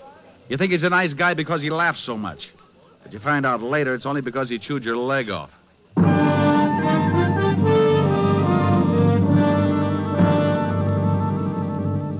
We left Sears still spitting out pieces of the check I'd shoved down his throat and headed for Helen's apartment. I was sore. When I get hot under the collar, I don't make for good company. So I dropped her off with a kiss and went back to my flat and climbed in the sack. I smoked a dozen cigarettes before I got to sleep. And when I finally did, it must have been with a big smile on my face. All night I kept dreaming that Lauren Oliver and Fred Sears were beating themselves to death with hot paper sacks.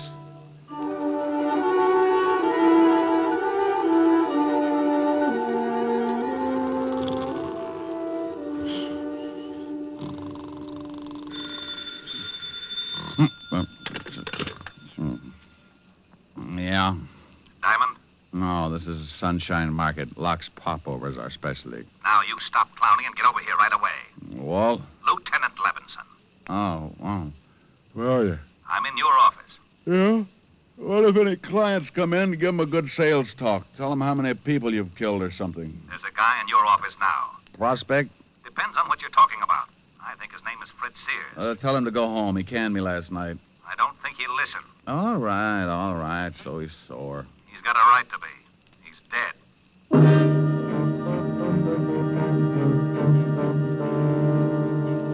Stop acting like an idiot, Walt. You know I didn't have anything to do with it. I know you didn't, but we find the stiff in your office, and we get a report that he fired you last night, but you had a fight with him. I gotta tell the commissioner something, Rick. Tell him Sergeant Otis is teething. Now, you stop that. No, what do you know about the killing? The coroner just left. He said that Sears had been dead about 8 hours. The cleaning woman found him at 9 this morning and called us. That puts the time of the murder around 1 a.m. We found this clenched in the dead man's hand. What is it? An article torn out of the morning papers. Here, read it. Jimmy Cello's column. Read it. All right, I will. Don't yell at me.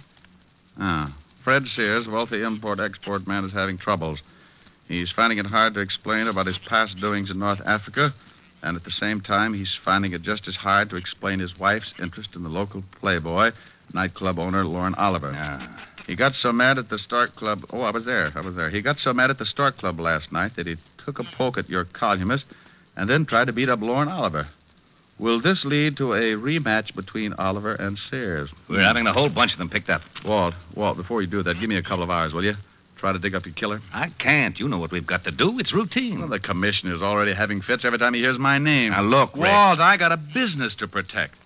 And if he finds out the stiff was killed in my office, he'll probably haul in my license. Yeah. 1 hour, Rick. That's all I can give you. I got a job, too. Thanks, Walt. I suppose you've got an alibi for 1 o'clock? Call Helen. We were toasting marshmallows.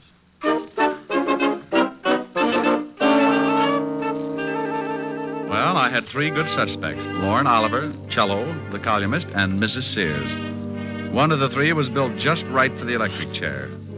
An hour isn't much time to dig up a killer, so I grabbed a cab and headed for Lauren Oliver's office in the back of his club. Yeah, come in. How are you, Oliver? Oh, what do you want, Diamond? Not particular about who comes into my club. Oh, I'm surprised you can operate with that kind of policy. People probably see you in here every night. I think I'll have you thrown out. Where were you at 1 o'clock this morning? None of your business. Herman. Yeah, boss. Come in here and show a guy out of my office. Oh, we get rough, huh? Yeah. Okay. I'll let you tell the cops who knocked off Fred Sears. Hey, this the guy, boss? Yeah. Wait a minute. Did you say someone knocked off Fred Sears? That's right, but don't start crying about it. It makes me feel so helpless. I'll tell my story to the cops. They'll get a lot tougher than I will. You won't get tough at all, Mac. Oh, stop flexing, Herman. You'll snap your girdle. Well, I guess it doesn't make much difference as long as Sears is dead. Now, I was with his wife from about 12 o'clock to well, it was a long time after 1. Well, where were you all that time? At my place. And I'll take a walk, Shamus. You got my alibi. One more question. Did you go out at all? Yeah, I went out and got the late papers. So what? I like to read. Okay. You don't mind if I stop by and see Mrs. Sears, do you? No, go ahead. I'll see you later. Oh, Herman. Yeah? You can let the air out now. Your muscles are lovely.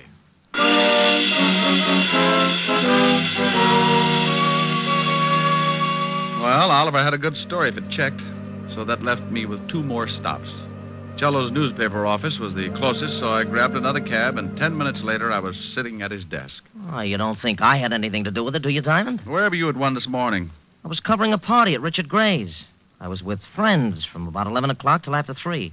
You can check. Go on, check. Look, Poison Pen. Sears had your column from the late edition clenched in his hand. He did, huh? Well, you don't think if I was going to kill a man, I'd leave anything like that around? I don't know. Well, obviously, someone is trying to make it look like I did it. Have you talked with Oliver and Sears' wife? Oliver's got an alibi, and I'm headed for Mrs. Sears' place right now. You know the address? Yes. 45 East 65th. But Mrs. Sears couldn't kill her husband. I know her too well. No? Well, thanks, Cello. I'll check your alibi. If it stands up, then I'll have to really go to work on Mrs. Sears.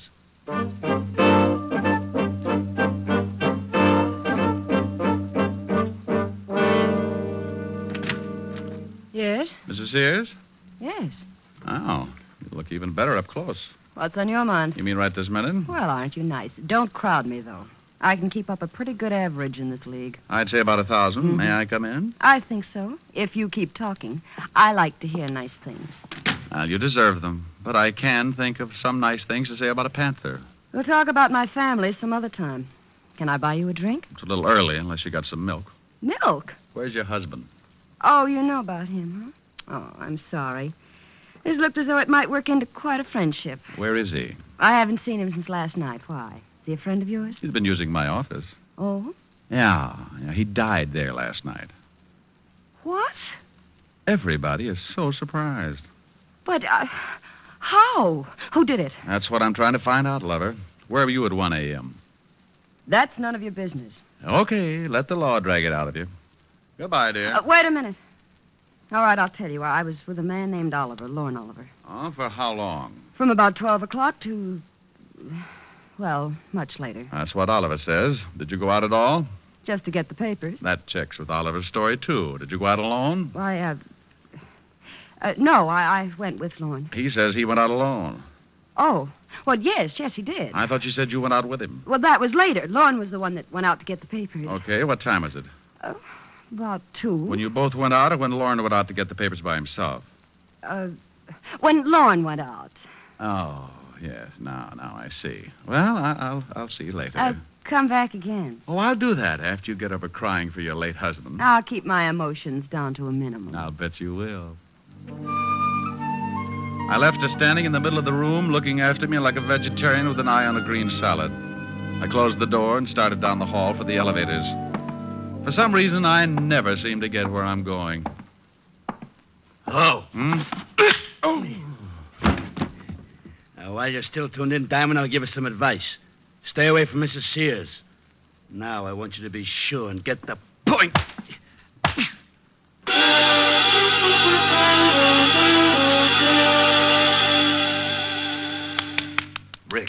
Rick, come on, snap out of it. I'll go away. Come on, you don't look so good. It matches the way I feel. Oh, here's a new line. Where am I, Walt? In Mrs. Sears' apartment. Hello, handsome. She heard the scuffle in the hall, came out, found you, and called me. Swell. Who did it? I didn't see him, but his voice sounded like a thug that Lauren Oliver keeps around the patty cake with. Oh, that was probably Herman. Lauren is so jealous. Well, your hour is up, and now I'm going to haul them all in, including this Herman. Oh, do you know Herman, Walt? Sure, Herman Sharp. Got a record a mile long. Walt, if a guy wanted to hire a killer, where would he go? You know all the stoolies as well as I do. Yeah. Mrs. Sears, what was the fight about last night at the Stork? Oh, a columnist named Cello threatened my husband that he was going to print something in his paper. He said something about North Africa, and Fred hit him. North Africa? This is really getting mixed up. Was your husband ever in North Africa? Yes, during the war. He was a captain in the Army. Walt, can you get me this Herman Sharp's address? He's the boy I want. Sure, but I'm coming along. Have your boys pick up Cello, Oliver, and take them both down to the station along with Mrs. Sears here.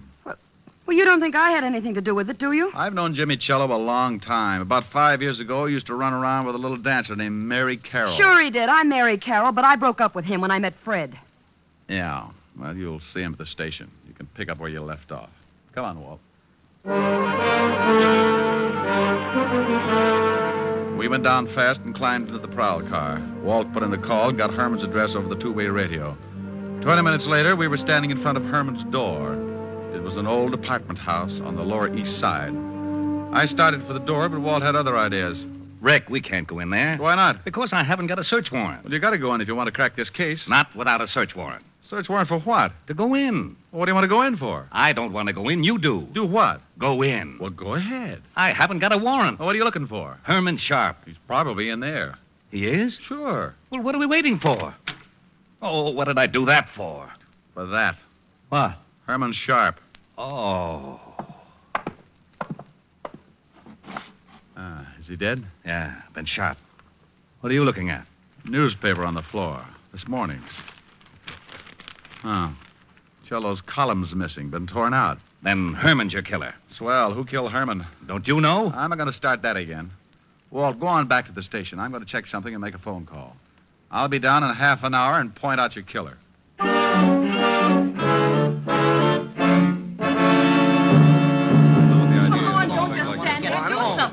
Now, calm down, everybody. This is ridiculous. I want my lawyer. You'll get one later. Relax, Oliver. They can't hold it much longer. How do you feel, Mary? I don't like this any more than you do. Well, good afternoon, and happy Father's Day. Rick, where the devil have you been? Made a phone call to Washington, Walt. Mrs. Sears, did you know that your husband had a dishonorable discharge from the Army? Why, no. You knew it, didn't you, Cello? That's right, but I kept it quiet. He got it for running a black market. What's this got to do with the death of Sears? Oliver, you told me you went out to get the papers last night. That's right. What time was it? A little after 2. You know what time the late edition comes out. How about you, Mrs. Sears? What Lauren says is correct. How about it, Lauren? Were you the one to go out and get the papers? Yes. Then, Mrs. Sears, why did you tell me this afternoon that you also went out to get the papers? Well, Mary, don't say anymore. You don't have to. The stories don't check, so you couldn't have been together last night. Look, Diamond, what is this got... Oh, now you look, Oliver. You're both liars.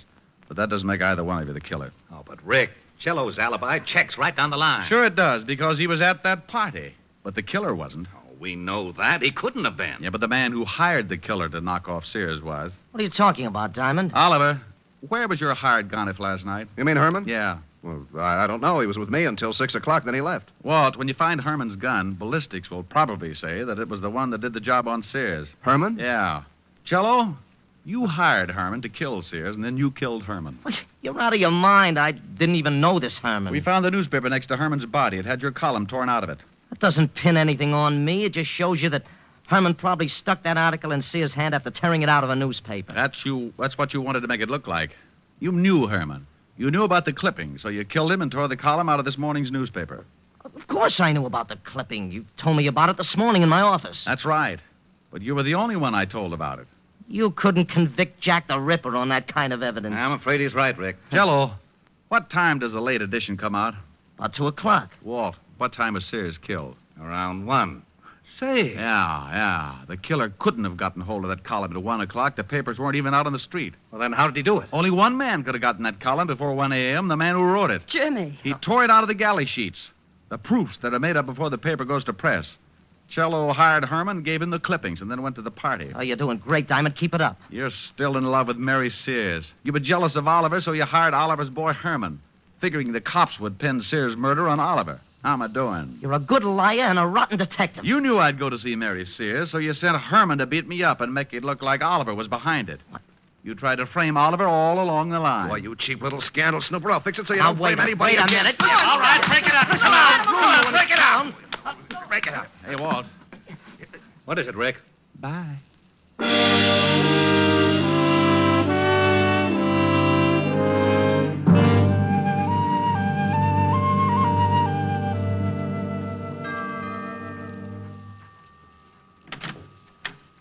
Oh, good evening, Mr. Diamond. Evening, Francis. Miss Asherin? Yes, sir. She's in the library.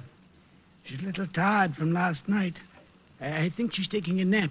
Well, I'll walk on my tippy toes.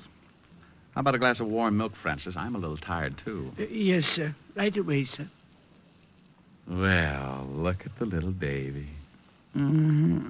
Oh, hasn't dreamland. Poor little tired baby. The evening breeze caressed the trees tenderly. Oh, Rick. The trembling trees embrace the breeze tenderly. Hello, baby. Don't stop. All right. Close your pretty eyes.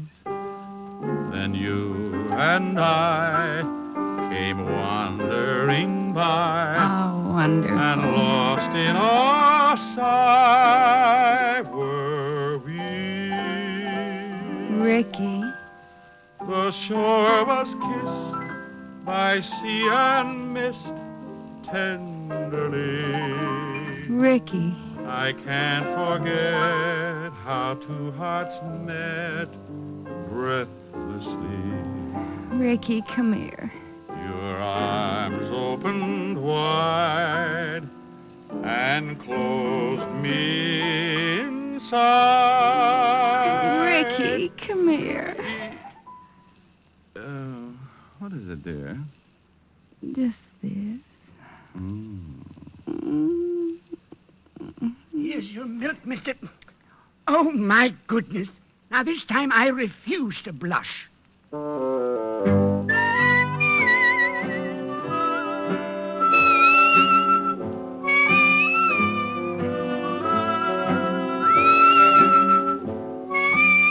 You have just heard Richard Diamond, Private Detective, starring Dick Powell.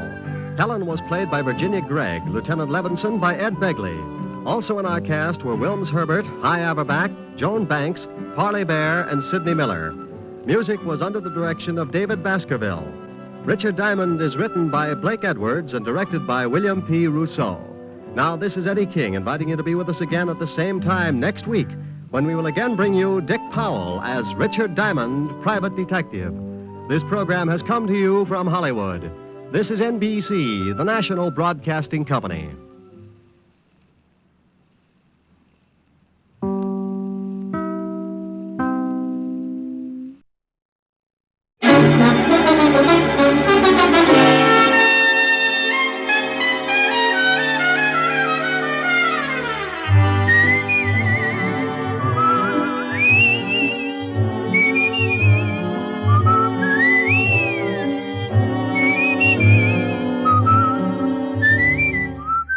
Here's Dick Powell as Richard Diamond, Private Detective.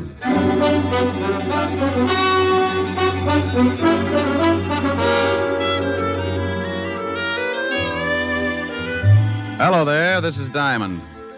About the most strenuous effort I might give out during a working year is maybe chasing some thug up the escalator at Bloomingdale's department store. But last week I really outdid myself. The all-stars of the police force challenged the private detectives to a baseball game for the benefit of the vice squad. And I wound up stiffer than a pair of starched overalls. Because the private detectives are quick to take advantage of the slightest opportunity, by the 8th inning, we realized the need for some immediate strategy. The score at that point was 6-4, the cops leading. So I got hold of a little blonde I knew and had her walk across the infield in a sweater. The idea was to disturb the opposing team and take their minds off the game. It would have worked, but it seemed that since I had last seen my little blonde friend, she'd become quite a favorite with the police force, so they just waved hello and went about their business. My drooling colleagues, however, had not come in contact with said hunk of fluff, and before the game was over, 3 of them had picked up the bat boy and tried to bunt with him. You may have read where the police force finally beat us. Close game, 37-4. But I want to say right here and now, they never could have done it without that sweater.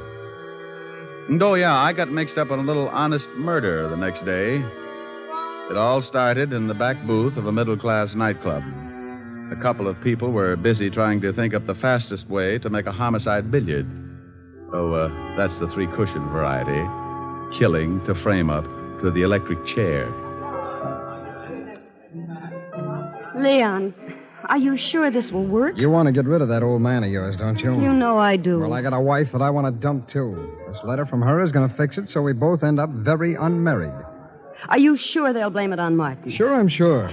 When they find him with this letter and his own gun and the dead body of my dear little wife, they'll slap him in the chair so fast he won't know what happened. Who's going to find him with the body? That's your job, baby. I'll get the letter to your husband, and you swipe his gun and get it to me. And you go get yourself a private detective and tell the shamus that you suspect your husband of running around with another girl. You and the shamus tail your husband. I'll have it timed so you catch him with the goods right after the killing. Well, all right. I hope it works. It will if you want it to, baby. I want it to. Because I want you. Yeah. Yeah, and all that nice money your husband's going to leave you. Leon.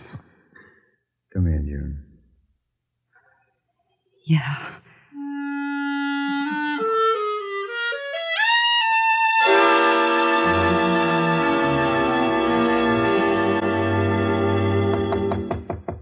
Come in. Mr. Diamond? That's right. I want to hire a private detective. Well, good for you. Sit down. Thank you. What is your fee? What's the matter? Oh, stand up and sit down again. They're 52 gauge, Mr. Diamond. Like them? Oh, you'd look good if they were sweat socks. I don't think they'd go with a high heel. You've got a point. Now, what were you saying? I wanted to know what your fee is. Oh, $100 a day in expenses. Isn't that a little high? I stopped eating at the automat 6 years ago. All right, I'll give you a retainer. Wait a minute now. Wait a minute. What's the job? I think my husband is running around with another woman. What do you want me to do? Hustle him off to the nut house? Oh, aren't you nice? I want you to go with me as a witness. You know, any other time I might get shy, but I'm really interested in seeing a girl who could beat your time. When do I start? Meet me in front of my house at 10 minutes to 8. My husband leaves around 8. What's the address? 521 East 58th Street. My name is Hyers, Mr. Diamond. June Hyers. All right, June. I'll see you at 10 to 8. Now, excuse me, but about that retainer. Oh, yes, that. Here's $100. Is that enough? It'll keep me interested. What's your husband's name? Martin. I'll see you this evening, Mr. Diamond. Oh, one more question. Yes? Why haven't you and your husband been getting along? A lot of reasons. By the way, Mr. Diamond, how old are you? No. Oh, well, I'm frisky, but I passed the foolish mark when I was 3.5. Did you? Goodbye, Mr. Diamond. I wonder if I did. Diamond Detective Agency, with men who know the corpses best. It's Diamond 2 to 1. Rick. Oh, Helen. Hello, baby. What are you doing? What gauge nylons do you wear, dear? 52. Why? No, nothing. Oh, Rick, are you going to buy me a present? Oh, you never can tell. I was just looking at a pair a few minutes ago. Rick. Yeah? Where were you looking at them? Now, what kind of a question is that? A very good question. Have you got a girl up in that office? Helen. Don't you Helen me, have you? Well, I give you my word I haven't. All right. Was there a girl in your office? Was there? Well, a client.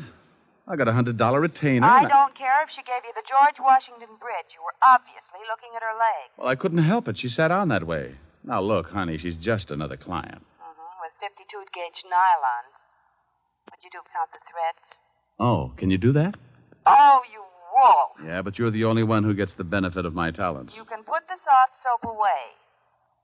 When am I going to see you? Well, I got some business at 8. I'll be over later. Well, I'm going to stay mad until you get here. And you're going to tell me all about those nylons. I'll be sure and do some research. Bye.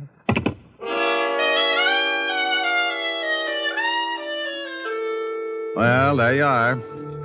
You sit around and wait for a meal ticket to come in, and just because it happens to be fitted with curves, your best girl digs up the green-eyed monster.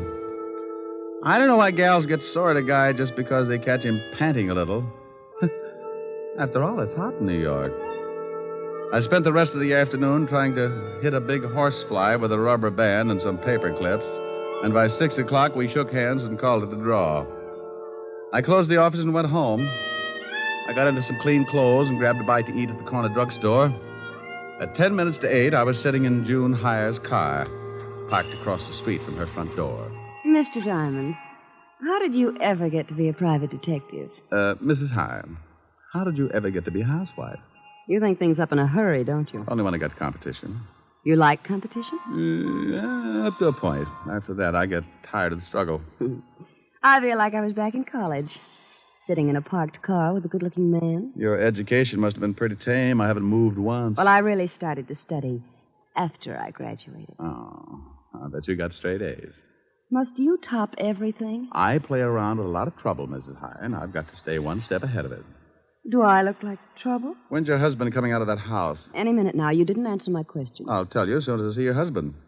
Well, how will that tell you? If he's wearing a beanie with a propeller on it, I'll know you've been giving him a lot of trouble. So I've been giving him trouble. Does that mean I'll do the same for somebody else? What's the difference, a husband or a private detective? They both got their names from a guy named Adam. Oh, look. A cab pulled up to the front door. Yeah, I see it. And here comes Martin. He's getting into the cab. Well, what do you know? What's the matter? No beanie. We both sat and watched while Martin Hyer got into the cab and it pulled away. Mrs. Hyer put her car in gear and we started the tail, keeping it a safe distance. He led us across town to a middle-class apartment house and we stopped the car and waited up the street. He's getting out and going into that building. Come on. Oh, what for? Shouldn't we let him get up there first and then... Look, baby. Do you know who this gal is? No, of course not. Well, then come on. I want to see what door he goes in. But, won't he see us? Honey, I don't tell you how to put your lipstick on. Now, don't tell me how to make like a bloodhound. Oh, the lobby is empty. Well, watch the elevator. Oh. It's stopping on the 4th floor. Hadn't we better go up? Look, lover. The 4th floor probably comes equipped with a lot of doors. Now, if you want to just knock on any of them, go hire yourself Humphrey Bogart. Well, then what do we do? You stand by and watch like you... make like you knew what I was doing. See, the little old elevator's coming back down. Now, you just hold it there while I look at the mailboxes. Mrs. B. Callahan. Mrs. Lillian McEdward. Mrs. Mike. Well... and Miss Sally Maxwell. Okay, now we push the button for the 4th floor and away we go. Fun? How do you know where to go? I got the name off the mailbox. But you said yourself there must be a lot of people on the 4th floor. Elementary, my dear girl. Process of elimination. We're lucky this time. Only one single girl on the 4th floor. Sally Maxwell. Come on. It's 406. What if there'd been more than one single girl? So I make some new friends. Now stop asking questions and stick close. I'd love it. Now, here it is, 406. Now hold it down. Can you hear anything? No. Yeah, somebody's moving around. Oh? Duck. What? Too late. What? June. Good evening. I represent the Great Nothing Life Insurance Company. What are you doing here, June? I might ask you the same thing. Do you mind if we come in? I'd like to interest you in our indemnity clause. Stop pushing. Get out of my way. Oh, you don't know what you're missing. You get $3 million if a python bites you in the middle of Times Square. You can't force your way in here like that. You... Oh, now you've hurt my feelings. Take your hands off me or I'll strike you again. Sure, but you need 2 more to put you out. Here, have one on me. Now, the next time you go striking people... Mr. Diamond, look. I looked past the little guy and spotted the body. She was blonde, and I didn't know why she was hanging onto the rug that way. She wasn't going anywhere. All right, you. Get out of my way. Huh? Oh, what a lovely gun. Martin, you killed that girl. No, I did not. I came in here and found her like that, but I didn't kill her. She's been shot. I know that. I found the gun by her body. You don't think I'd kill her? I was in love with her. Martin. Is that the gun that did it? Yes. I mean, no. I don't know what I mean. But you stand right there. Don't take another step. That's your gun, Martin. You shut up. I didn't kill Sally. But I know I haven't got a chance of proving it, so if you come any closer, I will most certainly shoot you. I hate to look like an idiot, but it's against the law to shoot people. Mr. Diamond, be careful. Come on, Martin. Give me the gun. You don't think I'll shoot, do you? Come on, give it to me. Just one more step. Look out, he's going to shoot. Come on, open up in there. What? Better drop it, Martin. You got company. Stay back. Stay back. This is the police. Open up or we'll break the door in. Police. Give me the gun, Martin. No. Let him in, June. Before Levinson tears down the whole wall. I've got Martin. Yes, all right. I didn't do it. What's going on in here?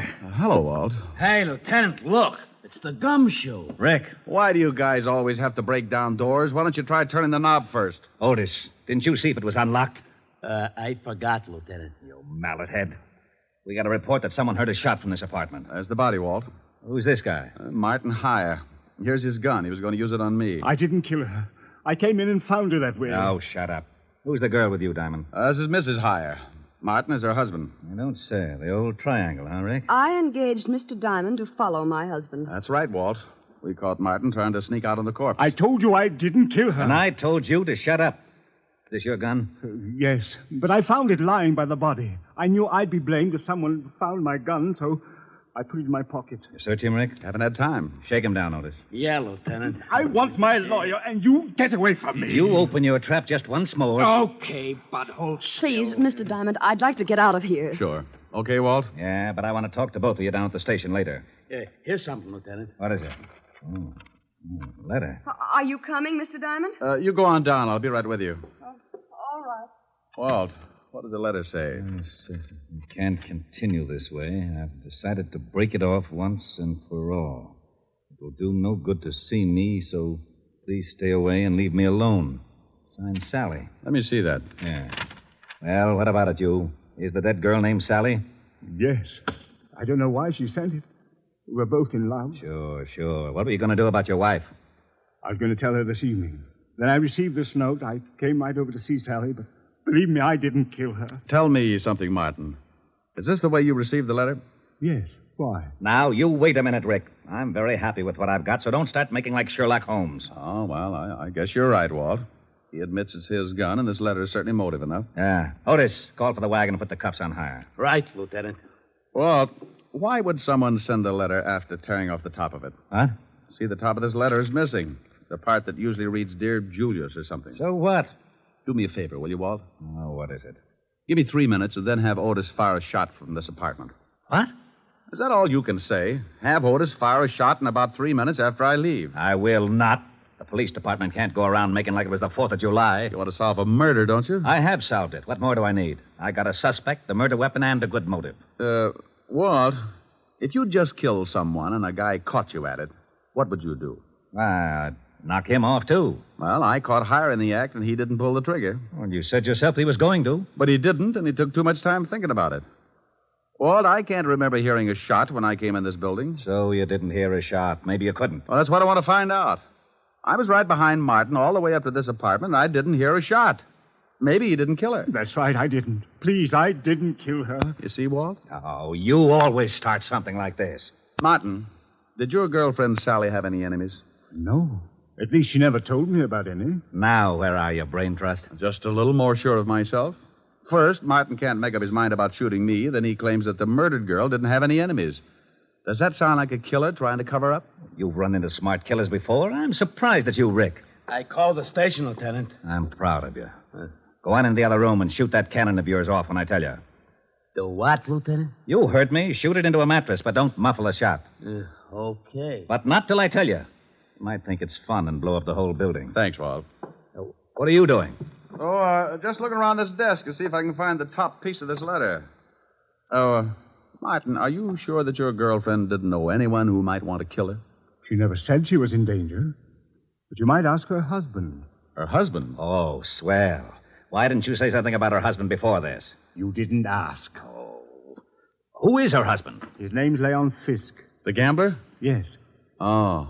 Bye, Walt. Now, you wait a minute. Have Otis start making like a Roman candle 3 minutes after I leave. What's that you've got in your hand? Huh? Well, it's a piece of stationery from the desk that matches the stationery this letter was written on. You can't take that letter. It's evidence. What is? That letter the murdered girl wrote to this guy. Well, how do you know she wrote it? Because this guy said so. Yes, but I'm not sure. It could be forged. See, Walt, maybe she didn't write it. Well, that's why I want it. The lab will be able to tell from other samples of her handwriting. Tell what, Walt? Who wrote that letter? Well, don't you know? Of course I don't know, but we found it on this guy and it's police evidence. Why? Why? Well, because it just is, that's all. Well, anybody could have written it. You could have written it, Martin. Yes, I guess I could. And send it to yourself? Why would I send it to myself, Lieutenant? You wouldn't. That's why it's important. You mean the letter itself or the fact that he couldn't have sent it to himself? Both reasons. Well, if he couldn't have sent it to himself, that eliminates him as a suspect. It does? He didn't do it. Did you, Martin? No. See, Walt? Now, wait a minute. Why do I always get into something like this? You asked me if I sent the letter to myself. You shut up. And you said he couldn't have. That's right, he couldn't. Then someone else did. Of course they did. Okay, then as long as you're not so sure it's important, I'm going to take it with me. Who says it's not important? Well, if he didn't send it to himself, then someone else did. And if someone else did, the murdered girl couldn't have, so anyone could have sent it. Isn't that right? Say that again. He said if I didn't send the letter to myself, then I couldn't have gotten it. No. He said you couldn't have sent the letter to...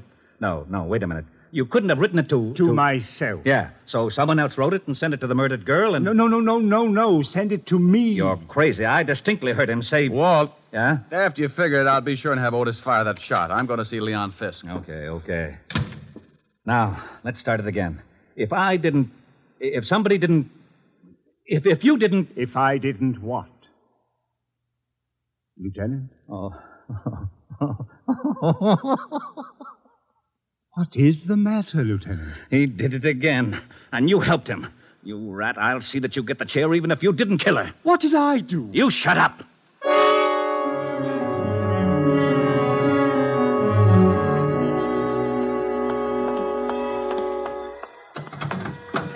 Well, what took you so long? I had to get a merry-go-round started.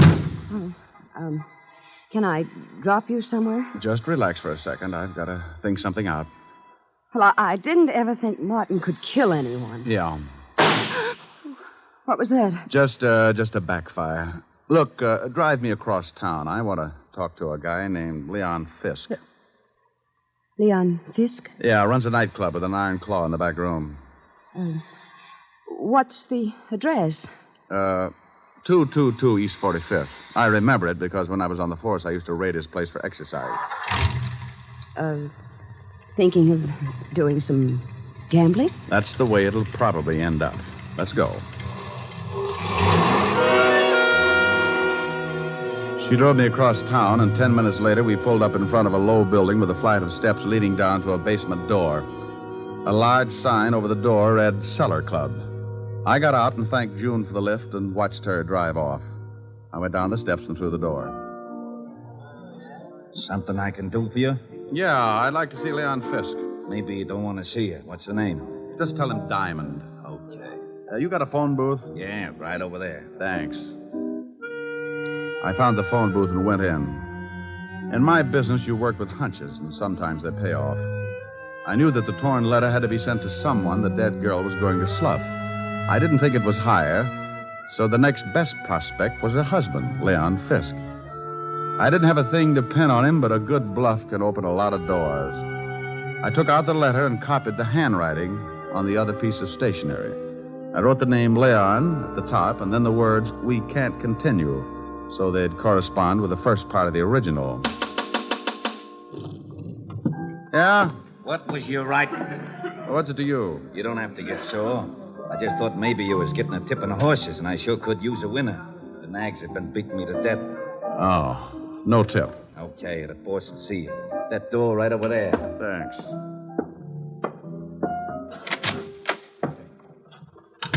Well, Diamond, it's been a long time. I haven't missed you, Leon. What brings you here? Your wife was killed tonight.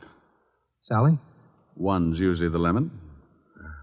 That's too bad. How did it happen? I thought maybe you could tell me. I don't know anything about it. Ever see this letter before? Hey. What's the matter? That's your wife's handwriting, isn't it? Yeah. It says, Leon, we can't continue. Then the writing stopped. Oh, so what? Well, the guy the police are holding got a letter from Sally, too. It started the same way, but it wasn't addressed to anyone. The top was torn off. You know what I think? No, tell me. I think she started one letter to you, then threw it away and wrote another one. I think you sent the second to Martin Hyer after tearing off the name Leon. Go on, Diamond. You didn't count on her starting a second one, so you went up to her apartment and killed her with Martin's own gun. Oh, with his own gun. Maybe you can tell me how I got it. Oh, I think so. You had to know a lot of things before you could kill your wife. What time Martin would arrive so the time of death would be close. You had to have his gun to leave by the body, and you had to have a witness who would swear Martin killed her. It had to be timed just right. You're talking yourself into a corner. How would I get all these things? By working with someone who was close enough to Martin. Maybe like his wife. You're crazy. Am I? She just drove me to this place. So what? A lot of people know this place. She told me she didn't. So I gave her an address 8 doors down, but she pulled up right in front of your door. Well, that could happen. It was too pat, Leon. Getting me to come to her place at 10 minutes to 8 and knowing her husband would leave close to 8. She had to know it because that letter was delivered just before I got there. Think you can prove it? You made one mistake. I didn't hear a shot when I got to your wife's apartment. I found out later that you could hear one all the way down in the street. Your wife was killed before Martin went into that building. Probably when you saw his cab pull up. Well, anyway, it's enough to hold you on, and I think we can prove later on that you've been seeing June Hyers. You're a pretty smart shamus, Diamond. Oh, you mean you admit it? Okay, baby, come on in. June, come on out of there. Leon, are you crazy? Well. I didn't know you kept your back room stocked with nylons, Leon. Yeah. I guess you two don't need any introductions. Why did you have to drag me into this? You heard what Diamond said. He knows all about it. You got the car out back? Yes, but what are we going to do with him? Diamond? Well, he's going swimming with a barrel of cement. Lieutenant Levinson wouldn't like that. He knows I came here. You're lying. Wait a minute, maybe he isn't. Diamond was upstairs with him for quite a while. Okay, so we'll have to hurry things up. Leon, you can't shoot him. Yeah. You should know it's not polite to point. I'm not going to knock him off here in the office. We'll take him in the car and do it later. No, Leon. What do you mean, no? It was your idea to kill your wife. I just helped get the gun. I'm not going to be along if you kill Diamond. You're going to be right with me, baby, because you're in this up to your pretty neck, and I need that car. I'm not going to do it. Oh, yes, you are. Oh, you and Diamond go swimming together. Leon. Give me that gun. Let me go. Come on, drop it. You go to the devil. June, come back here. I'm getting out. You got me into this mess. Come back here, you dirty little tramp. Don't you take that car. You're not going anywhere, Leon. You want to bet? I'll fix you, Diamond. He hit me with the butt of his gun, and I went down like the price of wheat in July. As I picked myself up, I watched him run for the back door. June, wait for me. You're not going to leave me here to take a rock. I got my gun out and stumbled over to the window and looked out just as the car started up. I spotted Leon with a gun in his hand. He looked mean enough to start shooting with it. He did. He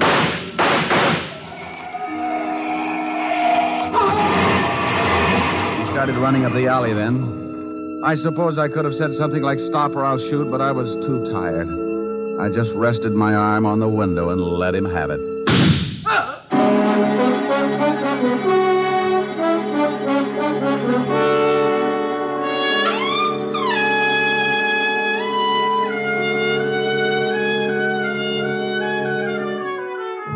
Well, Walt finally showed and cleaned things up. I was bleeding again, so I headed for 975 Park Avenue and my usual first aid station. Yes? Hello, Francis. Miss Asherin? Oh, my goodness, Mr. Diamond. Come in, sir. Come in. You've been hurt again. I guess you'll have to answer the door a little quicker after this, Francis, or build a first aid station in the hall. The usual, sir? No, you can forget the plasma, Francis. I had liver for dinner. I can stand the loss. Just as you say, sir. Miss Asher is in the study. Oh, thank you. Why don't you go to bed? You look tired. Yes. Good night, sir. Boo. Oh, Rick. Yeah. Isn't it awful? Oh, what happened to your chin? Oh, I got it caught on a 38. Want me to go? Want you to go? Why? Well, I thought maybe my poor little face scared you. Oh, I like your poor little mussed-up face. Well, thanks, Sporty. How about some music? Oh, I'm too tired. Turn on the radio. All right. Now, let me look at that chin. Oh, that's soothing. Hey, shut that radio off. I'm trying to sleep. Now, what is that? Oh, it's that crabby old neighbor. Oh, it is, huh? Now, Rick, don't get mad. I'll turn it off. You want something, Max? Yeah, some sleep. Is that too much to ask? Well, stick your head in a closet. Now, look, Bud. You look. That radio wouldn't wake a 2-year-old. Well, just pretend I haven't stopped teething, wise guy. All I want is some sleep. Oh, you do, huh? Sleepy time, gal. You're turning night into day. Rick. Oh, that guy upsets me. Oh, right. He upsets you. That's too pretty a song to sing like that. No. Now, you do it right, or I'm going to be mad. Well, honey, then that's the last thing I want you to be.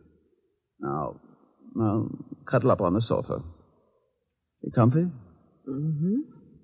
Don't be mad now, baby. Sleepy time, gal, you're turning night into day.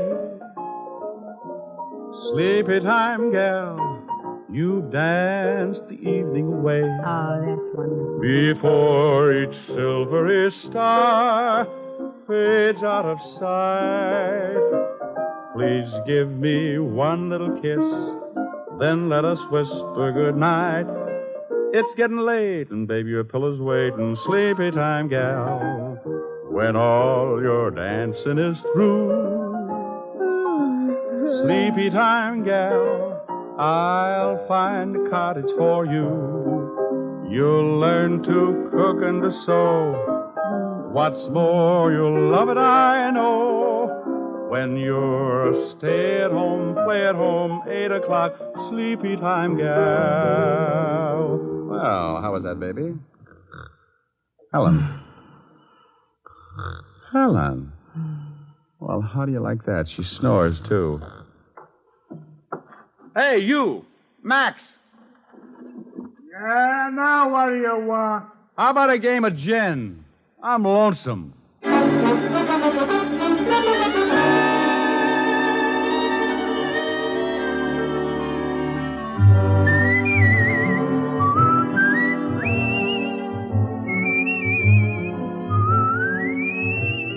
You have just heard Richard Diamond, Private Detective, starring Dick Powell. Helen was played by Virginia Gregg, Lieutenant Levinson by Ed Begley. Also in our cast were Wilms Herbert, Jay Novello, Joan Banks, and Stacey Harris. Music was under the direction of Frank Worth.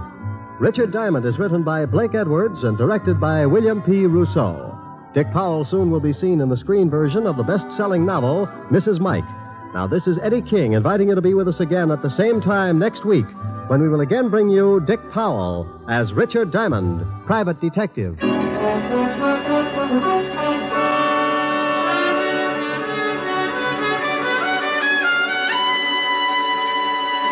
This program has come to you from Hollywood. This is NBC, the national broadcasting company.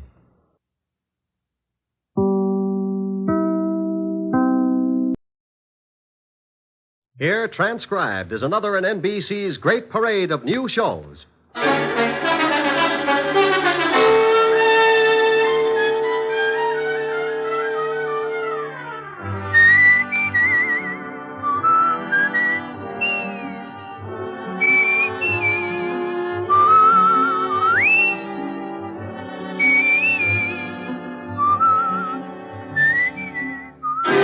And now, Dick Powell as Richard Diamond, Private Detective.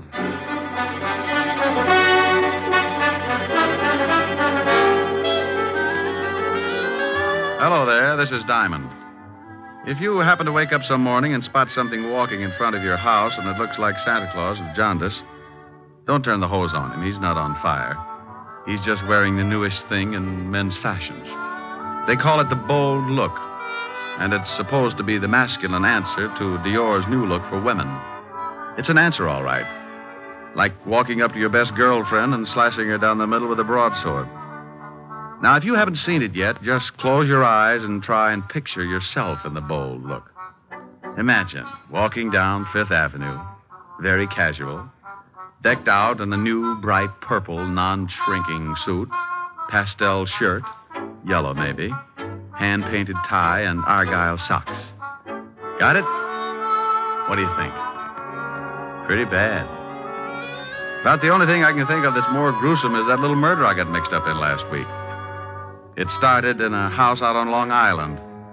A guy named Harry Baker was getting involved with his private secretary. Here are the papers you wanted, Mr. Baker. Oh, thank you, Connie. What time is Mrs. Baker going shopping? She didn't say. This afternoon sometime. Where is she now? In her room. Come here, Connie. Harry, no. Supposing she comes down. I didn't see you last night. I missed you. I got hold of the man you wanted. His name's Nat Fox. He wants $500 for the job. Oh? Well, what's the matter? That's what you wanted, wasn't it?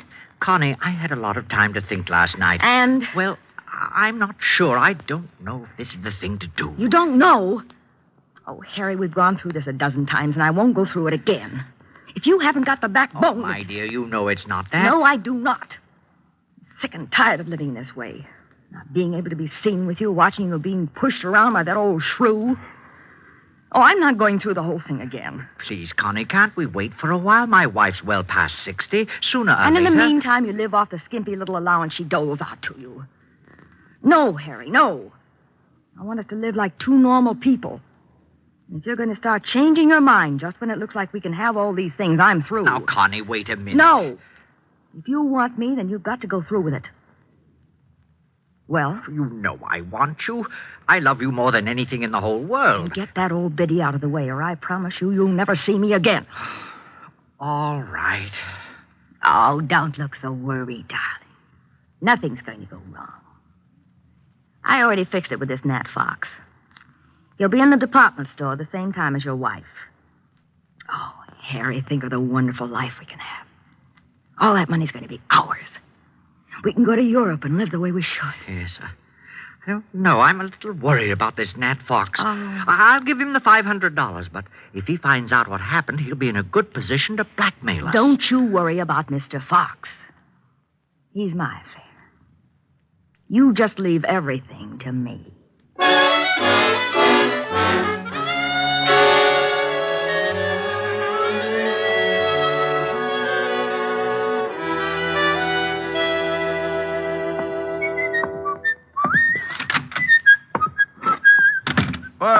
Well. Hello, Otis.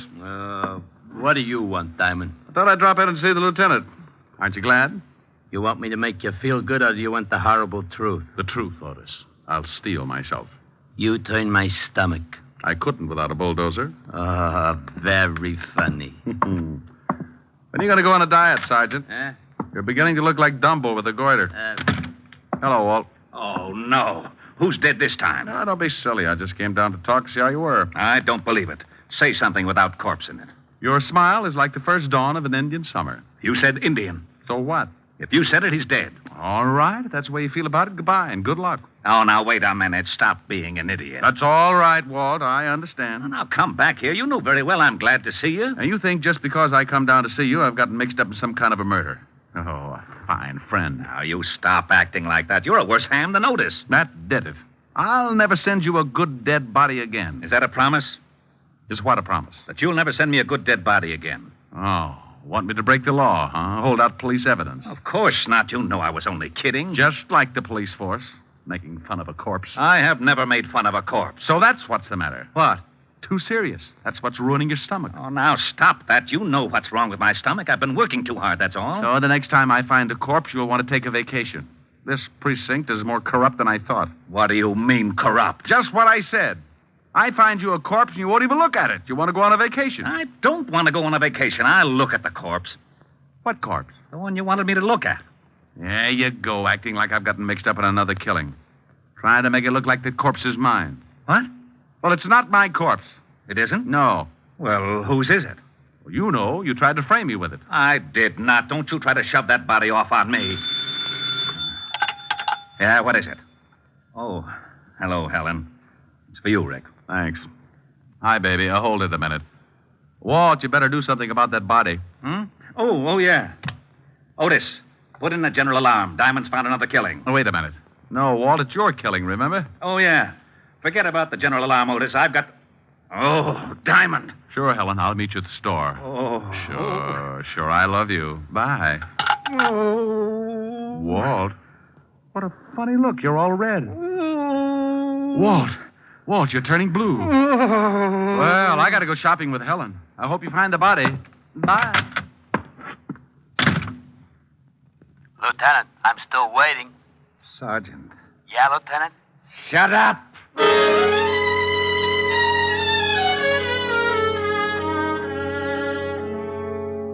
I don't know why I do that to Walt, but I always get such a kick out of tying him up in knots. When he takes the bait, he goes for it hook, line, and sinker. It's a good thing Helen called and asked me to go shopping with her, or he might have blown a fuse. I don't generally like the idea of shopping, but she said it was Frances's birthday, and any kind of an afternoon with Helen could always work its way into a wonderful evening. What do you think I ought to get him, Rick? I'll get him some shirts or something. Hey, look at these. Rick, get away from that counter. What's the matter? My hips too big? Oh, I wonder if these come in baby blue. Rick, now stop that. People are looking. Is there something I can do for you? Hmm? You seem to be interested in the lingerie. Is there something I can show you? Oh, I'm looking for something for a birthday. Oh, well, then may I suggest a nightgown, perhaps? We have some lovely numbers. This is for Butler. A butler? Yes. Oh, then you were thinking of getting something for the lady, too. No. Just seeing whether the baby blue went with my eyes. Well, really? Oh, come on, Helen. Rick, she must think you're crazy. 5 minutes more, and there wouldn't have been the slightest doubt. This is fun. Rick, Hmm? that woman, What woman? the elderly one over there with the mink stove. Oh, yeah. I just saw her put a box of stockings in her purse without anyone seeing her. You saw it? Yes, but the clerk didn't. And she left the counter without paying. I know. You know? Oh, sure. Spotted her 5 minutes ago. Not a very good shoplifter. That's stealing. Shouldn't we tell the manager or something? Oh, the store detectives are sure to have her spotted. Why don't they arrest her? Point of law, baby. They can't put the arm on her until she steps out of the store. Now, look. She's going out the front door. Just watch. She's out. She's just standing there on the sidewalk. Oh, that's funny. They must have spotted her. She was too careless. Look, that big car is pulling up and she's getting in. They're driving off. Well, maybe the store dicks were looking out the window. Well, I'm going to tell that clerk. I remember her description. Oh, now, Clerk! Yes? Oh, did your husband decide that they did go with his baby blue eyes? He's not my husband, and that's not why I called you. She thinks yellow goes with my complexion better. Oh, yes. Now, stop it, Rick. That woman who was just at your counter. Which one? We've only had about 600 this morning. Now, don't be flip with me. The elderly woman who was just here looking at the stockings. The one with the beautiful mink stove. It was beautiful, wasn't it? Then you noticed her. Of course. That was Mrs. Baker, one of our best customers. Well, Mrs. Baker is a shoplifter. Oh, you must be mistaken. I tell you, I saw her steal some stockings. I tell you, you are mistaken. Oh, now, look. I was going to stay out of this, but what Miss Asher says is true. I saw her, too. Miss Asher? Yes. Oh, you have an account with us, don't you, Miss Asher? Until you started telling me I was mistaken about that woman. Oh, just one moment. Oh, Mr. Pennywig! Mr. Pennywig! What are you doing? I'm calling the manager. The manager? Yes, Miss Asher. I would prefer to have him explain it to you. Yes, Miss Phillips. What is it? Well, I'll tell you what it is. Don't ever put Miss Phillips in the toy department. She's so nearsighted, she's liable to think the electric train is the 8th Avenue subway and climb on it at 5 o'clock. I beg your pardon? Mr. Pennywig, this is Miss Helen Asher. Oh, how do you do, Miss Asher? I heard a lot about you. You're going to hear a lot more. Oh, is something wrong? Yes. Yes, something is wrong. Miss Asher here spotted a woman stealing some stockings, and when she reported it to your clerk here, she said she was crazy. I saw it, too. Is this true, Miss Phillips? Yes, sir. It was Mrs. Lillian Baker. Oh. I was just trying to do the store a favor, but since you don't seem to think that the customer means anything around here, I'll see that my account is closed out. Oh, now, just one moment, Miss Asher. May I talk with you in private? I don't see why. Come on, baby. I know a joint on Broadway where we can get things without the lip that goes with it. Come on. Oh, please, Miss Asher. It's about the shoplifter, Mrs. Lillian Baker. You can tell me right here. I must rely on your integrity to keep this a secret. You see, we know that Mrs. Baker stole those stockings. She steals something nearly every day. What? She's very wealthy, very eccentric, and very much a kleptomaniac.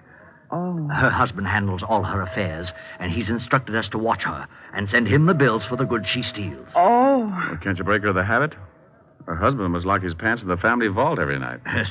She's under a doctor's care, and he advises letting her continue, but without her knowing that anyone else has found out her secret. She's quite old, you see, and her husband assures us that discovery might be very disastrous. Oh, I see. Well, I'm very sorry. I didn't know. Well, I'm not. This pixie behind all the unmentionables can get a person steamed up enough to cause a minor explosion. I was just doing my duty, sir. Mr. Pennywig. Mr. Pennywig. Now what? Yes, what is it? Oh, Mr. Pennywig, we've had a jewel robbery. What? Yes, sir. 3 of our most priceless gems are missing. Oh, dear. Mrs. Baker? I don't know, sir. We watch her very closely when she's looking at jewelry. But 5 minutes after she'd gone, we discovered the loss. Was it of any consequence? Was it? $300,000 worth. Oh, Lord. Hey, wait a minute. Who else was in the jewelry department? Oh, several people. I'm so upset. Take a look over there. Where? Over there. The man in the wide pinstripe near the linen counter. Excuse me, I've got to go call Mr. Baker. Now, wait a minute. Yes? Maybe Mrs. Baker didn't lift those rocks. That man over there, was he in the jewelry department? Why, come to think of it, yes. Oh. Now, wait here. Rick! Hello, Nat. Hey, what are you doing? Now, take it easy. I just want to see what you got in your pockets. Well, Richard Diamond. You must think you're still on the force. Someone just lifted some stones out of the jewelry department. You still in the racket? In a store like this? Are you crazy? No, but I thought maybe you were. Now, let's see your pockets. You ain't no cop. Go on and peddle your papers. You look pretty silly with a broken arm. Okay, you don't have to get rough. I'm clean. Now, well, that's better. Now, turn them inside out. Hey, what's going on here? Now, meet Nat Fox, one of the better-known jewel thieves. Yes. He was in the shop about the time Mrs. Baker was. Oh, I've quit the rackets. I just like to look now and then. Oh. Well, at least he hasn't got them on him. Oh, what have we here? Gum wrappers. I like to chew gum. Well, you chew a lot of it. Better call the law, Mr. Pennywig. Well, if you say right away. Go to the devil. What? Rick! He's getting away. Stop him. Oh, relax. We can always pick him up. I want to take a look at your jewelry department. Nat Fox didn't have the jewels on him, but as he did have a lot of gum wrappers, the first thing I wanted to do was to case everything in the jewelry department. It was an old stunt. The thief chews a lot of gum, palms some jewels, and sticks them in the gum. Then he sticks the gum under something, and a Confederate comes along later and scoops it up. If the thief gets spotted at the scene, he's clean, just like Fox was when I searched him. Well, I looked under everything, on everything, in everything. There was a lot of gum, all right, but no jewels in any of it. Rick, couldn't someone have picked it up already? Well, that's the only thing I can come up with, unless this Mrs. Baker really did steal them. Well, the police will be here in a few minutes. So, clerk. Yes, sir? Can you remember who was in the jewelry department when you discovered the jewels were missing? Well, this Mr. Fox and Mrs. Baker had already left. But I believe there were several women. Yes, there weren't any men, just several women. Well, thank you. Come on, Helen. The robbery detail can take it from here. Well, thank you very much for your help, Mr. Diamond. Where can the police get in touch with you if they want to ask any questions? They know me. And if you ever need any guidance, just look me up in the book on the private detective. Can't miss it. The one with the biggest ad.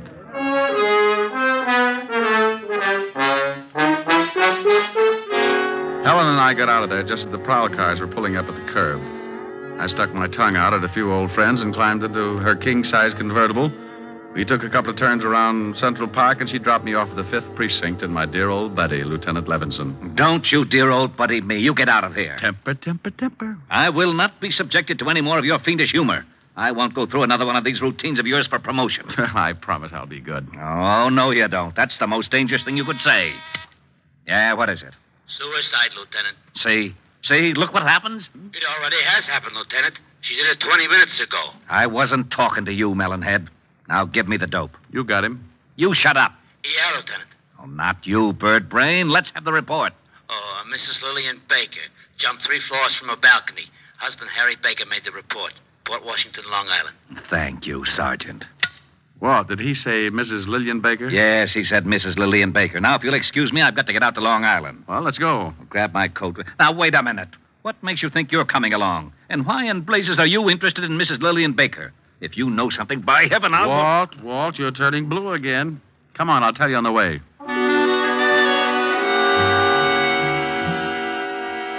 I briefed Walt on what had happened back at the store when Helen and I saw Mrs. Lillian Baker lift the hosiery. We reached the Baker estate about 3 o'clock in the afternoon and drove up a long circular driveway to the big house. The husband, Mr. Harry Baker, met us at the door. Oh, please come in, gentlemen. Thanks. You'll have to forgive me, gentlemen, but I'm still a little upset. My wife was a sick woman, but I never expected her to do anything like this. Where's the body? Out in the garden. Right this way. Have you any idea why your wife committed suicide, Mr. Baker? Oh, yes. There's the body. You don't mind if I go back inside, do you? I want to ask you some questions, then you can. I understand that your wife was a kleptomaniac. Is that right, Mr. Baker? Why, yes. How did you know? Mr. Diamond here saw her steal something from the store today. You mean the jewels? No, I mean the stockings. Did she steal the jewels? Why, yes. I found them under her mattress after the store called and told me of the loss. She was a sick woman. She's been stealing things for years, but she didn't think anyone knew about it. I had an arrangement with the stores that I could take care of all the things she took, but those jewels were too much. I had to confront her with the evidence. And she broke down completely when she discovered we knew her secret. Harry. Oh. Wow. This is my private secretary, Lieutenant Levinson. Richard Diamond. Oh, Miss Constance Loring, Lieutenant Levinson, Mr. Dime. How do you do? Well, pretty good. I'd like to tell you about it sometime. Don't dead bodies make you a little nervous, Miss Loring? What? Miss Loring was here when my wife jumped. She's already gotten over the initial shock. Oh. She's been in the library calling some of my firms to tell them I won't be at work for a while. How long has she been here? Why, all afternoon she's been taking some dictation. With her hat on? Oh, well, you see... Forget it. Tell me, did your wife jump from that balcony, Mr. Baker? Yes. 3 floors. About a 4-foot railing around the balcony. If you think that there's been any foul play, you can check with her doctor. He'll tell you she could easily take her own life if her secret was discovered. I'd like to talk to him. What's his number? Evergreen 54469. Dr. Leonard Bischoff. Thanks. While you're calling him, Rick, I'd like to see those stolen jewels, Mr. Baker. Certainly. Right this way. Phone's right over there on the stand, Mr. Diamond. Would you open the safe for the lieutenant, Connie? Mr. Loring?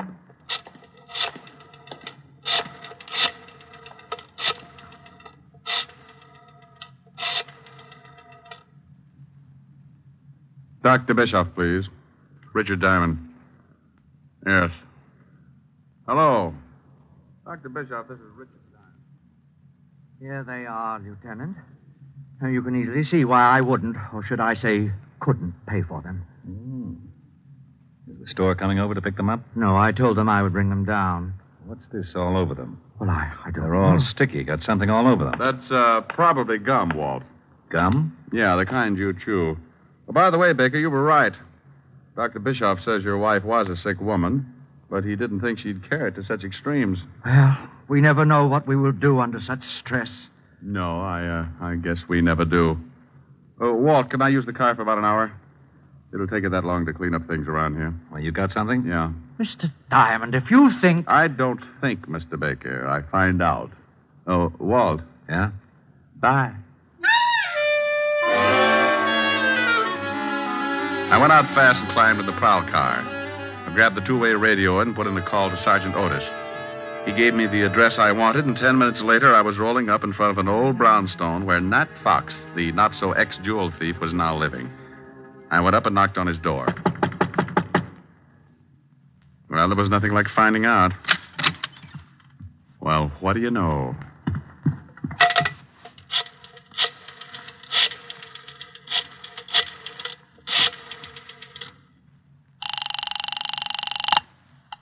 Mr. Baker's residence. Let me speak to Lieutenant Levinson, dear. He's right here. Hello? Walt, I'm over at Nat Fox's place. Now, don't say anything. Right. You remember I told you I spotted him right after the theft and shook him down? Yeah? Well, he's through giving the police department headaches. What do you mean? He can't explain the 2 bullet holes in his head. I called the station and had them send over the wagon, then I took off for the department store. I was sure that Mrs. Baker hadn't jumped, and I was pretty certain that whoever had knocked off Nat Fox was in on the Baker killing. Oh, hello again, Mr. Diamond. Have you heard we found out who stole those jewels? Nat Fox? I know. It was Mrs. Baker after all. Mr. Baker called us back and said that he'd found the stones. Oh, well, that's dandy. Well, I'm going to take your clerk who was in the shop at the time of the robbery. Take him? Yes, I want him to identify someone. I'll have him back in about an hour. Oh, well, I suppose it'll be all right. George? Yes, sir? I want you to go along with Mr. Diamond here. He wants you to identify someone. It's official, I guess. It's official, all right. When you point out a thief and a killer, it's always official.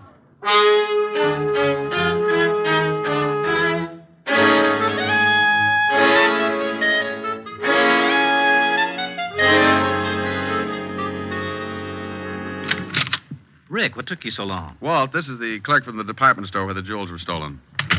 How are you? What's he here for? I want him to see if he can identify someone. Oh, where are Baker and his lovely secretary? In the library. Come on. Now, look, George, I Yes, want sir? you to stand outside this door until I call you.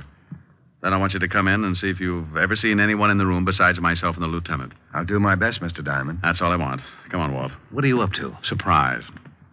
Well, hello. Why, hello, Mr. Diamond.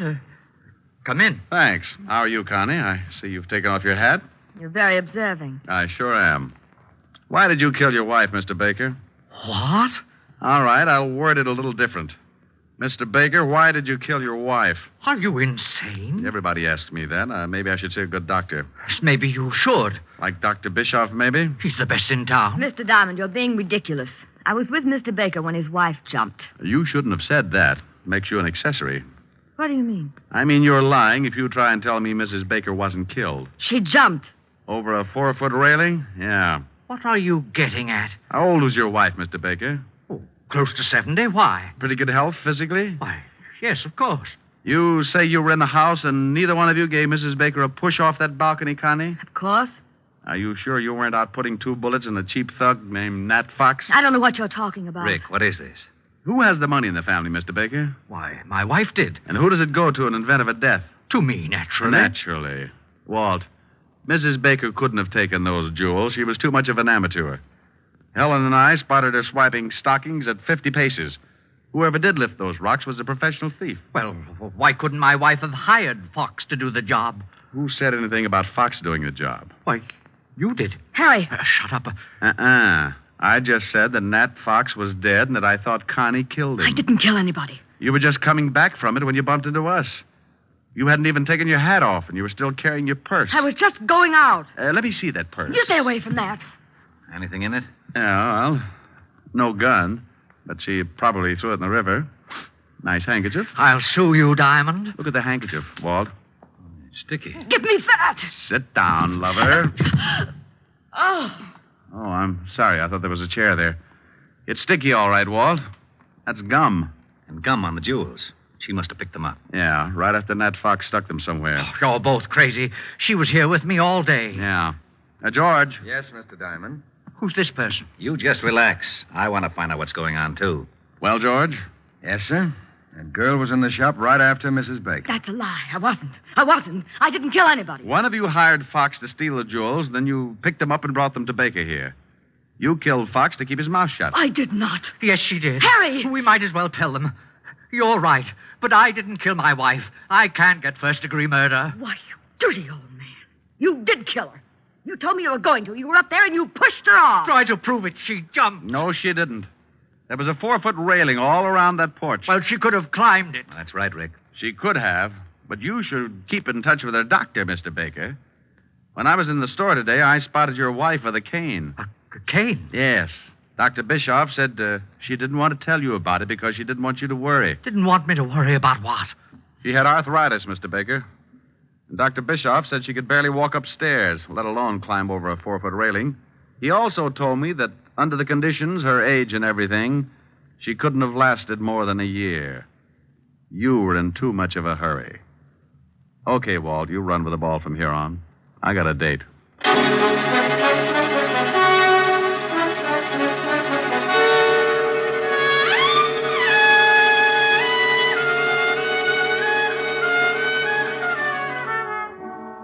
Rick, Hmm? you didn't tell me what you did after you left me this afternoon. Oh, I just fooled around with Walt for a while to kill the time. By the way, what did you finally get for Francis? Oh, I got him something in the newest fashion. It's called the Bold Look. What? It was pretty ghastly, but he loved it. Oh, tell me what you got him. Well, a purple suit. Non-shrinkable. Yes, how did you know? It figured. Go on. A green shirt, one of those hand-painted ties. Rick, where are you going? Oh, I can't stand it. Oh, that's wonderful. What is it, Rick? What is it? I thought you were supposed to be bugged on South Pacific. Oh, is that what it's from? Yep. Goes on next to closing, right after Fink's Mules. It does? You better get those tickets again. See what it's all about. Well, give me a preview. You'll hate me in the morning. There's an answer for that. Yeah. Younger than springtime are you, softer than starlight, Are you warmer than winds of June or the gentle lips you gave me? Gayer than laughter, are you sweeter than music? Are you angel and lover, heaven on earth, are you to me? And when your youth and joy invade my arms and fill... Hey, what's that? What? That standing in the corner. Oh, Francis. That's Francis, Rick. What are the odds? Oh, yes, sir. It's me. Now, Rick, be careful what you say. That's the new bold look. Well, turn it off. It's getting bilious. Don't you like it, sir? Now, Rick. No, well, Francis, I think it's... yes, it certainly is. I think it's rather gay, don't you, sir? The gayest. Oh, my goodness, I forgot something. Does it look like a stomach pump? Forgot something? Yes, miss. The outfit wouldn't be complete without them. Well, hurry up. I'm going to black out any minute. What did you forget, Francis? The spats. Spats? Yes, sir. Seersucker spats. And they were lovely.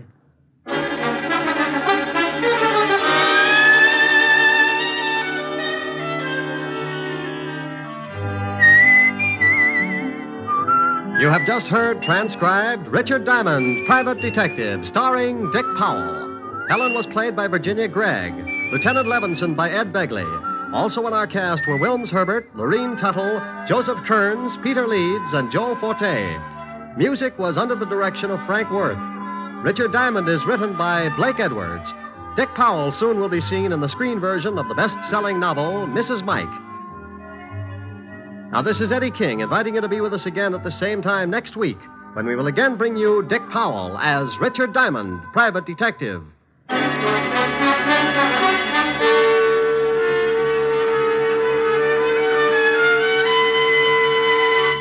This is NBC, the national broadcasting company.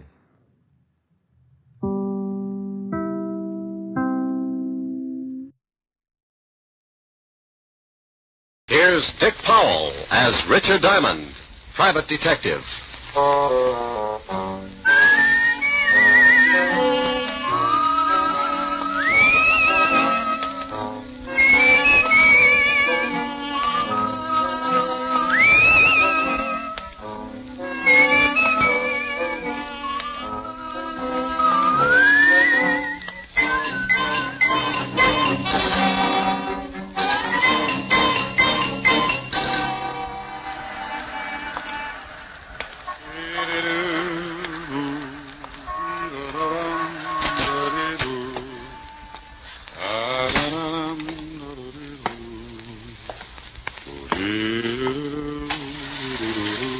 Good afternoon, Mr. Diamond. Oh, afternoon, Ed.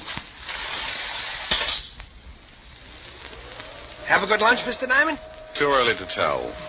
Hey, you must shave with a dull razor. You got a scratch on your face. I use a rake. Here's your floor, Mr. Diamond. Thanks, Ed.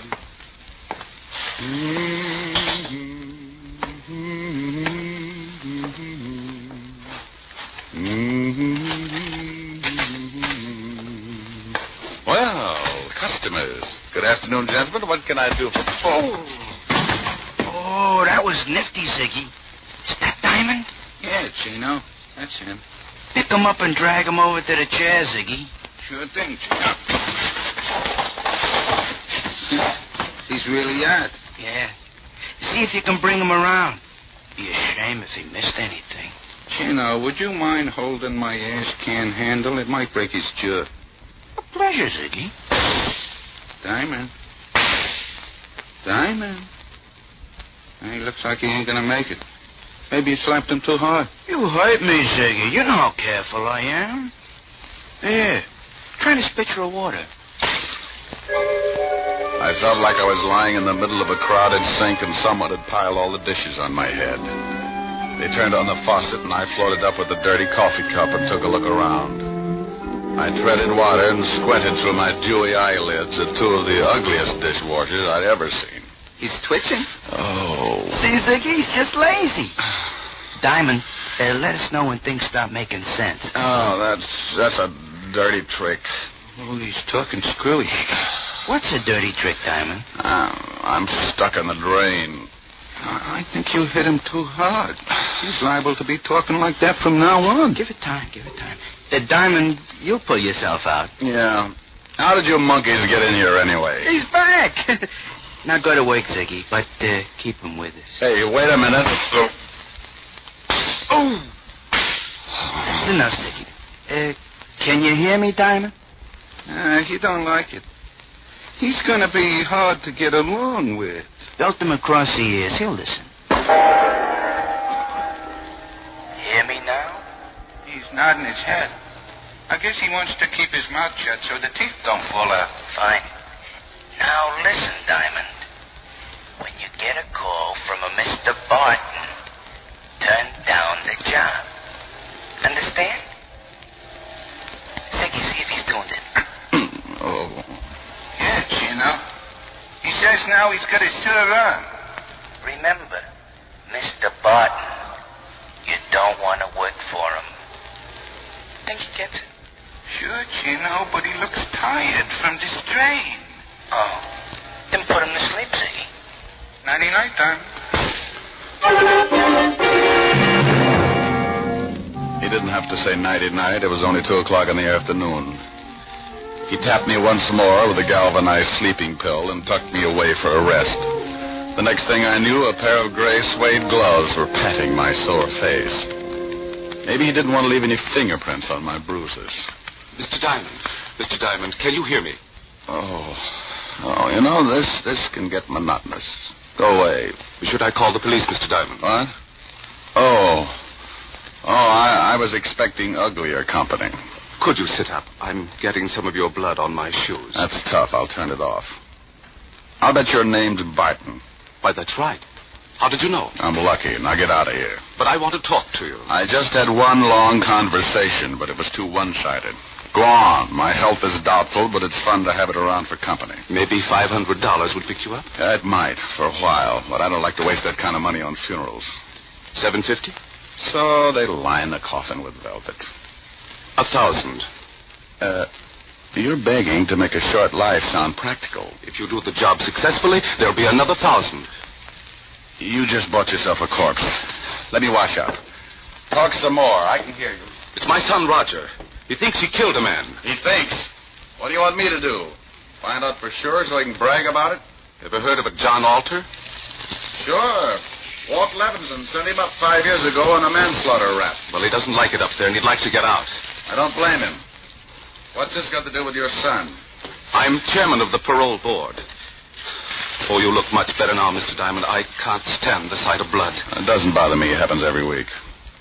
So, you're the chairman of the parole board. Yes, some of Alter's friends promised to keep quiet about my son if I let Alter go free when he comes up before the board next week. And you think maybe your son was framed? Yes, about a month ago, he met a girl in Florida.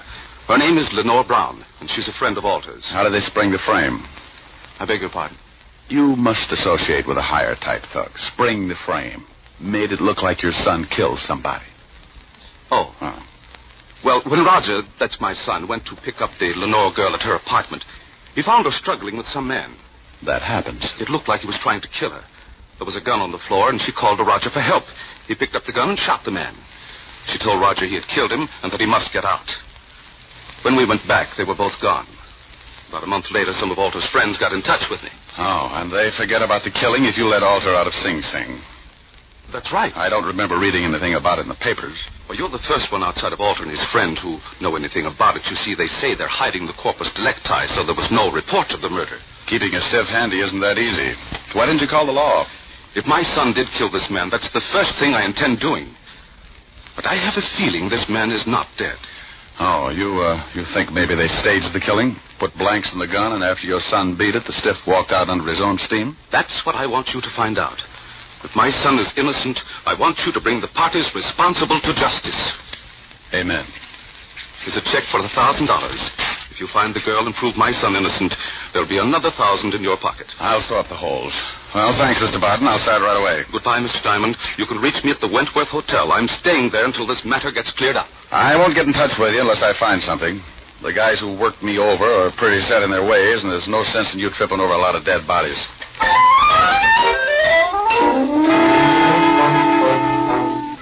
I looked at the $1,000 check and thought about the beating the two polite gunsels had given me. It was a toss-up. If I'd spent the $1,000 like I knew I would, I'd be dead anyway. The two goons were probably still hanging around my building, and if they spotted me, they'd guess I'd taken the job. When I get more than $10 in my pocket, I smile all over. I went out the back way and through the alley. Had to start somewhere, so I headed for the 5th Precinct Police Station. When you're looking for a killer, homicide's got all the road maps on murder. An old friend and ex-partner was in charge. The men who worked the detail called him Lieutenant Levinson, but he had a couple of friends who still called him Walt. I was one of them. You earn that right when you work for a guy for 6 years. After I left the force, Walt started doing a solo, but he now had a sergeant who stumbled around after him. His name was Otis, and he had the biggest feet in the state of New York. Every time he took off his shoes, I wanted to grab a champagne bottle and launch them. I don't think he liked me. When I walked in, his face always looked like an advertisement for a sour stomach. Well, Richard Diamond, private detective. Well, Sergeant Otis, homicide's answer to the missing link. What was that last word? Well, you're half safe. I said link. Walt in? Yeah. You turn the knob and you push. Why don't you get that uniform cleaned? Some dad's going to get up and walk to the station without you. Well, hello, Rick. If you've got... Yeah. You must get tired changing your face every day. Somebody shove you around again? Been catching up on my patty cake, Walt. Tell me, did you ever know a bit of fluff named Lenore Brown? Sure, John Alder's expense account. Used to hold hands before I send him up. Know where I can find her? Alder's still got her staked out. When they leave stir, he's going to come back and dig up the claim. You better forget about it. She's got the antidote for lonely nights, but some of Alder's boys are protecting her. I know, yeah. They gave me a pep talk this afternoon. And then listen to him. It's better watching the game from the bench. You never can tell. I might make a score. Well, you're outweighed, outclassed, and liable to be outlived. She used to work at the Black Swan in Florida. I heard Alder was trying to get a parole, and she came to New York to be close to him. Any lying on her here in town? No, but if she's seeing Alder, you might spot her on a visitor's day. And now, look, Rick, why don't you stop chasing two-bit thugs and come back on the force? I never had ulcers when we were working together. You know how I feel about that, Walt. I'm a restless guy. Sometimes I like to sleep late in the morning. Okay, Rick. Want me to call the warden and tell him you're coming? Yeah, thanks, Walt. Take it easy. Bye, Rick. Be a good boy.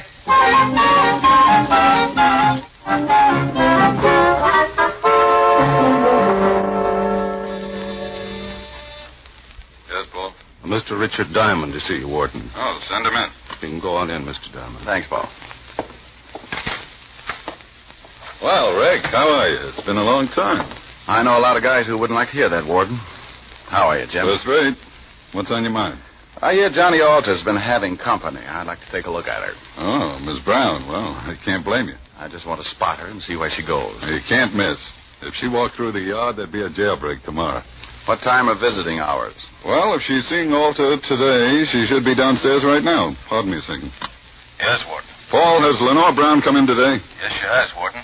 She's in seeing Alter right now. Thanks, Paul. She's downstairs, Rick.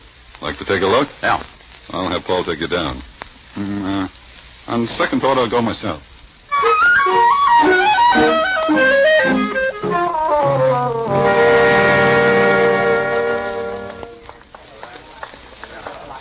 There she is, sitting at the end table talking to Alder. Oh. Now I know why Alter needs a lot of money. She's wearing enough mink to carpet Radio City. You should get a load of her on a warm day. Coat doesn't stop me. She'd show up, even if she's wearing a tent. How long has she got with Alder? About another 5 minutes. Warden, maybe I'll let you put me away for a couple of years. With something like that to look forward to on Visitor's Day, I might go for the change. Well, you'd get tired of just talking. Think what you could do on the outside. Yeah, I am, but it would probably send me right back up here. You want to stick around till she's through talking? Thanks, Jim. I'll wait in front till she comes out.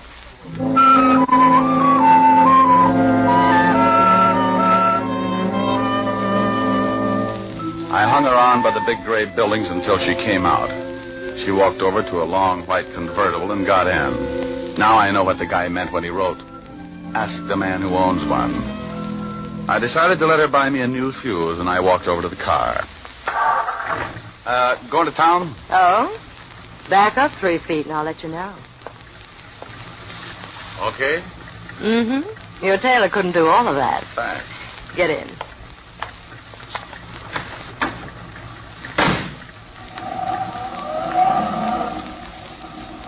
Visiting? Yeah, the warden's an old friend. How many years did you know him? Baby. I've been going home every night all my life. Every night? Well, almost. What do you do with the almost? Depends. Everybody likes something different. You must get tired thinking up new ideas. Oh, I don't think much. It's more fun being surprised. Hey, what are you stopping for? We just got started. Surprise? Oh, yeah. And the nickel-plated one. Look, baby, you don't have to pull a gun. If I'm getting fresh, I'll get out and walk. You'll sit right there, Diamond. Oh, name dropper. Mm-hmm. Expecting company? Mm-hmm, and you've met them before, honey. That's nice. I wouldn't want you to get stuck with the introductions. That's your friends coming along in that car? It should be. Now hold real still. They'll only shoot you this time. Sometimes you're lucky. When a dame's got a gun on you, you don't stand much of a chance unless she's got her mind on something else. This one did. And when she looked up in the rearview mirror to make sure it was her boys, I tagged her. My two playmates were just pulling up in the green sedan when I went out of the car like a dry transmission. There he is. He's slightly up. Nail it. He let go just as I dived off the side of the road and hit the center embankment. I rolled to the bottom and came up looking like an exhibit for smallpox. He's down the hill. Go get him, Ziggy. There was a line of trees just off to the right, and I got to them just as Ziggy tried again. He needed a rifle. I was running through the trees then, and I could hear Ziggy somewhere behind me falling all over himself. I pulled my gun and thought about waiting for him. I could give him so many holes he'd whistle in a high wind, but I had another idea. I stopped and listened. He's around here somewhere. Well, come on. We'll spread out. That tore it right down the middle. They were somewhere behind me, and both of them were looking. I got him. I got him. Get off of me, you million. I got on a new suit. Oh, my deepest apologies, Gino. I thought you was Diamond. Can't you tell a difference, Ziggy? He's got on a blue suit. Oh, I'm a little colorblind. Now let's find Diamond. They started hunting again, and I cut off to my left and headed back to the highway. I reached the hill that sloped down from the highway, and I went up fast. The cars were about 100 yards down the road, and I used my last lung getting there. Lenore was still out, just like I'd left her when I put her to sleep. I went over to the Gunsel's car and lifted the hood. Chino and Ziggy could apologize all night while they looked for a new distributor. I went back to the white convertible with the unconscious nylons and got in.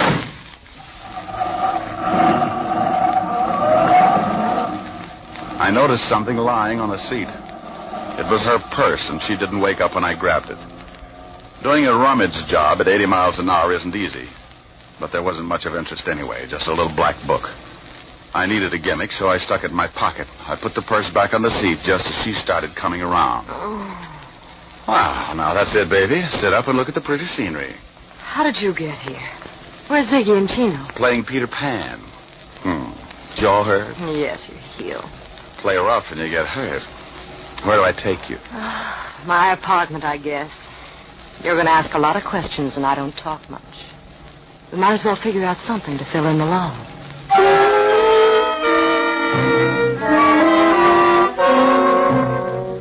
I drove to her place on East 51st and walked her to the door. She looked at me like a fat woman eyeing a French pastry, and her mouth slipped down to her shoelaces when I gave her a peck on the cheek and left her standing with an old front doorknob in her hand. I knew she wasn't going to spill anything, even if I got her drunk. Besides, she could probably drink Tony Galento under the table and still be sober enough to play hopscotch. I went back to the office and took out her little black book. There were a lot of names, and some of them I knew. Chino, and after it, likes his work. And Ziggy, and after his name, has own gun. Yeah, Richard Diamond, too. I never did figure out what the 3 stars were for.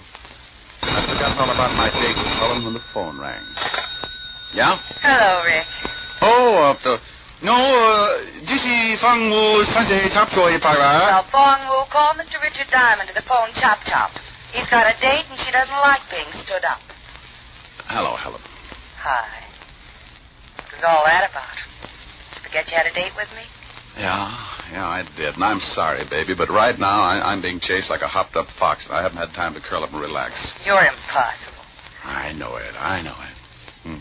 Want your sorority pen back?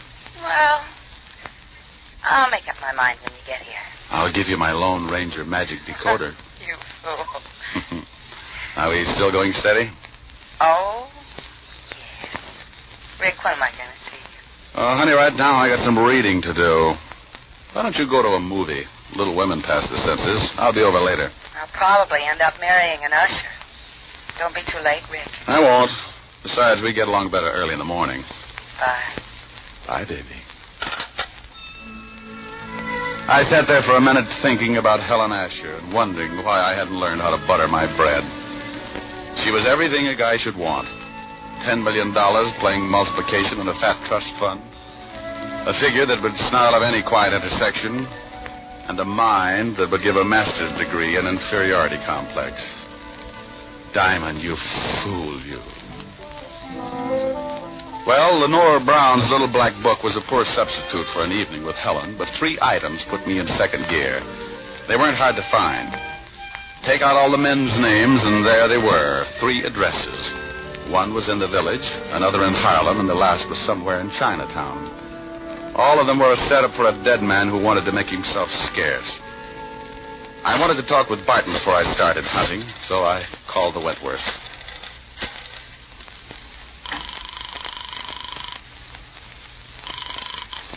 Wentworth Hotel. Mr. Barton, please. Yes, sir. I'll ring him. Hello? Mr. Barton, this is Diamond. Oh, yes, Diamond. Did you find out anything yet? Not yet, but tell me, did your son tell you what his victim looked like? Why, yes. He said he was a dark man with a scar from his nose to his chin. He said he'd never forget it. Oh, well, thanks. Maybe I'll call you tomorrow. I hope you clear this thing up in a hurry. So do I. I want to get my nerves untangled. I took the easy address first, grabbed a cab, and 20 minutes later I was walking down the steps of a little dive on the east side of Greenwich Village. It was a shabby little place, and the customers had enough long hair to give a toupee deal of the DTs. A fat waiter walked over and eyed my clean shirt. He was wearing an apron that looked like he'd made the salad on it. He was swell. You wanted something, Mac? Yeah, a pound of egg noodles. Just sweep them up off the floor. Do you know anyone named Lenore? Lenore. Oh, sure, Lenore Brown. Hey, she comes in here about once a week, listens to the kid at the piano. Now, why would a classy dame like that go out with him? He don't play the piano so good. You ever see a guy with her? Dark man with a scar from his nose to his chin? No. She always does a single. Yeah, well, thanks. Hey, you still want those noodles?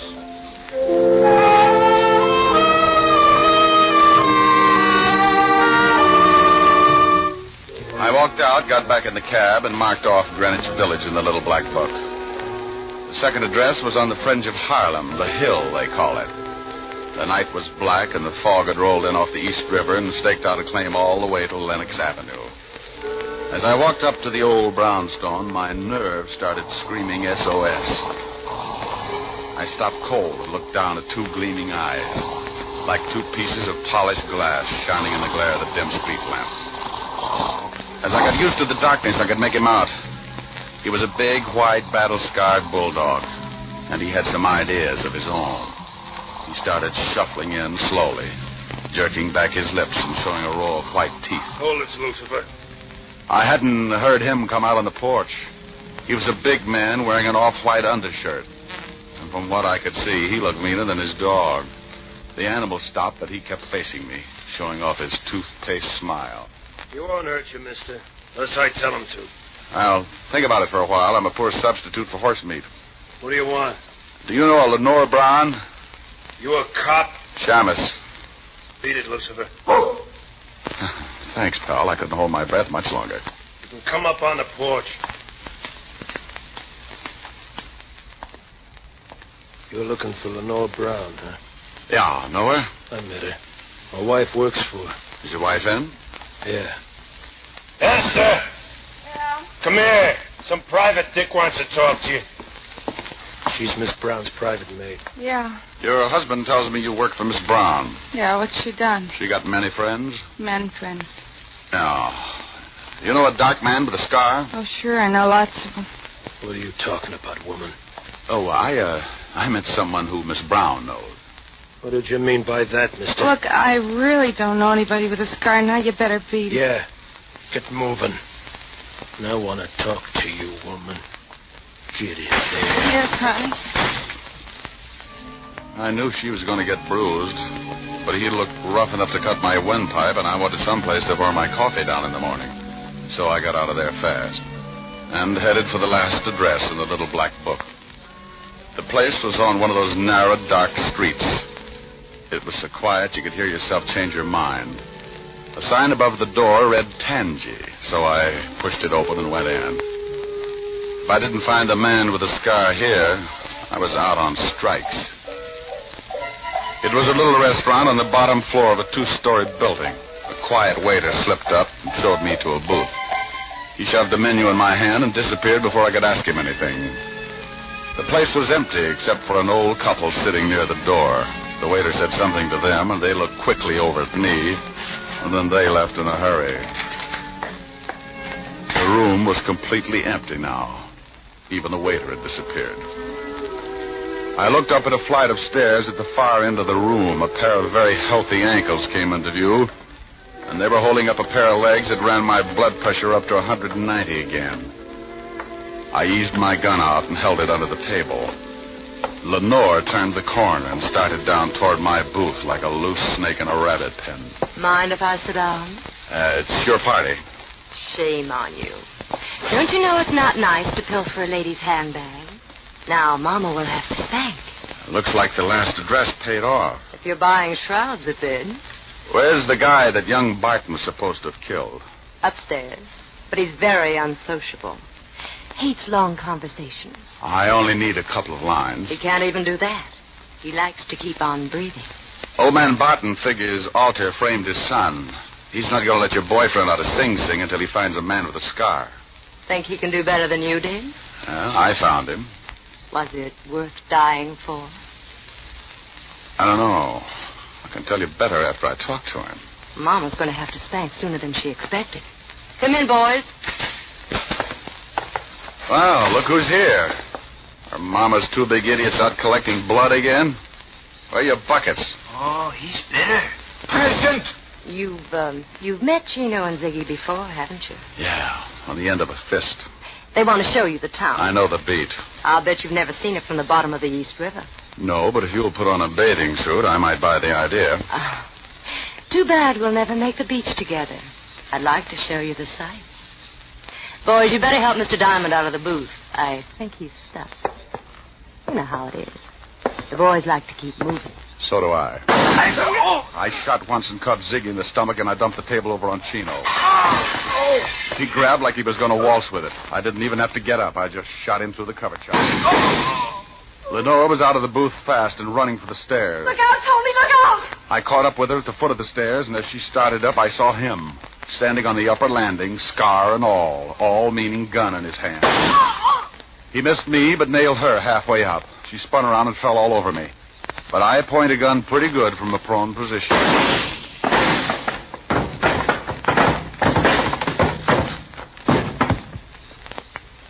You should have kept your nose up, mister. A bad landing washes you out.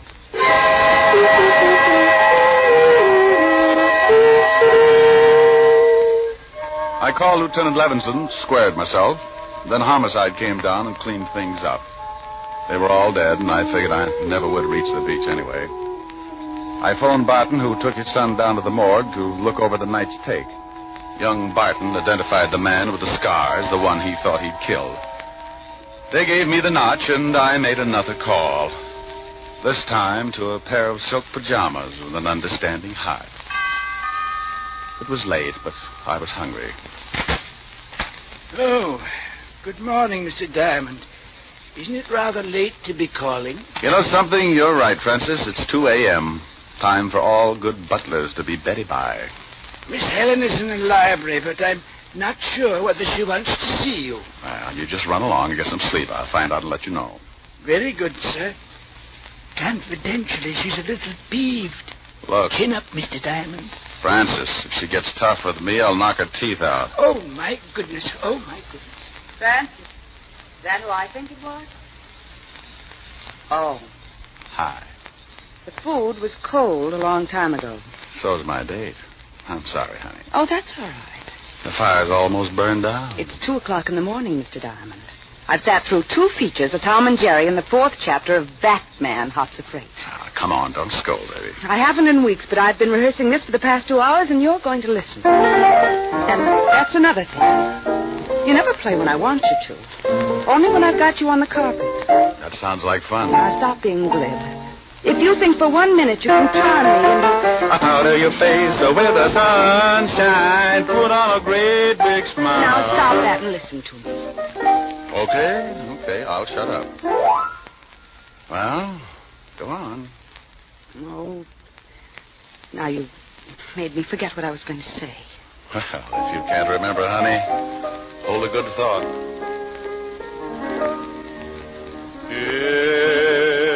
It's a big, wide, wonderful world you live in.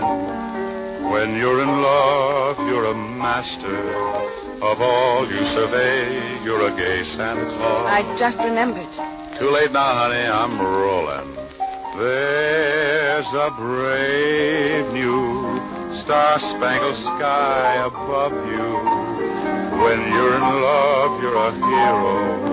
A Nero, Apollo, the Wizard of Oz. Oh, Rick, how do you do it? You've a kingdom, power and glory. Richard Diamond, starring Dick Powell, was previously released over the National Broadcasting Company for listeners in the United States and has been re-released to you men and women overseas by the United States Armed Forces Radio Service, the voice of information and education.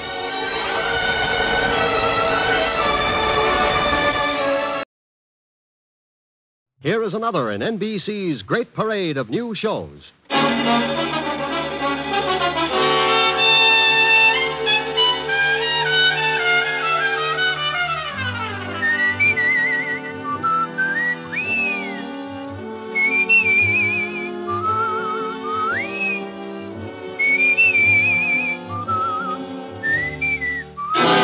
Now, Dick Powell as Richard Diamond, private detective.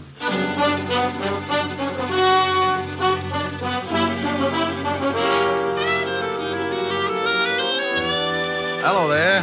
This is Diamond. You know, I'm sure a lot of you people have never seen this big city of New York that I live in, but you ought to. It's really worth seeing. I don't mean a 4-bit tour in a bus. I mean that one time that you stop along the way and really take a good look. Maybe it's from a building 40 floors up.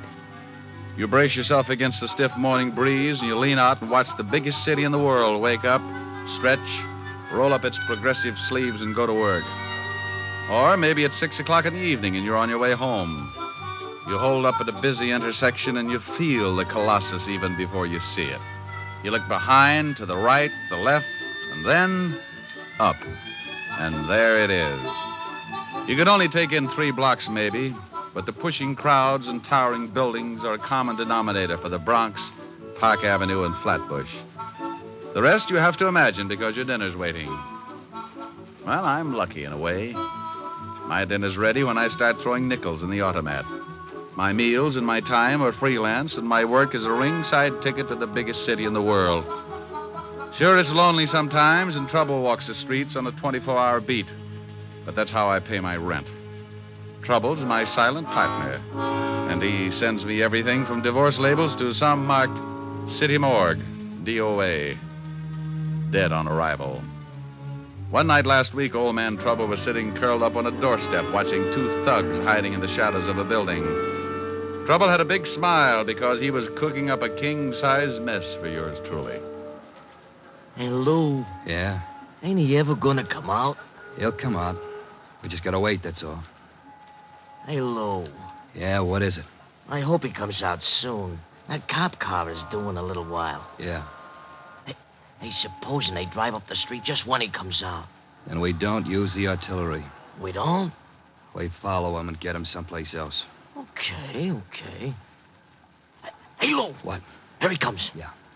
You ready? Yeah, sure. Look, he's got his two big watchdogs with him. Get set. Now. We better get going. Don't run, stupid. You think we was being clocked? Hey, Lou. There's that lousy cop car. Come on. Where you going? In this club. Come on, hurry.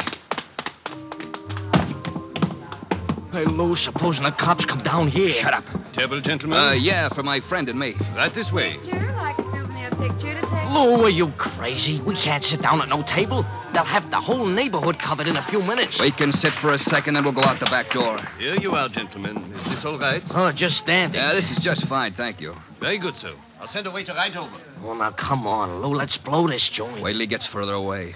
Please, Lou. Okay. Now you go first. Take your time. I'll follow you. Picture, sir? Huh? No, miss. We don't want no photographs. Yeah, we don't want none. Thanks, just the same. Oh, that's okay. Picture? Like a souvenir picture to take home? Yes, thank you. Well, come on. Right behind you. Now, hold it right there. No. Don't move. Thank you. That will be developed shortly. Hey, Mel, hold it a minute. Yeah, what is it? It's that dame. This is no time to start looking at dames. No, you fathead. The one with the camera. So she's got good-looking legs, but we got... Uh-oh. What's the matter? There's a cop in the door. Get going, but take your time.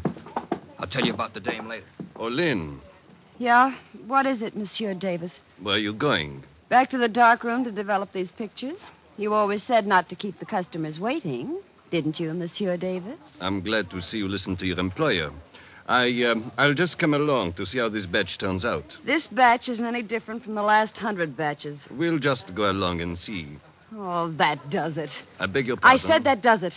You cornered me in that dark room once, and it was all I could do to keep you away from me. Lynn. If you think that just because you run this place, you got a right to make passes at me, you better get yourself a new girl. Maybe that isn't such a bad idea. Come to think of it, I kind of go for it myself. And as long as I'm quitting, here's something you've been asking for a long time. Oh, hey, what do you think you're doing? Now get out of my way. That phony French accent may fool the customers, but it doesn't fool me. You get out of here. Pick up your check and get out of here this minute. You little... Oh! Now, what were you going to say, Mr. Davis? Get out. Get out.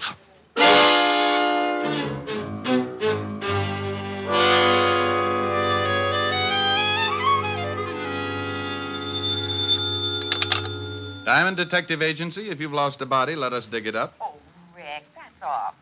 Depends on who we dig up and how long he's been there. Rick, Hello, Helen, baby. you're simply gruesome. I know it, but my tongue matches my shirts. What do you do when you wear stripes? I tell everybody I've been licking barber poles. Oh. Nah. Thought you'd catch me, didn't you? No, I don't think I'll ever get you. Oh, I think you're the prettiest little old gal in the whole dang breasted state. Flattery will get you nowhere. Have we got a date tonight? Only if the elevator is still running. Mr. Diamond? Hmm? Oh, I'll call you back later, honey. I think I just sighted a client. Mr. Diamond, please, I've got to talk to you. Well, honey, go back and shut the door. If too much smoke gets out of here, the ceiling will cave in. What? Oh, yes. All right. Rick, did I hear a girl's voice? I think so.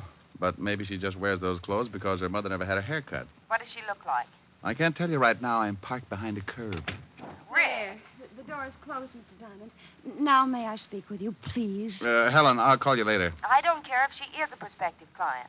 You face the window when you're talking business. Well, there's a cigarette ad out there. Why look out at an ad when the slogan's right here in my office? Slogan? Yeah, you know. So round, so firm, so... Rick. Bye, baby.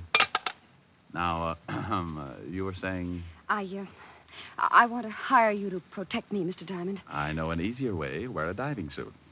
Mr. Diamond, put your eyes back in your head. And please listen to me. My life is in danger. There's an answer for that, too, but go on. Tell me the story. Well, my name is Knight. Miss? Yes. Yes.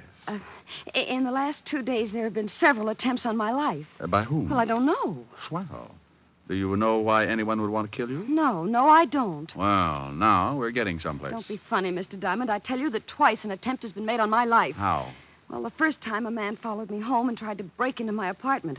I screamed and frightened him off. Maybe he was lonesome. What about the other time? Well, I don't know whether it was the same man or not, but the next night a man jumped out of a car and tried to make me go with him. I kicked him and ran down the block. Sounds more like a kidnapping than attempted homicide. Why didn't you tell this to the police? Oh, I did. They investigated, but I couldn't give them enough to go on, so they just put a man watching my apartment. I bet he has to stand in line. Didn't they give you an escort? No. They seemed to think I was after some kind of publicity or something. They told me it was all right to go out in the daytime, but to stay in my apartment for the next couple of nights. Sounds reasonable. Will you help me, Mr. Diamond? I'm afraid this will happen again. My dear, my fee is $100 a day in expenses. $100 a day? Oh, Mr. Diamond, I don't have that kind of money. Well, neither do I, but if I starve, I do it with dignity. I can't lower my fee, Miss Knight. I never have. Well, then, I'll have to find another detective agency. There are a lot of good ones. I'm sorry, the rule might bend a little, but it won't break. If I took the job knowing you couldn't pay half the fee, 10 minutes later, some guy from Texas with an oil-soaked wallet might want to hire me to count his gas stations. Sorry, but it's a tough world, Miss Knight. Yeah. Well, thanks, Mr. Diamond. Maybe you could recommend someone? Oh, any of them are good. Just close your eyes and open the classified. Well, goodbye, Mr. Diamond. I'm sorry. So am I. My conscience just slit its throat. Like you said, Mr. Diamond, it's a tough world. The toughest. Goodbye. Yeah. No, nuts. Yeah, what is it? Diamond? He's hiding his head in the desk. I'll get him for you. Come on out, you heel. Look, I don't know who this is, but put Diamond on the pipe. This is Diamond. Wait till I get the bad taste out of my mouth. Look, you can wet your whistle later. I've always wondered what happened to people who said that. Is there a dame in your office named Knight? Well, there was. She left just before you called.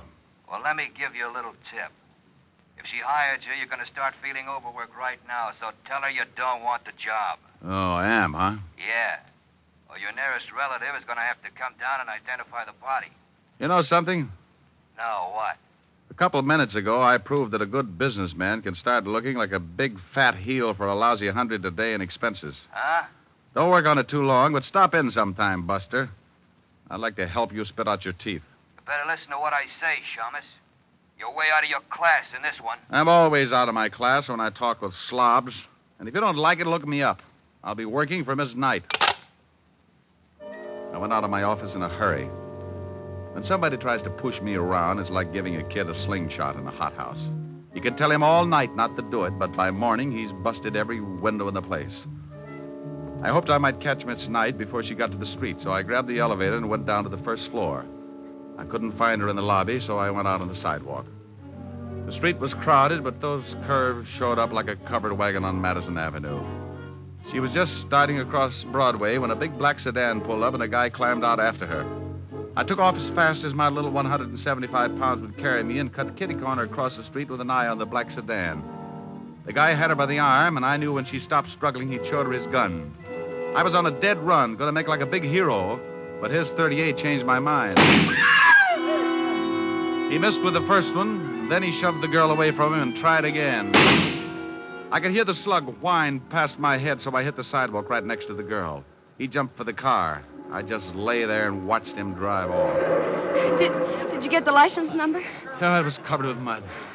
Gee, I guess you must look pretty silly just sitting here. Yeah. Got some jacks?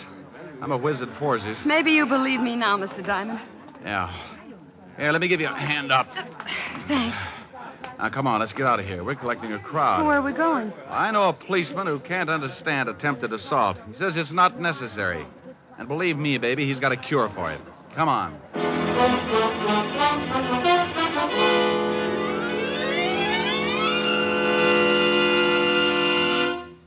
In just a moment, we will return to Richard Diamond, Private Detective, starring Dick Powell. But first, the National Safety Council reports that in almost every motor vehicle accident, there is one or more violations of the law, speed, drink, and carelessness being the worst offenders. The difficulty is that people continue to think of the horror of accidents as always happening to someone else. It never occurs to us that we may be killed dashing out to lunch tomorrow. Yes, it can and does happen, for it's the careless little chances each one of us takes every day that cause the big accident totals. Every motorist and pedestrian is urged to support actively the safety movement in his own community. Be careful. The life you save may be your own. And now, back to Dick Powell and the second act of Richard Diamond, Private Detective. Diamond is hurrying with his pretty client to see Lieutenant Levinson, head of homicide.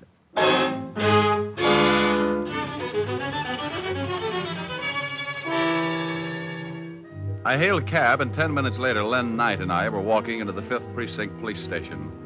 Sergeant Otis looked up and started to say something, but when he saw what I was with, he changed it to a low whistle. Oh, stop puckering, Otis. You look like you've been unstopping sinks. Oh, very funny, wise guy. How about introduction? Miss Knight, Sergeant Otis. Homicide's answer to mercy killings. Hello, Sergeant. Yeah, don't pay no attention to him, Miss Knight. He was born with a nasty disposition. Is the lieutenant in, Sergeant? Yeah, go ahead. He'll see you. Nice meeting you, Miss Knight. Nice meeting you, Sergeant. Otis. Yeah? Stop clucking. You'll have every rooster in town in here. Hello, Walt. Who's that with you? This is Miss Knight. Is she dead? Walt, say something nice to the lieutenant, dear. After that last remark? Oh, look, Miss Knight, I'm sorry, but this guy you're with has a talent for finding homicides. I'm suspicious of everyone I see him with, because even if they walk into my office with him, he'd do it just to confuse me. Well, I'm quite alive, Lieutenant. Then let me give you a friendly tip, Miss Knight. Stay away from this guy. His sense of humor will turn your hair white. Oh, isn't he a dream? Walt, Miss Knight wants protection. Yeah, I see what you mean. Walt, now stop gnawing on the desk and listen to me. Miss Knight is in line for a murder or for kidnapping. I knew it. She wants protection, and you're going to give it to her. That's not my department. This is homicide, isn't it? Of course it is, but you know very well we don't go to work until you're dead. Well, honey, I guess you'll just have to rout it and get yourself killed. It's the only way. Now you stop that. Send her to another department. They'll give her all the protection she needs. She's been there. They stuck a guy out in front of her apartment. Now, look, I just saw a hood try to muscle her into a car. He took a shot at me, and you know bullets give me that let-down feeling. Now, put one of your boys with her until I can do something about clearing this thing up. What's your full name, Miss Knight? Lynette. Lynn, for short. Where do you live and where do you work? I live at 419 West 48th Street, apartment 309. I quit my job 3 days ago. Where was this job? The Circus Club on 52nd Street. I took pictures. Took pictures? Yeah, you know. Souvenirs of the customers. Oh. Why'd you quit? Well, my boss got grabby. I slapped him around. Hey, wait a minute, honey. Did you say Circus Club, 52nd Street? Yeah, what about it? Walt, didn't somebody gun down Al Rigoletta and two of his boys right near there? Say, you're right. 3 nights ago. You didn't see that shooting, did you, Miss Knight? Well, no, but I read about it the next day. Well, if you didn't see it, they couldn't want to get at you just because you were a witness. Oh, this is screwy. What have we got to work on? You just put a man to guard her. I'm going to see what I can do. All right, but only because I owe you a favor. Otis. Yeah, Lieutenant? Get in here. Otis? Yes, Otis. He's not as stupid as he looks. Want to bet? He couldn't be and live. You want me, Lieutenant? Not for keeps. I want you to stay with Miss Knight here until I tell you to come home. Somebody's trying to get rough with her. Got it? Yeah. Walt, have you found any eggs around the office? Eggs? Otis, where do you hide your nest? Oh, Lieutenant, make this guy lay off from me. Yeah, Rick, lay off the poor guy. Otis. Yeah, Lieutenant. Stop standing on one leg and wait outside, you mallet head. Oh, yeah, Lieutenant. Walt, I'll keep in touch. Okay. Mr. Diamond. Yes? Thanks. I'll make it up to you some way. Don't strain yourself. I like an obligation to be fun. It will be. Rick. Yeah? Bye. I left the 5th Precinct and headed for the Circus Club. It was a small place with sawdust on the floor and colored decorations like the inside of a circus tent. The place was still closed, but a short, dapper little guy in a gray business suit answered my knock. Yes, you're from the police? Why? You need them? I just put in a call. Someone burglarized the place last night. Oh. You know a girl named Knight? Lynn Knight? That's it. I most certainly do. I fired her 3 nights ago. If she's in some kind of trouble with the police, she deserves it. You must run this place. That's right. My name's Davis. Would you like to take a look at the room that was broken into? I certainly would. What did they steal? That's just it. I don't know. They turned it upside down, but I can't imagine what they were after. It's a dark room. A dark room? Yes. I have several girls that take pictures of the customers. They developed the prints in the back of the cafe. Right this way. Forget it. But I thought you wanted... I'm not from the police, Mr. Davis. I'm a private detective. Tell me, did Miss Knight turn in all her film the night she quit? I fired her. Difference of opinion. Did she turn in all her film? Why, no.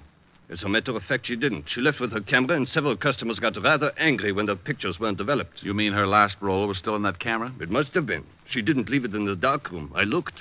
Where's the phone? Right over there.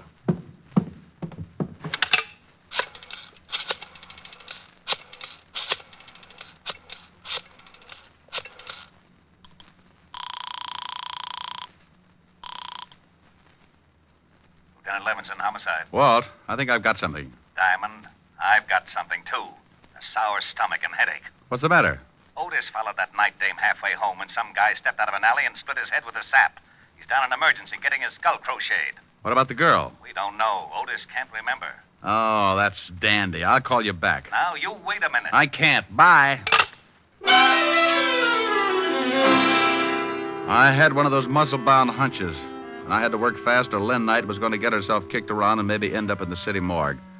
I remembered her dress, and 15 minutes later, I was standing in front of room 309. I could hear the phone ringing from somewhere inside, so I waited to see if anyone answered it. On the third ring, I tried the door. Well, well, well. Hello? Who is this? This is Diamond. Oh, thank goodness. This is Lynn Knight. Well, where the devil are you? Lieutenant Levinson said you'd disappeared. I'm in a bar on 50th Street. That man who tried to shove me into his car this afternoon hit Sergeant Otis on the head, and I've been running ever since. How did you know I was here? No, I didn't. I called your office and got no answer, so I just took a chance maybe you'd gone looking for me. I was, but I was looking for something else, too. Tell me, baby, have you got a camera? Why, I did have. Did have. What happened to it? Well, I sort of sold it.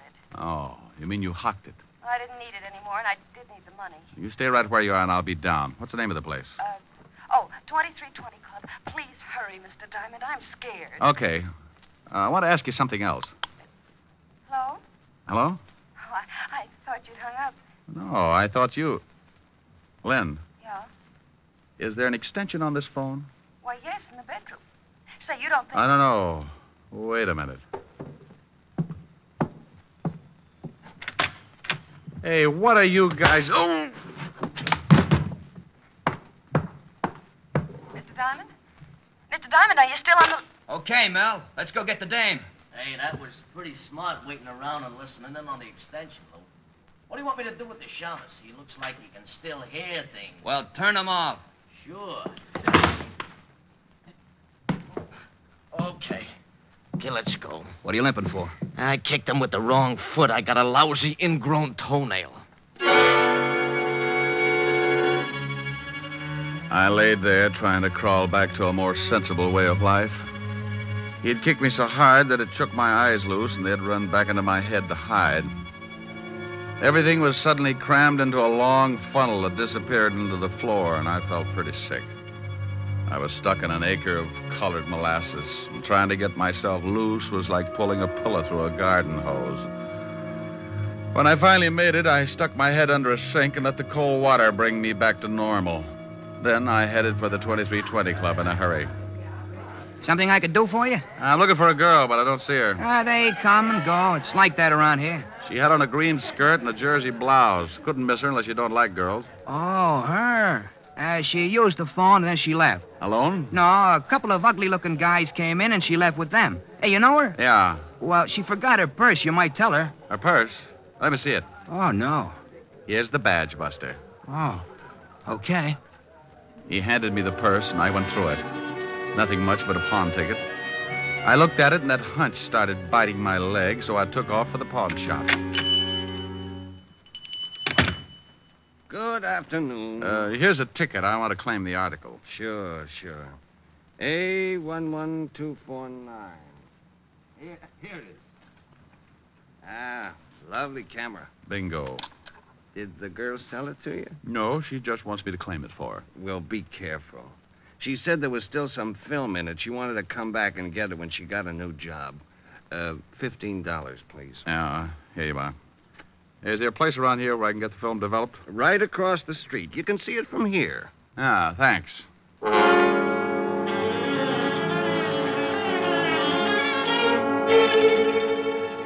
Here it comes. Yep, it's coming up, but we'll leave it in a little longer. Hey, maybe I'm nosy, but what's so important about this roll of film? I'll tell you better when I look at it. Well, I'll turn on the light. There you are. Yeah. Well, nothing on this one. Nope. Hey, look at this. Oh, some old guy with his wife. Is that what you wanted to find? You see those two guys in the background that look like they're just sneaking out of a chicken house? Yeah, so what? The one in the back is Lou Garzoni. The gangster? Yeah. Give me that negative. Let's get out of here. Well, You two holding hands in there? Hey, who are you and what's the gun for? Take it easy, Doc. He shoots people. That's right. Now back into the room. All right, but take it easy with that gun. Give me that negative, Shamus. Okay. Yeah. Now, where's the picture? It's still in the juice. Well, get it. I'll get it. That's better. Well, come on. I can't seem to find it. Oh, yeah? Look for yourself. I'll look. See? Say, you threw it in his face. That stuff might blind him. So now he can't see to kill you. My eyes. Get me to the doctor, quick. After you tell me where the girl is. 212 West 45th Street, apartment 513. Hurry, I can't stand it. Call a doctor for this guy and then get hold of Lieutenant Levinson, 5th Precinct. Tell him to meet me in front of 212 West 45th and to step on it. Yes, all right. I'll take those pictures. I can't stand it. I'm Ah, sure you can. It's no fun looking at the electric chair anyway.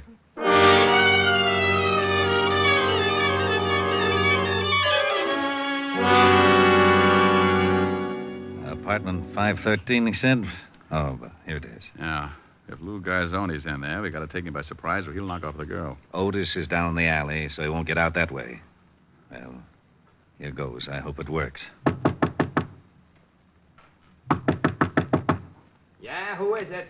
Oh, Mel had an accident. He sent me up to tell you. What's your name? Tony Vega. Well, why didn't you say so? I thought you was in stir... Coppers! You dirty Duck, cops ain't gonna... How about it, Walt? He's on his way. Where's the girl? Probably in the other room. Yeah. Take it easy, baby. All right. I'll get the gag on. Now, there you are. Oh, Mr. Diamond. Mr. Diamond, he was going to kill me. Yeah, I know. Is she all right? Sure, Walt. Oh, how about Garzoni? No hurry for the wagon. Oh. Now, will you please tell me how you knew Lou Garzoni was in this apartment? Well, he and his boy were after a picture Miss Knight took. Yeah, this one. Ah, there they are in the background. He was an old enemy of Al Rigoletto, wasn't he, Walt? Yeah. Why? Oh, I bet he was the one who rubbed him out. Then he and his boy ducked into the nightclub. Garzoni saw his picture taken, so they went after Lynn. Why, Mr. Diamond, Oh, what's the matter? you finally called me Lynn. Well, Lynn. You go home and take it easy. I might stop by tomorrow. What's the matter with tonight? I've got a piano lesson. Bye. Otis! Yeah, Lieutenant? Is it all over? Yes, you hammerhead. Now get out of that garbage can and see if you can find your way back to the station.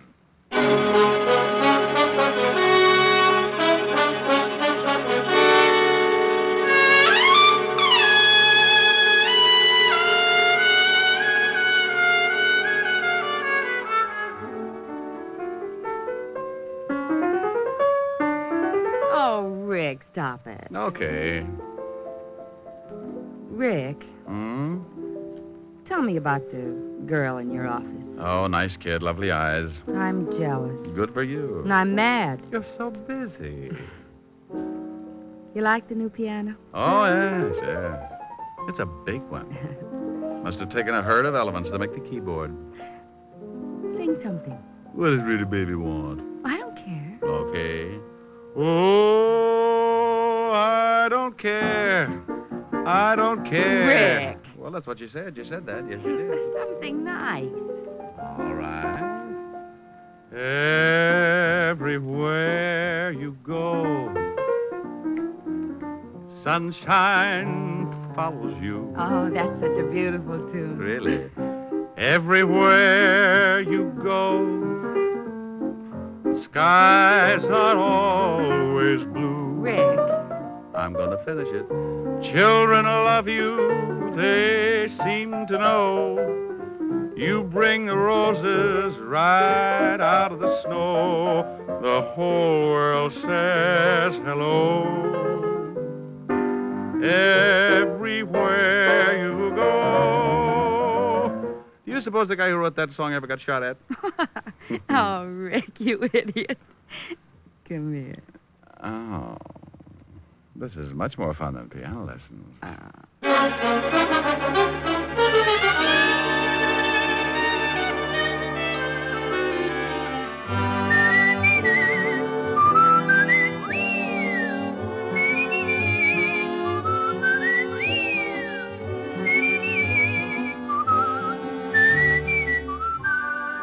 You have just heard Richard Diamond, Private Detective, starring Dick Powell.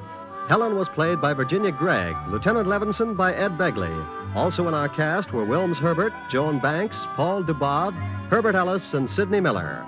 Music was under the direction of Frank Worth. Richard Diamond is written by Blake Edwards and directed by Richard Sandville. And now, Dick Powell. Friends, I want to remind you of the wonderful group of programs NBC has on tap for tomorrow afternoon and evening. Shows like Hollywood Calling, Guy Lombardo, Four-Star Playhouse, The Ethel Merman Show, and the NBC Symphony.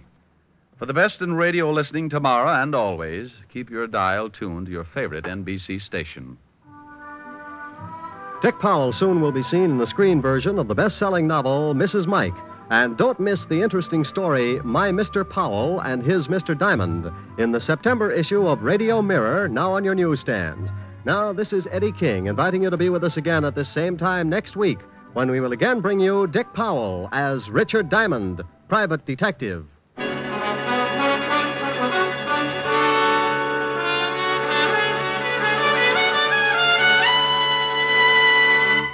This is NBC, the national broadcasting company.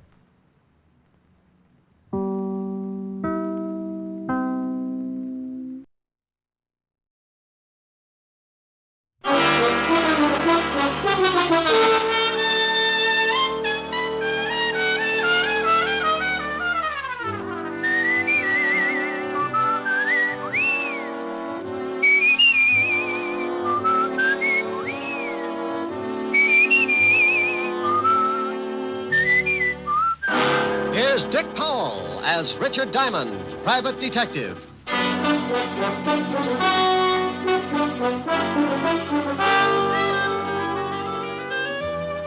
Hello there, this is Diamond. I've got a little office near 53rd Street on Broadway, 8th floor. My business? Trouble. What kind of trouble? Well, take your pick. If you come up with something unusual, a new kind of trouble, drop around and see me. Because I'm known along the big street as a shamus, a gumshoe, or to the guy on Park Avenue as a private detective. If you happen to be stuck with your problem, for $100 a day in expenses, I'll chase it around until I can catch up and break its back. I average about 20 fast rounds a week with old man Trouble, and so far the decision's been on my side. But don't misunderstand me. It's my business to beat him, but I respect him. Trouble goes to work with every trick in the book. So I play it the same way, and believe me, when I put him away for the count, I don't clap my little hands in glee. I know he's just taking a rest, and he'll be back again with some new stunts. Want to know how he works? Well, the other day, I was on the way to my office. I stopped at the corner newsstand, 53rd and Broadway, to buy a paper and to say hello to an old friend. Hi, Mr. Diamond. Well, hello, Jeff. How's the newspaper business? Oh, swell. How's the detective racket? Oh, swell. Hey, you don't sound too happy. Jeff, I couldn't be happier if my hair was on fire. Take my advice, son. When you grow up, be sure and get a job that pays off every week in that little white envelope. Don't ever become a private detective. It's like a penny getting lost in a gum machine. Well, I'm going to stick to the newspaper business. Good for you. Say, I was just about to go across the street to Mary Lou's and get some ice cream. How about it? Can I buy you a cone? Now, that is a beautiful idea. Let's go. Aren't you coming to work a little late, Mr. Diamond? Well, you see, Jeff, I was up kind of late. Research, you know. Yeah, I know. I see him going into your office all the time. That blonde last week stopped traffic all the way to 42nd Street. Yeah, she was lovely. Got tired of social standards and shot her husband right through his morning cup of coffee. Was that the one in the headlines? That's the one. Hello, Jeff. Hi, Mary Lou. Take a seat, Mr. Diamond. Well, what do you and your friend have? Well, I'm going to have a double strawberry. How about it, Mr. Diamond? Sounds great. 2 double strawberries. This is Mr. Diamond, Mary Lou. His office is in that building across the street. Oh, how do you do? How are you, Mary? All right, I guess. Business could get better, and I wouldn't mind at all. Here are your cones. This is on me, Mr. Diamond. Oh, no, now put it away. Oh, now, come on. I asked you over, and that makes it my treat. Here's a 5, Mary Lou. Mr. Diamond's money isn't any good today. Tell you what I'll do, Jeff. Give me a 5 a minute. Sure, here. Now, if you can tell me whose picture's on this bill, you can buy the cones. That a deal? That's a deal. Lincoln. Well, what's the matter? That's right, isn't it? Hmm? Oh, yeah. What's wrong? Where did you get this bill, Jeff? Well, I just made change for it a few minutes. Hey. What's the matter with that dough? You two act like you'd never seen a $5 bill before. Well, this Finn's counterfeit. What? That's right. Good job, too. You sure? Yep. One of the best engraving jobs I've ever run across. Paper's not too good. Oh, that's swell. That's real great. I get gypped out of a whole $5. Who gave it to you? I remember the guy, all right. He came by just before you did. Made change for him, the heel. Yeah. $5 is a lot of papers. I'll say it is. Well, maybe you're wrong. You could be. Not Mr. Diamond. He's a private detective. Used to be a cop. Look, Jeff, mind if I take this bill along with me? Nah. What good's it gonna do me? Oh, it's not so bad. Here, I'll give you a good 5 for it. No, sir. You only learn by mistakes. I made a big one, so I'm out 5. I'll get along. Look, it's worth the 5. I'm just buying it from you. Sure, Jeff. Go ahead and take it. Thanks a lot, Mr. Diamond, but I just can't. Okay, Jeff. Maybe I can find the guy who slipped this to you. Maybe we can get your 5 back. What are you gonna do? Take a run down to the 5th precinct. See how much of this stuff is floating around New York. Now, I want you to do something for me, Jeff. Sure, anything. I want you to keep an eye out for the guy who gave you this phone. I'm way ahead of you. Well, now, that's what I'm afraid of. I want you to promise me, if you do spot him, not to do anything until you get in touch with me. Promise? Yeah, okay. And I'll be at the station. Ask for Lieutenant Levinson's office. Right. Here's for the ice cream, Mary Lou. Good ice cream, too. Oh, thanks. I make it here, right in back. Take a quart home some night. I always do, but it generally has a cork in it. I left Mary Lou's ice cream parlor and headed for the 5th Precinct Police Station. I don't usually start something like that, but when a kid gets fleeced out of a whole day's pay, I get a little hot under the collar. I walked into the squad room and spotted Sergeant Otis putting shine on his big shoes. Oh, it's you, Diamond. Now, what good is that going to do you, Otis? You can lose a whole can of polish in the cracks. What do you mean? My shoes ain't cracked so bad. Well, maybe not, but I've seen bacon that look better. If you want to see the lieutenant, go on in. Thank you, Sergeant. Until we meet again. Why don't you stop trying to be so funny? Sergeant, I'll do it if you'll do something for me. What? Cut off your head. That face could start a Harry Carey epidemic. Hello, Walt. Now, what the devil's the about? What do you mean? That bilious explosion you just popped up with. Sound like you just swallowed a whole pineapple. Why? What do you mean, why? Who's dead? Huh? The body you said you found. The body I said...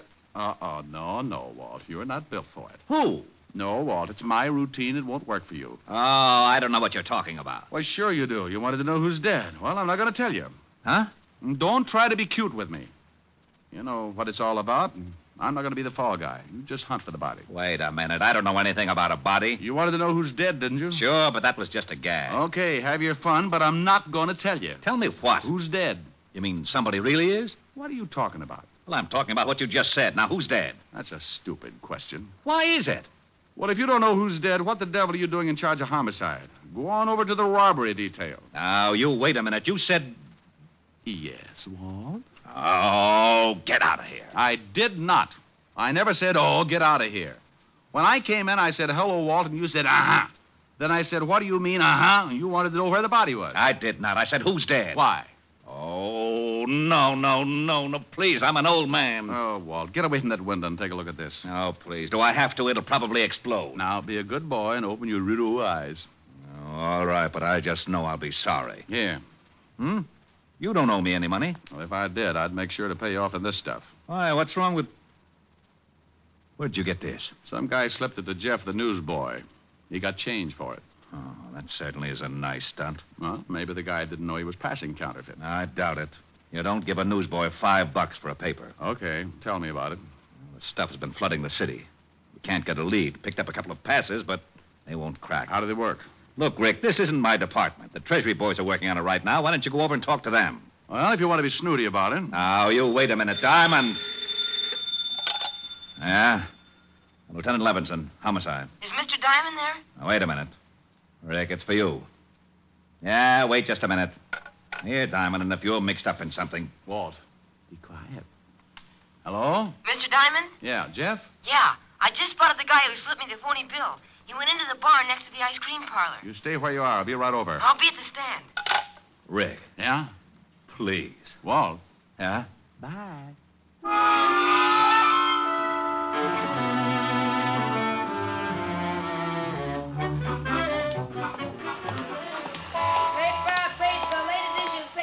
Jeff. Oh, Mr. Diamond. He hasn't come out yet. He's still in the bar. Come on. Where are we going? Leave your papers for a second. I want you to point him out. Okay. He's a big guy. You better be careful. Big guys always make me careful. You want me to go in with you? Just stick your head in the door and point him out, and then go on back to your papers. If I start bleeding, I'll scream.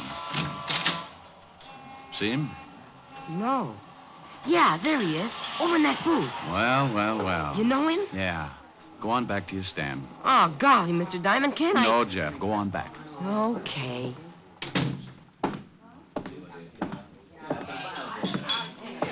Hello, Walker. Huh?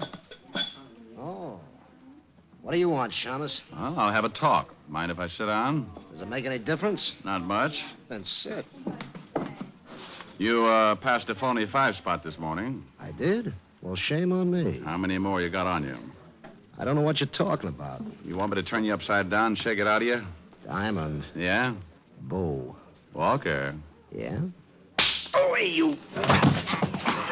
Let go. Oh, you busted my arm. You want it back? Yeah. Now let's see your pockets. Okay. Get on your feet. I want to see what you're doing. All right. Okay, dump them. Hey, what's going on here? Just relax, bartender. I'm taking care of some business. There ain't going to be any rough stuff in my joint, so you better relax, sonny. Yeah, make this guy take his big paws off of me. He's trying to shake me down. Oh, yeah? You want me to call the cops, sonny? Maybe that's not a bad idea. How about it, Walker? You want him to call the law? I don't care who he calls. Just get out of my way, Diamond. You're not going anywhere. Now, I told you to lay off, sonny, and I meant it. Now, let him go, you hear me? Look out, he's making a break. Just let him be. Get out of my way, Pop. You're too old to lose another set of teeth. I ain't turning you loose until that guy makes the street. Sorry, Pop. You better take a chair.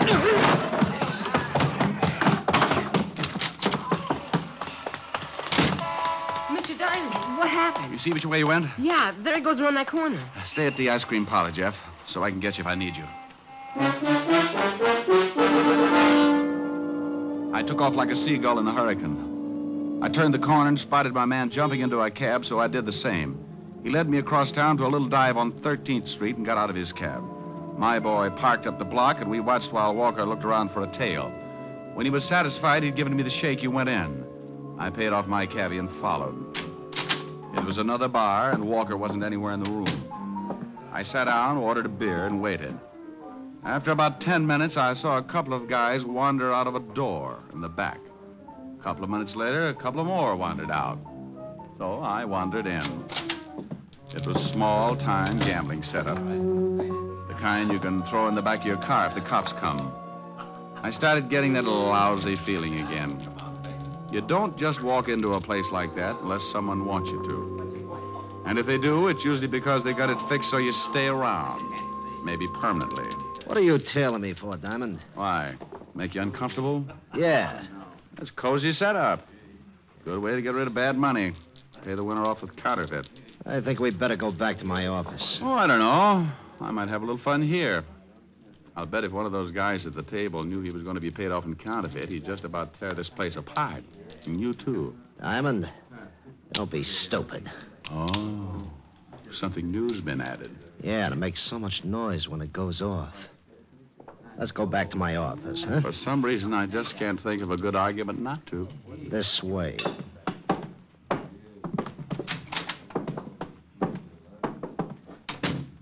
Have a seat. My ankles get lumpy when I sit down. Bad circulation. And stand on your head. It doesn't work. I keep talking to toes all day.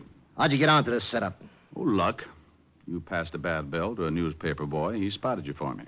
You know what happens to you? No. As a matter of fact, I was thinking what's going to happen to you. What do you mean?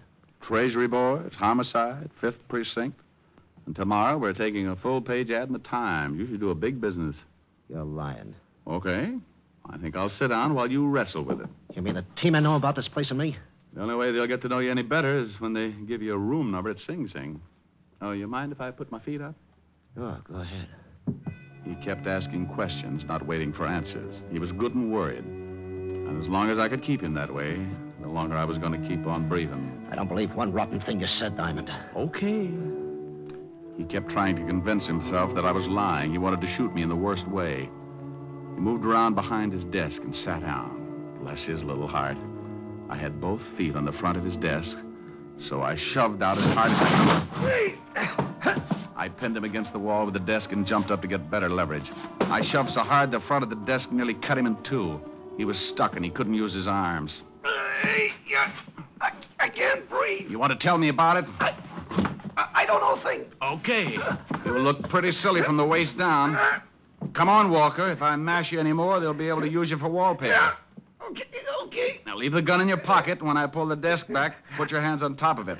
You try a stunt and you end up in halves. Okay. What do you want to know? Who's the big wheel behind the counterfeit ring? You give me a chance if I tell you? No deals. Can't blame me for trying. All right, you tried. Now, you want back in the vice? No. I'll tell you. Walker! He died with his head rolled back and his eyes staring up like he wanted to starve for trying. Whoever shot him had been out in the alley and had nailed him through the window. I looked out, but the killer had disappeared, so I put in a call to homicide, and finally Walt and his boys arrived. Diamond, don't you ever get tired of corpses? Well, of course not. I just do my bit and then try to make you happy. Hey, you want me to call the wagon and get the coroner down here, Lieutenant? No, Otis. I thought we might all sit around and wait for the dead man to say something. Oh, I was only asking, Lieutenant. Well, start using that mallet head of yours, you mallet head, and make a report. Okay. Now, Diamond, I want to know how you got mixed up in this thing. Well, the dead man was the one who slipped the paper boy the phony-5. I tailed him, and he was just about to tell me who was behind the ring when he got a hole in his head. Oh, he was going to tell you, was he? Just like that. What did you do? Set his clothes on fire? No. We were playing Truth and Consequences, and he fibbed, so I... Now, you stop that. This guy was the only link we had on the counterfeit ring. And you have to fix it so he dies. Rick, there's enough phony money floating around New York right now to start another Black Friday. This is the best setup we've run into since Dad Foster operated in 1937. Dad Foster? Yeah, Dad Foster. You remember hearing about him. Yeah, is he still doing time? No, he served his sentence and he's gone straight ever since. How do you know? Where is he? He runs a little saloon on 53rd Street. 53rd? Thanks, Walt. Oh, now, you wait a minute. Who the devil are you calling? A quiz program. I want to win an electric chair. Oh. Mary Lou's Ice Cream Parlor. Is Jeff the newsboy there? Why, yes. It's for you, Jeff. Thanks. Hello? Jeff, this is Mr. Diamond. I want you to do me a favor. Sure, anything for you. Okay, now, you know the saloon next to the ice cream parlor? Yeah? You know the bartender? Yeah, old guy. Buys the paper from me every night. All right. Now, stay in the parlor and keep an eye on the front of the saloon. If the bartender comes out, find out where he goes. But for Pete's sake, be careful. Sure, Mr. Diamond. I'll do what you say. Is something up? Well, could be. Now, if anything happens before I get there, call Lieutenant Levinson. I'll tell you all about it when I see you.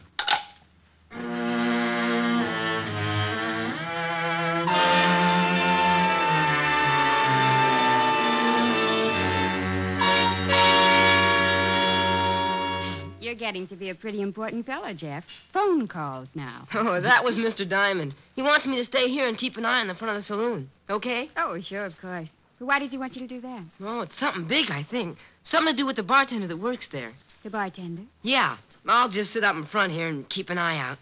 Look, Jeff, watch the store for me, will you?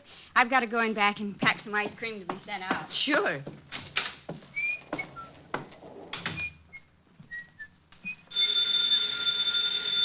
Mary Lou! Mary Lou!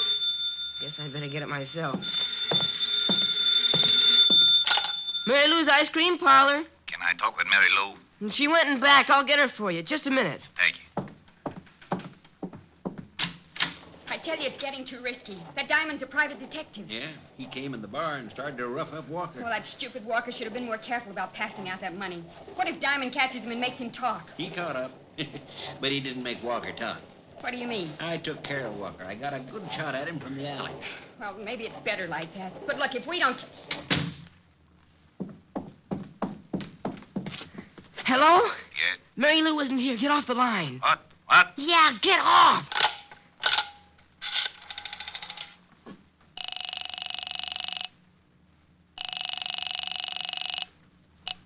Operator. Get me the 5th Precinct Police Station. It's a matter of life and death. I'll connect you. Oh, golly, please hurry. I'm ringing. 5th Precinct. Is Mr. Richard Diamond around there? He said to call Lieutenant Levinson. Oh, Diamond isn't here. That is the lieutenant. You know where I can reach them? Yeah, but that's about it all. Who's this? I'm a friend of Mr. Diamond's. I'm in an ice cream parlor. Ice cream parlor. Look, son. No. I just heard someone say that they'd killed a man named Walker, and I think I know who's behind the counterfeit ring. What's the address? It's... Hello. Hello, kid. What's wrong? Hello. Lucky we came out this way. I wonder how he hurt us. Walk back and open the door. What are we going to do with him? Well, tie him up and gag him. There's a closet in the back, and we can put him in there until it's safe to take him out. Hey, but he's making too much trouble the way he is.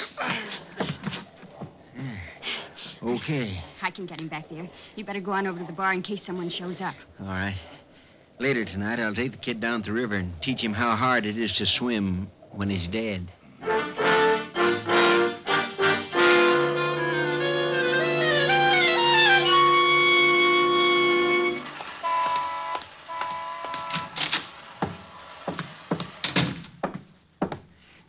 Now, you listen here, young fella. If you're back here for trouble... Dad, I'm back for a lot of trouble, and I think you're going to help me out. You'd better leave, Sonny, or I'll call the law. Why don't you? What do you want? I want to know how long you've been back in the counterfeit racket. Now, look, Sonny, I've been going straight for a long time. You know something, Dad? I don't think so. Let's get down to the station and talk about it. You got a warrant, Shamus? I got a nasty disposition. You want me to show you? No. You want a gun, Dad? Why? What difference does it make? I want to look at it. A guy named Walker got dead from a gun. Now, let's see it. Sonny. What is it? I can't show it to you. Yeah, why not? Because I got it under the bar, pointed right at your belly. If I drag it out, it might scare the customers. Oh, it's like that, huh? It sure is. You see that door there in the back? I know. That's a good boy. You just keep walking along your side of the bar and don't try anything. I just had my floor scrubbed. It'd be a shame to spill you all over it. Okay. Open the door. Go on out. Up the alley. You shoot Walker? I might have. Oh, where you got your printing presses? You're just full of questions, aren't you, Sonny? Okay. Stop here. Behind the ice cream parlor, huh? Well. Mary! Make mine hot fudge with the nuts. Mary! Just a minute. Say, what's the idea? I thought you... Oh. Good afternoon. I'm selling a new brand of Indian nuts, great for banana splits. What's the shamus doing here? He's too smart. I gotta cut off his education. Are you crazy? This guy's got friends. That kid was calling the 5th Precinct, remember? Kid? Yeah, your little news hound. What did you do with him? He's all right until tonight. We got him locked up. Dad, I think I'll make you eat that 38. I don't think so. No difference if I kill you right here. Oh, hold it, Dad. We can't have a gun going off back here. Even if we could hide the shamus, they'd find the presses. Oh, so that's it. Those ice cream machines, the cover-up. Ain't he smart? What do? Ship the stuff out in ice cream cartons? What's with you? You want a tour of inspection? Come on, now, take it easy. You won't be smart for long. Well, how are you going to do it? We're going to take a walk, aren't we, Shamus? Oh, I have the most horrible instep. I'll never make it without skates or something. You'll make it. Come on, the car's around front.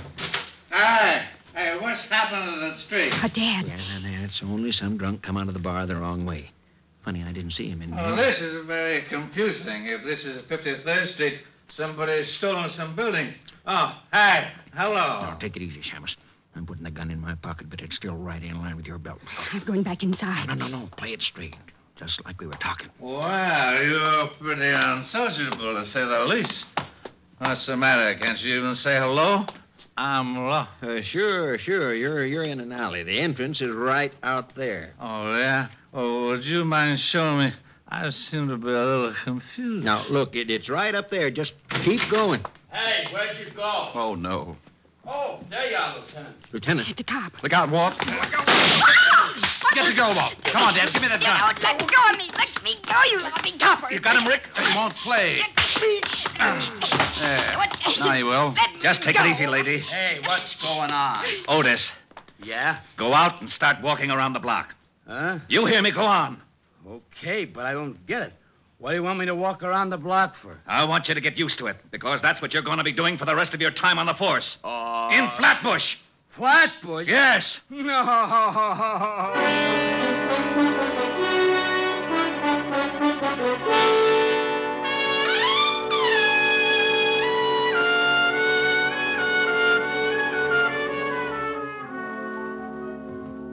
Diamond. Thanks for the dinner invitation, but where are we going? Well, I'm going to introduce you to Miguel.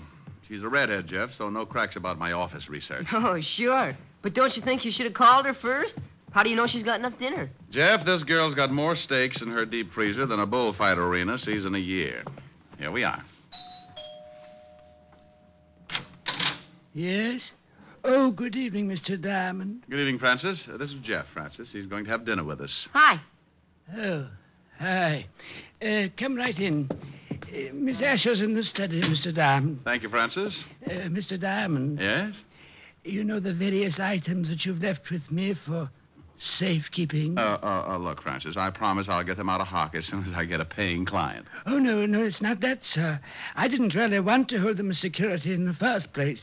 But as long as you insisted in such a fine collection, I'd like to show them to my girls, sir. Why, sure, Francis. I didn't know you had a girl.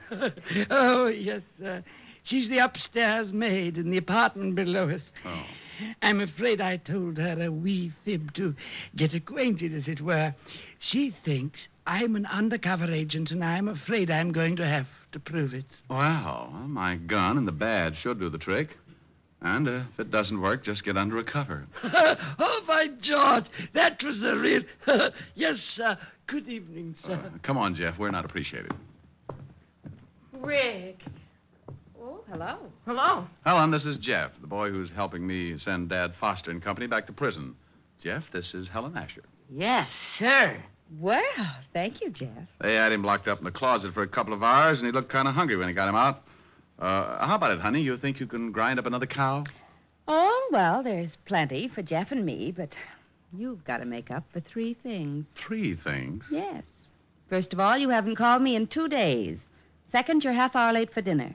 And third, well, I'll tell you later. I'll leave the room if you want me to. No, Jeff. You stay right here. You're going to literally see a man sing for his supper. Helen. All right. Come on, Jeff. We'll go dig into those nice, fat, juicy steaks. Oh, boy. Steaks? Wait a minute. My taste buds just started whipping each other. My vibrato may sound like a machine gun, but I'll do it. Oh, I thought you were kidding. Is he really going to sing, Miss Asher? No, I'm not going to sing Miss Asher. I'm going to do a little song I used to sing with hip boots on a gondola. You're breaking my heart 'cause you're leaving. You've fallen for somebody new. It isn't too easy believing you'd leave after all we've been through. It's breaking my heart to remember the dreams we depended upon. You're leaving a slow dying ember. I'll miss you, my love, when you're gone. I wish you joy, though teardrops burn. But if someday you should want to return, please hurry back, and we'll make a new start. Till then, you're breaking my heart. Mr. Diamond, did you really sing in a gondola with hip boots on? Yeah, that's right, Jeff. Well, I know you don't need the hip boots anymore. Will you loan them to me? What for? I want to wade out of here. Well, get him. For that, you get 2 desserts.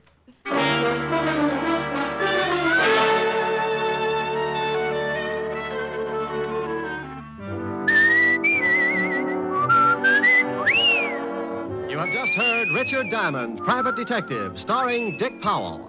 Helen was played by Virginia Gregg, Lieutenant Levinson by Ed Begley. Also in our cast were Wilms Herbert, Tommy Bernard, Sammy Hill, Lou Krugman, and Parley Bear. Music was under the direction of Frank Worth. Richard Diamond is written by Blake Edwards and directed by Richard Sandville. Dick Powell soon will be seen in the screen version of the best-selling novel, Mrs. Mike. Now, this is Eddie King inviting you to be with us again at the same time next week when we will again bring you Dick Powell as Richard Diamond, private detective.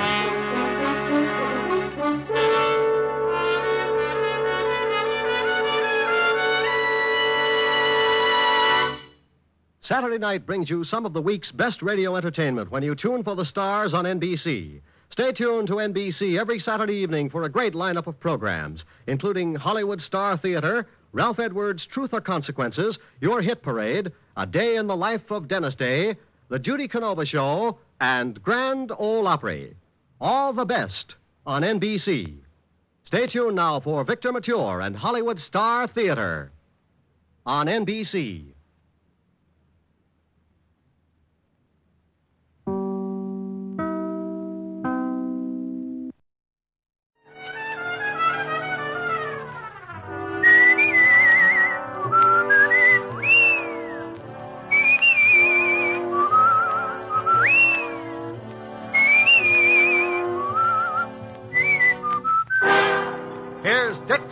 As Richard Diamond, private detective.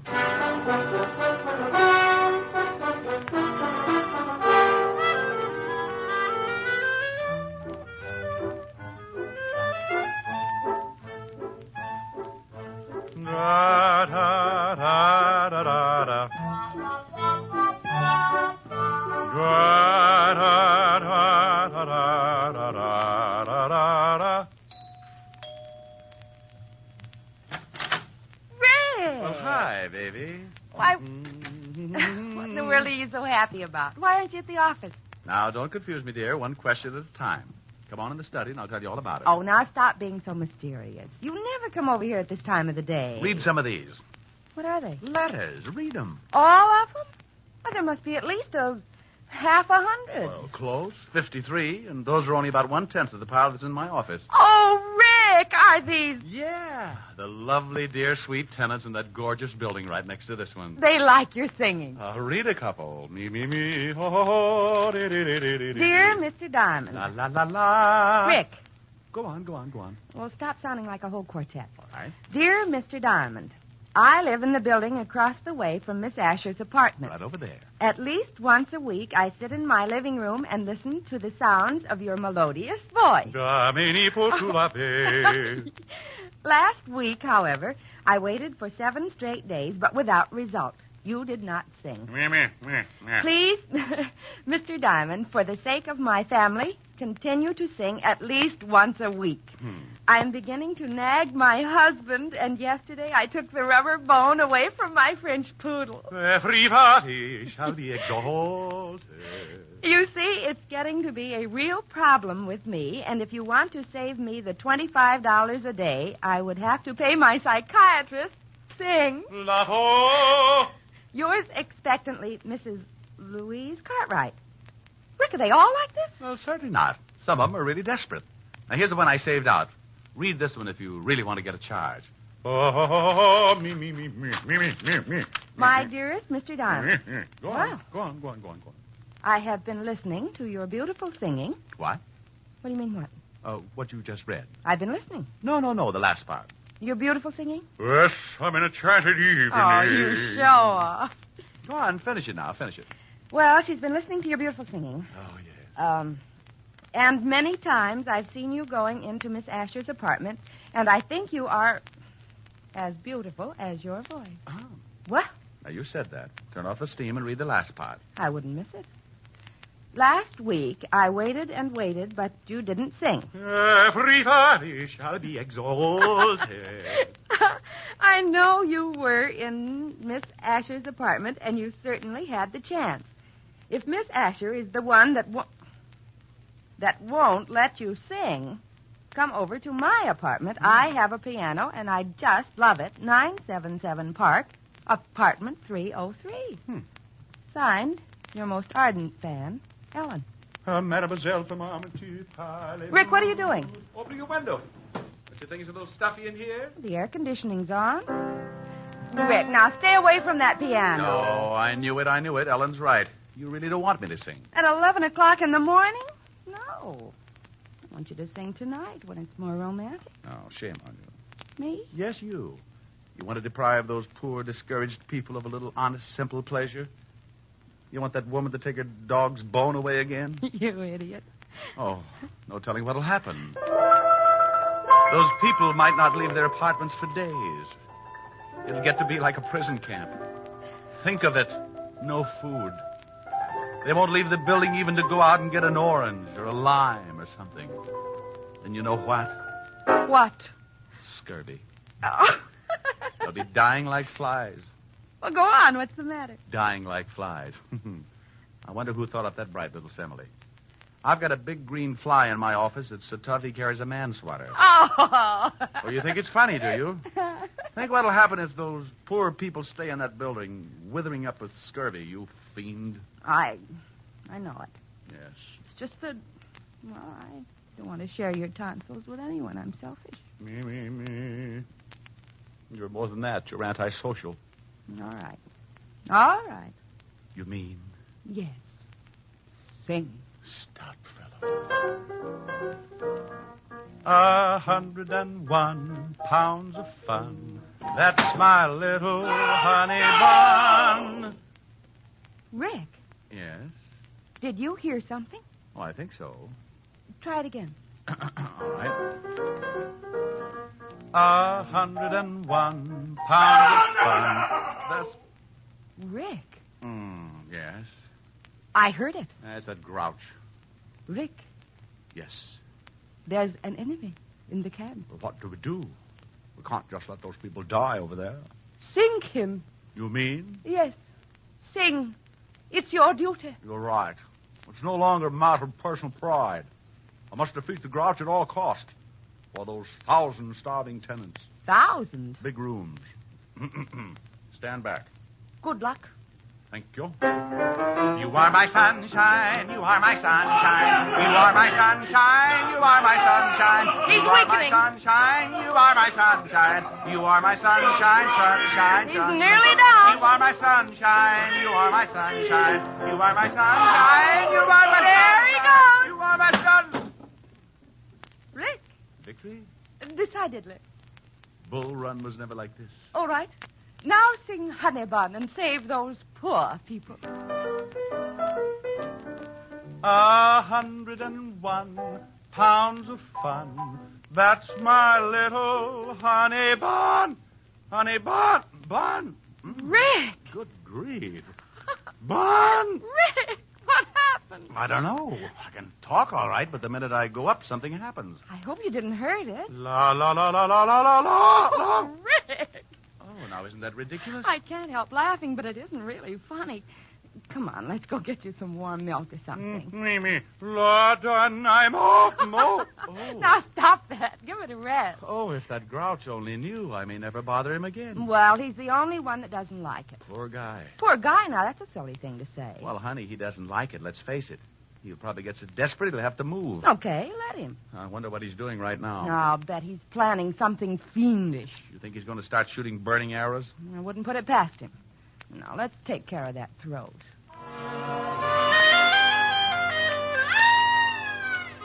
Well, sometimes silly things like that happen. I come on like a big baritone and lose my voice. Helen has to feed me hot lemon juice and honey for about 3 hours, and the grouch across the way in the next apartment starts thinking up the 10 best ways to eliminate Diamond. Think I'm kidding? Well, let me tell you. I didn't know it then, but that fast course of You Are My Sunshine with my own lyrics started more trouble than a hopped-up mouse in a herd of elephants. While Helen fed me the tonsil cure, old Grouchhead was dreaming up a cure of his own. What am I going to do? I work in the daytime, try to sleep at night. He sings at night. I switch to the night shift. He sings in the daytime. Oh, I'll fix him. I'll fix that Diamond. Yeah, phone book. Detectives. Private detail. Ah, look at that.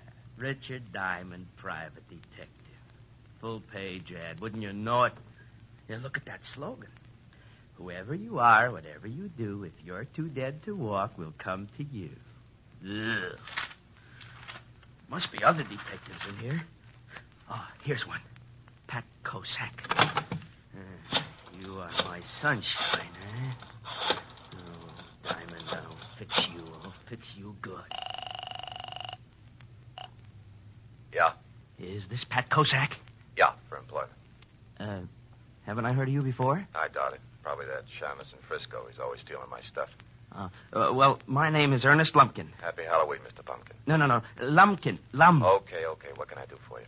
Well, I've got a problem. It concerns another person in your line of work. You mean another shamus? Yes, he sings. You mean Diamond? Oh, is he a friend of yours? A competitor isn't a friend. Diamond gets more clients than anyone in the business, so he isn't even a competitor. He's a capitalist. He can advertise. People go to him instead of me. I hate him. Oh, Mr. Koslak, you're not alone. The name's Kosak, Mr. Dumpkin. Lumpkin. Lumpkin Dumpkin. You want to hire me? But you don't even know what I want you to do. Can you pay me $50 a day? If you can do the job in one day. For $50, I'll steal a Chrysler building and bring it over to you on a motor scooter. What's your address? 977 Park Avenue. And hurry.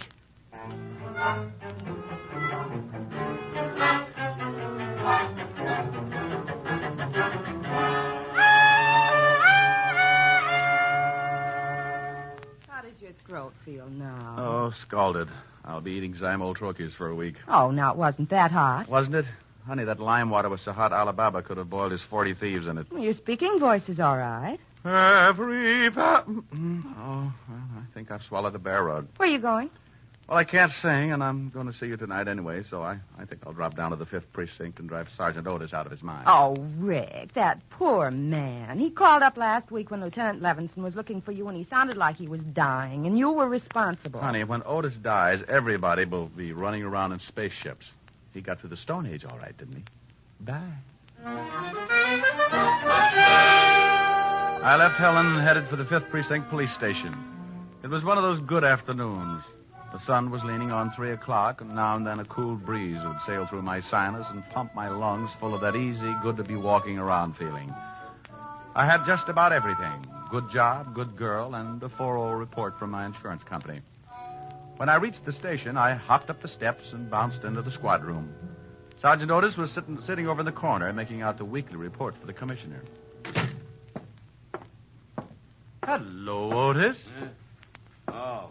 What do you want, Shamus? Well, really nothing. I just came by to see if I could borrow one of your shoes. I'm going sailing. Oh, that's very funny. You know, someday, Gumshoe, you're going to run out of gags. Then what are you going to do? Well, I could set you on fire. That's sure to be a good chuckle. Oh, yeah? Lieutenant N? Yeah. Otis, you want to know how to catch a crook? How, wise guy? Eat a lot of spaghetti. Oh? How can I catch a crook that way? Just open that big mouth and say, oh, yeah. You'll lasso him. Hello, Lieutenant Levinson. Lieutenant Levinson? Well, how do you do, Mr. Diamond? Now, what's with the formal routine? Oh, I can't help it. Every time I leave Otis, I feel like I've just stepped out of a gorilla cage. Oh, why don't you leave that poor guy alone, Rick? Oh, he's used to it. If I started treating him like a human being, he'd get so confused he'd probably cut off his tail. Think what would happen, Walt, when he wanted to go to sleep at night. No more hanging upside down. Oh, brother. What's on your mind? Oh, just thought I'd stop by and chew the fat. Well, go ahead. I already did. Chewed a whole pound right off Otis. Walt, are you sure he's a mammal? Now, you listen to me. Otis is a nice fella for a hammerhead. He can't help it, so stop tearing him down and tell me what you really want. Walt, I'm surprised at you. I just wanted to stop by and say hello. Hello. Where's the body? Now, look, there's no body, just a nice chat, that's all. Okay, but I warn you, I won't stand for any routines. And if you're mixed up in something and I have to find out the hard way, so help me, I'll put you away so far they'll have to pipe air into you. Walt, you do. Do what? Love me. Oh. Would you like to wear my Sig Alf pin? Rick, for Pete's sake, what's the matter with you? You've been growing poppies in your office? Wait a minute. Yeah, what is it, Otis? Miss Asher on the phone for Diamond. Okay. Phone for you, Rick. Helen. Oh, thanks. 5th Precinct. Remember our motto. A corpse in the morgue is worth 2 in your basement. Oh, no. It's true, Walt. It's true. Oh, that Walt just jumped out of the window. No, honey, there's a caste system around here. When Walt feels like jumping out of a window, he throws Otis out first to see if it hurts. How you, baby? Hi. Rick, Mr. Jones called and said it was very important that he see you at once. Said it was a matter of life and death. Jones? First name John? Well, he didn't say. He just gave me an address and asked you to come over immediately. 137 River Street. He called me at your apartment? Uh-huh. Hey, I never thought of that. How'd he get the number? No telling. Well, I'll go on over. Maybe he'll turn out to be a good client. Call you later, baby. How's your throat? Oh, la done, I'm all... Goodbye, Rick. Hey, you really sound terrible. I'll see you later, Walt. Huh? Oh, thanks for the brilliant conversation, Sporty. Walt, just because I didn't have a corpse hidden out someplace, you get mad. All right, see if I care. Oh, now, wait a minute. No, I understand. Well, you can just get someone else to play jacks with. I'll send you Sam Spade. Now, Rick. Otis, Yeah, Lieutenant. why haven't you got that report in here? I've been eating spaghetti. Spaghetti? Yeah, and that Diamond's a liar. I can't lasso nothing. Maybe you have to be a cowboy.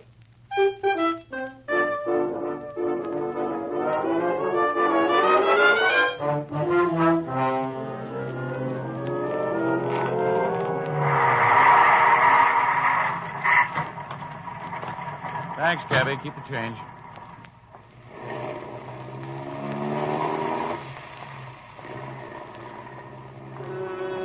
"137 River Street," the address Helen had given me over the phone, was an old deserted warehouse.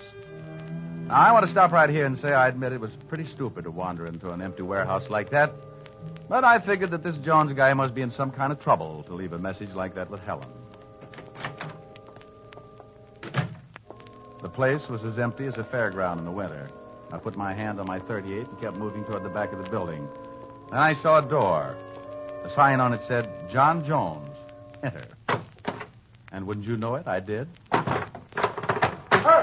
What's going on? Where am I?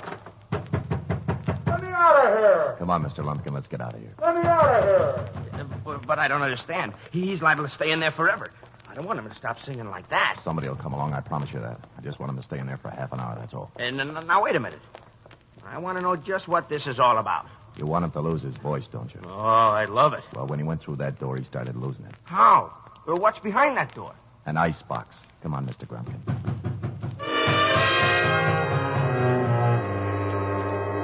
Well, that's exactly where I was, in an ice box. Not a very big one, but a very cold one. The kind a company might have to store fresh meat and drinks.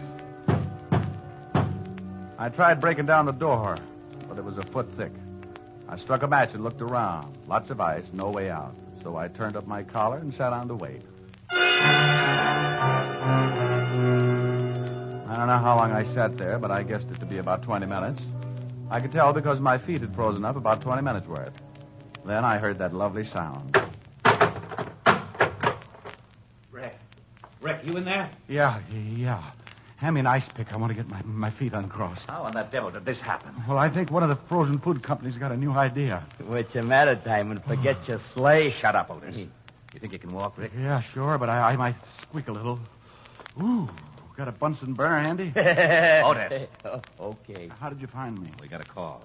From a guy named Jones? Yeah. Said he was in danger and that you were coming down to meet him at the warehouse. Said he saw two guys lock you in this icebox. Oh, dandy. Did he say where he was? Yeah. Here's the address. Thanks. Hey, where do you think you're going? Well, I feel better now. I'm going over to find Jones. Well, you might get in trouble. Well, if I can find the two guys who locked me up, you can bet on it. Well, I'm going to send Otis along with you. Otis? I thought you wanted me to keep out of trouble. Oh, now, wait a minute. I can keep you out of trouble, Diamond. Oh, Otis, you couldn't find an elephant in an elevator. But come on and bring your head with you.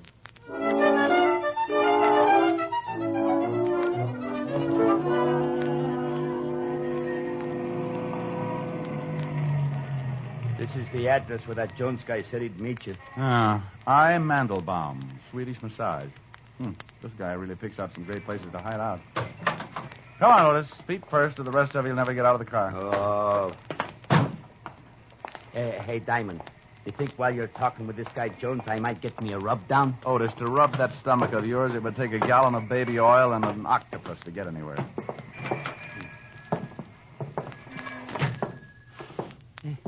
Hey, it smells kind of good, don't it?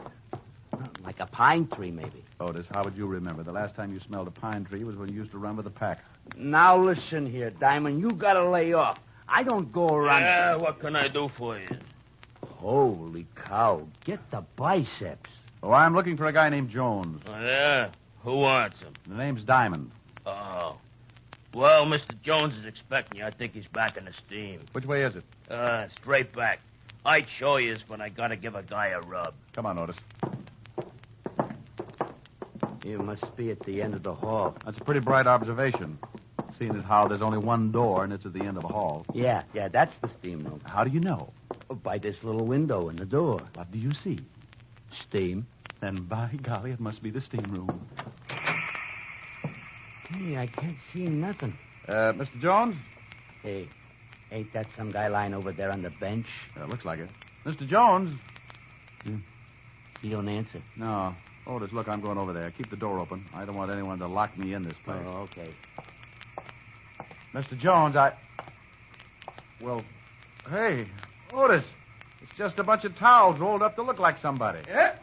Hey! Otis, what's the matter? Diamond. Yeah. Where are you? Right over here. Well, what are you doing there? I told you to stay by the door and keep it open. Well, I did stay by the door until I got pushed. Pushed? Oh, no. You know something? What? I think we're locked in.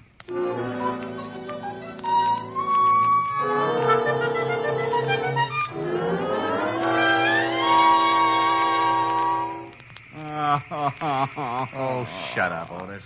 But I don't feel so good. What are we going to do? Oh, why don't you be happy? It's the only chance you'll ever get to sweat off some of that blubber. Yeah, you want I should look like one of them atrocity pictures? Otis, you could lose 300 pounds and still weigh in with King Kong. Yeah, there's no time to get nasty. Well, relax. Read a magazine or something.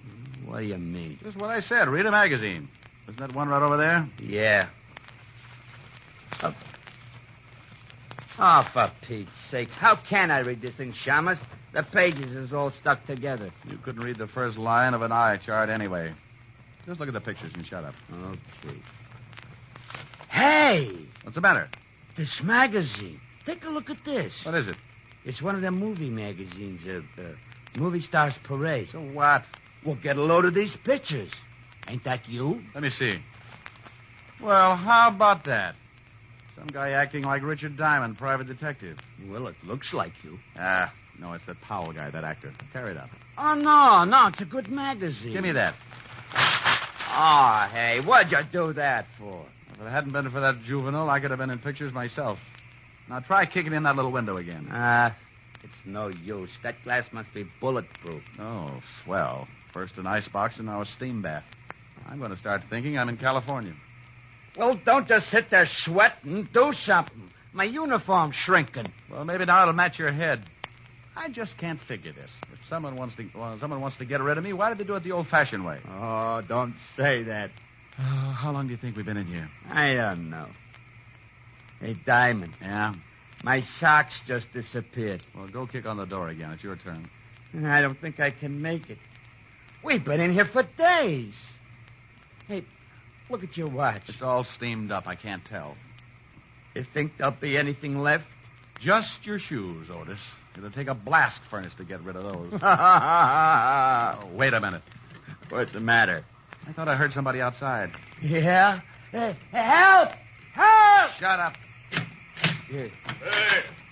Hey, what's going on in here? Who closed the bolt on the door? We're saved? Would you mind helping us out, old man? We seem to be a little limp. Hey, where's Mr. Jones? Hey, what are you doing in here with your clothes on? Trying to get them steam cleaned. Oh, fresh air. Now, would you two guys mind telling me what this is all about? Maybe you better tell us, Buster. I don't know what you mean. Who locked the door on us? How do I know? I give a guy a rub. When I come back, I find the door bolted. Hey, where's Mr. Jones? You sure he was in the steam room? Sure. He comes in and says he wants a steam. You should show up. I should send you back. I told him I was going to give a rub to stay in long as he liked.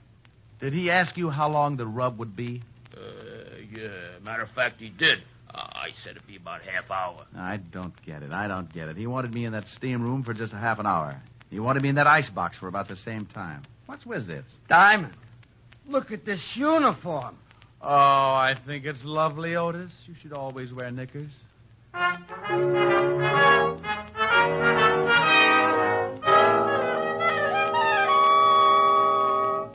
Rick, this is stupid. Didn't the guy at the steam room tell you what this Jones guy looked like? Well, from the description, could have been anyone. Look, I'm just as mixed up as you are. Well, we'll keep after it. Just don't worry, that's all. Hey, Diamond, Miss Asher just called and I told her what's been happening. You mean you know? No, but I told her anyway.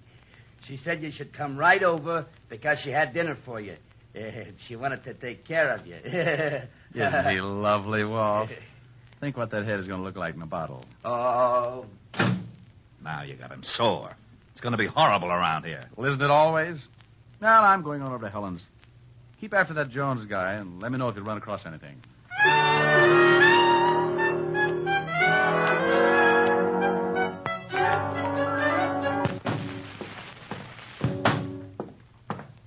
How are you, Mr. Klumpkin? Lumpkin. Okay, how are you? Come in. Well, Benton and a friend boiled for a while. you think it did the trick? Look, when Pat, Cossack. Yeah, Cossack. Well, when I do anything, the results are guaranteed. I just tailed Diamond from the station. He went into his girlfriend's apartment across the way. Oh, goody. Let's see what happens tonight. I'm staying home from work just to hear him not sing. Yeah, about my $50. Oh, look, he's never in that apartment more than 10 minutes before he starts singing. If he goes over 15, you get your 50. Come on. What are we going to do? Raise the window. I don't want to miss the lovely silence when he opens that big bazoo. Okay, so I look funny. I'm sorry, Rick, but your clothes have shrunk so much. You should see Otis. I'm sorry. Well, you should be. Don't know what I've been through. Oh, yes, I do, and Mommy's going to make it better. Here's a nice drink. I don't want a nice drink. Oh, it's strong enough. Well, put it in a dirty glass. You just drink it. Okay. Oh, wow, my throat. You hear something? No, why? Nothing. Your throat's still pretty bad. Don't know. Me, oh. Hey, it's pretty good. It sounds great. Oh, no! Now, I heard something then. Yeah, so did I. It's that grouch again. Give it to him. Oh, you bet. I feel mean. 101 pounds of fun. That's my little honey bun. Get a load of honey bun tonight. I'm speaking of my sweetie pie, only 60 inches high. Every inch is packed with dynamite. Her hair is blonde and curly. Her curls are hurly-burly. Her lips are pips. I call her hips twirly and whirly. She's my baby. I'm her pap. I'm her booby. She's my trap. I am caught and I don't want to run 'cause I'm having so much fun with honey bun.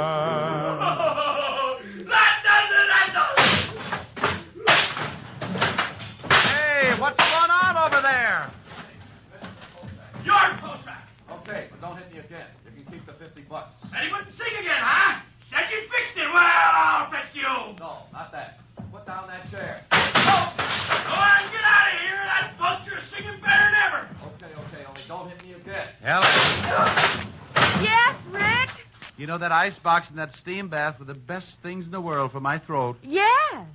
After you lost your voice this morning, I didn't think anything was going to help.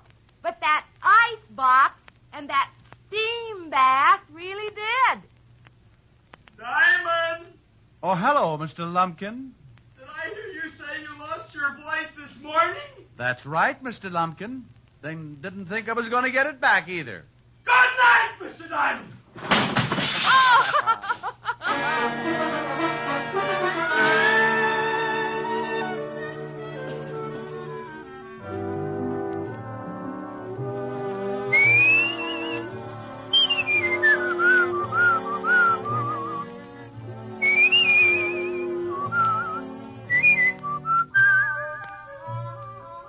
You have just heard Richard Diamond, Private Detective, starring Dick Powell. Helen was played by Virginia Gregg, Lieutenant Levinson by Ed Begley. Also in our cast were Wilms Herbert, Jack Crucian, and Stephen Dunn. Music was under the direction of Frank Worth. Richard Diamond is written and directed by Blake Edwards. Richard Diamond, starring Dick Powell, was previously released over the National Broadcasting Company for listeners in the United States and has been re-released to you men and women overseas by the United States Armed Forces Radio Service, the voice of information and education.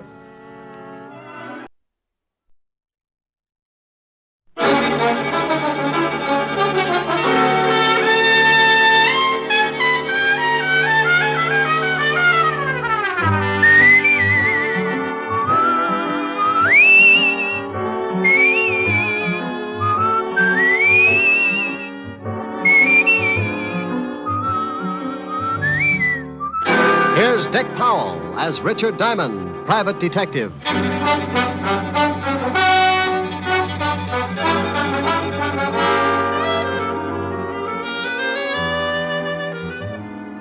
Hello there.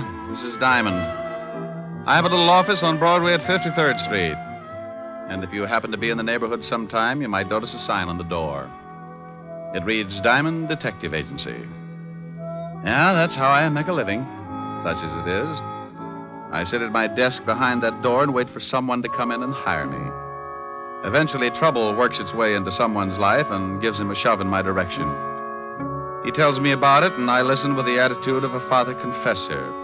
When he's done, I dry my eyes and tell him what I think. What I think really doesn't matter, because it's just a shortcut to $100 a day in expenses. Sure, you can hire a guy for less money, but when I work, it's for a price I figure I'm worth. It's got to be that way because sometimes the work's a little dirty, and I have to swallow a lot of pride. I get mixed up in everything from simple divorce to muscle-bound homicide, and when trouble can't find me a client, it starts working on yours truly, and I wind up in a corner. I guess trouble figured I was just about due for a squeeze play because one night last week, 2 lifers in the state pen started working me into their plans.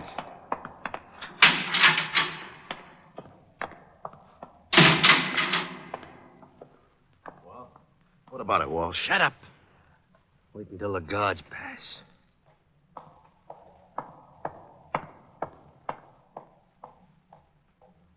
Okay. Drag out the cards like we was playing. Sure. Is it set for the night? Yeah. I got the car and everything. Yeah. We'll head for Florida and get across to Cuba. Oh, well, I'd be glad to get out of this 3 lousy years. Yeah, I got 8 behind me. I used every minute figuring how I'm going to take care of a guy. Oh, Walsh, you're not going to start that again? Forget it. Be glad you're getting out. You knock off that guy and you'll never make it to Cuba. Now, look, I figured this whole thing out. I paid out a lot of dough just to make it come off. And when it does, I'm going to kill an ex-cop. And you're going to help me. Me? Yeah. Unless you want to rot here. Oh, you're out of your mind. If this break comes off, it'll be the neatest trick in years, and you want to louse it up by knocking off some guy on the outside? You can stay here and rot if you want to. The only way I take you along is you help me to get a guy named Diamond. Yeah, but you waste a lot of time in New York. They'll have the roads covered by then. Look, just because this Diamond guy knocked off your brother in that bank job, you see. You bust out of here, it's on my terms. Now make up your mind, it's getting late. Okay. Give me the layout.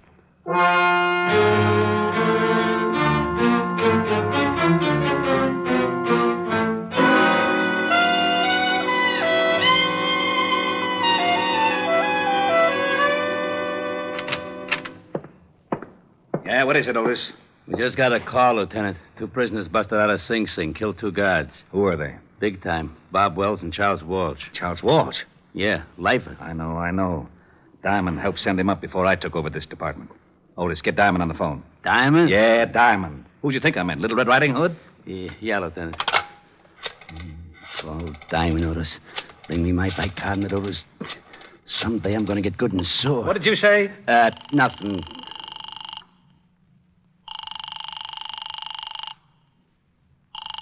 Nuts. Now what's the matter? His office don't answer. Give me that phone. We've got to find him before Walsh does. Maybe he's over at Helen Asher's house. All right, Otis, stop standing on one foot. You can leave.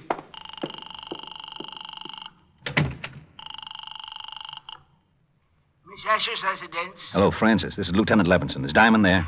Why, no, sir, but Miss Asher expects him. Wait a moment, sir. Here's Miss Asher. It's Lieutenant Levinson for Mr. Diamond, Miss Helen. Oh, thank you, Francis. Hello, Walt. How are you, Helen? I was looking for Rick. Oh, I was just talking to him. He should be here in about 20 minutes. Why? Will you have him call me right away? Something wrong? No. Just tell him an old friend of his is in town, and I have to talk to him about it. Oh, all right, Walt. I'll tell him. Thanks, Helen. It'll be at least 20 minutes. He's walking over from his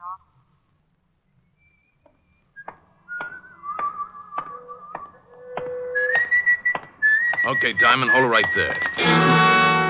Start walking over to that sedan. Don't you know it's not polite to point? Look, laughing boy, I got a big gun in my pocket. Well, I'm proud of you. I thought it was a crossbow. Get moving. Okay. I'd never seen him before. He was a tall guy with a scar on his chin. He walked me over to the sedan and opened the door. He moved in close and shook me down. He relieved me of my .38 and motioned me into the front seat. I slid in, and he started to follow, so I kept one leg out in front of me and kicked him in the face. I couldn't get enough leverage to cool him, but it gave me enough time to get out the other door and start making like a miler. I looked over my shoulder and saw him climb out holding a bloody nose. I knew he wouldn't take a shot unless he got close enough to make it count, so when he started after me, I ducked into the subway. I found a dime and went through the turnstile. The train was getting ready to pull out, so I pushed my way on just as the gonnet came down the stairs. He certainly wasn't happy to see me go. He didn't even wave goodbye. Wait a minute, you! Wait! Oh, nuts. My nose got away from me. Wait till I call that guy.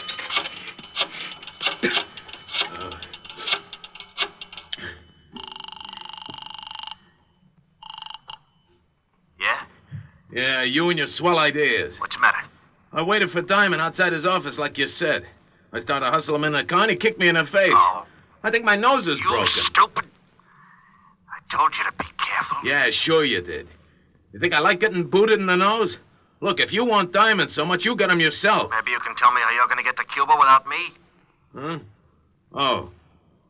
Well, what do you want me to do now? I still want Diamond. Yeah, but he jumped the subway train. How am I supposed to find her? I found out he's got a dame over on Park Avenue. Pick her up, bring her over here. Pick her up?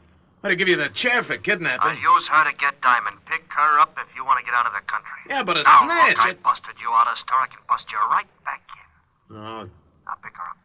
Her name is Helen Asher. She lives at 975 Park. Well, what if someone else is there? What if there is? You want me to stop over making a fourth for bridge? Get him out of the way and bring the dame to me.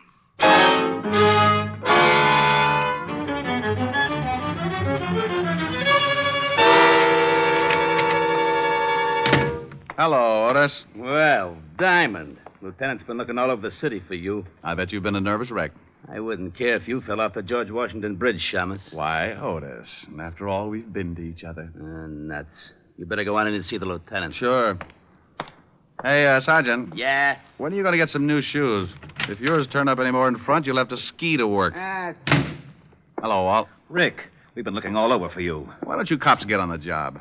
It's getting so it isn't safe for a citizen to walk the streets at high noon. What are you yakking about? Well, I leave my office to go to see Helen, and some goon tries to hold me up. Well, you're lucky you didn't get it right then. Do you know who busted out of jail last night? Go on, scare me. Charles Walsh. He swore if he ever did bust out, he'd get you. Wow. That explains something. Why, what happened? This character tries to hustle me into a car, so I shoved my foot in his face and beat it into a subway. But it wasn't Walsh. Might have been Bob Wells. He busted out with him. I can tell you in a minute. Got a file on him? Sure. Otis, bring in the file on Bob Wells. Right away, Lieutenant. Oh, Walt, do you mind if I use your phone? Now, go ahead. I better call Helen. Tell her I'm going to be a little late. Well, I just talked to her and asked her to have you call.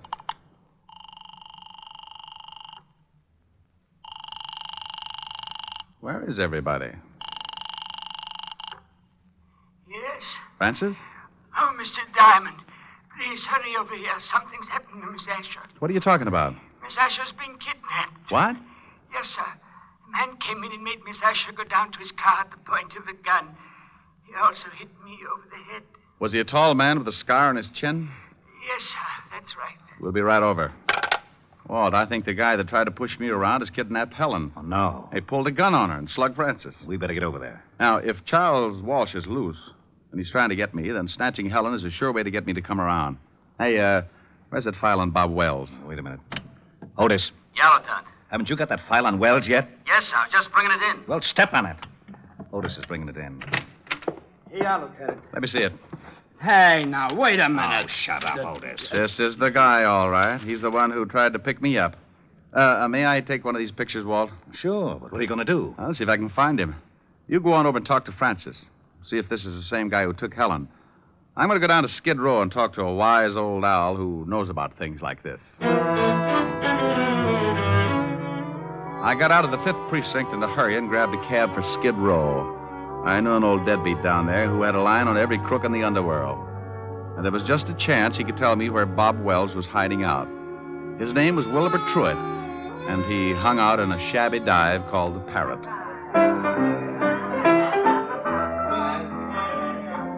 Hello, Wilbur. What?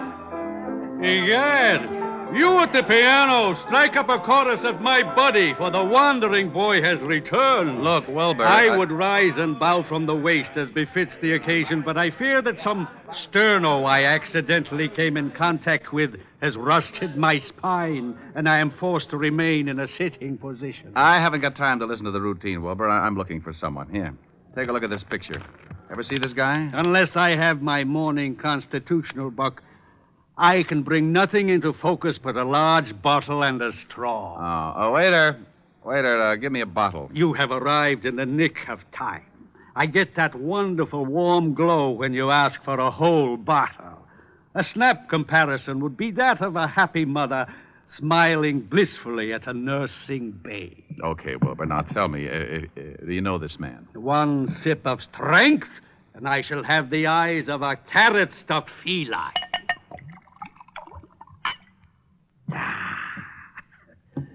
Now, yes, I can see the gentleman clearly.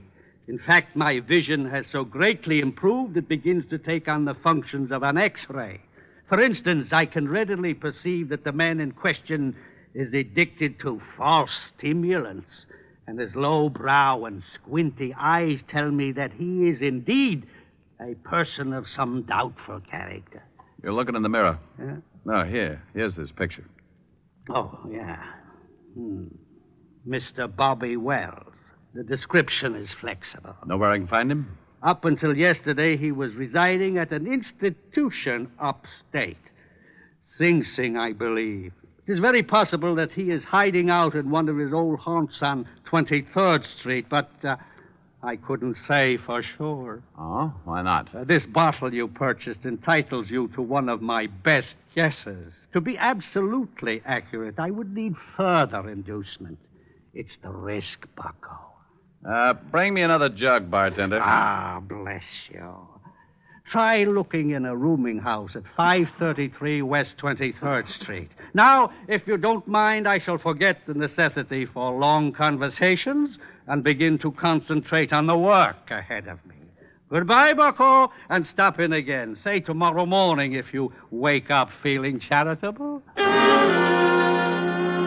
I left Wilbur trying to figure the best way to parlay the two bottles and headed for the address he'd given me. It was a typical apartment house of the district, a 4-story building with a high premium insurance policy. I asked the landlady if a Bob Wells lived there, and she told me a man answering his description had taken a room there that morning. She told me he'd gone out a few minutes before, and she let me into his room. I told her to keep a lookout and warn me if he showed. Then I started looking. I tore the place apart, but I didn't come up with a thing. I spotted the phone and started to call Walt, and that's when I saw it. A pad lying by the base of the phone with a heavy imprint left from the writing on the top sheet. I pulled an old trick. I took a pencil and rubbed the lead lightly over the imprint, and up came one telephone number. I dialed it and waited. Weinberg's Delicatessen. Oh, is Bob Wells there? Oh? Bob Wells. Never heard of him. Thanks. Well, it's like that. 1 minute you think you got a lead hot enough to melt your change purse, and the next you find yourself looking like a tree surgeon in Death Valley. But in my business, it takes a conventional 3 to strike you out. So I found the address of the delicatessen, and 15 minutes later, I was standing between a smoked herring and a 3-foot salami talking with Mr. Weinberg. What can I do for you, sir? Oh, I talked with you, say 20 minutes ago about a Mr. Bob Wells. Bob Wells? Oh, yes. Never heard of him. Take a look at this picture. Maybe you know the face and not the name. It's familiar. Yes, I think I've seen him somewhere. Think hard now. This is important. Are you a policeman? Detective. Oh. How about it? Oh, yeah. So long as you're a cop, sure, I remember him. He came to my store last night. I remember because I had already closed and he kept pounding on the door. Finally, I let him in. He was very rude. He bought a lot of groceries, but very rude. Have you seen him again? Sure, he came in this morning about lox and bagels. Still rude. Where's your phone? In the back. Has this Mr. Wells done something? He left Sing Sing without saying goodbye to the warden. Now, look, I'm going in the back and use your phone. If Wells happens to come in while I'm back there, stall him and come back and tip me off. I'll do my best. But he better not be rude.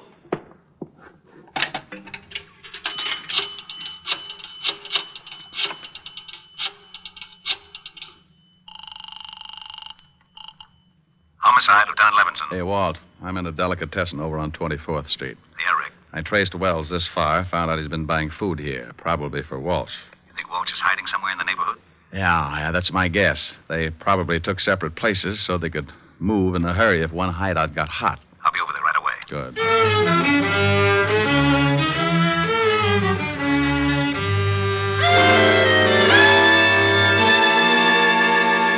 Make yourself comfortable, honey, but no yelling, or I'll have to stuff up that pretty mouth. I don't understand this. Why did you kidnap me? I've been having a hard time getting in touch with your boyfriend, Diamond. Figure if his girl's in trouble, he'll come looking. I don't have a boyfriend. Sure. Play it straight.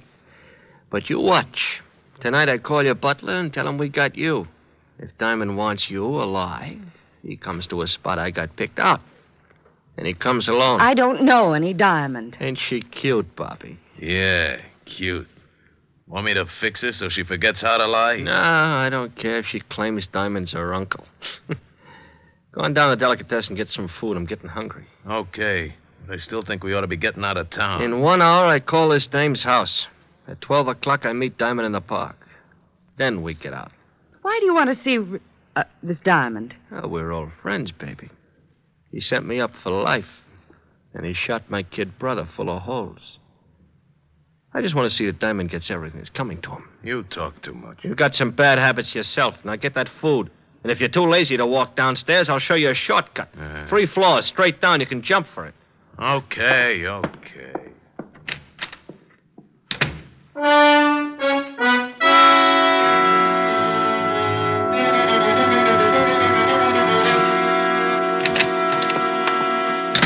Good evening, gentlemen. What can Weinberg do for you?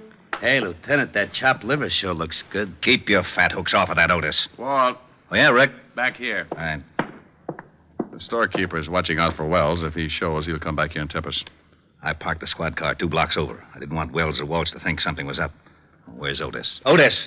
I'll be right with you, Lieutenant. I'm just buying something to nibble on. His nibble would grind up a whole cow. If Wells comes in and spots a cop, he'll take off like a jackrabbit. Hold it, Walt. What's the matter? That guy coming across the street. Looks like Wells. Oh. Otis, get away from that door. Huh? I can't hear you, Lieutenant. Our man's coming in the store. Get away from the door. He is? You want me to hide? No, you idiot. Just play it smart like you didn't know him. But get away from the door so he'll come in. Oh, okay, Lieutenant. Leave it to me. Walt, duck. Good evening. What can Weinberg do for you? I'll have a couple of sandwiches. Hey, try the salami. It's great. Huh? Oh, yeah, thanks. Yeah, make it salami. Coleslaw. Pickle beer. Nice night. Listen to that idiot. Yeah, sure. Mustard. He's doing fine, Walt. Relax. You live around here? Huh? No, just seeing a sick friend. Yeah. Maybe that salami ain't such a good idea if your friend's sick. You know, I had an uncle with ulcers. He couldn't touch the stuff. It's too much garlic. Ketchup? No. My friend's got a cold. Oh, well, then I don't guess it'll hurt him. But, you know, the best thing for a cold is good mustard plaster. And now you take the Here's plaster. your sandwiches, sir. 60 cents. 60? Here you are. Thanks. Hope your friend gets better. Yeah. Yeah, come on. How did I do, Lieutenant? Well, one thing is sure. He thought you were too stupid to recognize him. Can you still see him, Rick? Yeah, he crossed the street and he's starting to walk west. I'll tell him. He knows you. Good. When you spot the place, call me here. Think I should throw a net around the neighborhood? Not till we spot the hideout. Right. Hey, Diamond, they got your girl. How you going to get her out? They'd probably use her for a shield. That's a good point, Sergeant. And believe me, I've been thinking about it.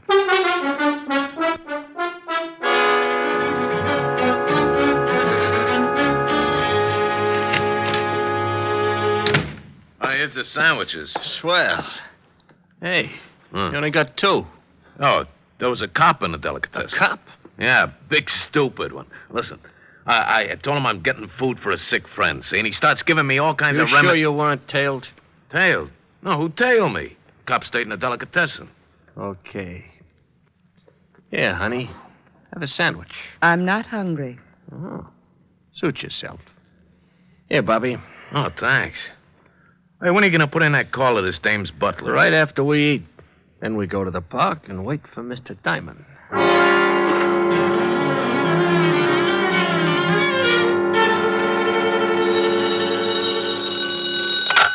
Yeah? I'm in a drugstore across from the building that Wells went in. It's about a block away. Nifty drug. Block west on your side of the street. I'll wait inside. We'll be right down. Come on, Otis. The lieutenant hasn't spotted. Okay. Thanks for the bagel, Whitebreak. That's all right, officer. Come back again when you can pay for it. Come on, Otis. Move your big feet. Okay. Hey, you got any brilliant ideas how we're going to get Helen out of there in one piece? No, I gotta admit I'm stuck. Why don't you get that bear trap mind of yours working and make yourself a hero? Well, maybe we could start a fire in the building. It'd have to come out. Oh, swell. There's nothing I'd like better than a well-done girlfriend. Well, I was trying. Yeah. Hey, wait a minute. What's the matter?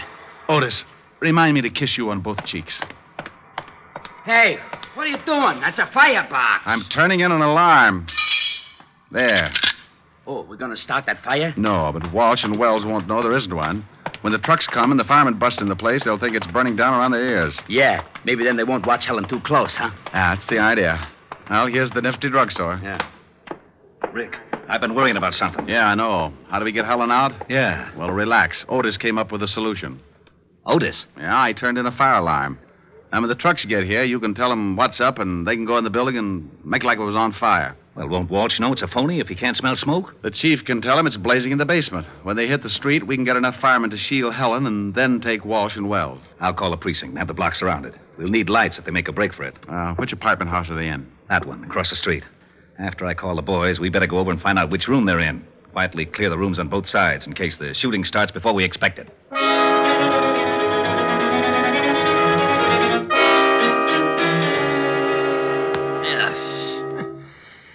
Garlic upsets my stomach. How about that call? Yeah, right. What's your phone number, baby? It's in the book. Oh, she gonna be trouble, Bobby? He wants your number. Now, come on, we ain't got all night. All right. Evergreen 54308. Oh, that's better. Gotta be more careful, Bobby. Your lip's bleeding. Yeah. Hey, Walsh, what's that? Sirens. Maybe that's the cops. If somebody tailed you, I told you I wasn't tailed. Wait, I'll go see. It's fire trucks. They're coming down a block.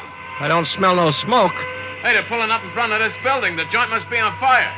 Let's get out of here. Maybe it's the building next to us. No, they're bringing their hoses right in front of the door of this joint. I'm getting out. Sit still. Maybe it ain't a big one. We can't go busting out in the street. Well, maybe it ain't a big one, but if it is, I don't want to end up like a pound of spare ribs. Shut her up. Why, you... All right, now, come on. Hey, what's that? Yeah, what is it? Fire department, we're evacuating the building. What are we going to do with the dame? Shove her in that closet. Just a minute. We'll be right with you. Hurry up. There's a fire in the basement. It's nearing a gas main. The whole place may go up any second. Did you hear that? Yeah, step on it. Okay. Hey, better step on it. Down these stairs. We can find our way. Hey, there's a couple of prowl cars. Yeah. Separate. We'll meet at the other place. Okay, Walsh, that's far enough. It's the shamus. Get him, Walsh. Don't reach for it, Walsh. I owe you something, Diamond. You all right, Rick? Yeah, Walsh. He's a worse shot than his brother. Where's Wells? He made a break for it, but he won't get through. All right, Wells. You can't get through. Drop your gun. You won't take me, copper! Well, that's that. What about Walsh? He's pretty dead. Come on, I want to find out what happened to Helen.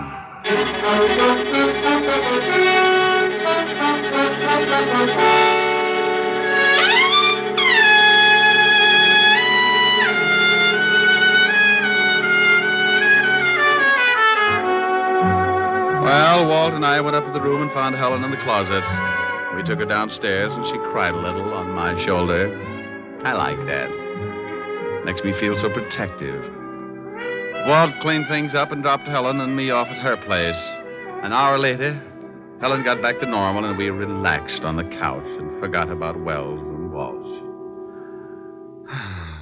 How do you feel now, baby? Better. Want to get Francis to fix some dinner for you? Oh, no, I'm not very hungry. You can have some if you want. No. Want to play some canasta or something? But you always said it was a bad 200 game. Yeah, it is. Well, I forgot my jack. Silly. Want a neck? Ooh, what you said. Come here. No. Helen. No, I'm mad. Mad? What for? Because those two thugs ruined a wonderful evening. What's the matter? Want me to go? Oh, you idiot, of course not. I had a big surprise planned. You did? Yes. Believe it or not, I had 2 wonderful seats for South Pacific, and now it's too late to go. Oh, no. Oh, yes. Oh, well, I'm sorry, baby. I'd love to have seen it. Me too. Well, I'm not exactly Ezio Pinza, but I'll try to make it up to you. Oh, Rick, that's a wonderful idea. All right. What'll it be? Some enchanted evening? Oh, really? Me. A some enchanted evening.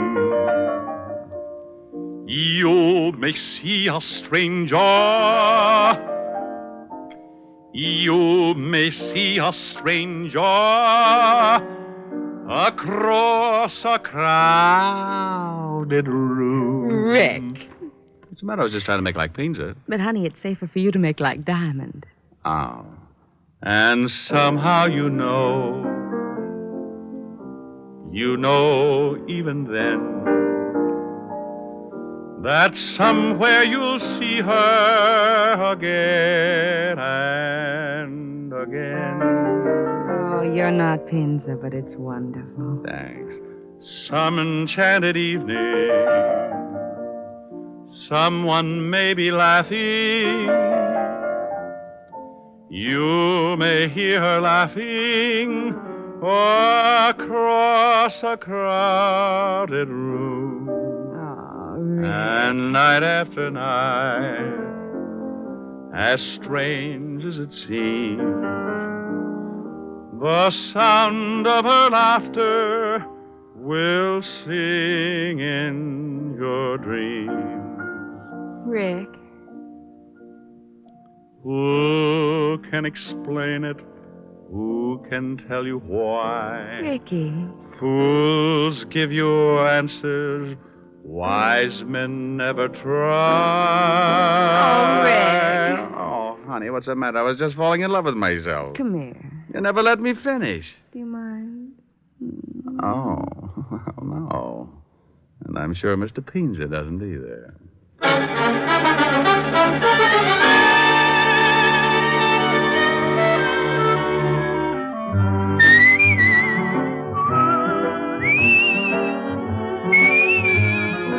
You have just heard Richard Diamond, Private Detective, starring Dick Powell.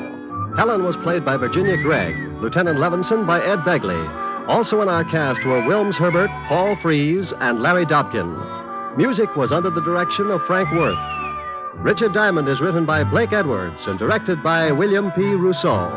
Now, this is Eddie King inviting you to be with us again at the same time next week when we will again bring you Dick Powell as Richard Diamond, Private Detective.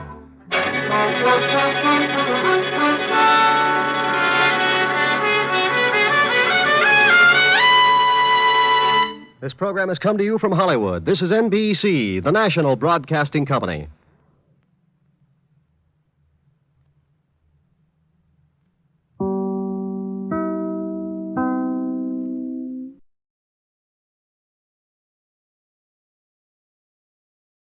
Here is another in NBC's great parade of new shows.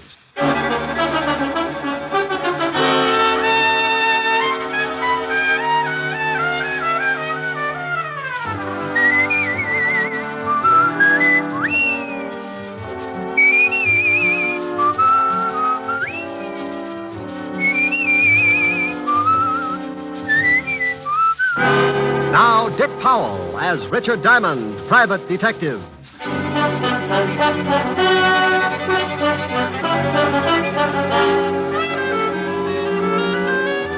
Hello there, this is Diamond. I'm a private detective. And as long as I've been in this business, I've found only 4 things that really make this racket worthwhile. Women, money, women, and more money. Don't misunderstand me. I've got other habits, too. I drink lots of milk, go to the fights, dance meanest rumba west of Ebbetsfield, and write fan letters to June Allison. But no matter how you slice it up, it still boils down to the same ghastly facts. To drink the gallons of milk, you've got to have root. To go to the fights, you've still got to have it. But you add a little something, or a big something, as the case may be. That's right, a woman. Then if you're going dancing, you like to go to a nice place. Nice place? That's an 8x10 dance floor supported by bodies of patrons who couldn't pay the $12 minimum. So now you get into more money, and there you are. Women, money, more women, and more money. About the fan letters to June Allison? No, who knows? She never writes back anyway. To show you how I make this money that gets me into so much trouble, let me tell you about a case I got mixed up in. It all started last week during a seance. Quiet, please, quiet. Now, if you will please place your hands on the table, Mrs. Van Dyke. Lightly, just the fingers touching. Dr. Langley, I'm so excited. Please, Mrs. Van Dyke. Professor must have complete silence. Oh, I'm sorry, but what's he doing? He's going into his trance. Dr. Langley. He's contacted the outer circle. I feel your presence. Who are you?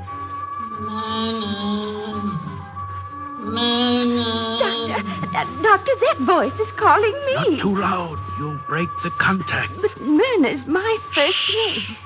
Listen. Spirit, speak again. Who are you? I am Lillian Van Dyke. That's Mother. Mother! Mrs. Van Dyke, you must relax. If you continue to disturb the contact, your mother will leave. I'm sorry. Oh, Spirit, I feel that you have a message for someone in this room. Spirit, have you such a message? I have. Then speak. Myrna. Oh, yes, Mother? You are in grave danger. Guard yourself. Rely on Dr. Langley. He will help. Yes, Mother. What else? Mother? Contact has been broken. Your mother will not return again today. Oh, will I be able to speak with her again, Professor? I must speak with her again. She said I was in some kind of danger. If you will return here tomorrow, Mrs. Van Dyke. Mother said to rely on you, Doctor. I intend to. I assure you your confidence will be rewarded, Mrs. Van Dyke. In the meantime, I suggest you go home and get some rest. Yes, this experience has been rather trying. Goodbye, Professor. I shall see you tomorrow. Until tomorrow, dear lady. Coming, Doctor? I wish to consult with the professor for a moment. I'll be right along. Very well, Doctor. I'll wait in the car. Goodbye again, Professor, and bless you. Goodbye, and bless you, you old goat. Take it easy. Wait till she gets out the front door. Okay. Now, look, Langley. When are we going to pull the job? I'm getting tired of drumming up banshees for old moneybags. Let's get those jewels. Look, tomorrow her mother is going to tell her that someone is after her precious jewel collection. Tell her? She'll lock him up in Fort Knox if that happens. Oh, I'm surprised at you, Professor. What if her dear old departed mother tells her to leave them with me for safekeeping? I get it. By the time she gets wise, we'll be in Mexico. Right. I'll see you tomorrow morning before Van Dyke gets here. We'll plan what we want the voice to say. And for Pete's sake, tell that old witch to sound like a ghost for a change. She came on today like Apple Mary with a hangover.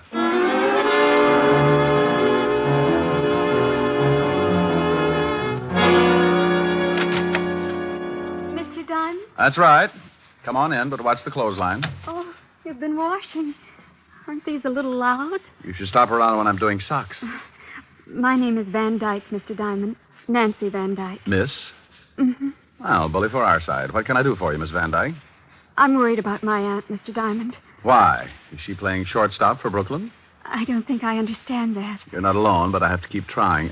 Why are you worried about your aunt, Miss Van Dyke? Well, lately she's been seeing a man who calls himself Dr. Langley. Uh-huh. Are you of the Long Island Van Dykes?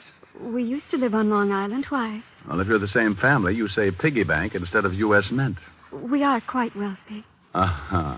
That's like saying Scarface had a gun collection. You think this Dr. Langley is after your aunt's money, is that it? Yes. He's been taking her to see a clairvoyant, and she claims that he produced her dead mother and that she talked with her. Maybe she's been getting tips on the market. My aunt says that this apparition, or whatever it is, warned her of impending danger. What's the medium's name? He calls himself Professor Leonardo. Uh-huh. What else did the ghost have to say? Well, she said, or it said, to trust Dr. Langley, and that's exactly what my aunt started to do. She even consults him on matters of business. He's completely sold her on this phony Professor Leonardo, and unless I miss my guess, he's got a wandering eye for her jewelry collection. She had it out, and she was showing it to him last evening. What do you want me to do? I want you to prove that this Dr. Langley and the professor are charlatans. Well, in my business, charlatan is a nice word. These guys are either legit or phony. So if you want me to find out, the fee is $100 a day in expenses. Well, I'll give you a retainer. Is $200 all right? Have you ever seen 200 that wasn't? What's your aunt's name and address? Mrs. Myrna Van Dyke, 326 Park Avenue. There's your $200, Mr. Diamond. Thank you. If you prove these men are phonies, please report it to my aunt. Then stop by my place, and I'll pay you the rest of your fee. 741 Madison Avenue. Miss Van Dyke, did you ever model bathing suits?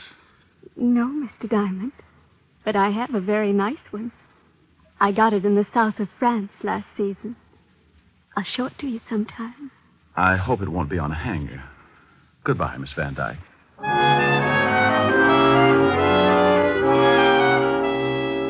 Well, I had 200 fat clams in my little hot hand and an assignment that didn't look like it was going to be too tough to crack.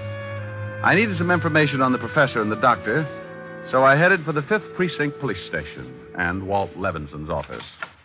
Yeah, what did... Oh, no. What do you want, Shamus? Why, Sergeant Otis, what will the lieutenant say when he finds your big feet all over his desk? He won't say nothing. He ain't here. Well, how'd you ever figure that out? Where is he? Out of town. Doing what? Doing his vacation, that's what. Don't tell me he left you in charge. Yeah. What's the matter with that? If you've got a few days, I'll tell you about it. Leaving you in charge of homicide is like stopping a leaky faucet with bubble gum. I ain't in charge of homicide, wise guy, but I could do it if I had to. He just asked me to watch his office and take the call. He'd get better results with a parrot. Well, I want some information, Sergeant. Who do I see? Me. I could see more in a barrel of mud. Now, you better lay off, Gumshoe. I got instructions to throw you out if you get out of line. Oh, Sergeant, it's nothing personal.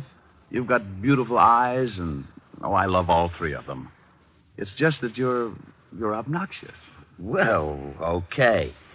But you start calling me any nasty names and you go out of here, Sergeant. Well, you do. Now, what do you want? I want your file on buncoitis. Okay. You come look up some of your relatives?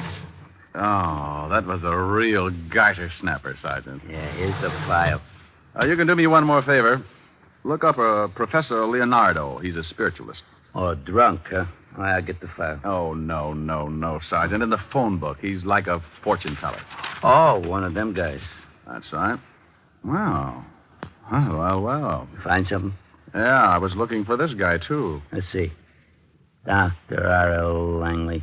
Alias Dr. Fred Bishop. Alias Dr. Leopold Karnowski. Hey, this guy's been busy. 2 convictions. Buncoitis. According to this, the guy goes after old dames and gives them a good fleecing. You're positively brilliant, Sergeant. It ain't nothing. It is when you do it. Did you find the phone number of the professor? Yeah, right here. Professor Leonardo, fortune teller, and clairvoyant. Okay? Oh, want to use the phone? Sure. Only leave a nickel. I wish I had your nose full of them.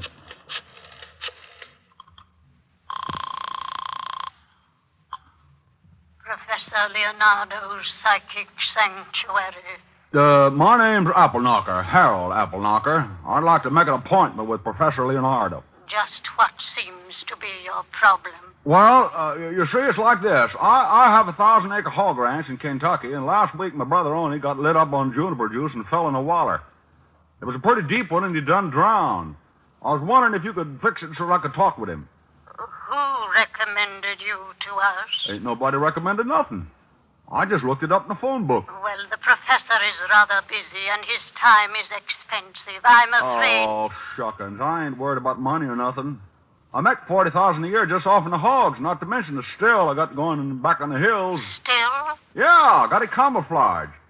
Only time a revenuer ever got suspicious was when he saw the moon on the door. It was backwards.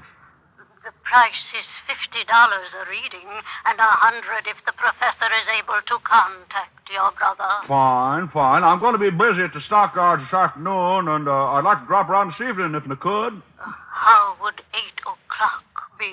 Just dandy. Goodbye, then, Mr. Appleknocker. Bye, you all. Hey, what's going on? I'm gonna have my fortune told, Sergeant. If you wanna come along, you can put your shoes if you want, and come along, John, come you're along. nuts. Oh, you're just lonesome. Bye, y'all.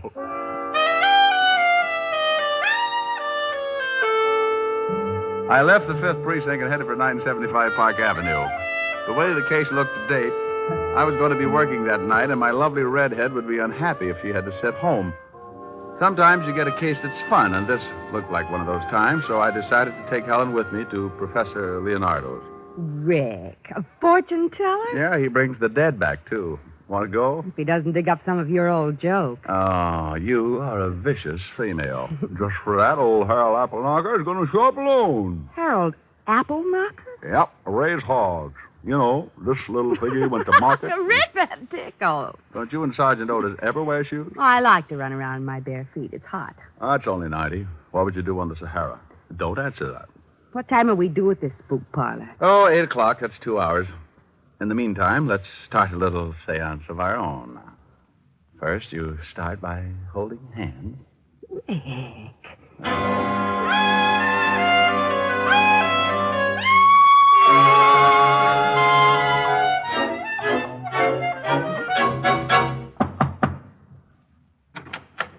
Yes. Oh, are you Mr. Appleknocker? Oh, yep, that's me, and this here's my girl, Lulabelle. Howdy. Yes. Well, won't you come in? Professor Leonardo isn't back yet, but if you'll just be seated in here, he should be in at any moment. Well, just look at this here room. What are all them figures all over the wall? Those are the signs of the zodiac. Hey, look at there, Harold. That's a goat. Well, so it is. Bless my little pointed head. Used to raise goats, too, along with the hogs. That's the professor now. Good evening, Professor. Good evening, good evening. Oh, this must be Mr. Applesucker. Appleknocker, Professor, and this here's my girl. Lulu Bell. That's right. Howdy. Yes. Well, Mr. Appleknocker, I understand you want me to contact your dear departed brother. Well, he wasn't so dear, but he sure done departed. Fell in a pig waller. Of course. Now, if you'll just take these chairs around this table. Where do you want him to go? No. I mean, sit in them. You right here, Mr. Appleknocker, and you right next to him, Lulabelle. Yes, Lulabelle. Howdy. Yes, howdy. I mean, if you please, turn off the light. Yes, Professor. Hey, Lulabelle. Yeah? This is fun, ain't it? Yeah. Now, I must have complete silence, please. Did you laugh, Miss, Lulabelle? Yes, Lulabelle. Howdy. Never mind. Now, silence, please. I'm going into a trance. I call to the world beyond. I wish to speak to the spirit of Oni Applehanger.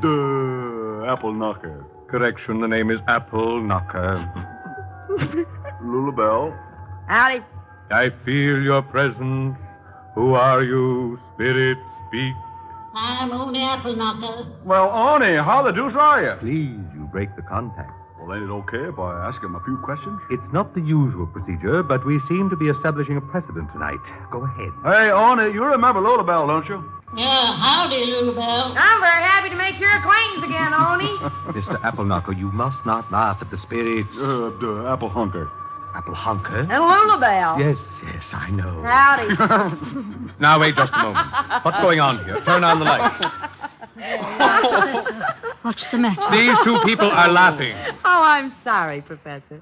But I think you've been taken for that well-known ride. You mean this is some kind of a practical joke? I don't know how practical it is, but it sure got a laugh. Professor, their accents. Yeah, they went out when poor Oni jumped up from the pig waller. Oh, I see. Well, look here, young man. I don't see the humor, and it's going to cost you just $100 for this laugh. Oh, it is, huh? Yes, or you're going to walk out of here on crutches. That's the funniest thing you said all night. What do you want, anyway? I just wanted to find out how phony you were. Now, you ought to be ashamed taking advantage of old ladies like Mrs. Van Dyke. Professor. Shut up. Who are you? The name's Diamond. Look me up sometime. I'm in the phone book under detectives. Come on, Helen. I've got to go see the old girl and wise her up to this louse.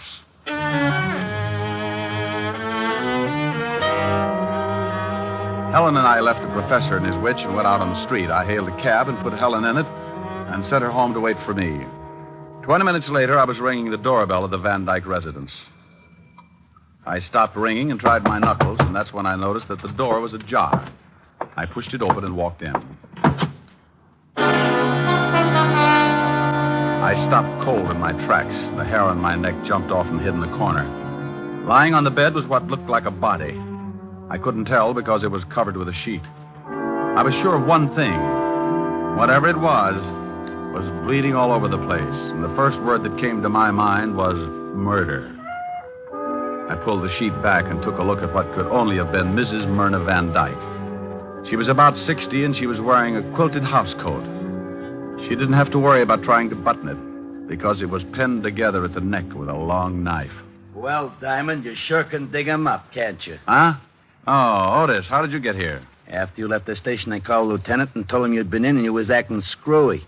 He told me to tell you. Now, I'm glad I did. Oh, mess, isn't it? Yeah, stabbed in the throat. Looks like she was getting ready for bed. That's a towel around her head, ain't it? Could be her hair, but I doubt it. It says Adams Hotel on it. Let's take a look around. Oh, hey, get a load of this. What? Over here on the dressing table. Hey, ain't that a wig? It sure is. I want to look at the body again. You can't do that. You ain't supposed to touch anything. I'm just taking off this towel. Well. She's bald. Yep, nearly. Otis, check on Professor Leonardo and Dr. Langley. They the guys you picked out of the Rogues Gallery this morning? Yeah. I already did. The doc lives on Charles Street, apartment 209. You mean you did all that by your little lonesome? Well, when I talked to the lieutenant, he told me to, just in case. You continually amaze me, Sergeant. Yeah. Now call the wagon and get the coroner over here. Then get some of the boys to pick up the phony professor. Where you going? Over to the good doctor's house. The body's been dead about an hour. That would make it between 7 and 8. Now, you see if the professor's got an alibi, and I'll check back here. Hey, I don't know whether I'll let you go or not. Sergeant. Yeah? Bye. I went out and grabbed another cab for Charles Street. It was dark out, and the heavy fog was rolling in and staking a claim on the city. By the time I reached the doctor's, it was thick enough to be sliced up and sold in large economy cartons. The doc didn't answer my knock, so I went in anyway. I stumbled into a little two-room joint that looked like a chick sales architectural achievement. The doctor was not home, and neither were his clothes and toothbrush, so I started casing. I tore the place apart and came up with a big fat 0, but that was before I looked in the wastepaper basket. Among the trash, I found a rental bill for a hangar and an airplane at the flyaway airport on Long Island. I grabbed the phone and called Sergeant Otis. Yeah? Otis, this is Diamond. Oh, the boys are here now. You were right about the time of death, around 7:30. What about the professor? We sent a car over to pick him up, but he skipped. We got some dame, though, and she told us that the prof was giving one of them seances from 7 to 8. Did you check it? Yeah, and you was. Good. Now check and see who gets the dead woman's money in event of her death. Well, how am I going to find her lawyer this time of night? Just find him and meet me at the flyaway airport on Long Island. Okay. Did you get the doctor? That's what I'm going to do now. And if this fog keeps up, I've still got a good chance. Sometimes a case starts off like a party and ends up like a funeral. This was one of those times, and when it happens, you're never really prepared for it, so you've got to work fast. I used my last $10, besides the $200 the girl had given me, and got to Flyaway Airport in a hurry. The fog was so heavy, I had to almost kick it aside, but I finally found the row of hangars and started looking. I reached the last hangar when I spotted the plane. It was sitting on the strip, and as I moved nearer, I could see the man. Who's there? Who is that? I got a gun out, Doctor, so just stand the way you are. Who are you? What do you want? I want that little suitcase you've got. I want to take you back to the police. Police? Oh, what on earth for? Mrs. Van Dyke is dead, been murdered. Oh. Oh, now, come on, stop that. Well, I know nothing about the killing. I swear I had nothing to do with it. What's in that suitcase? Why, just some clothes. Not the Van Dyke collection of jewels? Of course not. What would I want with them? Miss Nancy Van Dyke seemed to think you did. Oh, that's absurd. Here, you can look at the bag if you like, sir. Well, I'd like. Let's take a walk over here where we can see some light. If you insist. Where were you between 7 and 8 this evening, Doctor? Why, I was at home. Now, you're a two-time loser. If you're lying, they'll wash your mouth for 20 years. You know about my record, do you? Looked it up this afternoon. Well, I suppose I may as well tell you. I wasn't home until nearly 8. Where were you? Mrs. Van Dyke's apartment. I was supposed to put her jewels in the downstairs vault. What happened? She was dead when I got there. You sure she was dead? Yes. She was lying on the bed under a sheet. Pulled it back, saw she'd been stabbed in the throat. I left, packed, came out here. I knew I'd be accused, but I didn't do it. Hold it. Here's the light. Well, if the jewels are in this bag, you're going to be in a tough spot. You're welcome to look. Thanks loads. Oh! Whatever it was, it caught me across the back of the head, and I went down like a dead palm tree in a hurricane. It wasn't the doctor who had lowered the boom, but someone who had sneaked up in the fog and gotten around behind me. I wasn't knocked out, and I could still hear things, so I just lay there and listened. Oh, thank goodness you came along. He was going to take me to the police because someone had killed Mrs. Van Dyke and stolen the jewels. He thought I had them. What are you doing? No! No! No! I rolled over and looked at the doctor. He was very dead. I got up as fast as I could and started after the killer, but in that fog, it was like looking for a hangnail in a mine shaft. I went into one hangar after another, and I guess if you keep after it long enough, sometimes you get lucky. I went into the last hangar and stopped to listen. Okay, you, come on out. If I have to come in after you, it's going to be the hard way. Well, you're the boss. Now, why don't you stop it? You can't see me any better than I can see you, but I've got the door covered. Now, come on out. If I guess right, that's one big sergeant, and he's so stupid he's liable to shoot you. Diamond! Diamond, where are you? In here, Otis. Watch your step. We're playing cops and robbers. What do you mean? What are you talking about? Oh, stop. You all right, Otis? Yeah, but this cement's hard. Crawl over here. Okay. Hey, who's shooting? Well, one of two people. Just shot Dr. Langley back on the airstrip. Yeah? Why don't you blast him? I guess I'll have to. He doesn't want to come out. Otis, crawl over about 12 feet and make him shoot. Me? Yeah, I want to get a good line on him. He's behind those oil drums, and I've got to stand up to do it. Oh, all right. Hey, Diamond, now? Yes, Otis, now. Okay, like I said, you're the boss. I've been hit. Come on, Otis. That was good shooting. Glad you liked it. Well, how about you, Professor? I'm not happy. I got all three of them.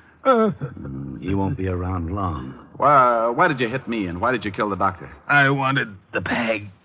I thought the jewels were in it. Aren't they? No, I opened it back here. I thought the doctor was double-crossing me. Well, if you ain't got the jewels, why'd you try to kill the old lady? I didn't. Oh, come on. This ain't no time to lie. He isn't lying, Otis. You told me yourself his alibi was good. Hey, that's right. Then who did? The one who would benefit most by the death of the woman. The one who had a perfect setup because two con artists could be blamed for it. Let's go. Yeah, what about this guy? How do you feel, Professor? Oh. Like I said, Otis, you keep. Come on, let's go.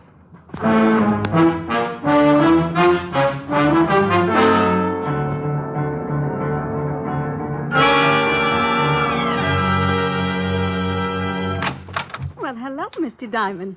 You come to see the bathing suit? I hope it comes in stripes. What? This is Sergeant Otis, homicide. Has someone been killed? Your aunt. Oh, no. Isn't that touching, Sergeant? Yeah. For that horrible doctor. Well, you've got to arrest him. Why would he want to do it? For the jewels, of course. Now, put your hat on. You must have known that the doctor was going to get the jewels tonight, so you killed your aunt, knowing he'd get there and wouldn't have an alibi. Why, you're insane. The trouble was, he got so scared he ran off without him. So he had no motive. That it was the professor. Strike two. He didn't have them either.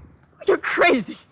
You can't prove a thing. I didn't stab my aunt. Who said she was stabbed?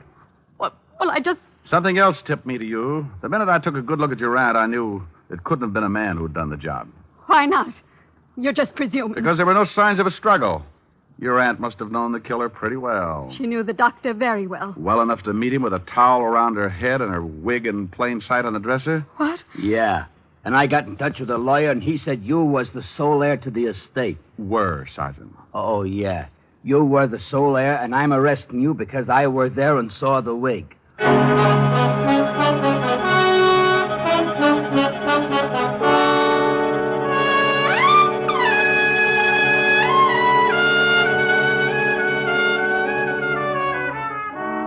Rick, wasn't it fun at the fortune teller? Yeah, he's going to have to think up a new racket. Like contacting the living. What? No, forget it. What's to eat?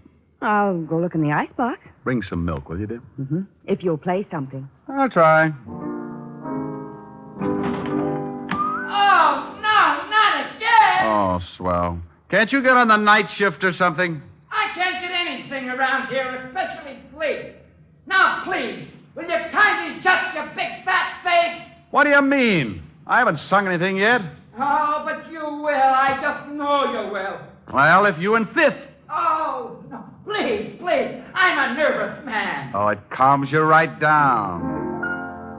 Don't blame me for falling in love with you. I'm under your spell, but how can I help it? Don't blame me. Can't you see when you do the things you do? If I can't conceal the thrill that I'm feeling, don't blame me. Oh, that's pretty. Don't stop. Oh, I must. Food looks too good. Did I hear you talking to someone? Mm-hmm. Listen.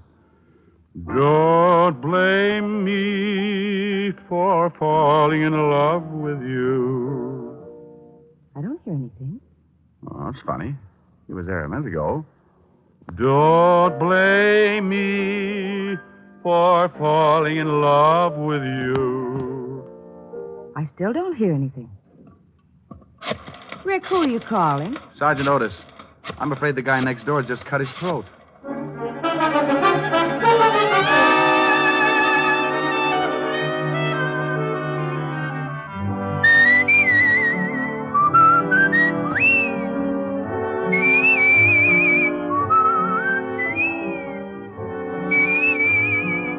You have just heard Richard Diamond, Private Detective, starring Dick Powell. Helen was played by Virginia Gregg. Also in our cast were Wilms Herbert, Ted Osborne, Peggy Weber, and Jack Crucian. Music was under the direction of Frank Worth. Richard Diamond is written by Blake Edwards and directed by Richard Sandville. And now, Dick Powell. Friends, I want to remind you of the wonderful group of programs NBC has on tap for tomorrow afternoon and evenings. Shows like Hollywood Calling, Guy Lombardo, Four-Star Playhouse, and the Ethel Merman Show. For the best in radio listening tomorrow and always, keep your dial turned to your favorite NBC station. Dick Powell soon will be seen in the screen version of the best-selling novel, Mrs. Mike. Now, this is Eddie King inviting you to be with us again at this same time next week when we will again bring you Dick Powell as Richard Diamond, Private Detective.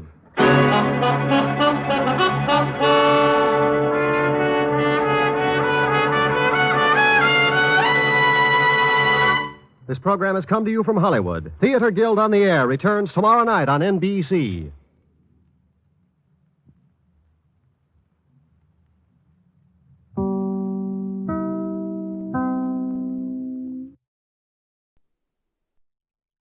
Here's another in NBC's great parade of new shows.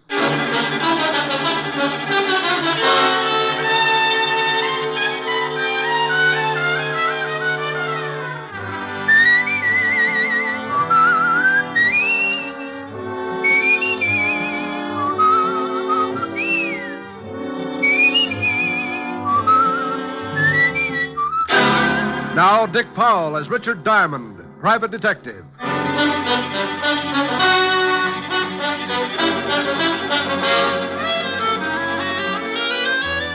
Hello there, this is Diamond.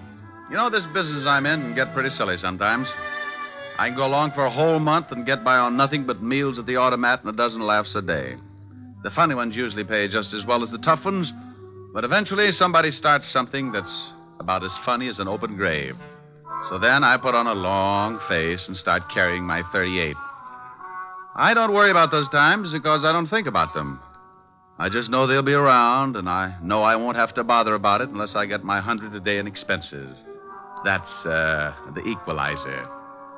As long as I get that ever-loving loot in my little hot hand, Lucifer can walk in with a machine gun and I'll arm wrestle him for the price of a hot dog. Last week I stopped in the middle of a real yocker and realized that I'd been giggling overtime. That's right. The cycle had caught up with me, and the label on my future had changed from fun time to trouble, and no guarantee as to the date of expiration. What started all this? Well, one morning on 53rd Street, a couple of guys were just pulling up in front of a garage. This the garage? Yeah. Go on, drive in.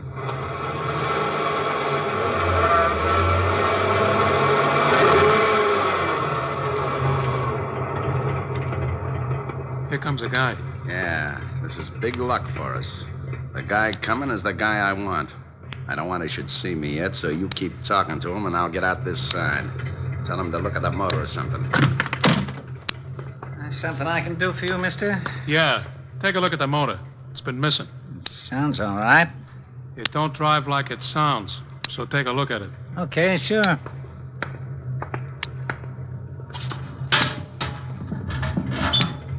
Race it once. Huh? I said race it once. He don't hear so well. Huh? Hello, Billy boy. Where did you come from? How did you get here? One at a time, Billy. I came in the car, got out the other side. You're looking good, Billy, real good. What do you want? How did you find me? Can't you ask just one simple question? You get so all mixed up, Billy. Look, leave me alone, please. Sure, Billy, I'll leave you alone. All alone, you louse.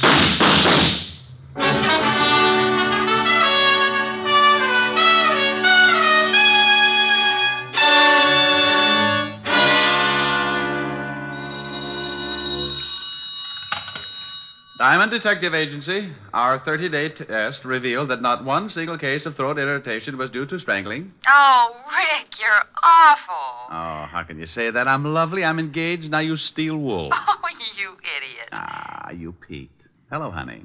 Hi. Am I going to see you tonight? Sure, what'll we do?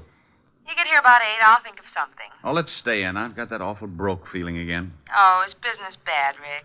Well, it's pretty bad, but it gives me a chance to get some exercise.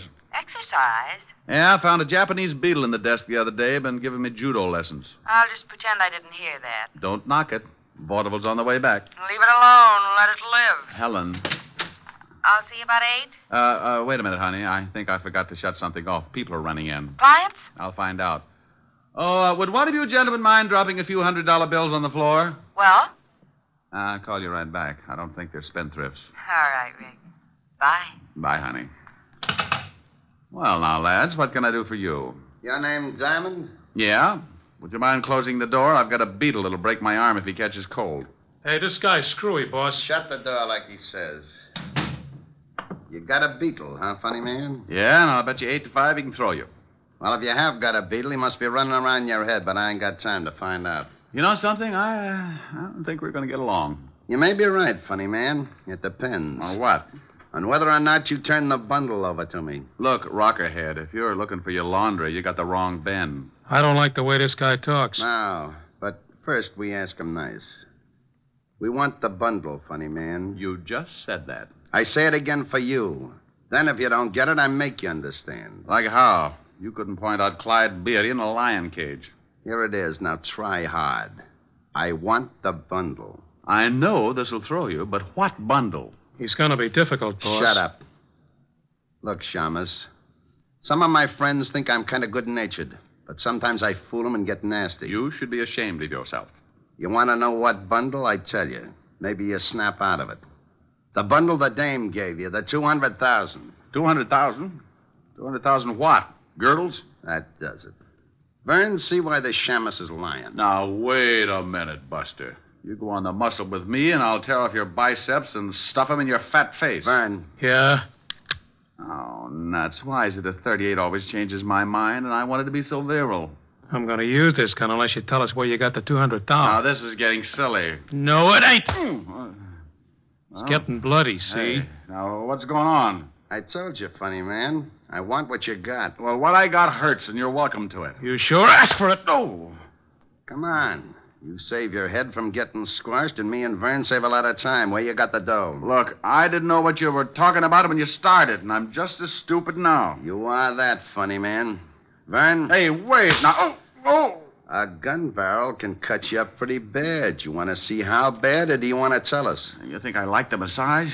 I tell you, I don't know what you're talking about. I don't like to be kept waiting, you. I don't like it none, see? Now you spill your gut, so my boy chops you up like hamburger. Open your yap and sing. Sing, you hear me? Okay, but you won't like it. I can't begin to tell you. Close his just lousy how mouth. much Close it you good. mean. Oh, I knew you wouldn't like it. Oh! Now, funny man, you got a wisecrack? You gonna still make like a hero? Answer me, funny man, or I step on your face. Boss. Shut up. But, boss. Yeah. What do you want? He don't hear you. He's out. Huh? Oh. Well, what did you sap him so hard for, stupid? Maybe you turned him off for good. Nah. He'll be around in a couple of minutes. Then I can work on his ribs. He'll tell us where he's got the dough. I don't know. You don't know what? He's got the dough, you sure know that. Yeah, the dame says she give it to him. You think maybe she crossed you? You think she skipped? I think maybe we better find out. This shamus is pretty stubborn or pretty clean. I think we find out. How? You watch. I'll search the joint, then we'll get out of here. What about the shamus? He'll make it all right. I want him around for a while. After we find the dough, you can put him back to sleep. Mr.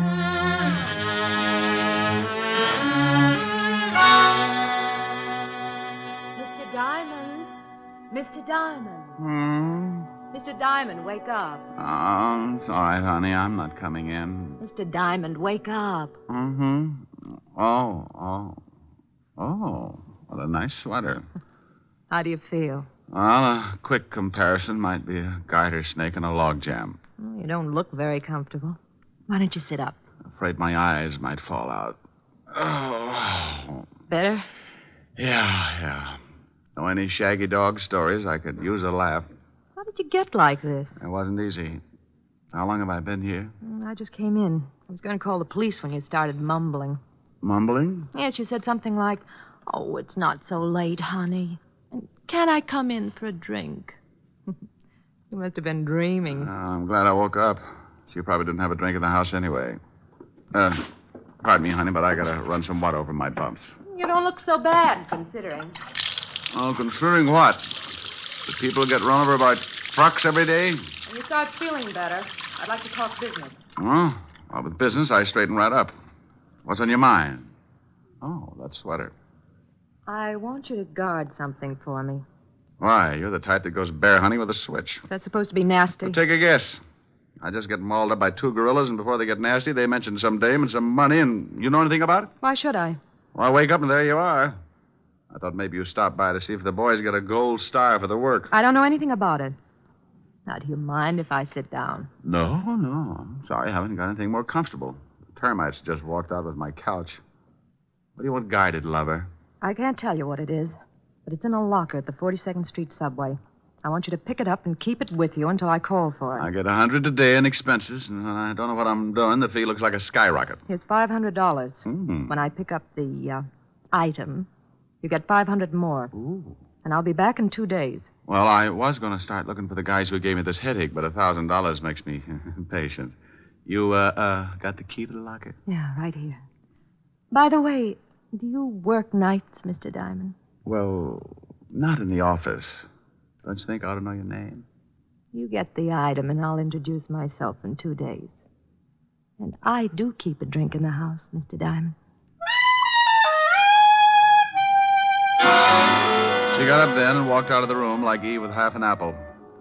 I put some iodine on my face and headed for the 42nd Street subway. All the way down, I kept thinking about those two mugs who had worked me over, and for the life of me, I couldn't guess why. I didn't know it then, but if I could have guessed, it probably would be for the life of me. I reached the subway and went down. I found the locker, opened it, reached in, and pulled out a small black leather bag with a lock on it. Out of curiosity, I tested the weight and finally decided I must be guarding a sack full of spider webs. I tucked it under my arm and turned to go. But sometimes things don't always work out the way you plan them. Okay, Shamus. Let's have the bag. Oh, when am I ever going to make Eagle Scout? I should have smelled something. Hello, Vern. I'm in a hurry. If you wisecrack, you get dead. Give me the bag. Where's your friend? Out collecting heads? I guess I gotta kill you. We guess again. Here's the bag. Okay. I should make a hole in you just because you ain't honest. You had the dough all the time. You mean in that bag? Oh, now don't tell me it ain't in it. Well, if it is, Buster, it's all in one bill. Feel the weight. Hey, it is too light. Why, you lousy, no-good gumshoe. This time I don't play around. Frank wants that dough, and you're going to show me where it is. Oh, I wish you'd get yourself a 22. Those big guns make dents in my back. I'm going to count 3. And you're going to tell me where the dough is, or I'll kill you all over the place. You couldn't make it 100, could you? It's so much fun when you pass 50. Be funny. You're only killing one guy. One. This never happened when I went on next to closing. Two. Oh, now, wait a minute. Look. You look.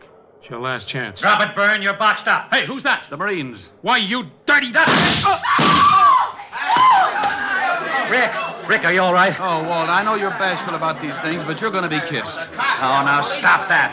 Otis, have your boys keep the crowd back. All right. Keep back. Come on. What about the gunner? You shot him good, Lieutenant. Well, I'm glad you noticed, you mallet head. Now, what about him?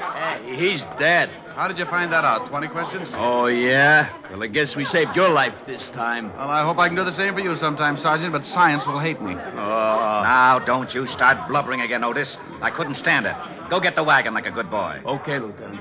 Now, what's this all about, Rick? Believe me, Walt, I don't know. How did you get here? We got a call from a dame about 10 minutes ago. Said you were coming down here and some guy was going to kill you. Well. Now, don't you well me. I want to know what this is all about. Let's get on to headquarters and I'll tell you just what I know.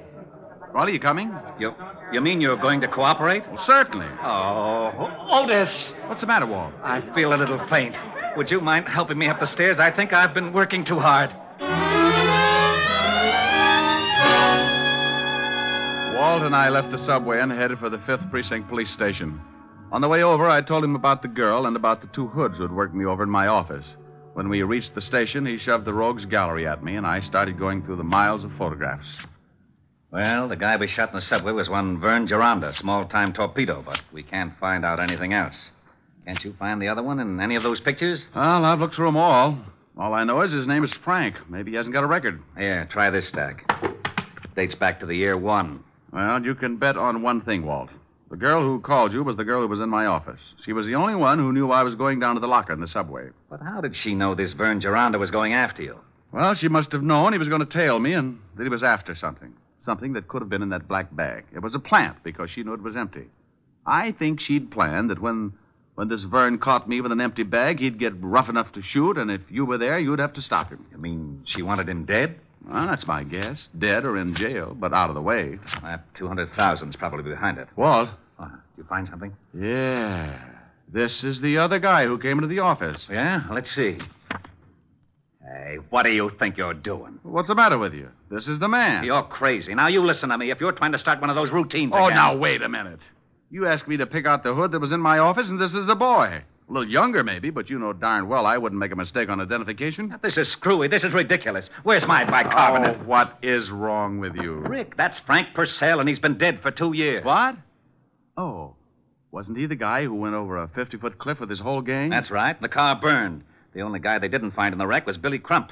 He disappeared completely. Well, this one got out of it, too, and stayed around long enough to pay me a visit this morning. And his first name was Frank. Oh, that's impossible. The boys chased them right after the holdup and shot out one of their tires. Watched the car go over and saw it turn. Didn't they knock over the payroll at the Martin shipyard? Sure, got away with $200,000. Lieutenant. Huh? Oh, yeah. What is it? I'm that killing down at the garage. That guy was just identified as being wanted for armed robbery. Killing? Yeah, pretty bad. Somebody shot up a guy that worked in the place. Well, who was it? Her name was Crump. What? Yeah, Billy Crump. Stuck up some shipyard about 2 years back. Oh, shut up. Oh, I was only telling you. Okay. What else on him? He has a wife, lives at 64th Street, apartment 205. That's all. Well, don't just stand there, you applehead. Go get the car. Oh, yeah, Lieutenant. Come on, Rick. I'm waiting. All right. I apologize. Oh, you really don't have to, Walt. I was as confused as you were. Was? But you're not now? No, I don't think so, Walt. But let's get over to see Mrs. Crump. She can do a lot of straightening out.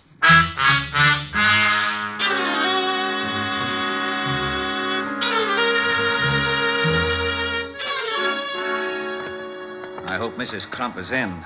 Oh, I forgot to tell you, Lieutenant. She calls herself Stewart, Mrs. Edna Stewart. What? Yeah. Her husband used her alias instead of Crump. Oh, well, that's all right, Sergeant. Maybe when you start pounding a beat again, you'll think of those little things. 205, wasn't it, Walt? How about it, Sergeant? It was 205, wasn't it? Oh, yeah, Lieutenant. 205. That was it. I remember. I might make a few mistakes. Shut up. Walt, hold it down. I'm sorry. Otis, Yeah, Lieutenant? Shut up. Here it is, Walt. I'll give it a knock. Go ahead.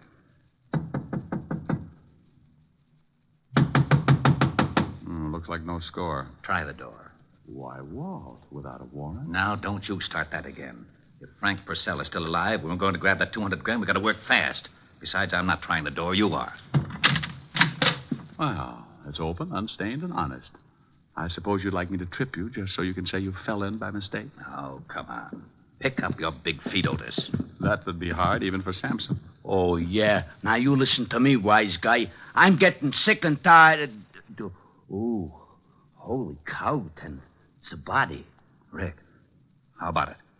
Quite. Mrs. Crump. Mrs. Crump, Mrs. Stewart, the girl in my office this morning, no difference. I figured she might be the one in your office when I heard Crump had a wife. She must have had the 200 grand, and Purcell killed her for it. Well, you can bet the cash wasn't in the apartment because she was too smart to keep it here. Well, there are no signs of a struggle. From the way she's lying, she was probably sitting at this desk. Writing pad on the desk, Lieutenant. Keep your paws off of it. She was writing something. Went through to the bottom sheet. Yeah, numbers. Otis, start casing the place and have a conscience when you pass the icebox. Okay, Lieutenant. Too many numbers for a phone.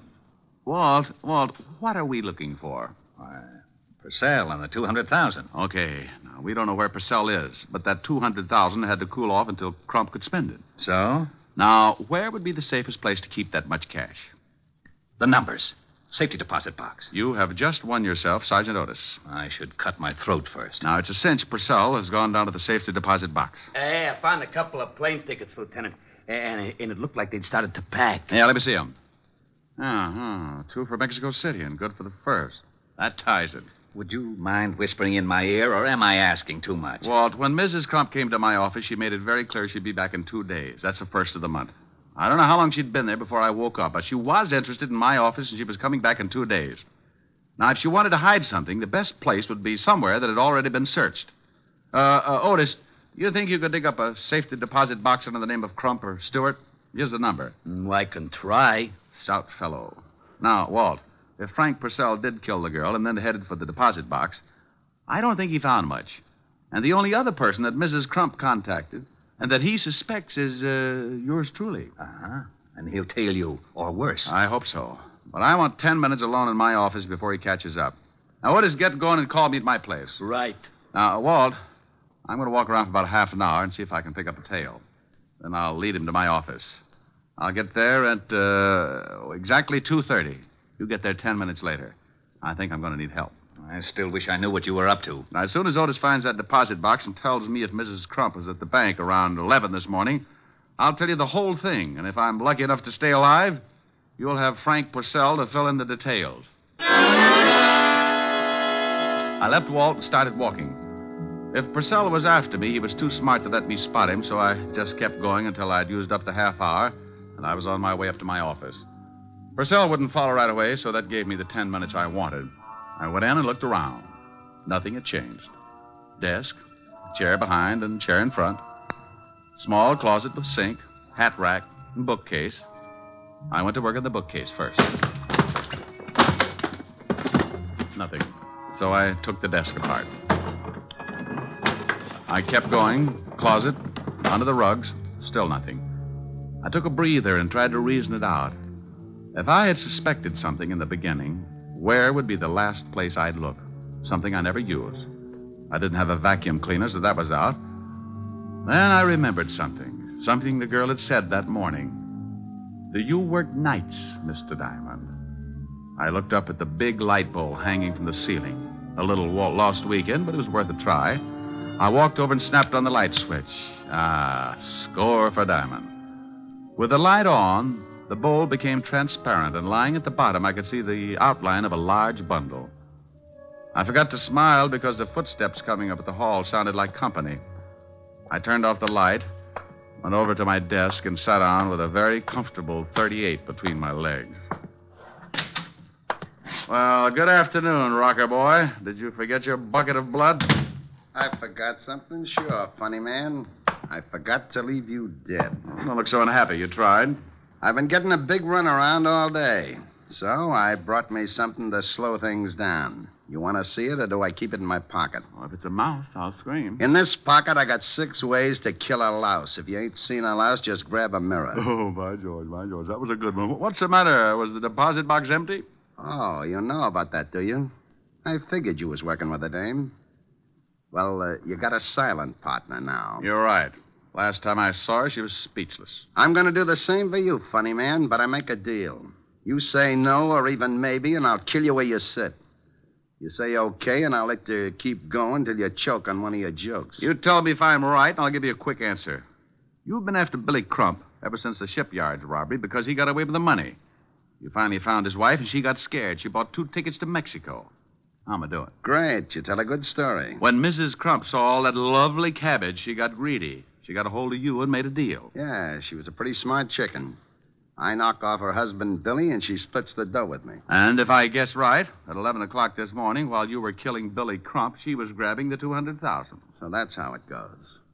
But after we rubbed out Billy, she called and said the dough was planted with you. She wanted the dough herself. She used me to lead you to the subway. Right. Where were you? Upstairs. I figured something was up. Well, nice little plot. You kill her husband, the cops kill you and your torpedo, and bless her little heart, she winds up with a pot of gold. No, she winds up dead. The dough wasn't in the box, so she planted it somewhere. We saw her coming in here after we worked you over.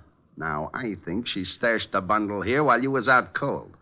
So, do I get it, or do you die? What are you going to do about that big, bad policeman outside the door? I'm going to laugh at him because he ain't there. Walt, stop snooping. Come on in. Hey. Well, what do you know? You wasn't kidding. This might mean a promotion, Purcell. You want to turn around and be a good boy, or do you want it the hard way? I stay the way I am. You're in a tough spot, Mr. Copper. If this funny man's a friend of yours, he's going to get it the minute you try your luck. Rick? Yeah, Walt? He's got a point. I might be lucky and get him just right, but it's a long shot, and if I miss, he'll pull the trigger on you. You're pretty smart for a copper. Walt? Yeah? The way it looks, we could be here all night unless somebody gets shot. That's the way it looks. What do you think, Purcell? Like I said, the cop guns me, I gun you. Silly, ain't it? Be a lot sillier if I had a gun. Funny, man, that would be a riot. Well, start laughing, pal. You sure ruined that desk. I couldn't help it. Had the gun between my knees. I move, he shoots. Had to try it right through the desk. What are you sweating for? Me? I could use you for a shower. How's Purcell? Unhappy. How about it, Purcell? I ain't giving odds. Hey, funny man, you know something? You ain't so funny. Get the phone, Walt. Yeah? Lieutenant? Oh, no. Yeah? I found the box. The Crump dame was in the bank at 11 o'clock this morning. I found it pretty quick, huh? Hooray for you. Wait a minute. Rick, you were right about the... Hey, where did he go? Who, Lieutenant? King Kong. Now, you get your big fat head over here. Lieutenant. What is it? Okay if I turn on the siren? Oh.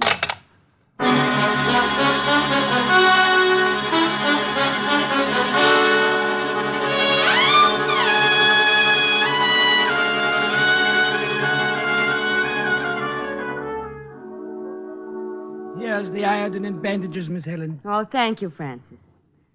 Stop squirming, Rick. Oh, honey, I know what's coming when I leave here. I'm going to look like an advertisement for a snappy funeral. You baby. It's just a little iodine and bandages. Oh, get her. You use enough iodine to stain an elephant, and so much bandage you could roll up a herd of mummies. All right, then get infected. I am infected. Rick, stop Come that. Here now. Come here. I've had a tough day. I've been beat up, shot at, and been insulted by Sergeant Otis. I need some relaxation, and I want to play. Should I leave, miss? You stay right where you are. I think there's a wolf loose. Francis. Yes, Mr. Diamond. Have you studied your lessons on how to be a private detective? Oh, yes, sir. I'm up to Chapter 8. But have you read Chapter 8 yet? Well, no, sir. Oh, that's too bad. I was going to give you some first-hand advice on that chapter tonight. Oh, I'll go read it right away, sir. May I, Miss Helen? Go ahead, Francis. I can't win. Oh, this will be jolly. Now, come here, you. But, Rick, stop it. Get away from that piano. No. You are my sunshine, my only sunshine. You make me happy. Well, you know what they say about music soothing a savage beast. If you don't like it, you sing something. Oh, what for? You don't even look a little wild. Sing something. I'll get as wild as you want. Oh, now there's a statement. Go on. All right. Little girl, you're the one girl for me. Little girl, you're as sweet as can be. Just a glance at you meant love from the start. And oh, what a thrill came into my heart. Little girl, with your cute little ways, I am yours for the rest of my days. And this great big world will be divine. Little girl, when you're mine, oh, mine. Okay, honey, now get wild. All right. Come here. Ah, a little wilder. There There you go. Mr. Diamond, I'd like to ask your opinion. It isn't Chapter 8 that homicide... Oh. Well, look at that. And I'm not blushing. Oh, I must be getting used to it.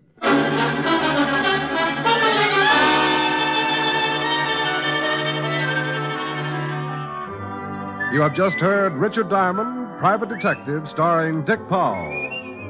Helen was played by Virginia Gregg. Lieutenant Levinson by Ed Begley. Also in our cast were Wilms Herbert, Gene Bates, Robert Carroll, and Ted DeCorsia. Music was under the direction of Frank Worth. Richard Diamond is written by Blake Edwards and directed by Richard Sandville. Now here is Dick Powell. Ladies and gentlemen, if you've been enjoying our show, and I sure hope you have, be sure to listen on Monday evenings beginning October 3rd instead of Saturdays. Did you get that? Beginning October 3rd, we will be heard on Mondays instead of Saturdays. And check your local paper for the exact time. Dick Powell soon will be seen in the screen version of the best-selling novel, Mrs. Mike.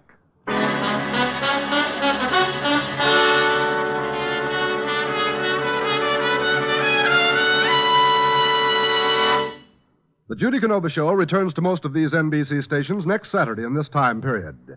Richard Diamond, Private Detective, moves to Monday evenings beginning October 3rd.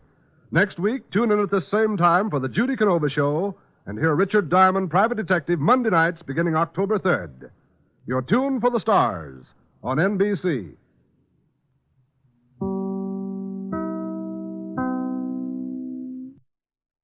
Here is another in NBC's great parade of new shows.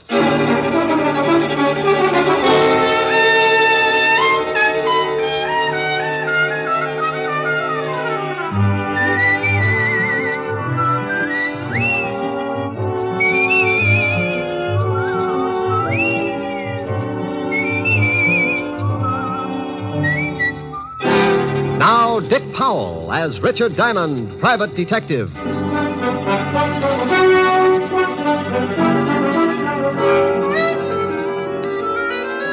Hello there, this is Diamond.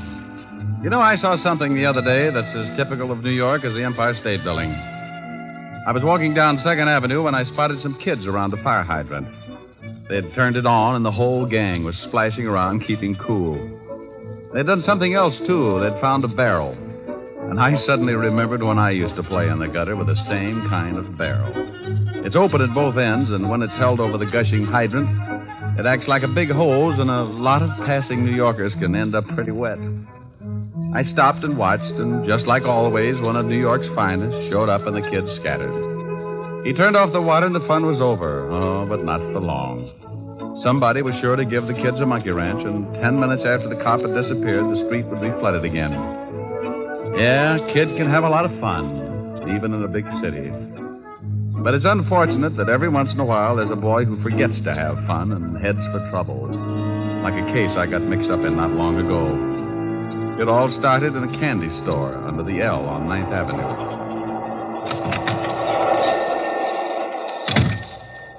I'm just closing up, boys. We want to talk to you, Pop. I told you I was closing up. We'll come back tomorrow and we can talk then. Eddie said he wanted to talk to you, Pop. You better listen. Yeah, what is this? You kids get out of my store. You want to buy something, you come back tomorrow. You ain't been making enough on your number sales. We come to see why not. Oh, so that's it. First, they threaten to beat me up unless I sell the numbers.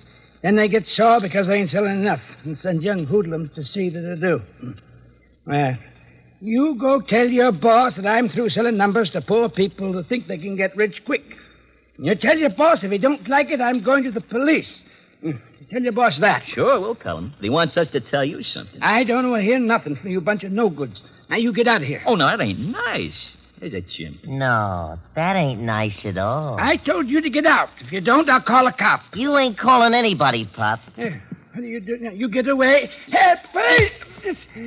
No, please, help. Shut up. Okay, Jim, make him shut up. Please, I'm an old man. Yeah, sure you are, Pop, but old guys like you need exercise. Think he's had enough, eh? Yeah, grab some of them cigarettes and cigars off the counter. Yeah, sure. Hey, we better get out of here. Maybe somebody heard him yelling. Okay, grab me a box of candy, too. I got a date with Nancy tonight. I'll grab a couple. I got a date, too. Let's go.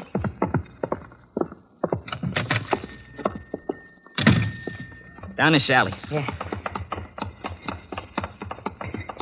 Okay, slow it down.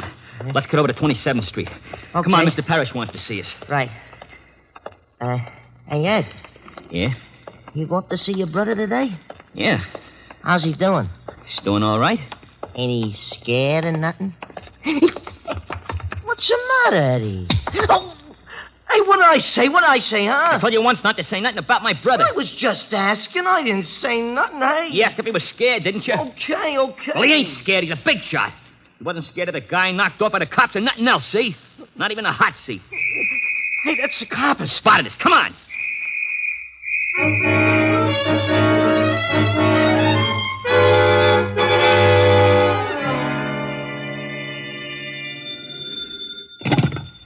Diamond Detective Agency. We filtered the choke on the way to your throat. Oh, for Pete's sake, Diamond, aren't you ever serious? Well, Lieutenant Levinson, what's the matter with you? Did someone swipe one of your ulcers? Now, stop that. I wouldn't call you unless it was something important. I know. You're losing Sergeant Otis to Barnum and Bailey. You stop that. Ringling Brothers? Don't be ridiculous. I'm not. What other sideshow could boast a pointed head with a gray suede face? Diamond, I have an important message for you, so for the sake of my sour stomach, act like a normal human being for 5 minutes. It's sure to be a strain, but go ahead. Bill Garrett wants to see you. Bill Garrett? Yes. Goes to the electric chair tonight at 8 o'clock, and he wants to see you. Well, he can't sit in my lap. Now, look, I don't like the type any more than you do. He's going to die, so why the cracks? The guy he shot had a wife and 2 kids. Maybe you want me to make cracks about them? All right, but will you see him? It's his last request. All right, sure. I'll call the warden and tell him you'll be up. You be sure and put in the call. If Otis does it, the warden will get so confused they'll turn Garrett loose and toast me. Well, in my business, you get a lot of screwy ones. But you never know where they'll lead, so if you've got that nervous, got-to-get-in-trouble feeling, you follow it up. I put in a call to my lovely redhead, Helen Asher, and told her I'd be a little late, but to keep the bottle spinning anyway. Then I took off for Sing Sing. Hello, Garrett. Hello, Simon. I'm glad you got here. Wouldn't miss it. Neither would I unless I could help it. Look, Garrett, I'm busy and you're on a tight schedule. Now, what's on your mind? Well, it's like this, Rick. The name's Diamond. Okay. I know you hate guys like me, but I ain't ashamed of what I done. That's the way I lived. That's the way I'm going to go out. If you want someone that'll listen till you feel sorry for yourself, you'll be along in a few minutes before 8. Maybe I better forget it. You ain't got no use for nothing. I got use for everything that doesn't include guys like you. There's no middle with me, Garrett. It's got to be right or wrong. And right keeps you out of trouble, huh? Well, not always. But it helps people to live together. Okay. I guess you know I got a kid brother. Yeah. He's going on 17, and it looks like the family's going to have another guy for you to hate. What do you want me to do? He thinks I'm a big shot. I want you to convince him I'm not. Oh? What's he done? I don't know, but he's just like I was when I was that age. Tough, wise guy. He wants to be just like me. Has he been up here to see you? Yeah, but that don't change his mind.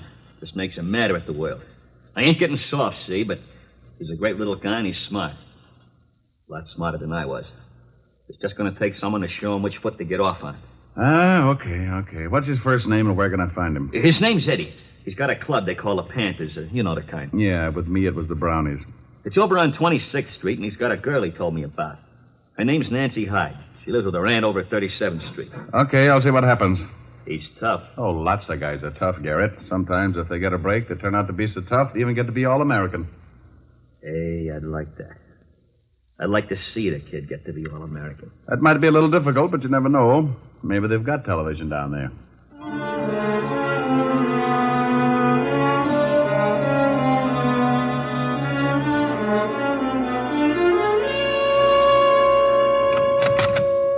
The kids around here, boss. Okay, tell them to come in. Okay, Eddie, go on in. Thanks, muscle man. Hiya, Mr. Parrish. Hello, Eddie. We took care of old man Thompson like you said. Good.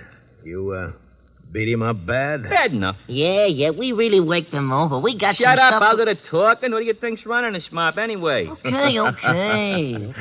Get a load of that, Bart. We got a big shot. Yeah. You run your bunch pretty good, don't you, Eddie? I run the whole club. The Panthers got 23 members now. You hear that, Bart? 23 members, and Eddie's the big boss. I like that. I like you, Eddie. You and me and the 23 Panthers is going to go a long way. Well, that's something I wanted to talk to you about, Mr. Parrish. We're getting awful tired of just beating up guys. We want to start doing something big, like knocking over gas stations or something. So you want to start doing something big, huh? Like knocking over gas stations, huh? Yeah. Well, you got a lot to learn, Eddie. Well, I've been doing all right, ain't I? Well, you're going to do a lot better. How would you and the Panthers like to start making some really big cash?